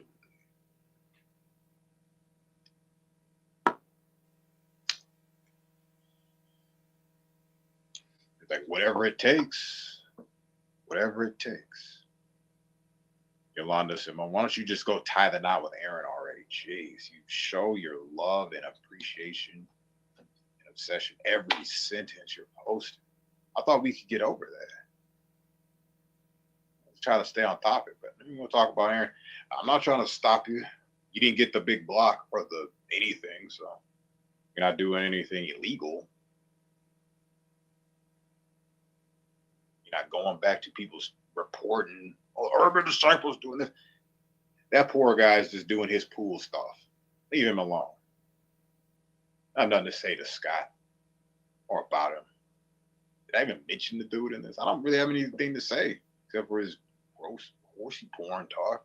This guy talking about that. It's a funny joke, maybe in the beginning. It gets lame after a while. But anyways, it's nice being up here, sharing thoughts and ideas, and just giving a preview of what the puppy mill is going to be about.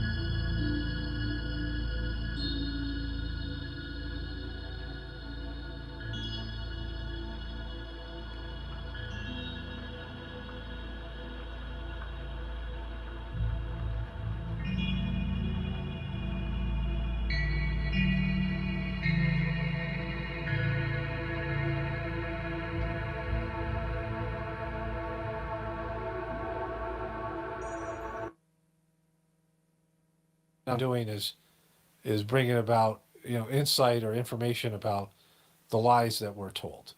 And many of us are doing that. But because of the powers that be being threatened by that, we are demonized and called all these horrible names, even though they're far more dangerous than we are.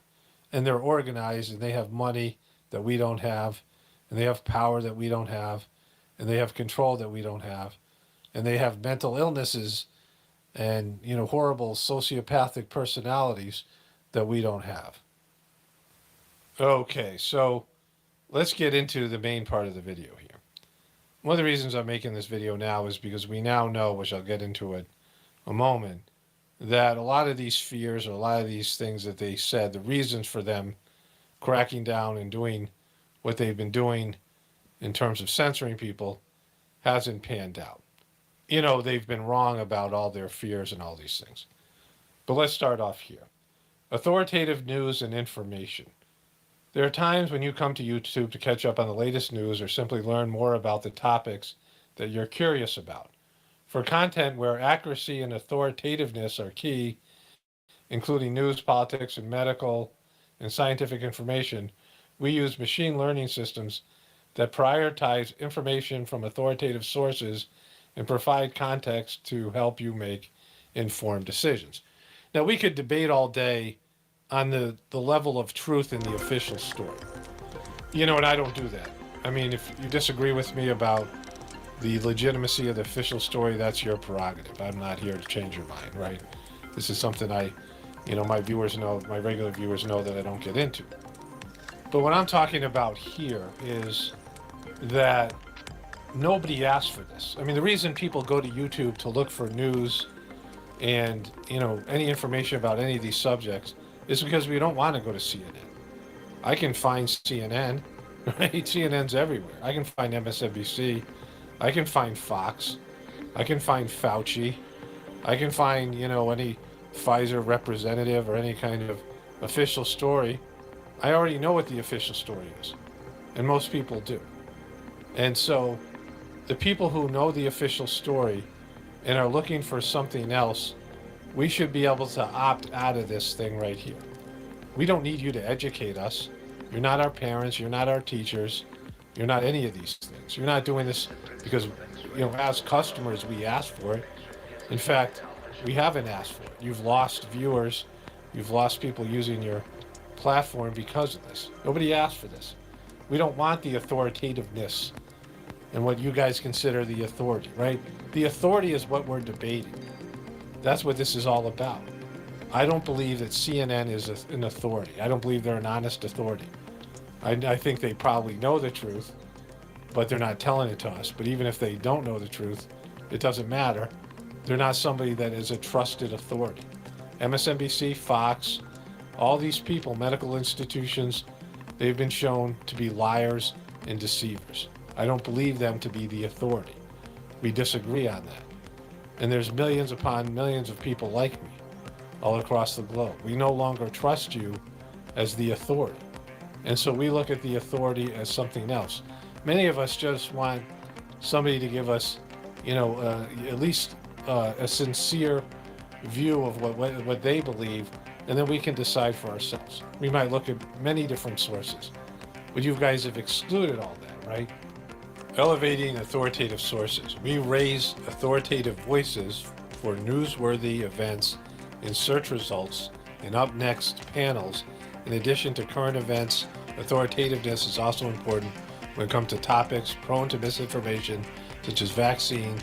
In these cases, we aim to surface videos from experts like public health institutions in search results. So YouTube has a customer base. YouTube has two kinds of customers: people who are watching their videos and people who are providing content for YouTube so people will come and use their platform. So they have users and people like me who are content creators, but also people like me who watch videos on YouTube, right? We search for things and we go to YouTube to watch videos. And if we're interested in a certain subject matter and we have a point of view, we have an orientation to the world, and if we don't believe in the official story and we don't believe in the so-called authoritative sources, the authoritarian sources that they're pushing, authoritativeness, we don't look at them as being the authority. And they've been proven to be untrustworthy. So, our opinion is validated. But even if it wasn't, we're a customer. And if you go to a store, if you have, let's say you go to Starbucks, you ask for a coffee, and they give you chicken broth, and they say, hey, chicken broth is better for you. Coffee, and they give you a list of reasons that coffee is bad for you, and you should rather eat chicken broth. They give you all the reasons that chicken broth is better for you, and you throw the chicken broth back at them, right? Because that's not what you ordered, right? Who are they to tell you to drink chicken broth, even though chicken broth is better? But in this case, the stuff that they're pushing isn't better. And the fact that CNN and MSNBC and the authoritative sources and Hillary Clinton are all whining about it is because people have rejected them. They're not digging them. They can't create an audience. They can't, they're being beaten by, the alternative media, right? And so nobody asks them to do this. They're not serving their customers. And so they also have people they have to answer to, which is their advertisers. And I can see that they have to do something. I don't mind the things that they put underneath videos or whatever it might be. Little fact-checking things. If they want to do that, they're welcome. It's a private platform. It's a private company. But in terms of gaming the search results, that's blasphemous. It's just frickin' blasphemous. That's all you can call it. And part of the reason they did this was a faulty report. Let me show you that here. So one of the major reasons for the censorship that was being done, and I don't want to call it censorship because these are private companies, but it's more than just that, right? The reason for making these drastic changes, and we're going to get into the effects of these changes and all the hypocrisy behind it. But in 2016, the NSA, the CIA, and FBI put out a joint report. Background to assessing Russian activities and intentions in recent elections, the analytic process, and cyber incident attribution. And so this was a 25-page report.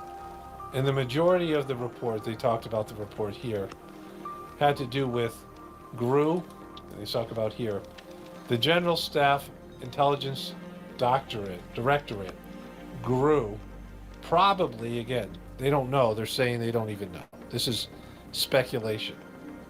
Probably, this is a conspiracy theory. Probably began cyber operations aimed at the U.S. election by March 2016. We assessed that GRU operations resulted in the compromise of personal email accounts of the Democratic Party officials and political figures. By May, GRU had exfiltrated large documents of data from the DNC. The DNC should never have gotten hacked. Podesta, here is, so this is a interview with John Podesta in 2014. And he talks about NSA and espionage, and this is his interview. Podesta, 65, is a special advisor to the U.S. President Barack Obama. And then it says he went to Berlin to have some sort of meeting with the Prime Minister and focused on cybersecurity, data protection, NSA surveillance. Podesta was chief of staff under U.S. President Bill Clinton. So this guy was a former chief of staff who was Obama's special advisor. And he wrote a paper himself. He did a study with other, prominent people in the government intelligence community. He wrote a paper on cybersecurity. This was Obama's cybersecurity expert, and he talked about it significantly. We don't collect intelligence to suppress criticism or dissent. We don't collect intelligence to disadvantage people based on ethnicity, race, gender, sexual orientation, religion. We don't collect intelligence to provide a competitive advantage to U.S. companies. The president narrowed bulk signals, intelligence collections, and all this stuff turned out to be not true. They collect information, anything they can get, they've collected. And we know this is all lies. It's all come out, right? It's all come out with various whistleblowers, all the information's come out. They collect everything. We know we're being spied on in every possible way. But on top of that, this whole video is about how they've had to game the system to push forward their worldview. And it's mostly a Democratic worldview. I mean, the Republicans are part of this, but it's mostly a left-leaning worldview.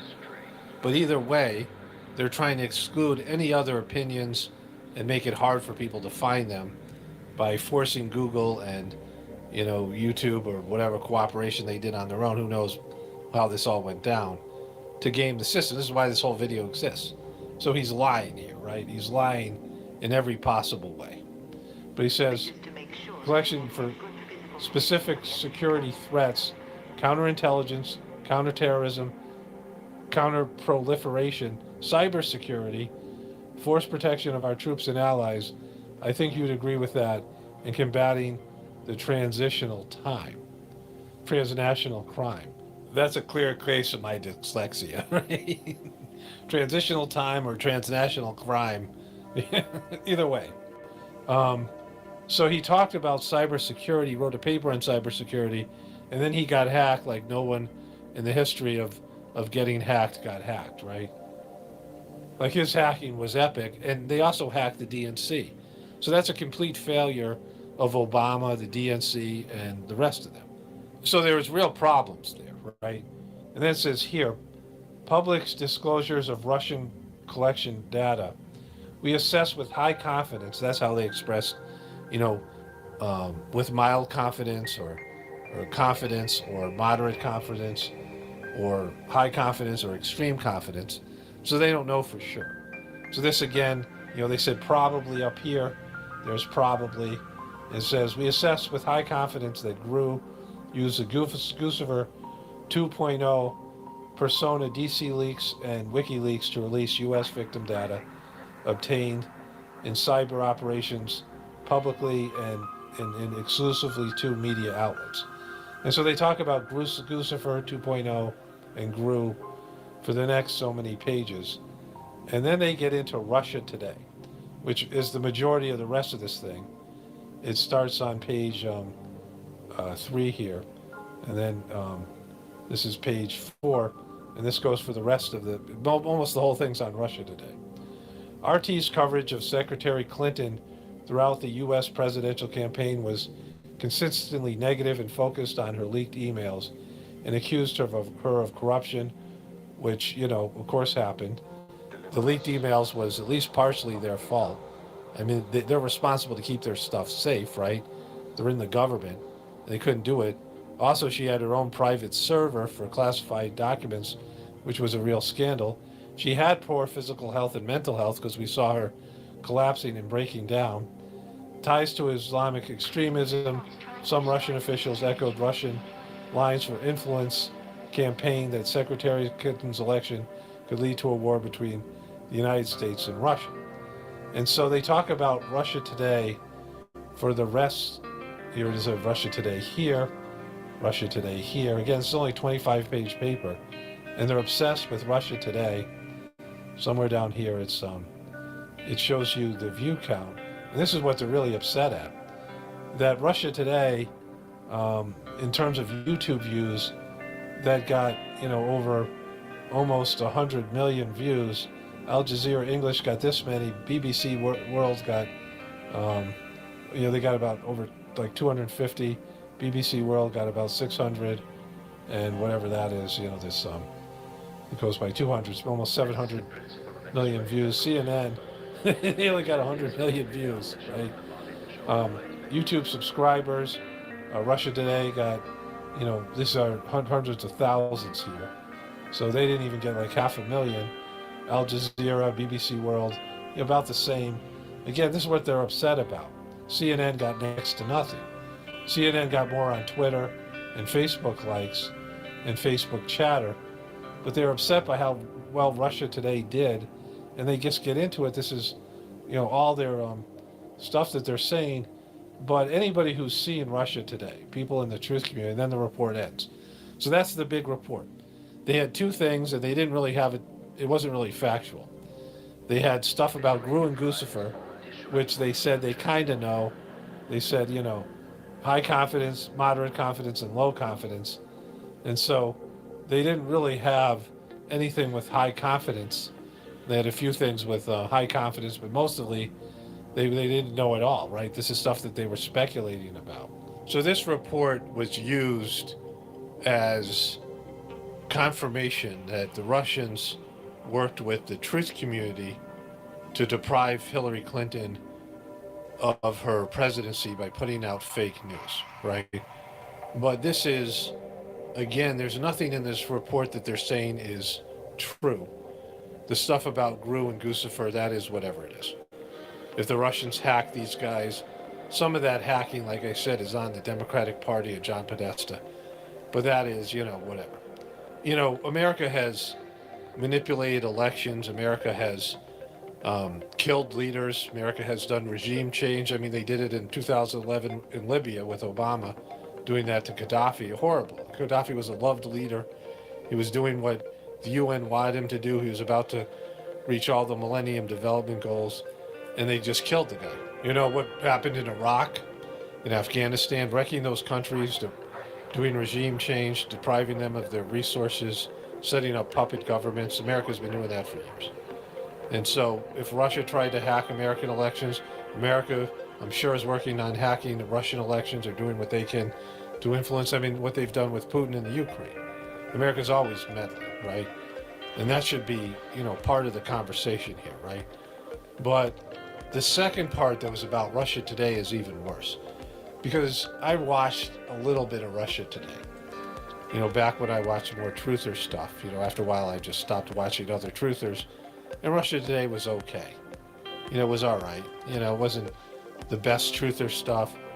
But the people who watched Russia Today were in no way going to vote for Hillary Clinton. You know, it wasn't being watched by Democrats and independents and people who, I mean, most people who watch Russia Today probably weren't going to vote at all. Lots of people who are in the truth community don't vote at all. But if they were going to vote for anybody, it would have been Trump.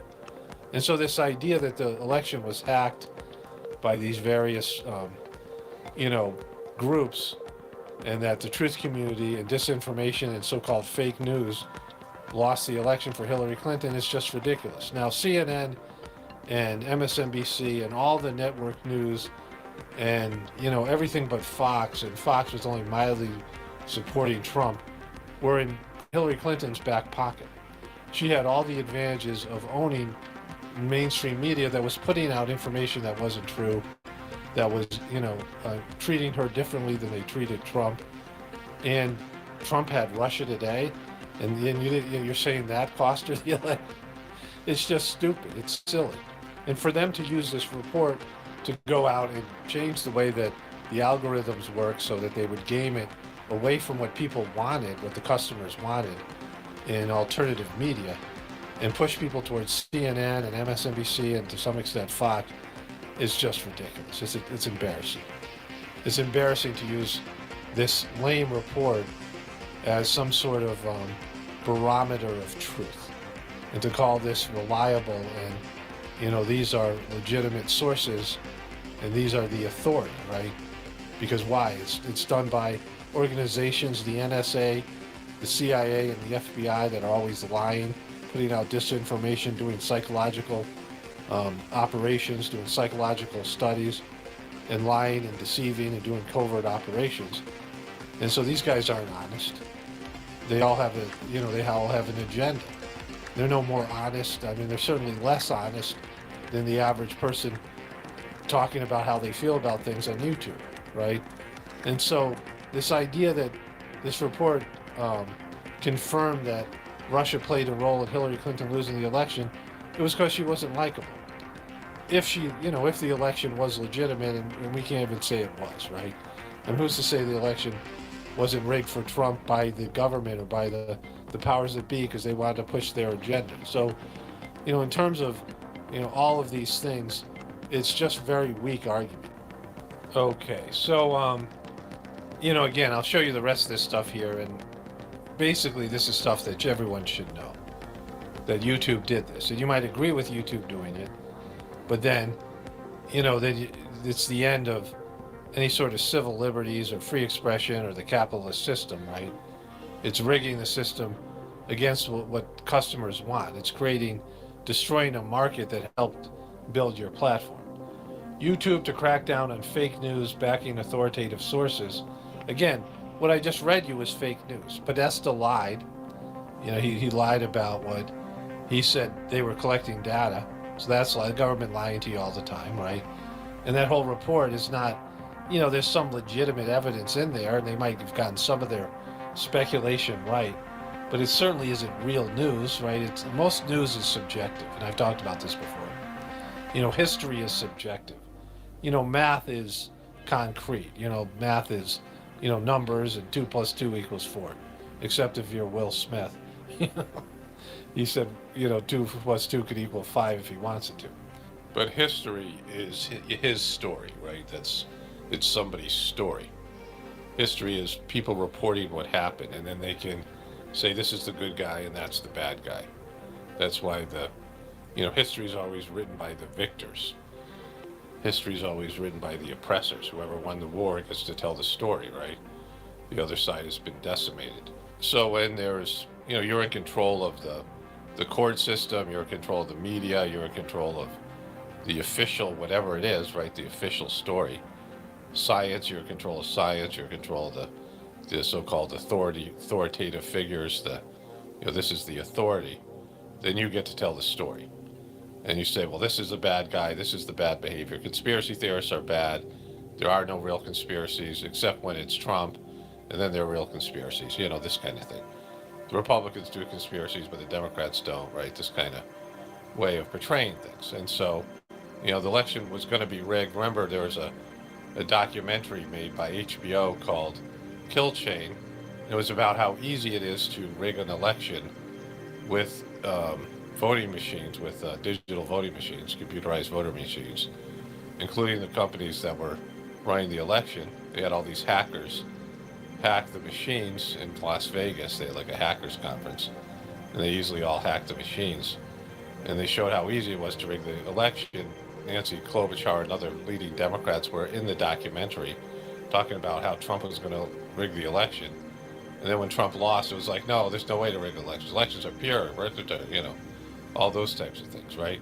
That's history. That's the story. And so these are private companies, but they're built by people. They're built by all of us. We all contributed to building YouTube. In fact, they wouldn't be trying to censor unauthoritative voices, of voices that aren't aligned with the mainstream media, with the mainstream government, with the mainstream everything. They wouldn't be trying to silence us if it wasn't such a big deal. If it was only a couple 100,000 people, it's 1/3 of the population that watches conspiracy theory videos. Up to half the population has watched some of them, right? I mean, everyone's seen 1 or 2 of them, whether they've rejected them or not. And so it is a vast amount of people. It's the majority of the people, adults, that are engaged in this kind of content in one way or another, making it, watching it. So they said, we're going to silence these voices, right? We're going to silence these alternative opinions. And again, a lot of it's BS. I talk about all the time. There's lots of disinformation, or just people lying, or people, being stupid. I mean, there's all that stuff there. But it's still more truthful, and it's still better than the mainstream media, which everybody knows, right? And they're trying to, salvage this, and they can't. I'll get into that in a moment. They're trying to reverse it so you go back to mainstream media. And that just won't ever happen. YouTube invests $25 million to promote authoritative news ahead of U.S. midterm elections. So this is all the way in 2018. They kept on doubling and tripling down as time went on. So then I searched for real truther channels, and I wanted to demonstrate this here. I don't watch truther channels anymore, but I used to all the time. And I noticed on my phone, and I talked to my son about this, he doesn't really watch truther channels, but he was talking about this the same way, that you can watch multiple videos for one channel and they'll never recommend that channel. But you watch one video from a channel that's not that great, and YouTube's all over it and recommending it, right? And so I said real truther channels. I want real truther channels. That's what I'm looking for here. I don't want some kind of bogus fake truther channels. They put this guy Brian Blaze out, who's Australian, and he's obvious. It's just lame stuff that he does.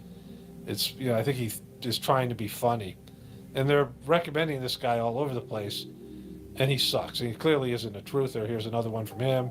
60 Minutes. Yeah, we're not looking for that. Another one from that guy Brian Blaze. Unexplained Proof of the Devil is Real, the History Channel.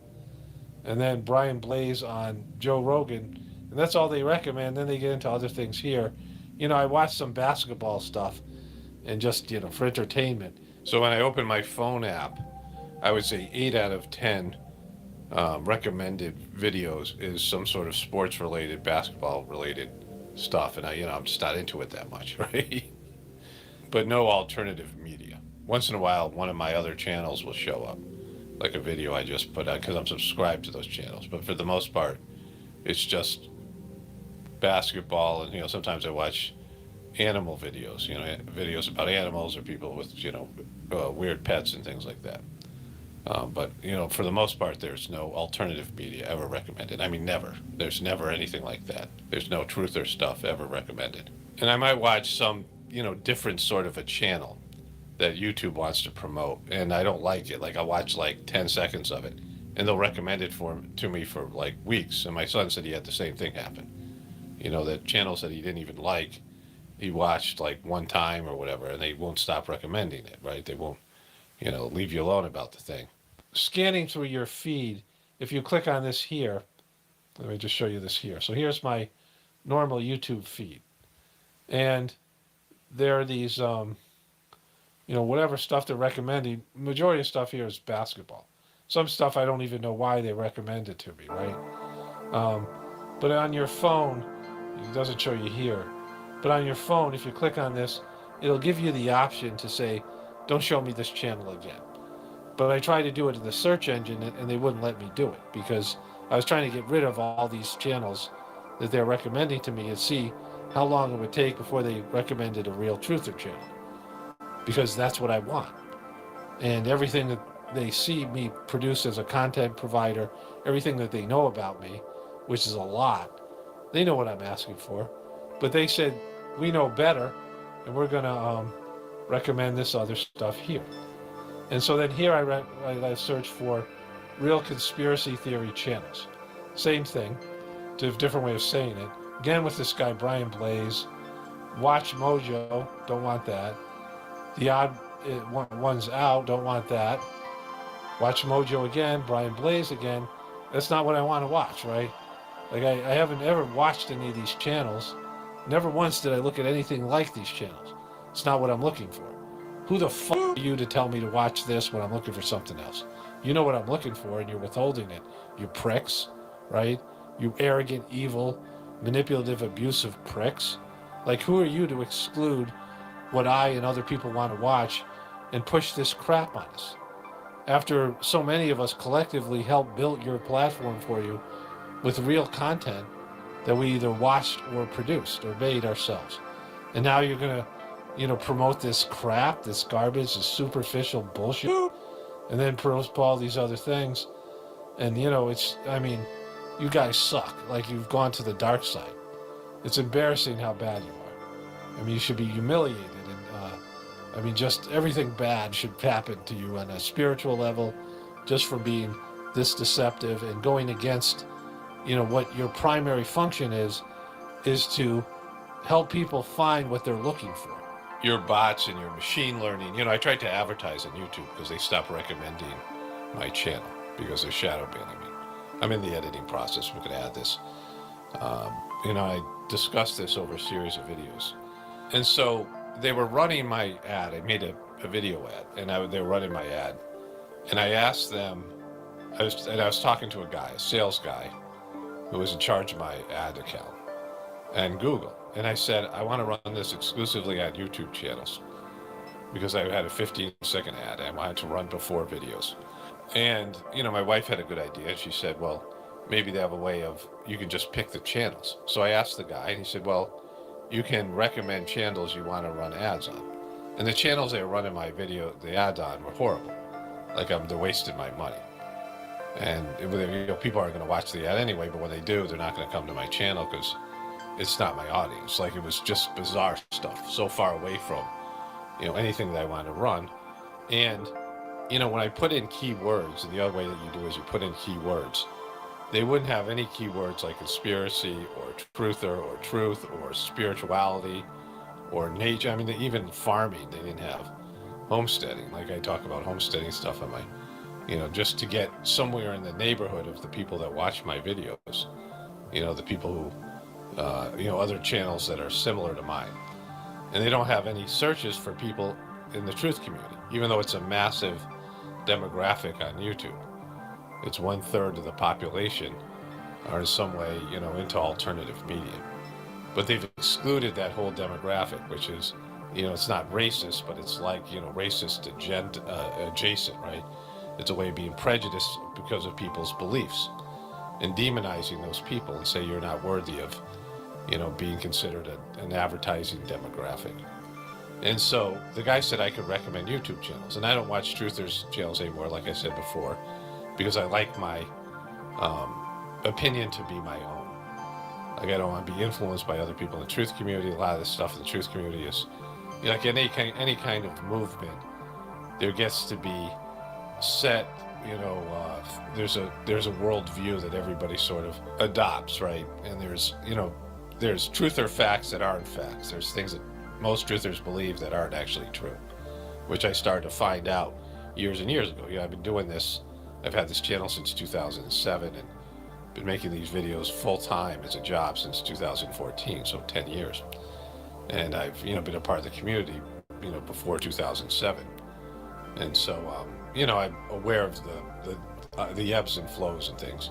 But, I assess my own, when there's an event, I have my own way of thinking about it. And I don't want to be influenced by the group of, the egregore of the group, right? And so I don't really know that many truther channels. A lot of them have disappeared, the ones I used to watch. And so I asked my audience, what other channels do you watch that you think there's a cross-section of audience? And they gave me about 50 or so, 60 channels, and some of those channels weren't monetized. But the ones that were, I recommended, and I said, look, I want to run ads just on these channels. And the guy said to me, well, I can't do that. I have to submit my, whatever it is to the bot, machine learning and the bots. That even though I was the customer and I said, I want to run my ads on these channels, and these channels were going to be cheaper because they're not desired channels, because they're truther channels. And it's the exact audience, it's the exact people I want to reach who are, my viewers watch those channels as well. So it's a, it was what's best for me, and he couldn't do it. He said when the machine learning gets around to it, he might recommend some of those channels. But the channels the machine learning was doing was horrible. It was just wasting my money. So YouTube ads and Google ads suck. And it's not going to work for anybody because their machine learning sucks. And they've narrowed their, their keywords and things to demographics that are so, it's just brain dead people, right? Like the most sheeple-like people. And then I lost faith in terms of YouTube and Google as a business. I'm like, this is a failed business. It's a failing business because their ads sucked. And I'm making a living off of they're running ads, and people are going to realize that their ads don't work because their way of reach, they don't reach the audience is the demographics that they're supposed to reach. I mean, it's not just truther, goes across the board. Their machine learning, their bots that can control everything. We've seen this over and over again. How many times have you had an interaction with somebody? I was talking to somebody at Verizon the other day, and they couldn't do anything until the bot approved it. Human beings are now answering to algorithms, bots, and AI, and it sucks. They're not able to, the human beings can't do something as a, just to pacify a customer. They have to go through some machine overlord, right? Some, AI bot overlord, and they've lost control of it. And you see this over and over again. The customer service is now predicated on bots' approval. But let me just complete this thought. I shot this clip yesterday, and now I'm just adding some context to it. The next day, today's Saturday, April 27th, And so YouTube and Google as information providers. They're there as gatekeepers between you and the information, right? And there's a business. Like, I understand the business side of it. And I appreciate that I'm not a businessman. And so if I have to go out and either, get my audience to pay me to, run some sort of, put some sort of paywall between my audience and my content, that's just an extra hassle for me, right? And I'm not I don't like talking about money and, all these things. Like, I don't like asking for money and, all these, again, I'm providing a service here and people will pay for it, but I don't really want to go that route. And it's going to limit my audience because YouTube has the biggest audience. And so what YouTube does for me, I make content every day. And it's frustrating for me to do other things, like do business related things. And if I form a relationship with advertisers, then, there's a level of, they're paying me and it's a whole kind of thing there, right? And so, in terms of influencing my content, and none of those things are desirable for me.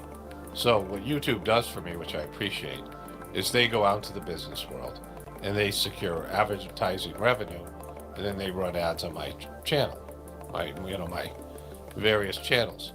And so I appreciate that. Like, it's, I've made a living off of YouTube doing that, and there's a supposed partnership here, and I create the content and they handle the business side. And the part that they're supposed to be doing that they're not doing anymore is promoting my channel, connecting me with the people who want to see it. And I'm not saying they should promote me to people who don't want to see it, but there's a vast amount of truthers out there that are looking for channels like mine, and YouTube no longer recommends those channels. And even to the people who are subscribed, YouTube unsubscribes them all the time and doesn't recommend or let them know, give them notifications of new content. I put content up every day. So YouTube is failing me in our partnership. And so, part of their job is to run they have to have their financial wing, right? I understand that. And they have to be, they're a corporation, and they're not going to be, I don't expect them to be truthers. I don't expect them to be alternative media, but they have to recognize the what they owe all of us in terms of we helped create their platform. A big part of their platform is in one way or another alternative media. It's YouTube, right? It's people going out and making content, and some of it's going to be about news events and things like this. And CNN didn't build YouTube, neither does MSNBC. In fact, they're competing against it. And so instead of honoring all of us and the commitment and the partnership that we were supposed to have, they started to push CNN, MSNBC, and Fox, who have their own platforms and aren't really anything more than they have YouTube channels, but they're just crappy, things to, whatever, right? There's a violation of trust there, right? That, we are providing something for them, and we've had this kind of relationship, and they've just stabbed us all in the back and betrayed us. And again, I can understand they have to change some things. There's pressure on them to do all these things, right? But at the end of the day, your job is to connect people with information. It's like a person who prepares food, cooks food for people. Like it's very simple. It's a simple understanding of what their job is. People are looking for information, and you connect them with the information. But when you start gaming the information and you start preventing people from getting access to that information, you're doing evil. You've become evil. You're picking winners and losers, and you're telling your customers, we know better than you. And I can also agree with that. Like, democracy to me is failed because people are stupid. But I didn't make people stupid, right? It's the system that did. We have a system. You have the education system. The government has made an educational system, and then a social system. And the social system, the educational system, and taking parents and destroying the family and having both parents work and having kids be raised by, now the internet and before schools and their peers, where they spend, now they only spend like like 90 minutes a day with their, with their moms. I mean, it's not even, quality time. Like it's, meals at rushing here and going there, and even less time with their dads. And they spend 8-9 hours on the internet. And you have, years and years of indoctrination that what they're saying is, the government's saying and the mainstream media is saying and YouTube and Google are saying, is that you guys aren't capable of thinking for yourselves. You guys aren't capable of having different opinions outside the mainstream media. Only truth that's there is for us to tell you what the truth is. That's the only truth. That our truth is the only truth. And you guys could never come up with the truth on your own because you're too stupid. You're too under-evolved. Like we're more evolved than you. And we have to manage you. We have to manage the information that you have, because you can't handle information that's not, handpicked for you by us. And that's what they're saying. And to some extent, I would agree with that based on what I've seen on the internet, or just going to Walmart or just seeing what's out there. But then you have to admit that democracy is a joke. That there is no real democracy, because you can't trust people to pick a quality president. But the problem is the people who run the system are more depraved, and they're not smarter. Some of them are born into it, right? They might be good at one or two things, but they're not smarter. And they're, good at keeping a dysfunctional, evil system going, despite it, it should have collapsed already, economically and every other way. But when you started the search engines and you guys opened up video platforms and social media platforms where people could now share content because before, if you wrote a book, or if you wanted to make a movie, or if you wanted to be on the television, or if you wanted to be on radio, you had to go through the beast, the system. You had to be hired. You would have editors and publishers. You had people that wouldn't let you say certain things. And so the information flow was completely controlled. That you had to go through one of these gatekeepers unless you ran some underground newsletter, or you had some, pirate radio or something. But even then, your audience would be very limited. But now people had potentially a global audience. Every time somebody makes a YouTube video, there's a chance, or used to be a chance, now they've constrained this, that this video is going to go viral and you would be heard globally. And independent artists and independent people now didn't have to go through the beastly system, didn't have to have gatekeepers and handlers managing what they said and what they did. And so independent creators were now researching and coming up with very differing narratives and opinions than what was on the mainstream media. And there was a natural flow to it. Of course, some of it was going to be sucky, and some of it was going to be, really for dumb people and, really stupid. And there was going to be like the QAnon movement that's just real, a bunch of dummies, flat earth stuff. There's going to be stuff like that. I mean, it's just part of it. And you have to, have faith in humanity or you don't. But if you didn't have faith in humanity, then why do the internet in the first place, right? Because inevitably, this is what's going to happen. You have to let it run its course. And if you're a search engine, you're in charge of connecting people with information, you have to connect people with the information that they want to find, regardless of whether you think it's true or good or positive, or it's your worldview or your beliefs. That has no part in it, right? That's not your job. Your job isn't to decipher what people should see, hear, and think, and what you present to them. That isn't your job. And you violated something on a spiritual level, especially since the whole platform was built by people who had these opposing views and weren't a part of the official story. That's why it was called YouTube. And now you've gone against your primary function, and it's betrayed all of us, right? And there's consequences for that, spiritual and material. There's consequences for failing to do your job, for blocking what the natural flow of things. So I use the Brave browser here. Brave browser is supposed to be an independent browser. I don't know. People recommended it to me years ago. And I need 4 browsers because I have 4 separate YouTube channels and I have 4 different accounts open.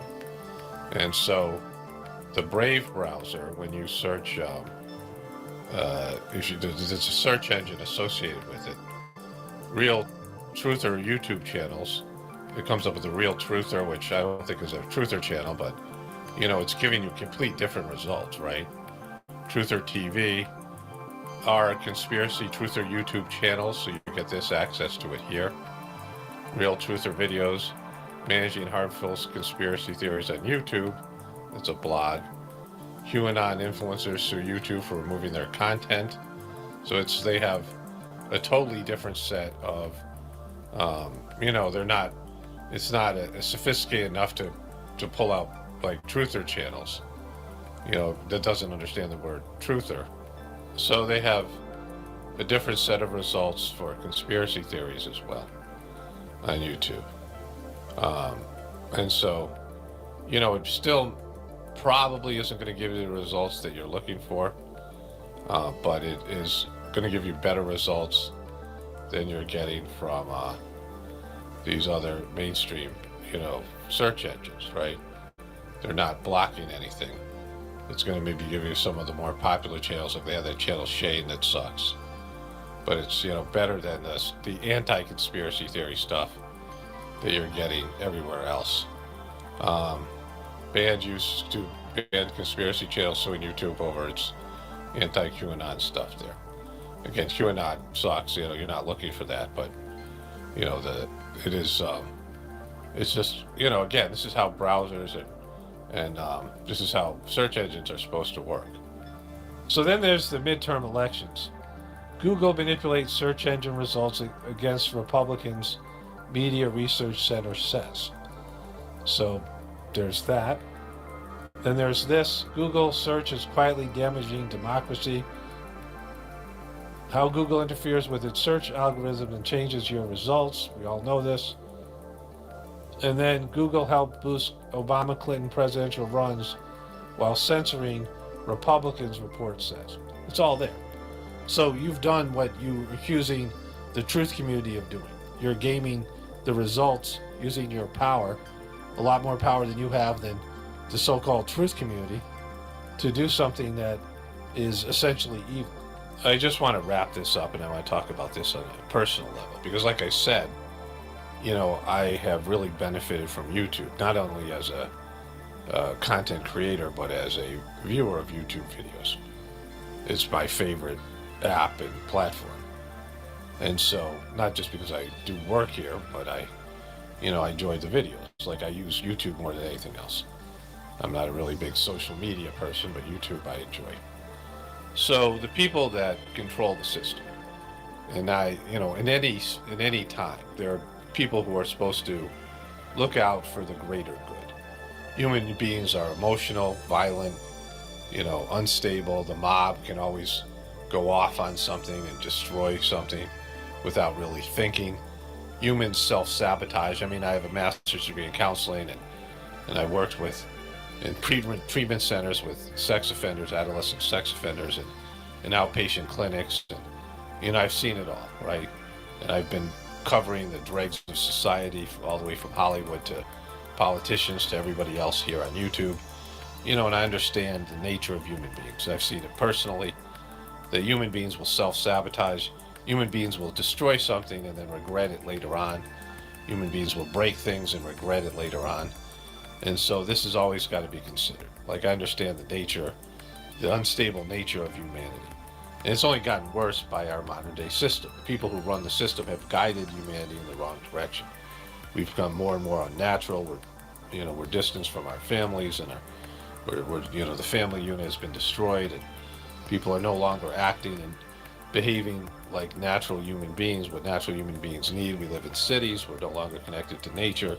We're no longer connected to the divinity within us. Religions have hijacked our natural spiritual process, and the hedonistic nature of our materialistic world that wants everything to be externalized. There's no introversion and no self-reflection. We've hemorrhaged vocabulary words, and we're getting, it's idiocracy happening right in front of us, right? So I understand all that. Like I'm more, I don't know if the word pragmatic or more, generous with my opinion of the people who control the system. Because I see, a lot of people just want to blame the so-called elite. That's the elite. You're just elite. I'd be so much smarter if it wasn't for the elite. No, you probably wouldn't, right? And so it's not just the elite, and I say that all the time. It's all of us. We've all contributed to this, and we're all dependent on this system. Good, bad, and evil. And that's mostly what it is, bad and evil. It's mostly a negative system. There are good things about it, but most of the good things are things that we enjoy that are not necessarily good for us. We've gotten weaker, more entitled, we're stupider, we're more selfish. I mean, just all the bad things that human beings, more envious, more hatred, full of hatred and anger. And so that's what the people who control the system have to deal with. It's, a lot of it's on them for, disconnecting people. There was a time where people walked away from the farm. People left the farm. And I've homesteaded, I milked cows for a number of years and grew food. And, I have a farm now. I mean, I've been farming now for like 20 some odd years. Hobby farm, part-time farm, growing food and being out in nature and doing things like that. And what I realized, because I didn't grow up with that, was, there was a time where all of us would have had some sort of survival skills. We had some sort of skills of either, hunting or growing food or making clothes or, all of the above. Like people had to be jacks of all trades. We lived in tribes, we lived in villages, and people were much more higher functioning. But this deal was given to people. Either they were forced off of the farm, or they were, their tribes were conquered, or their, whatever it was, right? But the Aboriginal people and the village-based people that lived in these more, natural human, cows live in herds and fish live in schools and humans live in extended families, village-based agrarian families, right? And that no longer exists. And they said, leave the farm and leave all these skills behind you. Leave all this toiling and hard work behind you and just do a specialized skill and lose all this other, intergenerational knowledge that's been passed down from generation to generation. Leave it all behind and we'll take care of you. And the system will never collapse, so you don't have to worry about it. Your kids, your grandkids, and all future generations will be cool. All they have to do is do one simple task, and then they'll get money, and they'll use that money to pay other people, and everyone will have a specialized skill.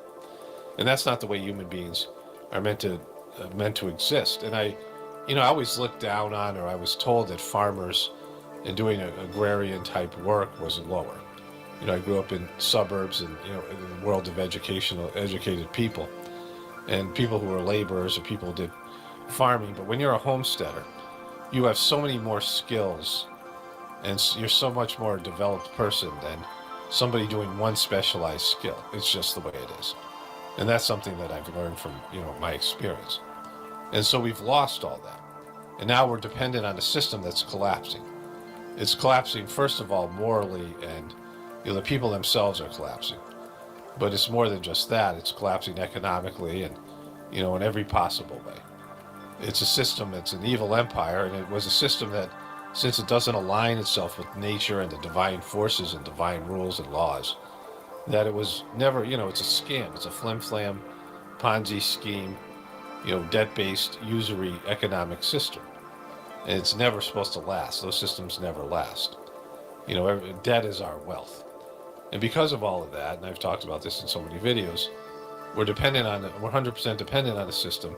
We don't have the skills to do something else, and we don't have a backup plan. And that's scary for everybody. And it should be.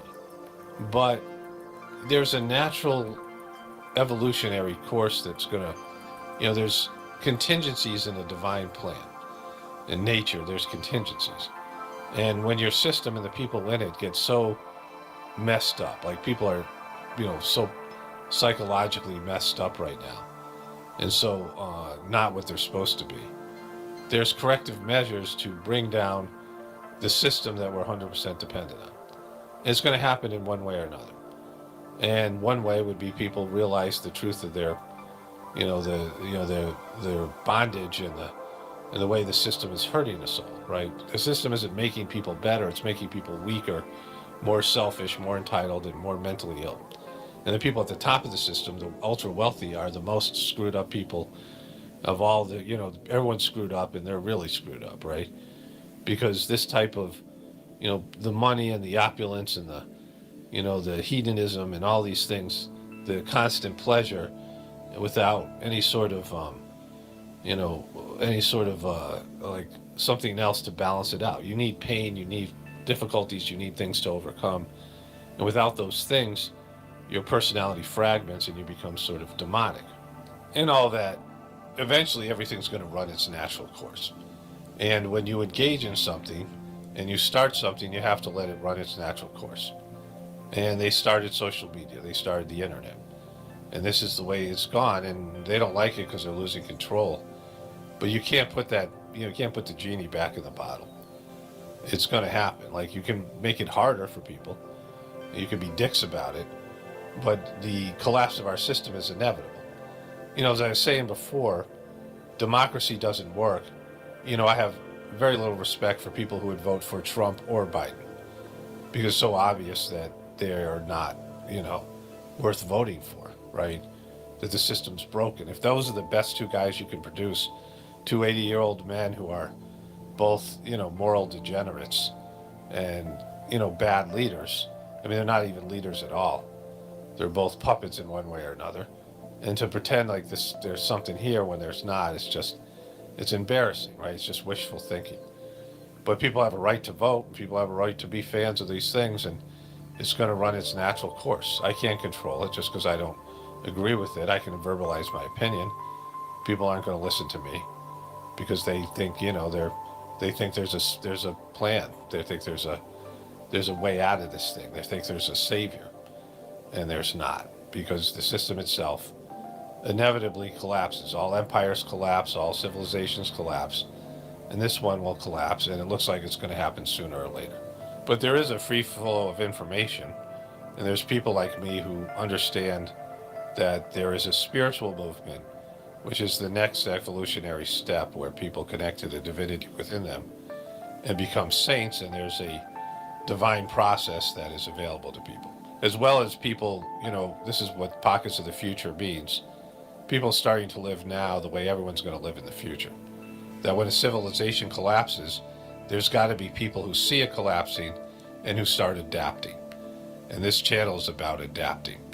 And it should be, available to people to give them the opportunity to start thinking about what it means for them to adapt. Just, the information, the way I present things here, is an opportunity for people just to contemplate what their role is and what their place is in the future, and whether they're going to be people who can survive a collapse of the system and how they'll go about doing that. Not in some paranoid way and fear-based way, but just, looking at their lives and developing skills and connecting to the divinity within them, which will be mandatory for people in the future because of the problem was caused by, religions blocking people's interconnection to the divinity within them.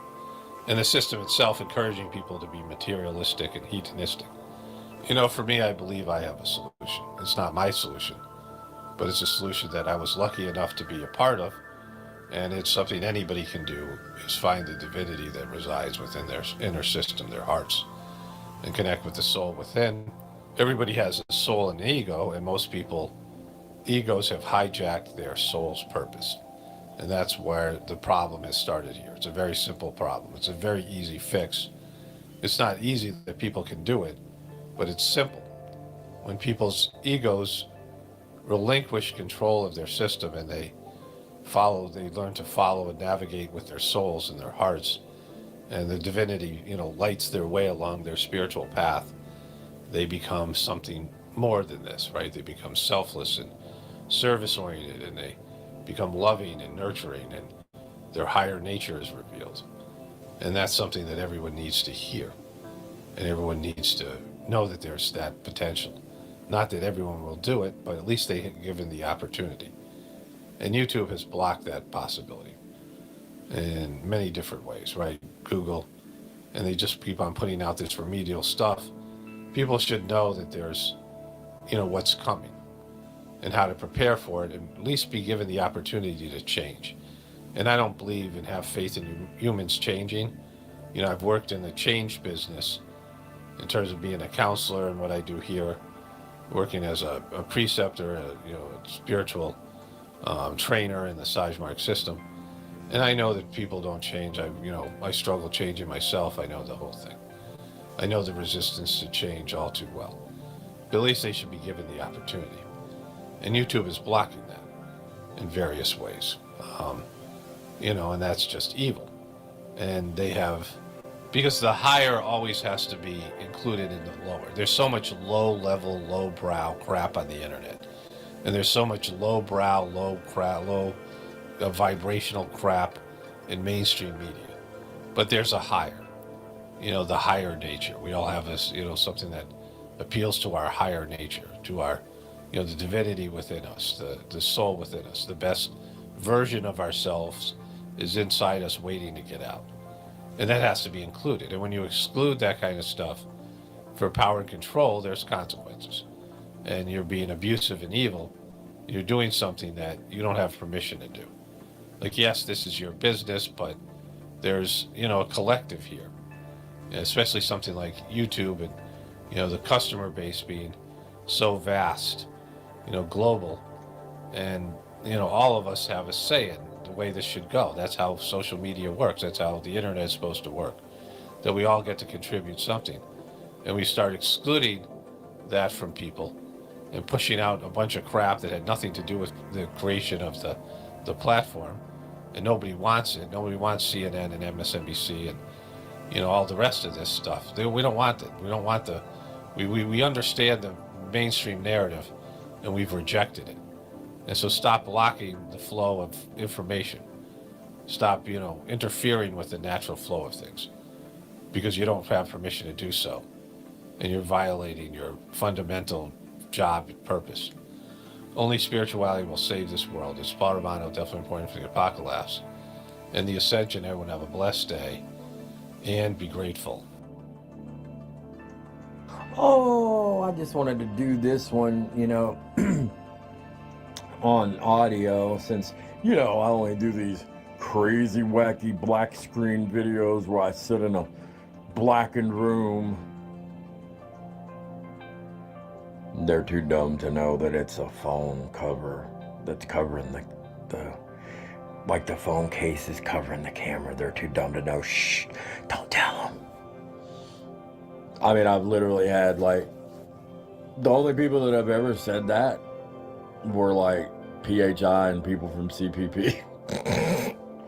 So, I mean, I guess that kind of goes to tell you what kind of intelligence people that would say that have. I don't know. It is what it is.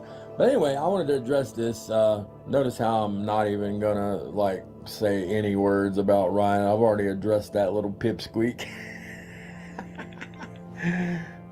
He would do best to just stay in his dish tank. You know what I mean? Let leave this important stuff to grown folk here, Ryan. So yeah, Tommy is whining and moaning so much about this Longmont thing and says that the Longmont mayor was talking out of school about Tommy, guys. Maybe telling some lies about Ty. You think so, Ty? Well, Ty, maybe I should call him up and set him straight for you, huh? What do you think? You think I should set him straight on your behalf, Tommy? I just give him a call and say, hey, man, I'm calling on Tommy's behalf. What do you think about that, Ty? Obviously, I'm joking, ladies and gentlemen. If I call him up, I'm going to talk about the multiple ethical breaches that he's had. You know what I'm saying? The multiple slander that he's done to me and others. I mean, but I mean, obviously, I would, use my own first and foremost. But also the public threats, the multiple times I've seen him break the law out on catches. Yeah, Ty, I've seen all those, buddy. Not looking good for you in the city of Longmont or whatever it is. I don't know. I'm not a Coloradoan, so I don't know what the hell's going on. I just know that the mayor of Longmont is supposedly having trouble with Tommy. So I'm literally thinking of reaching out to them. Maybe I do it live, maybe I don't. I don't know. But I feel it's my civic duty as somebody that knows Tommy very well. After all, I mean, I'm obsessed with Tommy, right? So I know everything there is to know about Tommy. So you can count on me to tell the truth about you, Tommy. Don't worry, pal. You wouldn't think I'd lie about you. as everybody knows, I wouldn't lie about you. All I got to do is tell the truth. You've done enough bad things, Tommy, without me embellishing or lying. I don't have to do that. That's you. That's what you do, Tommy. So, yeah. This guy cannot, number one, he can't get out of his own way.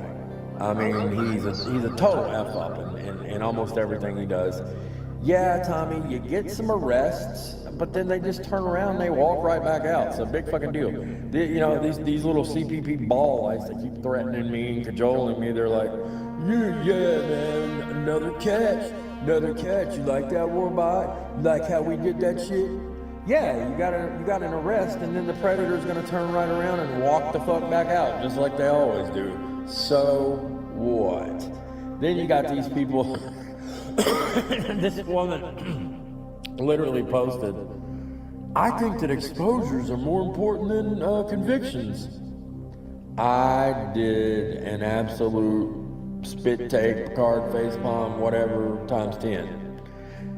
The most silly thing I've ever seen probably on here.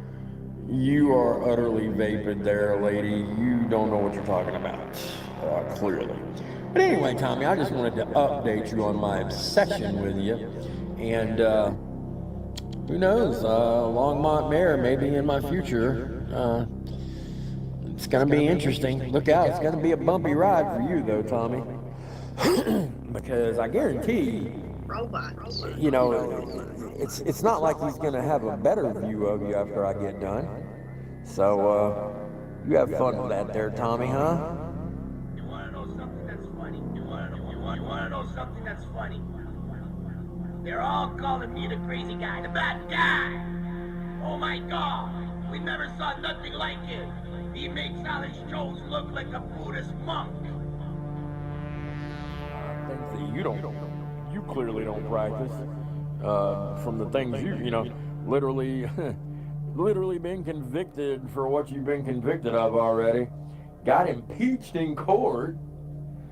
Lied to the judge about having a fixed fucking income. Then your little ball lies try to damn say, well, Tommy didn't lie. Oh, really?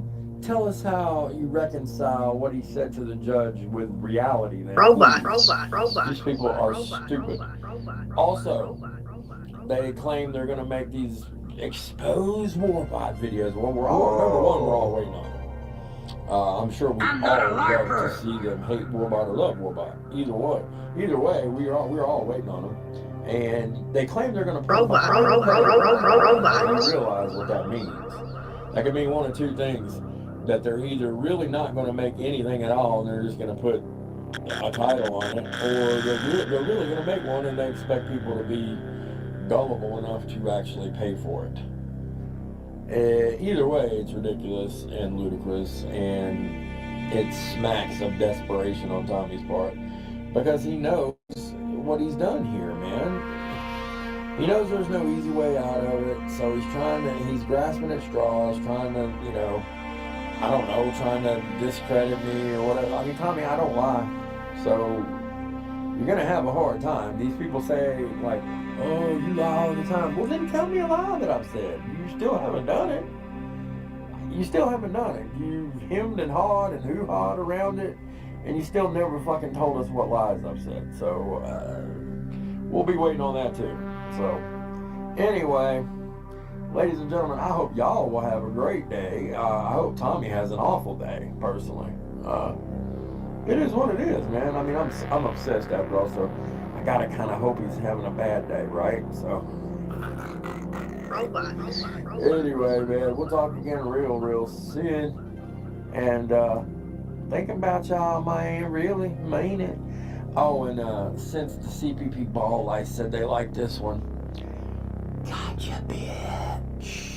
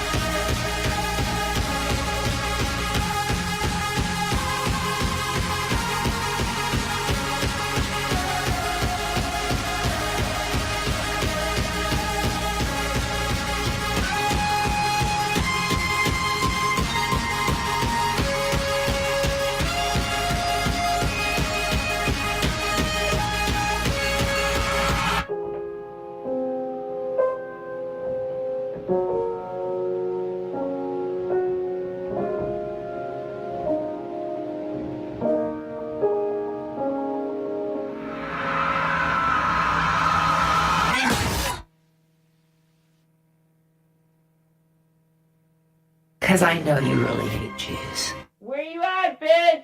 FM, fucking loser. All of your fucking Jew shit is going to get you banned for hate speech. Yeah. The facts hit you, man. It's why my videos get 500 to 600 views. Don't be jealous about it.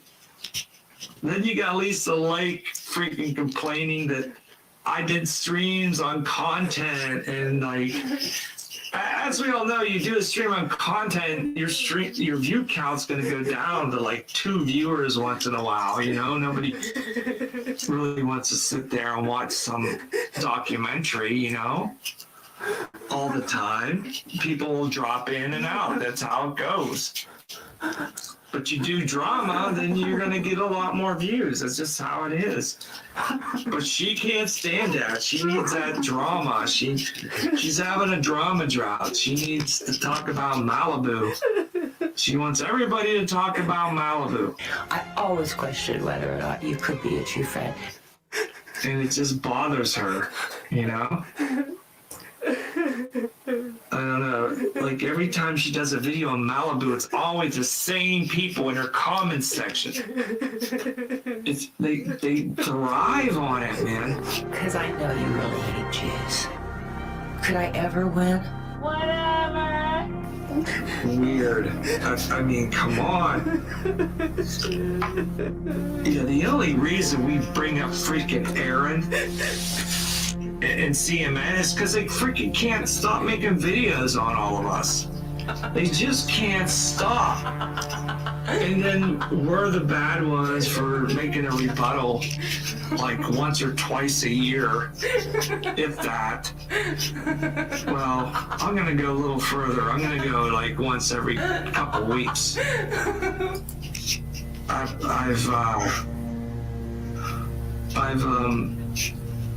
put some stuff together, so I'm gonna finish them.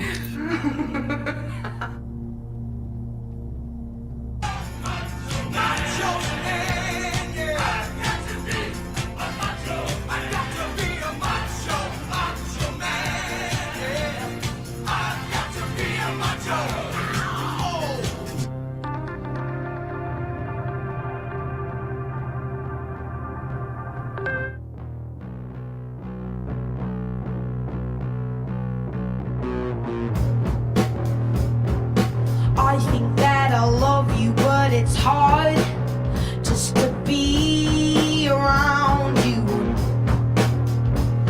You said I'm gonna be a big star.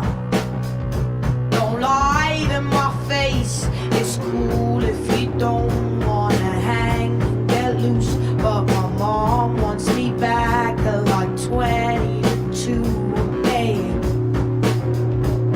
I think that I love you, but it's hard just to be around you. Don't hate me, but you're not. Don't hate me, but you know what I thought you was.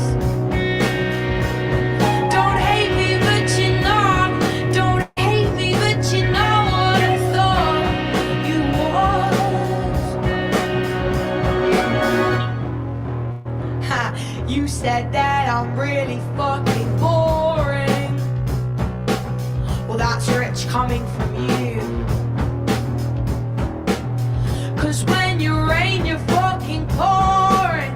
I can't win, I can't lose, and it's cool if you don't wanna hang and get loose. But my mom wants me back at like 20 to 2, and baby, I think that I love you, but it's hard just to be around you. Don't hate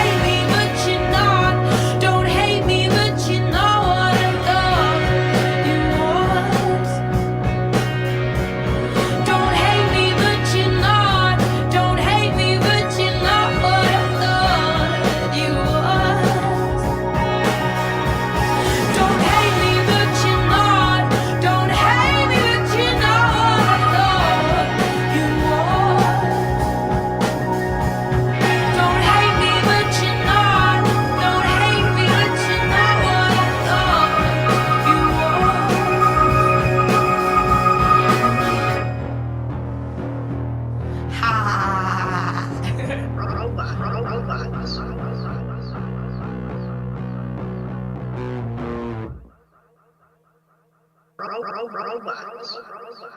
So that's the sad part. And then Woody offered to pay for a vet and offered to take the dog from him so that it would lessen his burden, because he says he can't afford to feed the dogs, and yet people are constantly sending him dog food. Even some of his trolls are sending him dog food. So for anybody to say, oh, he can't afford it, because even his trolls are sending him dog food, because people, even though they don't like Von Helton, nobody wants to see an animal suffer. No one does.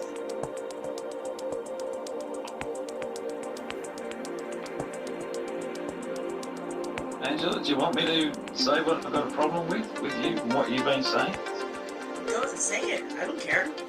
The thing that I commented about you is this false narrative that you've been spreading, that all people have to do to find out about whether Ed has an open case is talk to the courthouse. Oh, it's not false. It is false.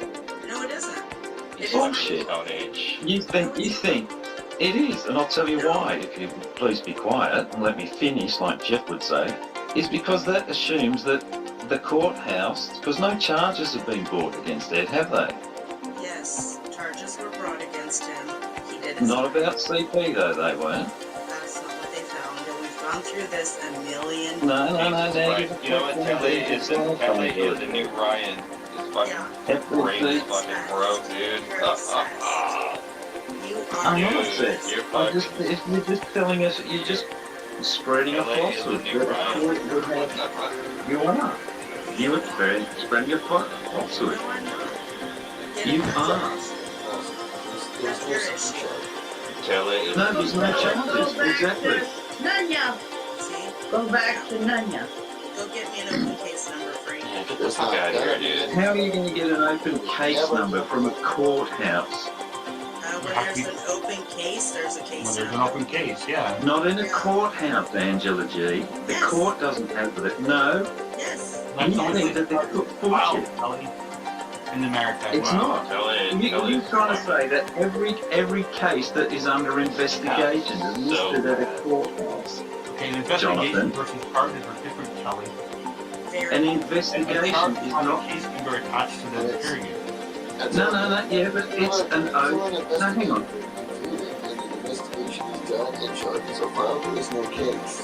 Ed, how can we have all of these case numbers? How can we... Angela, please, can you leave this to the adults? Ed, how can we have all of these case numbers which... What the fuck is an adult? What is that? How can we have all these case numbers? English, bitch. Authority is... How can we have all of these case numbers... Those aren't case numbers, those are... which have Tommy's name. Remember, we know charges have been laid, but we have all the open case numbers. They're not... Kelly, case numbers from the police department have no legal course. Oh, no shit, that's exactly what I'm saying, but there's still a fucking document case number attached to the investigation. Internal number for that agency. It's not a... It's still a case number, has John. no legal authority. Jonathan, what number, is there a number attached to an open investigation in the police department? It's just an identity. That's all it is. It's not a case. Okay, it's It has fair enough. no legal authority like a case does in a courthouse. Now, yeah, that's the point, though, exactly. So that if there's an investigation which the police are doing with that number, is that number also registered at the courthouse? No. There you go, Angela. So if there is a case or an ongoing, if there... No, fuck, you don't understand me, Jonathan. What you're trying to do is, an agency doesn't even have to put a case number on anything. They can just not put a case number. That's exactly my point. That's exactly my point, Jonathan. That's exactly my point. No, you're missing the point. If there's an investigation that's going on, He's living in the if past. there's an investigation that's going on, it's registered at the police station, not at the courthouse. Angela G is telling people to go to the courthouse to get that police number, and it's not going to be at the courthouse. Yeah, his drug chart, what he's been charged for, is on the courthouse website. Yeah, we fucking know that. Everybody over there saying open case, open case, open case. If it's not, there's no open case. Well, how about opening? How about we use the term open investigation then? If there's an open investigation, it's not going to be listed. Well, that's the point. My point is No investigation is ever listed. if there's an if someone's being investigated as a murder. You're an abuser, dude. Get the fuck out of here. Yeah, you need There's plenty of channels that this is being discussed on. My channel's not going to be one of those. Tell you. Mate, I think she must be a fucking guy. Let's have a refresher course on the documents concerning Ed. An agency, the Texas Office of the Attorney General Law Enforcement Division, lists Ed as a suspect in an incident related to CP.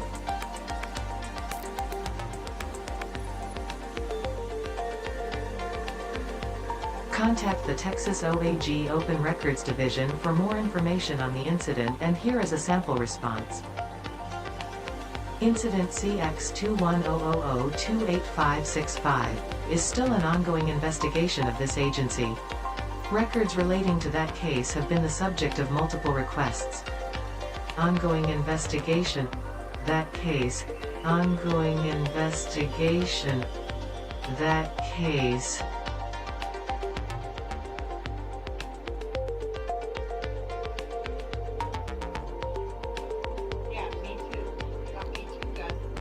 Yeah, because you know what Aaron did? Aaron's been looking for my behind, okay? For my gluteus maximus all over the internet, and when he couldn't find it, he made it up. He had actually stalked the woman and got her on cam, her naked butt, and then he posted a video saying it was me. Then he finally found my butt. I'm like, that's pretty sad. That's pretty sad. Yes, Darren, I have the receipt. And I ain't talking about the toilet paper either. Buckle up for me. Let me tell you what else. Okay. I have all of Aaron's hot tub. Yeah, Aaron used to troll me from his tub. And, let me just say, he let it all hang out. And you know what? And then he'll say, oh, he'll act like, oh, I was just innocently in my hot tub and, you know, and then she made it into something. No. He titled them Naked Hot Tub Politics. Like, come look at me, I'm naked. And even then, I didn't want to look. But I had to because he would attack me. He would attack me ruthlessly. He even hunted me down on Facebook and shit. Like, I don't even understand why. Actually, he fell in love with me. He fell in love with me, and I said, no, I can't. Aaron, no, I'm not interested in you. Then he got mad, and then we've been enemies ever since. I'm not even pulling you see, I don't even really know Aaron. You were from Urbans, but you called me Mark Smith, Aaron. You called me a lot of people. People said things. Well, he's very hairy. My son, mate. Oh, I know. Oh, I know.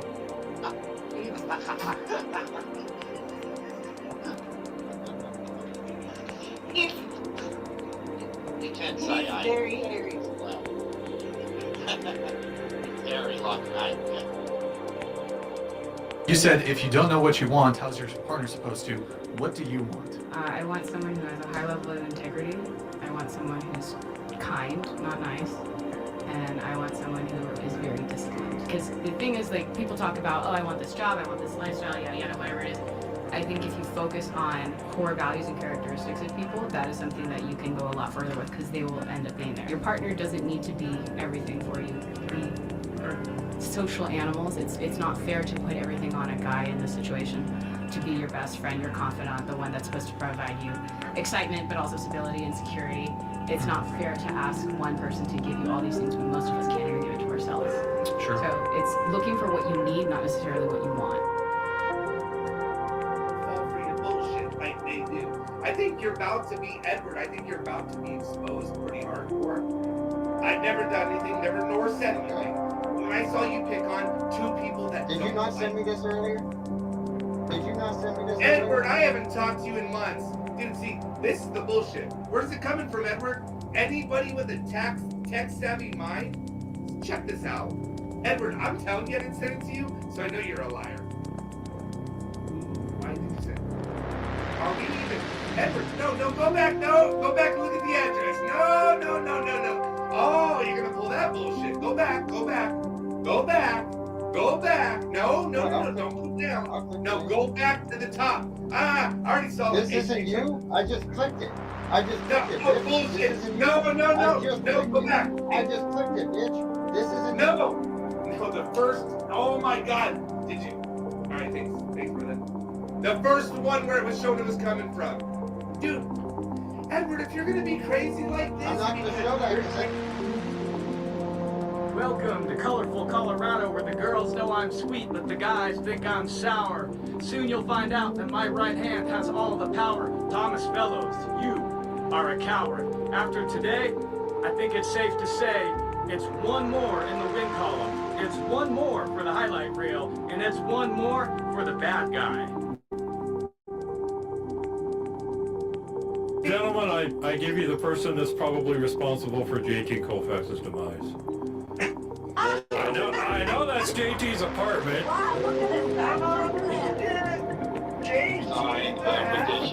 Sign the petition. So Jason, are you in Colorado? What up, Jay? Did Tommy back down? He dropped off, Jeff. Let's talk about his allegation with his ex-wife. Why he had such a hard time believing Christy. There he is. What? This dude abused her and he lived it. I tell you. Sign the contract. I can't hear anything going on. It's like the whole town is just clock. You people better duck off. Colfax just gone off. And if we don't, what? Is that a young JT Colfax? Holy fuck. Yeah, JT Colfax found a time machine. 45 fucking years ago. Sign the contract. What are we fighting about signing the contract yet? Hey, well, I just heard Jeff's mom speak, bro, and you're a fucking. Hey, let Jason talk, dude. He's got some shit to say about your boy Tommy. Well, tell me the context. Where you going? Yo, did you? Oh man, you're drinking canned water? I knew a guy that did that once. He fucked his career all up, bro. Yeah. Did he get you off tonight or what? Not yet. Wrong. Nice young dude. Nice young. Wow. Oh. Did you get diagnosed with deviated septum? Do you know what that is, Obi? That's when you do too much coke. And it I had that. Your nose. I had that when I was like 20. My fucking nose was like, it was like fucking trash. You had it when you were, once you get it. I have a fucking disease. No, I had surgery. Yes, I'm fucking sick. Yeah, they fixed it. Yeah, I got a deviated septum, but it's so No, it ain't that. I have a fucking actual disease. I don't give a shit what you have to say. If you don't have to give me Guys, gals, what are we fighting about? Jason, shut your mouth. Don't let JT talk. Who does more coke? We're fighting about the moon.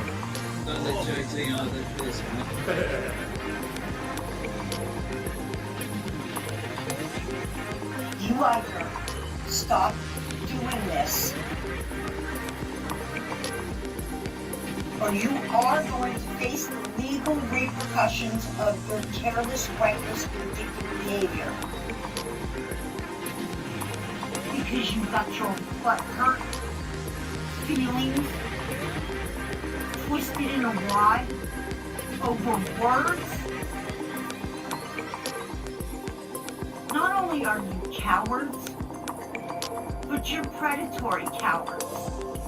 You're vermin. That's all you are. Disease-carrying rodents.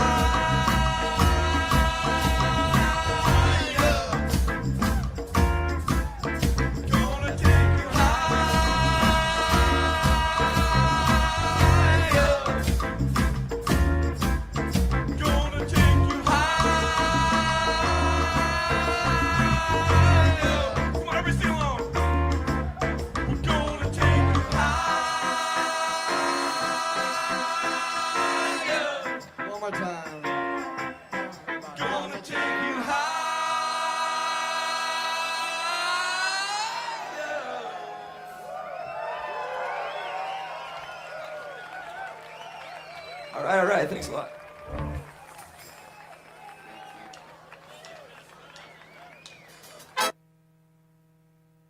What's up, dude? Go ahead and get your license and registration. Reservations? License. Dude, no. Your registration. We don't need reservations, dude. That's not what I said. I know the guy who works here. It's me, dude. I'll get you a seat. It's got Taco Bell in it. Is that it? I don't care. I'll move it. Sir. Registration. More like Reggie hating, dude. You know what I'm saying? Fuck Reggie, dude. Give me that loud. Dude, I'm looking, dude. Oh, there it is. No, that's weed. Well, now I'm trying to figure out what you're talking about. Insurance and resignation. Dude. Oh, your resignation? No, my God. You know, honestly, dude, I'd quit too. Being a cop. People don't, they're not crazy about you guys. I'll put it that way. Seriously. No, I'm trying to understand. Your license and registration. License? Yeah, don't have that. We could have started there, dude.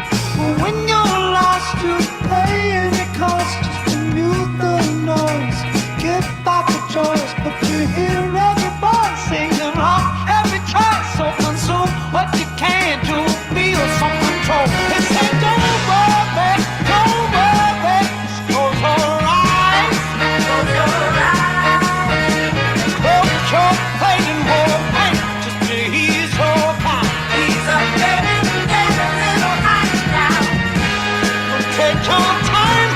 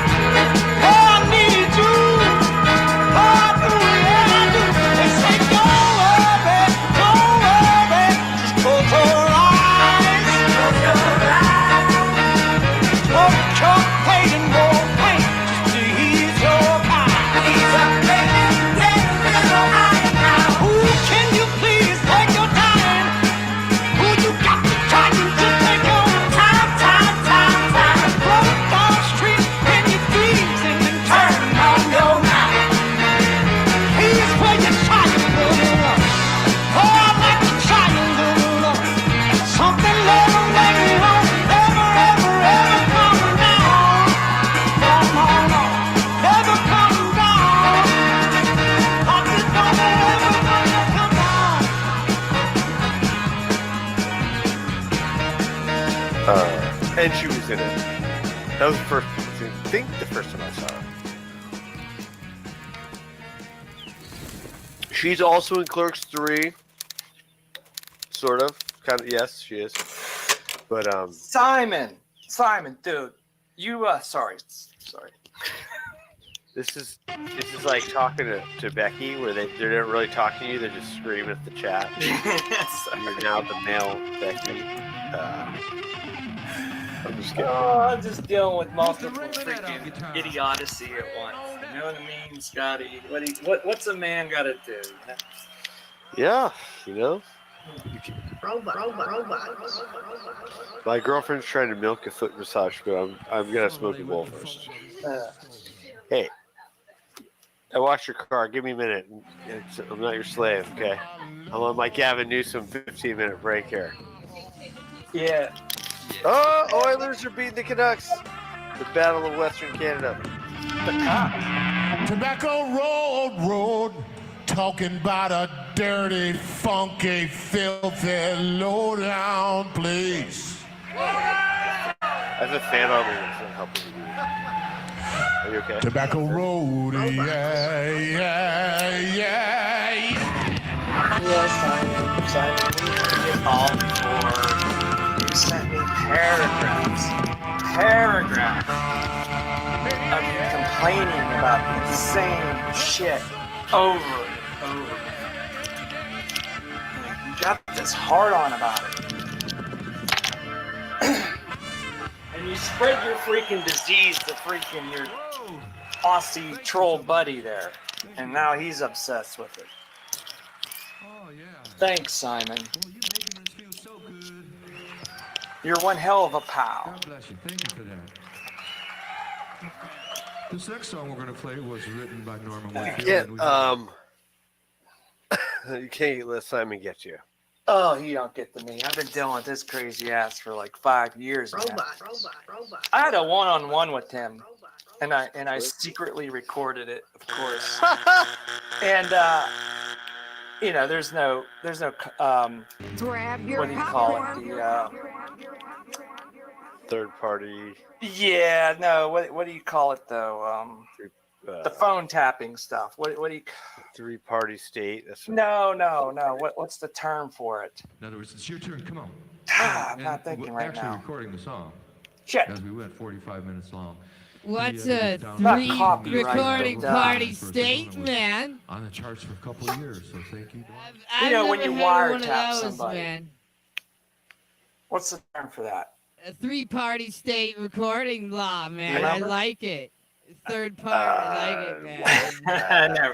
Well, whatever. There's no wire. It's like the trilogy, man. I love it, man. You and someone from another country, okay? Because they're from another country. Now, was there anything criminal involved in the discussed in the conversations? Oh no, the conversation was about Simon leaving YouTube. He told me he was leaving. Yeah, that he's done with YouTube and all this big boo-hoo for like an hour, and then he, and I said, well, take care of yourself, Simon, and then, he didn't leave. That's what happened. Yeah. They never do. They say they do. I've seen people take some breaks, or, The people that really leave are the ones that don't tell you they're leaving. Yeah, they just leave. They just leave. Or a few people, like Mechanic said he was leaving, and Necrobeck, he only came on other people's panels, but to his credit, he didn't come back. Domingo had to leave because of Tiffany. OGM, I believe he left because of her as well. Did she get the dirt on him? Yeah, she was threatening him to go after his real work and stuff like that. Yeah. He told me like that Tiffany and Domingo wanted my docs so bad they were trying to like. Wait a minute, finding bench warmers. Wasn't it me that was supposed to do all that stuff to OJM, buddy? Seriously, man. Like, finding bench warmers. I was supposed to be the one to make OJM rage quit by doing all this stuff to him, but Felomon just admitted it there. but he lets finding bench warmers just keep running with it. Dorks. Pitted him against me. He's like they're calling me in with their three-way calls and they're begging me for your name and like, yeah, but they never got anything, so whatever. I had people reporting that back to me that Tiffany was working with you and OJM against Yaxley. No. Flash or you know. No. What happened one time was Finding Freedom was in a multi-call. Google Hangouts was still, I think, here. So wait a minute. Hold on. So, why would Tiff be organizing with OJM and Fellowmon? But Fellowmon said it didn't happen. Oh, but what's interesting is OJM and Tiff were actually texting between each other. As a matter of fact, I know someone that has those screenshots that actually has Fellowmon's phone number in those screenshots. So when they're sitting here saying they're not working together, they haven't been. Oh, but wait a minute, they had one telephone conference. Oh, wait a minute, I had one phone call with Predward, and he couldn't deliver the goods and exposed himself for using his mommy's laptop. Oh my gosh, but they go running around, Mr. Cox is working the Predward. They had one phone call. Oh, but so wait a minute. What's this? I had people reporting that back to me that Tiffany was working with you and OJM against Yaxley. No. Flash or you know. No. What happened one time was Finding Freedom was in a multi-call. Google Hangouts was still, I think, here. And he was in there with Zero, I think maybe Gandalf, and I guess Tiffany joined. And oh wow. Oh, wow. Fellowmon, why is there screenshots of OJM and Tiff doing some coordinating together? Oh, but Finding Benchwarmers was in some hangouts? Man, he's been benchwarming for a while. Damn.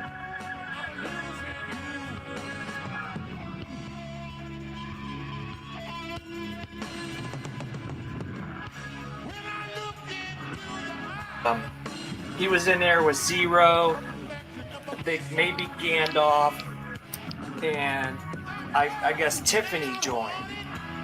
And that's the first time he and Tiffany interacted. He didn't even know who she was. So she tells Yaxley that she knew who my friend was or whatever. And that's how that got all misconstrued. Like, I was warning. I told Finding Freedom, I'm like, dude, stay away from her. Like, if they ever drag you in some kind of multi-hangout with her, get the hell out of there. And like, he's like, yeah, I'm never like going in, their hangout again. So, I mean, he could tell you the story better than I can, but I don't know where Yaxley came up with that was anywhere near her. Like, well, Yaxley, remember when he started? I was on the outs with Yaxley, so that well, was. you were still in the ends when he first started dating her, right? Remember that? I was like making fun of Yaxley and Tiffany at the same time. Remember that? It was on Malibu stream. Ugh. Fellow Mon, seriously, dude.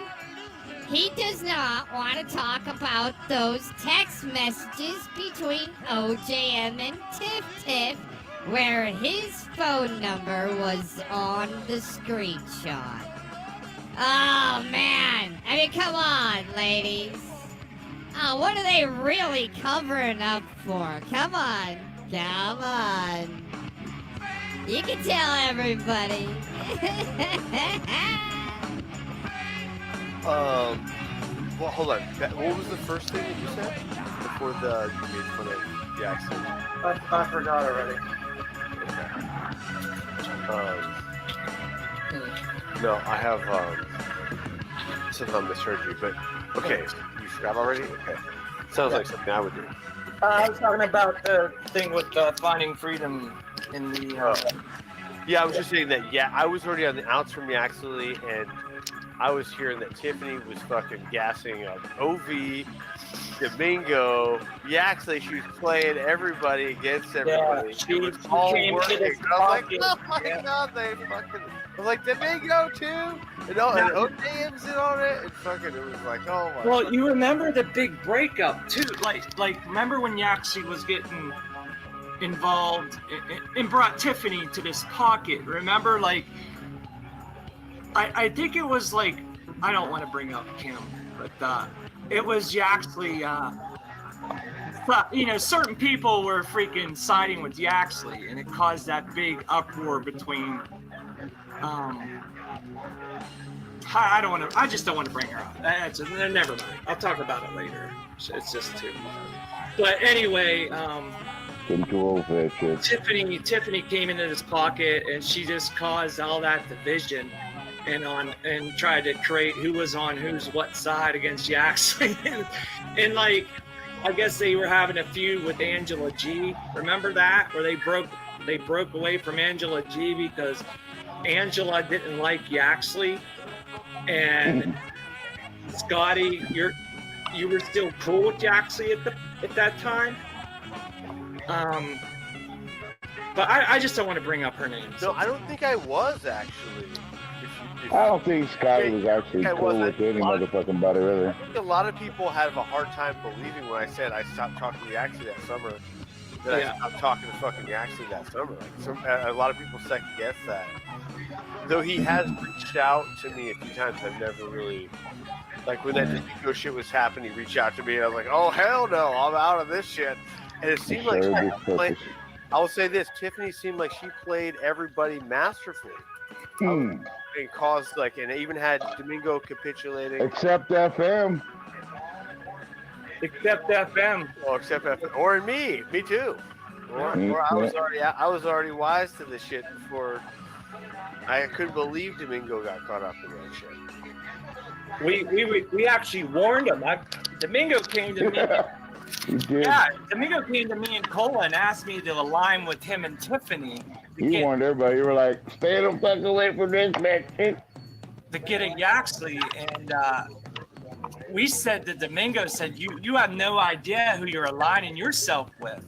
We're not going to jump on Tiffany's side just to, get at Yaxley for you, Domingo. Like, dude, you're jumping on the wrong wagon here, man. Like, you're going to find out the hard way, and that's what happened.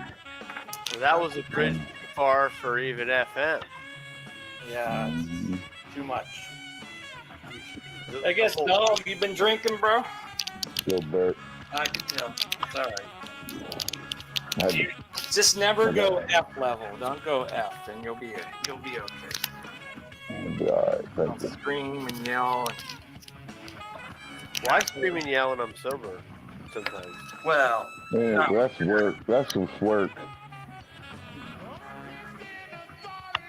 Like you can scream and holler at work. Oh yeah, you can. When you're fighting and shit, you can scream and yell for it. Yeah, you kind of have to. Chill. That's the thing, they call it a kiyam. It just means a spirited yell. So when you hit the heavy bag, you get vicious, you know. You know, it doesn't matter if I yell. I'm always yelling in my head anyway, so as long as I can hear it, that's all that matters. Unless it's an emergency where I gotta warn people to get out of the fucking way. Emergency, emergency. I say, headache! Get the fuck out. Hey, I say. Chances are Simon's drinking too. When you see a lot of caps coming from Simon, I haven't drank that much yet. You know he's drunk. I got a reason. I'm a victim. You're a Simon victim? You didn't get it? What was it? Simon. Don't ever be a victim. Did bad I'm things. always a victim. I've never stopped being a victim. Yeah. We're a victim of the Jew. That's what we're a victim of. Oh, no, I'm a victim of fucking... I was cursed. Oh, that sucks. What kind of curse? Was it a Harry Potter? It's no, it was a biblical curse. Oh, I was supposed to be painting. I can still do it. I was born a bastard. You were born a bastard? Maybe that's a blessing, because all... It says in the Bible, it's child a of curse. God, the Bible says that, you know, kids must leave their parents, and to become to the Lord, you have to leave all your family behind. You're willing to leave all your family behind. Yes. That's what Jesus says. When he says, "Think not that I come to unite you. I come to like a sword to divide the mother, the daughter, the father, the son." Yeah, and you have to. In Genesis, I think they even say, you know, you gotta leave your mom and dad and go find a new wife, or carry on, blah blah blah. Yeah, well, I was just kidding. But today my dog, as I was talking to you guys this morning on the chat, I was walking my dog, one of my little dogs, and she didn't seem right. Oh, that sucks. And I might have saved her life. She's in the hospital right now. It's just cost $12,000. Oh. I'm sorry to hear that, man. Well, it's a good thing I caught it, you know, but I had to drive all the way to fucking Houston because, you know, it's an emergency and there ain't nobody around here. Yeah, Cuts, like, you're lying about my freaking docs, like Gary Stiegel. Well, you get excited about cuts, don't you, bro? You cuts Screenshots. Cuts has kept you fired up for decades. He's a little bitch. He's coming in here acting tough, wanting some. I guarantee you, if y'all keep in touch for at least another decade, y'all still be talking the same shit. Yeah. Aren't we all? What are you talking about? Oh, shit. I'm not talking about the same fucking shit I was. I'm not a hard. You don't see me fucking making videos of other people and talking shit and defending myself and all that shit. I'm just like, oh, okay, you win. That's good. It's nice that you don't do that. Some people like to do that. I can't keep up. You guys are fucking too tough for me, man. I mean, you're like regular fucking MMA experts. You like fighting. I don't fight enough. You think I'm here to make friends? Are you Well, crazy? I'm just playing with you, man. I'm just kidding. I get crazy. Don't start bullshitting me unless you want to be bullshitted back. Hey, even best friends will backstab you in the back when you ain't looking. I've learned this in real life, man. Yeah, but the cool thing about best friends, you can pop them in the motherfucking mouth. Yeah. I had somebody certain troll that doesn't like me anymore, tell me that he considers me a friend on here, and now I'm like the eternal enemy, you know? Yeah, that must have been a real letdown, because it seems yeah, it was. It seems sort of all of a sudden, like. Yeah. Like just a total. I mean, it just came out of nowhere, right? Yeah, it's kind of weird. Right? Yeah. Oh well, but you expected it because you already said you were used to it because you have real life shit. You know what I mean? So fuck it. Yeah, same old shit. You know what I mean? Nothing changes. Why are we talking about the Bible again? I am so burnt out on the religion thing. I brought it up. I think I. Oh, it was Scotty. Oh, okay, yeah. Or no, maybe you brought it up. But hey, I did watch I thought nationalism. I watched half of the thing. At first, I was kind of bummed. I don't agree with the guy 100%, but it was interesting to hear him talk about the Supreme Court justice that clarified how the people are using the separation of church and state as like a number. Well, it's funny because me and FM a few nights ago, we were talking about guns and free speech, and I brought up getting rid of religion first. And then, like, the next day, it was brought up in Congress and shit. Like, people all of a sudden seem to realize that, oh, fuck. This is not just the anti-Semitism bill. Allow it in all its shames and forms. It doesn't mean shut people down. Yeah. That's how that gets spun. Yeah.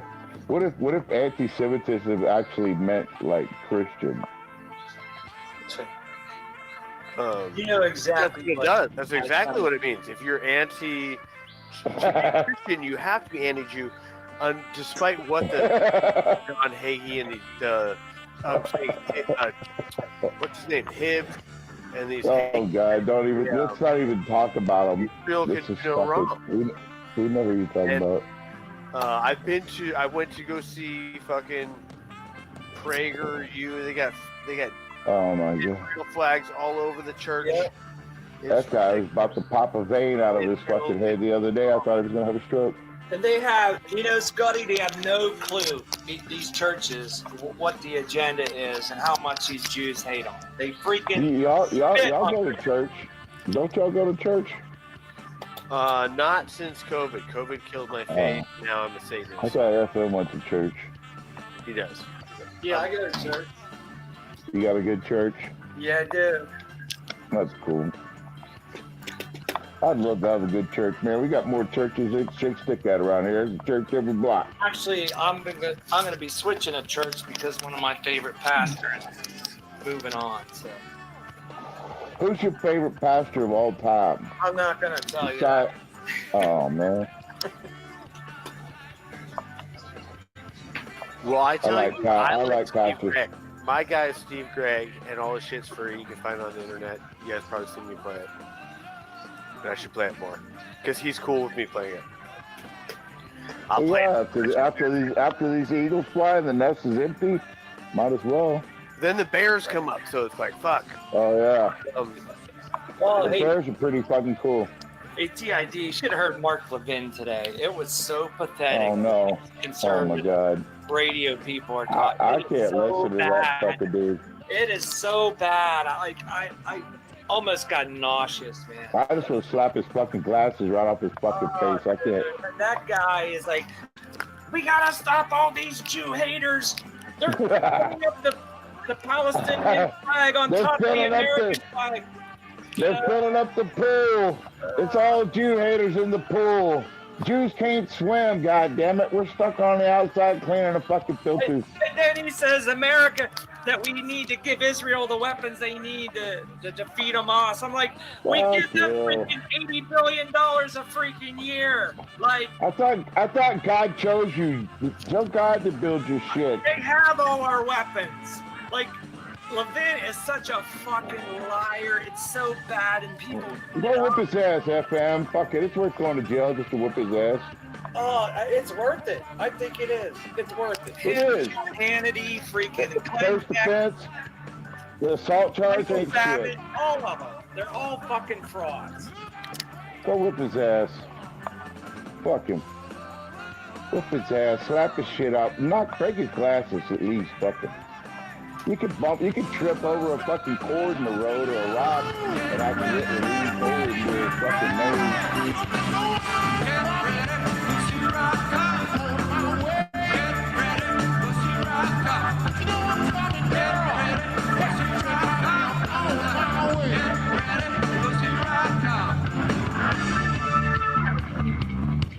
Hey, Bird.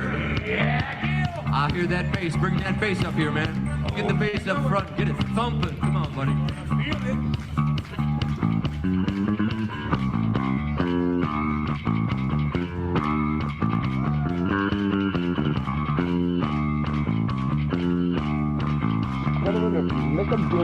Make them walk the fucking immigrants across the border with their hands. Like you can't come across the border unless you get walked across by.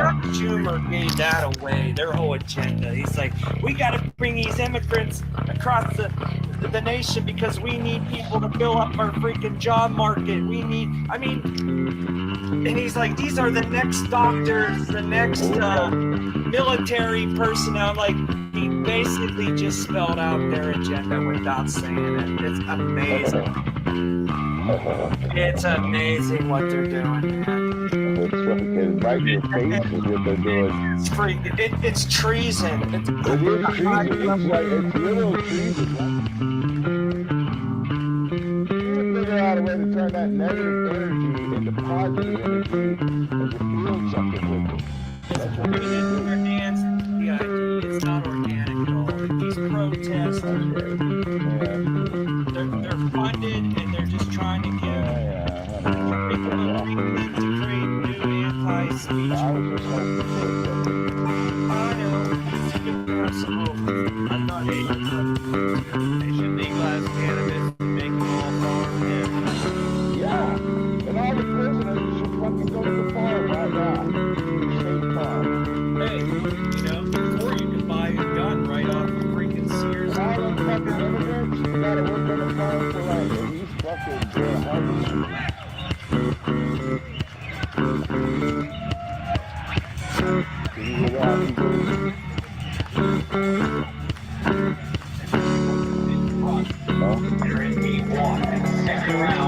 I can hear it.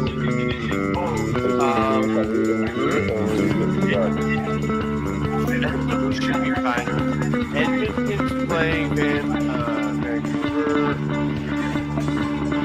Vancouver's supposed to advantage of their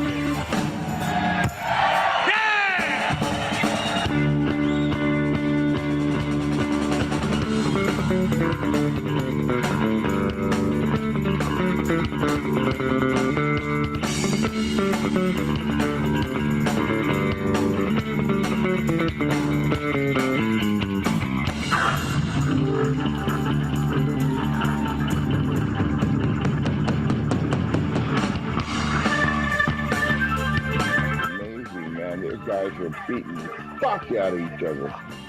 Did you should, that was the best game I ever seen. I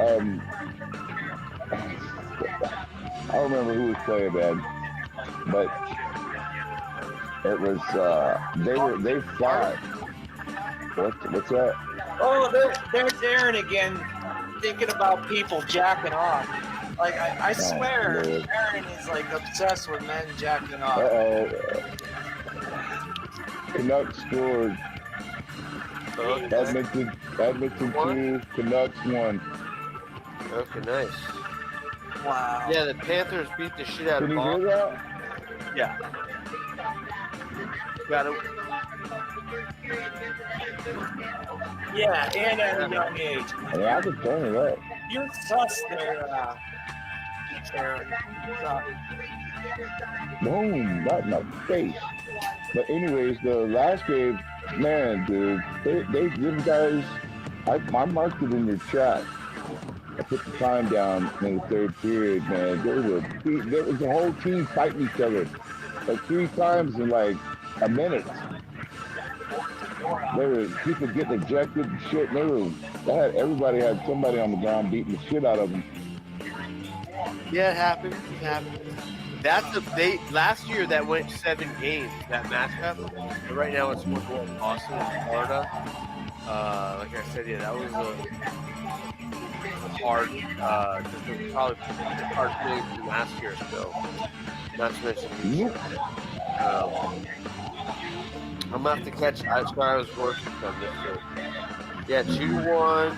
Edmonton's still winning. Boston got beat up today. Similarly, Boston beat up on. Yeah, that was the game. Dude, that game at the last like 8 minutes left, 8 minutes 35 seconds left of that game. That's when it started, the big fight, and then it just kept going.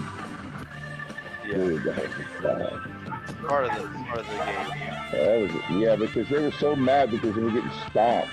Yeah, the game's not even competitive. You're just like, fuck you, I'm fighting. Yeah. You gotta make sure you don't get game misconduct and shit. I've had that trouble. And people got ejected, like 3 or 4 people. Yeah, that's when you get in trouble if you're getting game misconduct. You carry game suspension. I mean, they were beating each other in the face, dude. They had them on the ground like, wham, wham. I'm serious. Oh, yeah? Yeah, you gotta watch it. Hockey's not good for your face. So, if you like your face, you should play hockey. Yeah, you shouldn't fight. I'd rather fight than hit the face with sticks. Oh man, they were smacking each other around in the fucking face.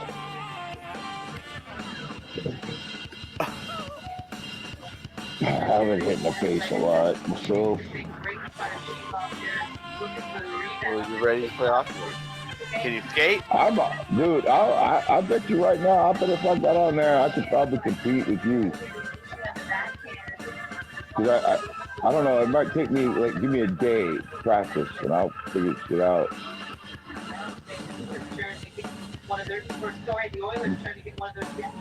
If it don't beat me up, fucking ice will probably kick my ass. I'll probably end up waking up in a coma.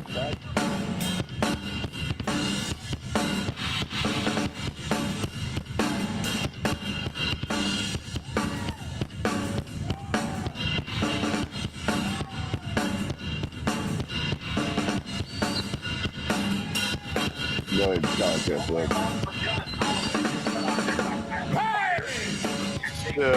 Hey, Evelyn, what are you talking about? Aaron came to this chat. Get your freaking story right, dude. Fucking crazy old man.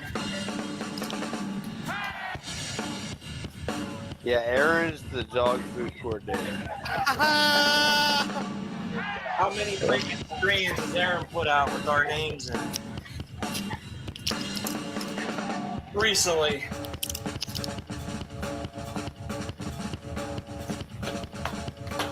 Aaron might be obsessed with YouTube. Maybe. But I'm gonna finish Harry Potter 7, and there's one more movie GID after that.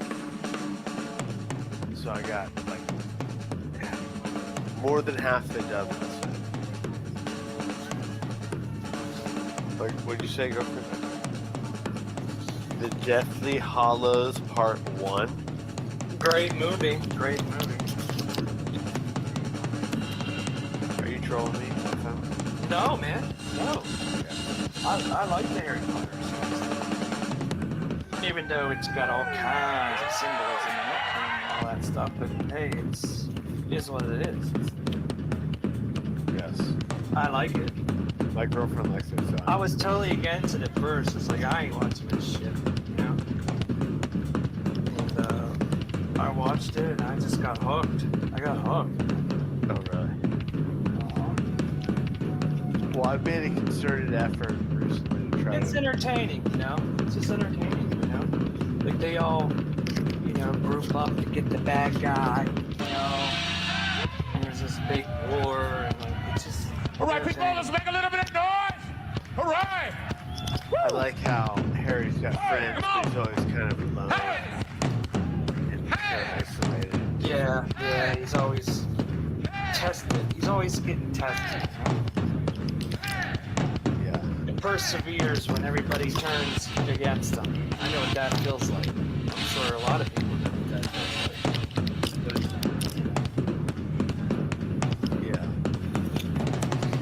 I'm at the part when he's fighting with. Don't tell me, don't actually bring it up. Fighting with his friends, it kind of over the locket thing. Yeah. One. It's all kind of dark. I was like, all right, shut it off now before I fall asleep, and then I'm off. But that way, it's kind of like it's still like a weird point. But since I know there's another movie, I kind of know how it's all gonna work out in the end. But don't tell me. So close. So much.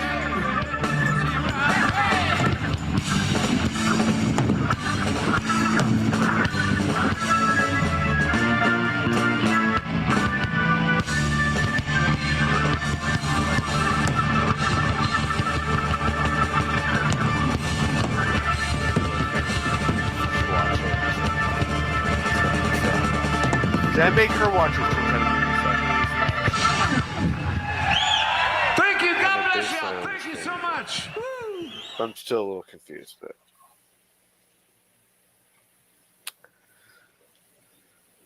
I think I learned from Nicola officially Hermione. I kept getting. Oh, what's the score? What's the score? Still 2-1. 2-1. Okay.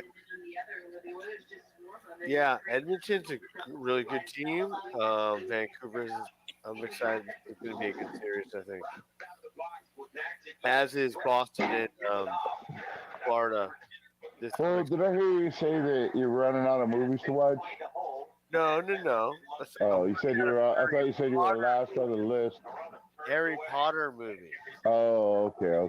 So I have after this half a movie, I'll have one. So really, if I wanted to go big, I could watch it tonight. Yeah. I want y'all to, whenever y'all get a chance to watch War Horse. That's one of my favorite modern movies.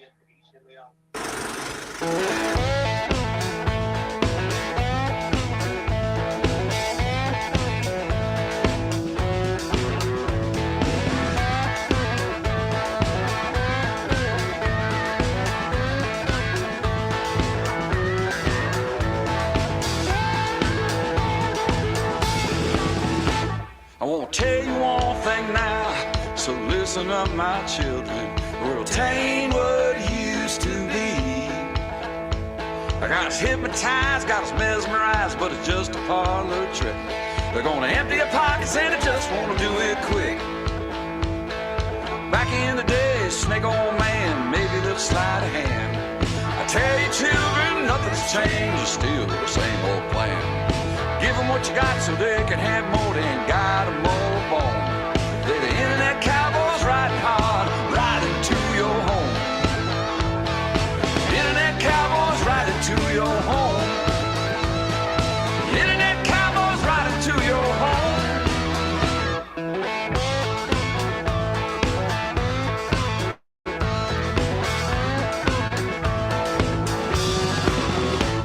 They're gonna rob you blind, but pay you no mind, cause you're just a sitting duck. Spend all day on the internet, so I say, what the hey? I guess you don't want no advice, you probably just think I'm mean. Cause I just say, get alive and get off them screens. Get off them screens. Cause the internet cowboys, they the ones that mean. Yeah, the internet cowboys, they the ones that mean. The internet cowboys, they the ones that mean.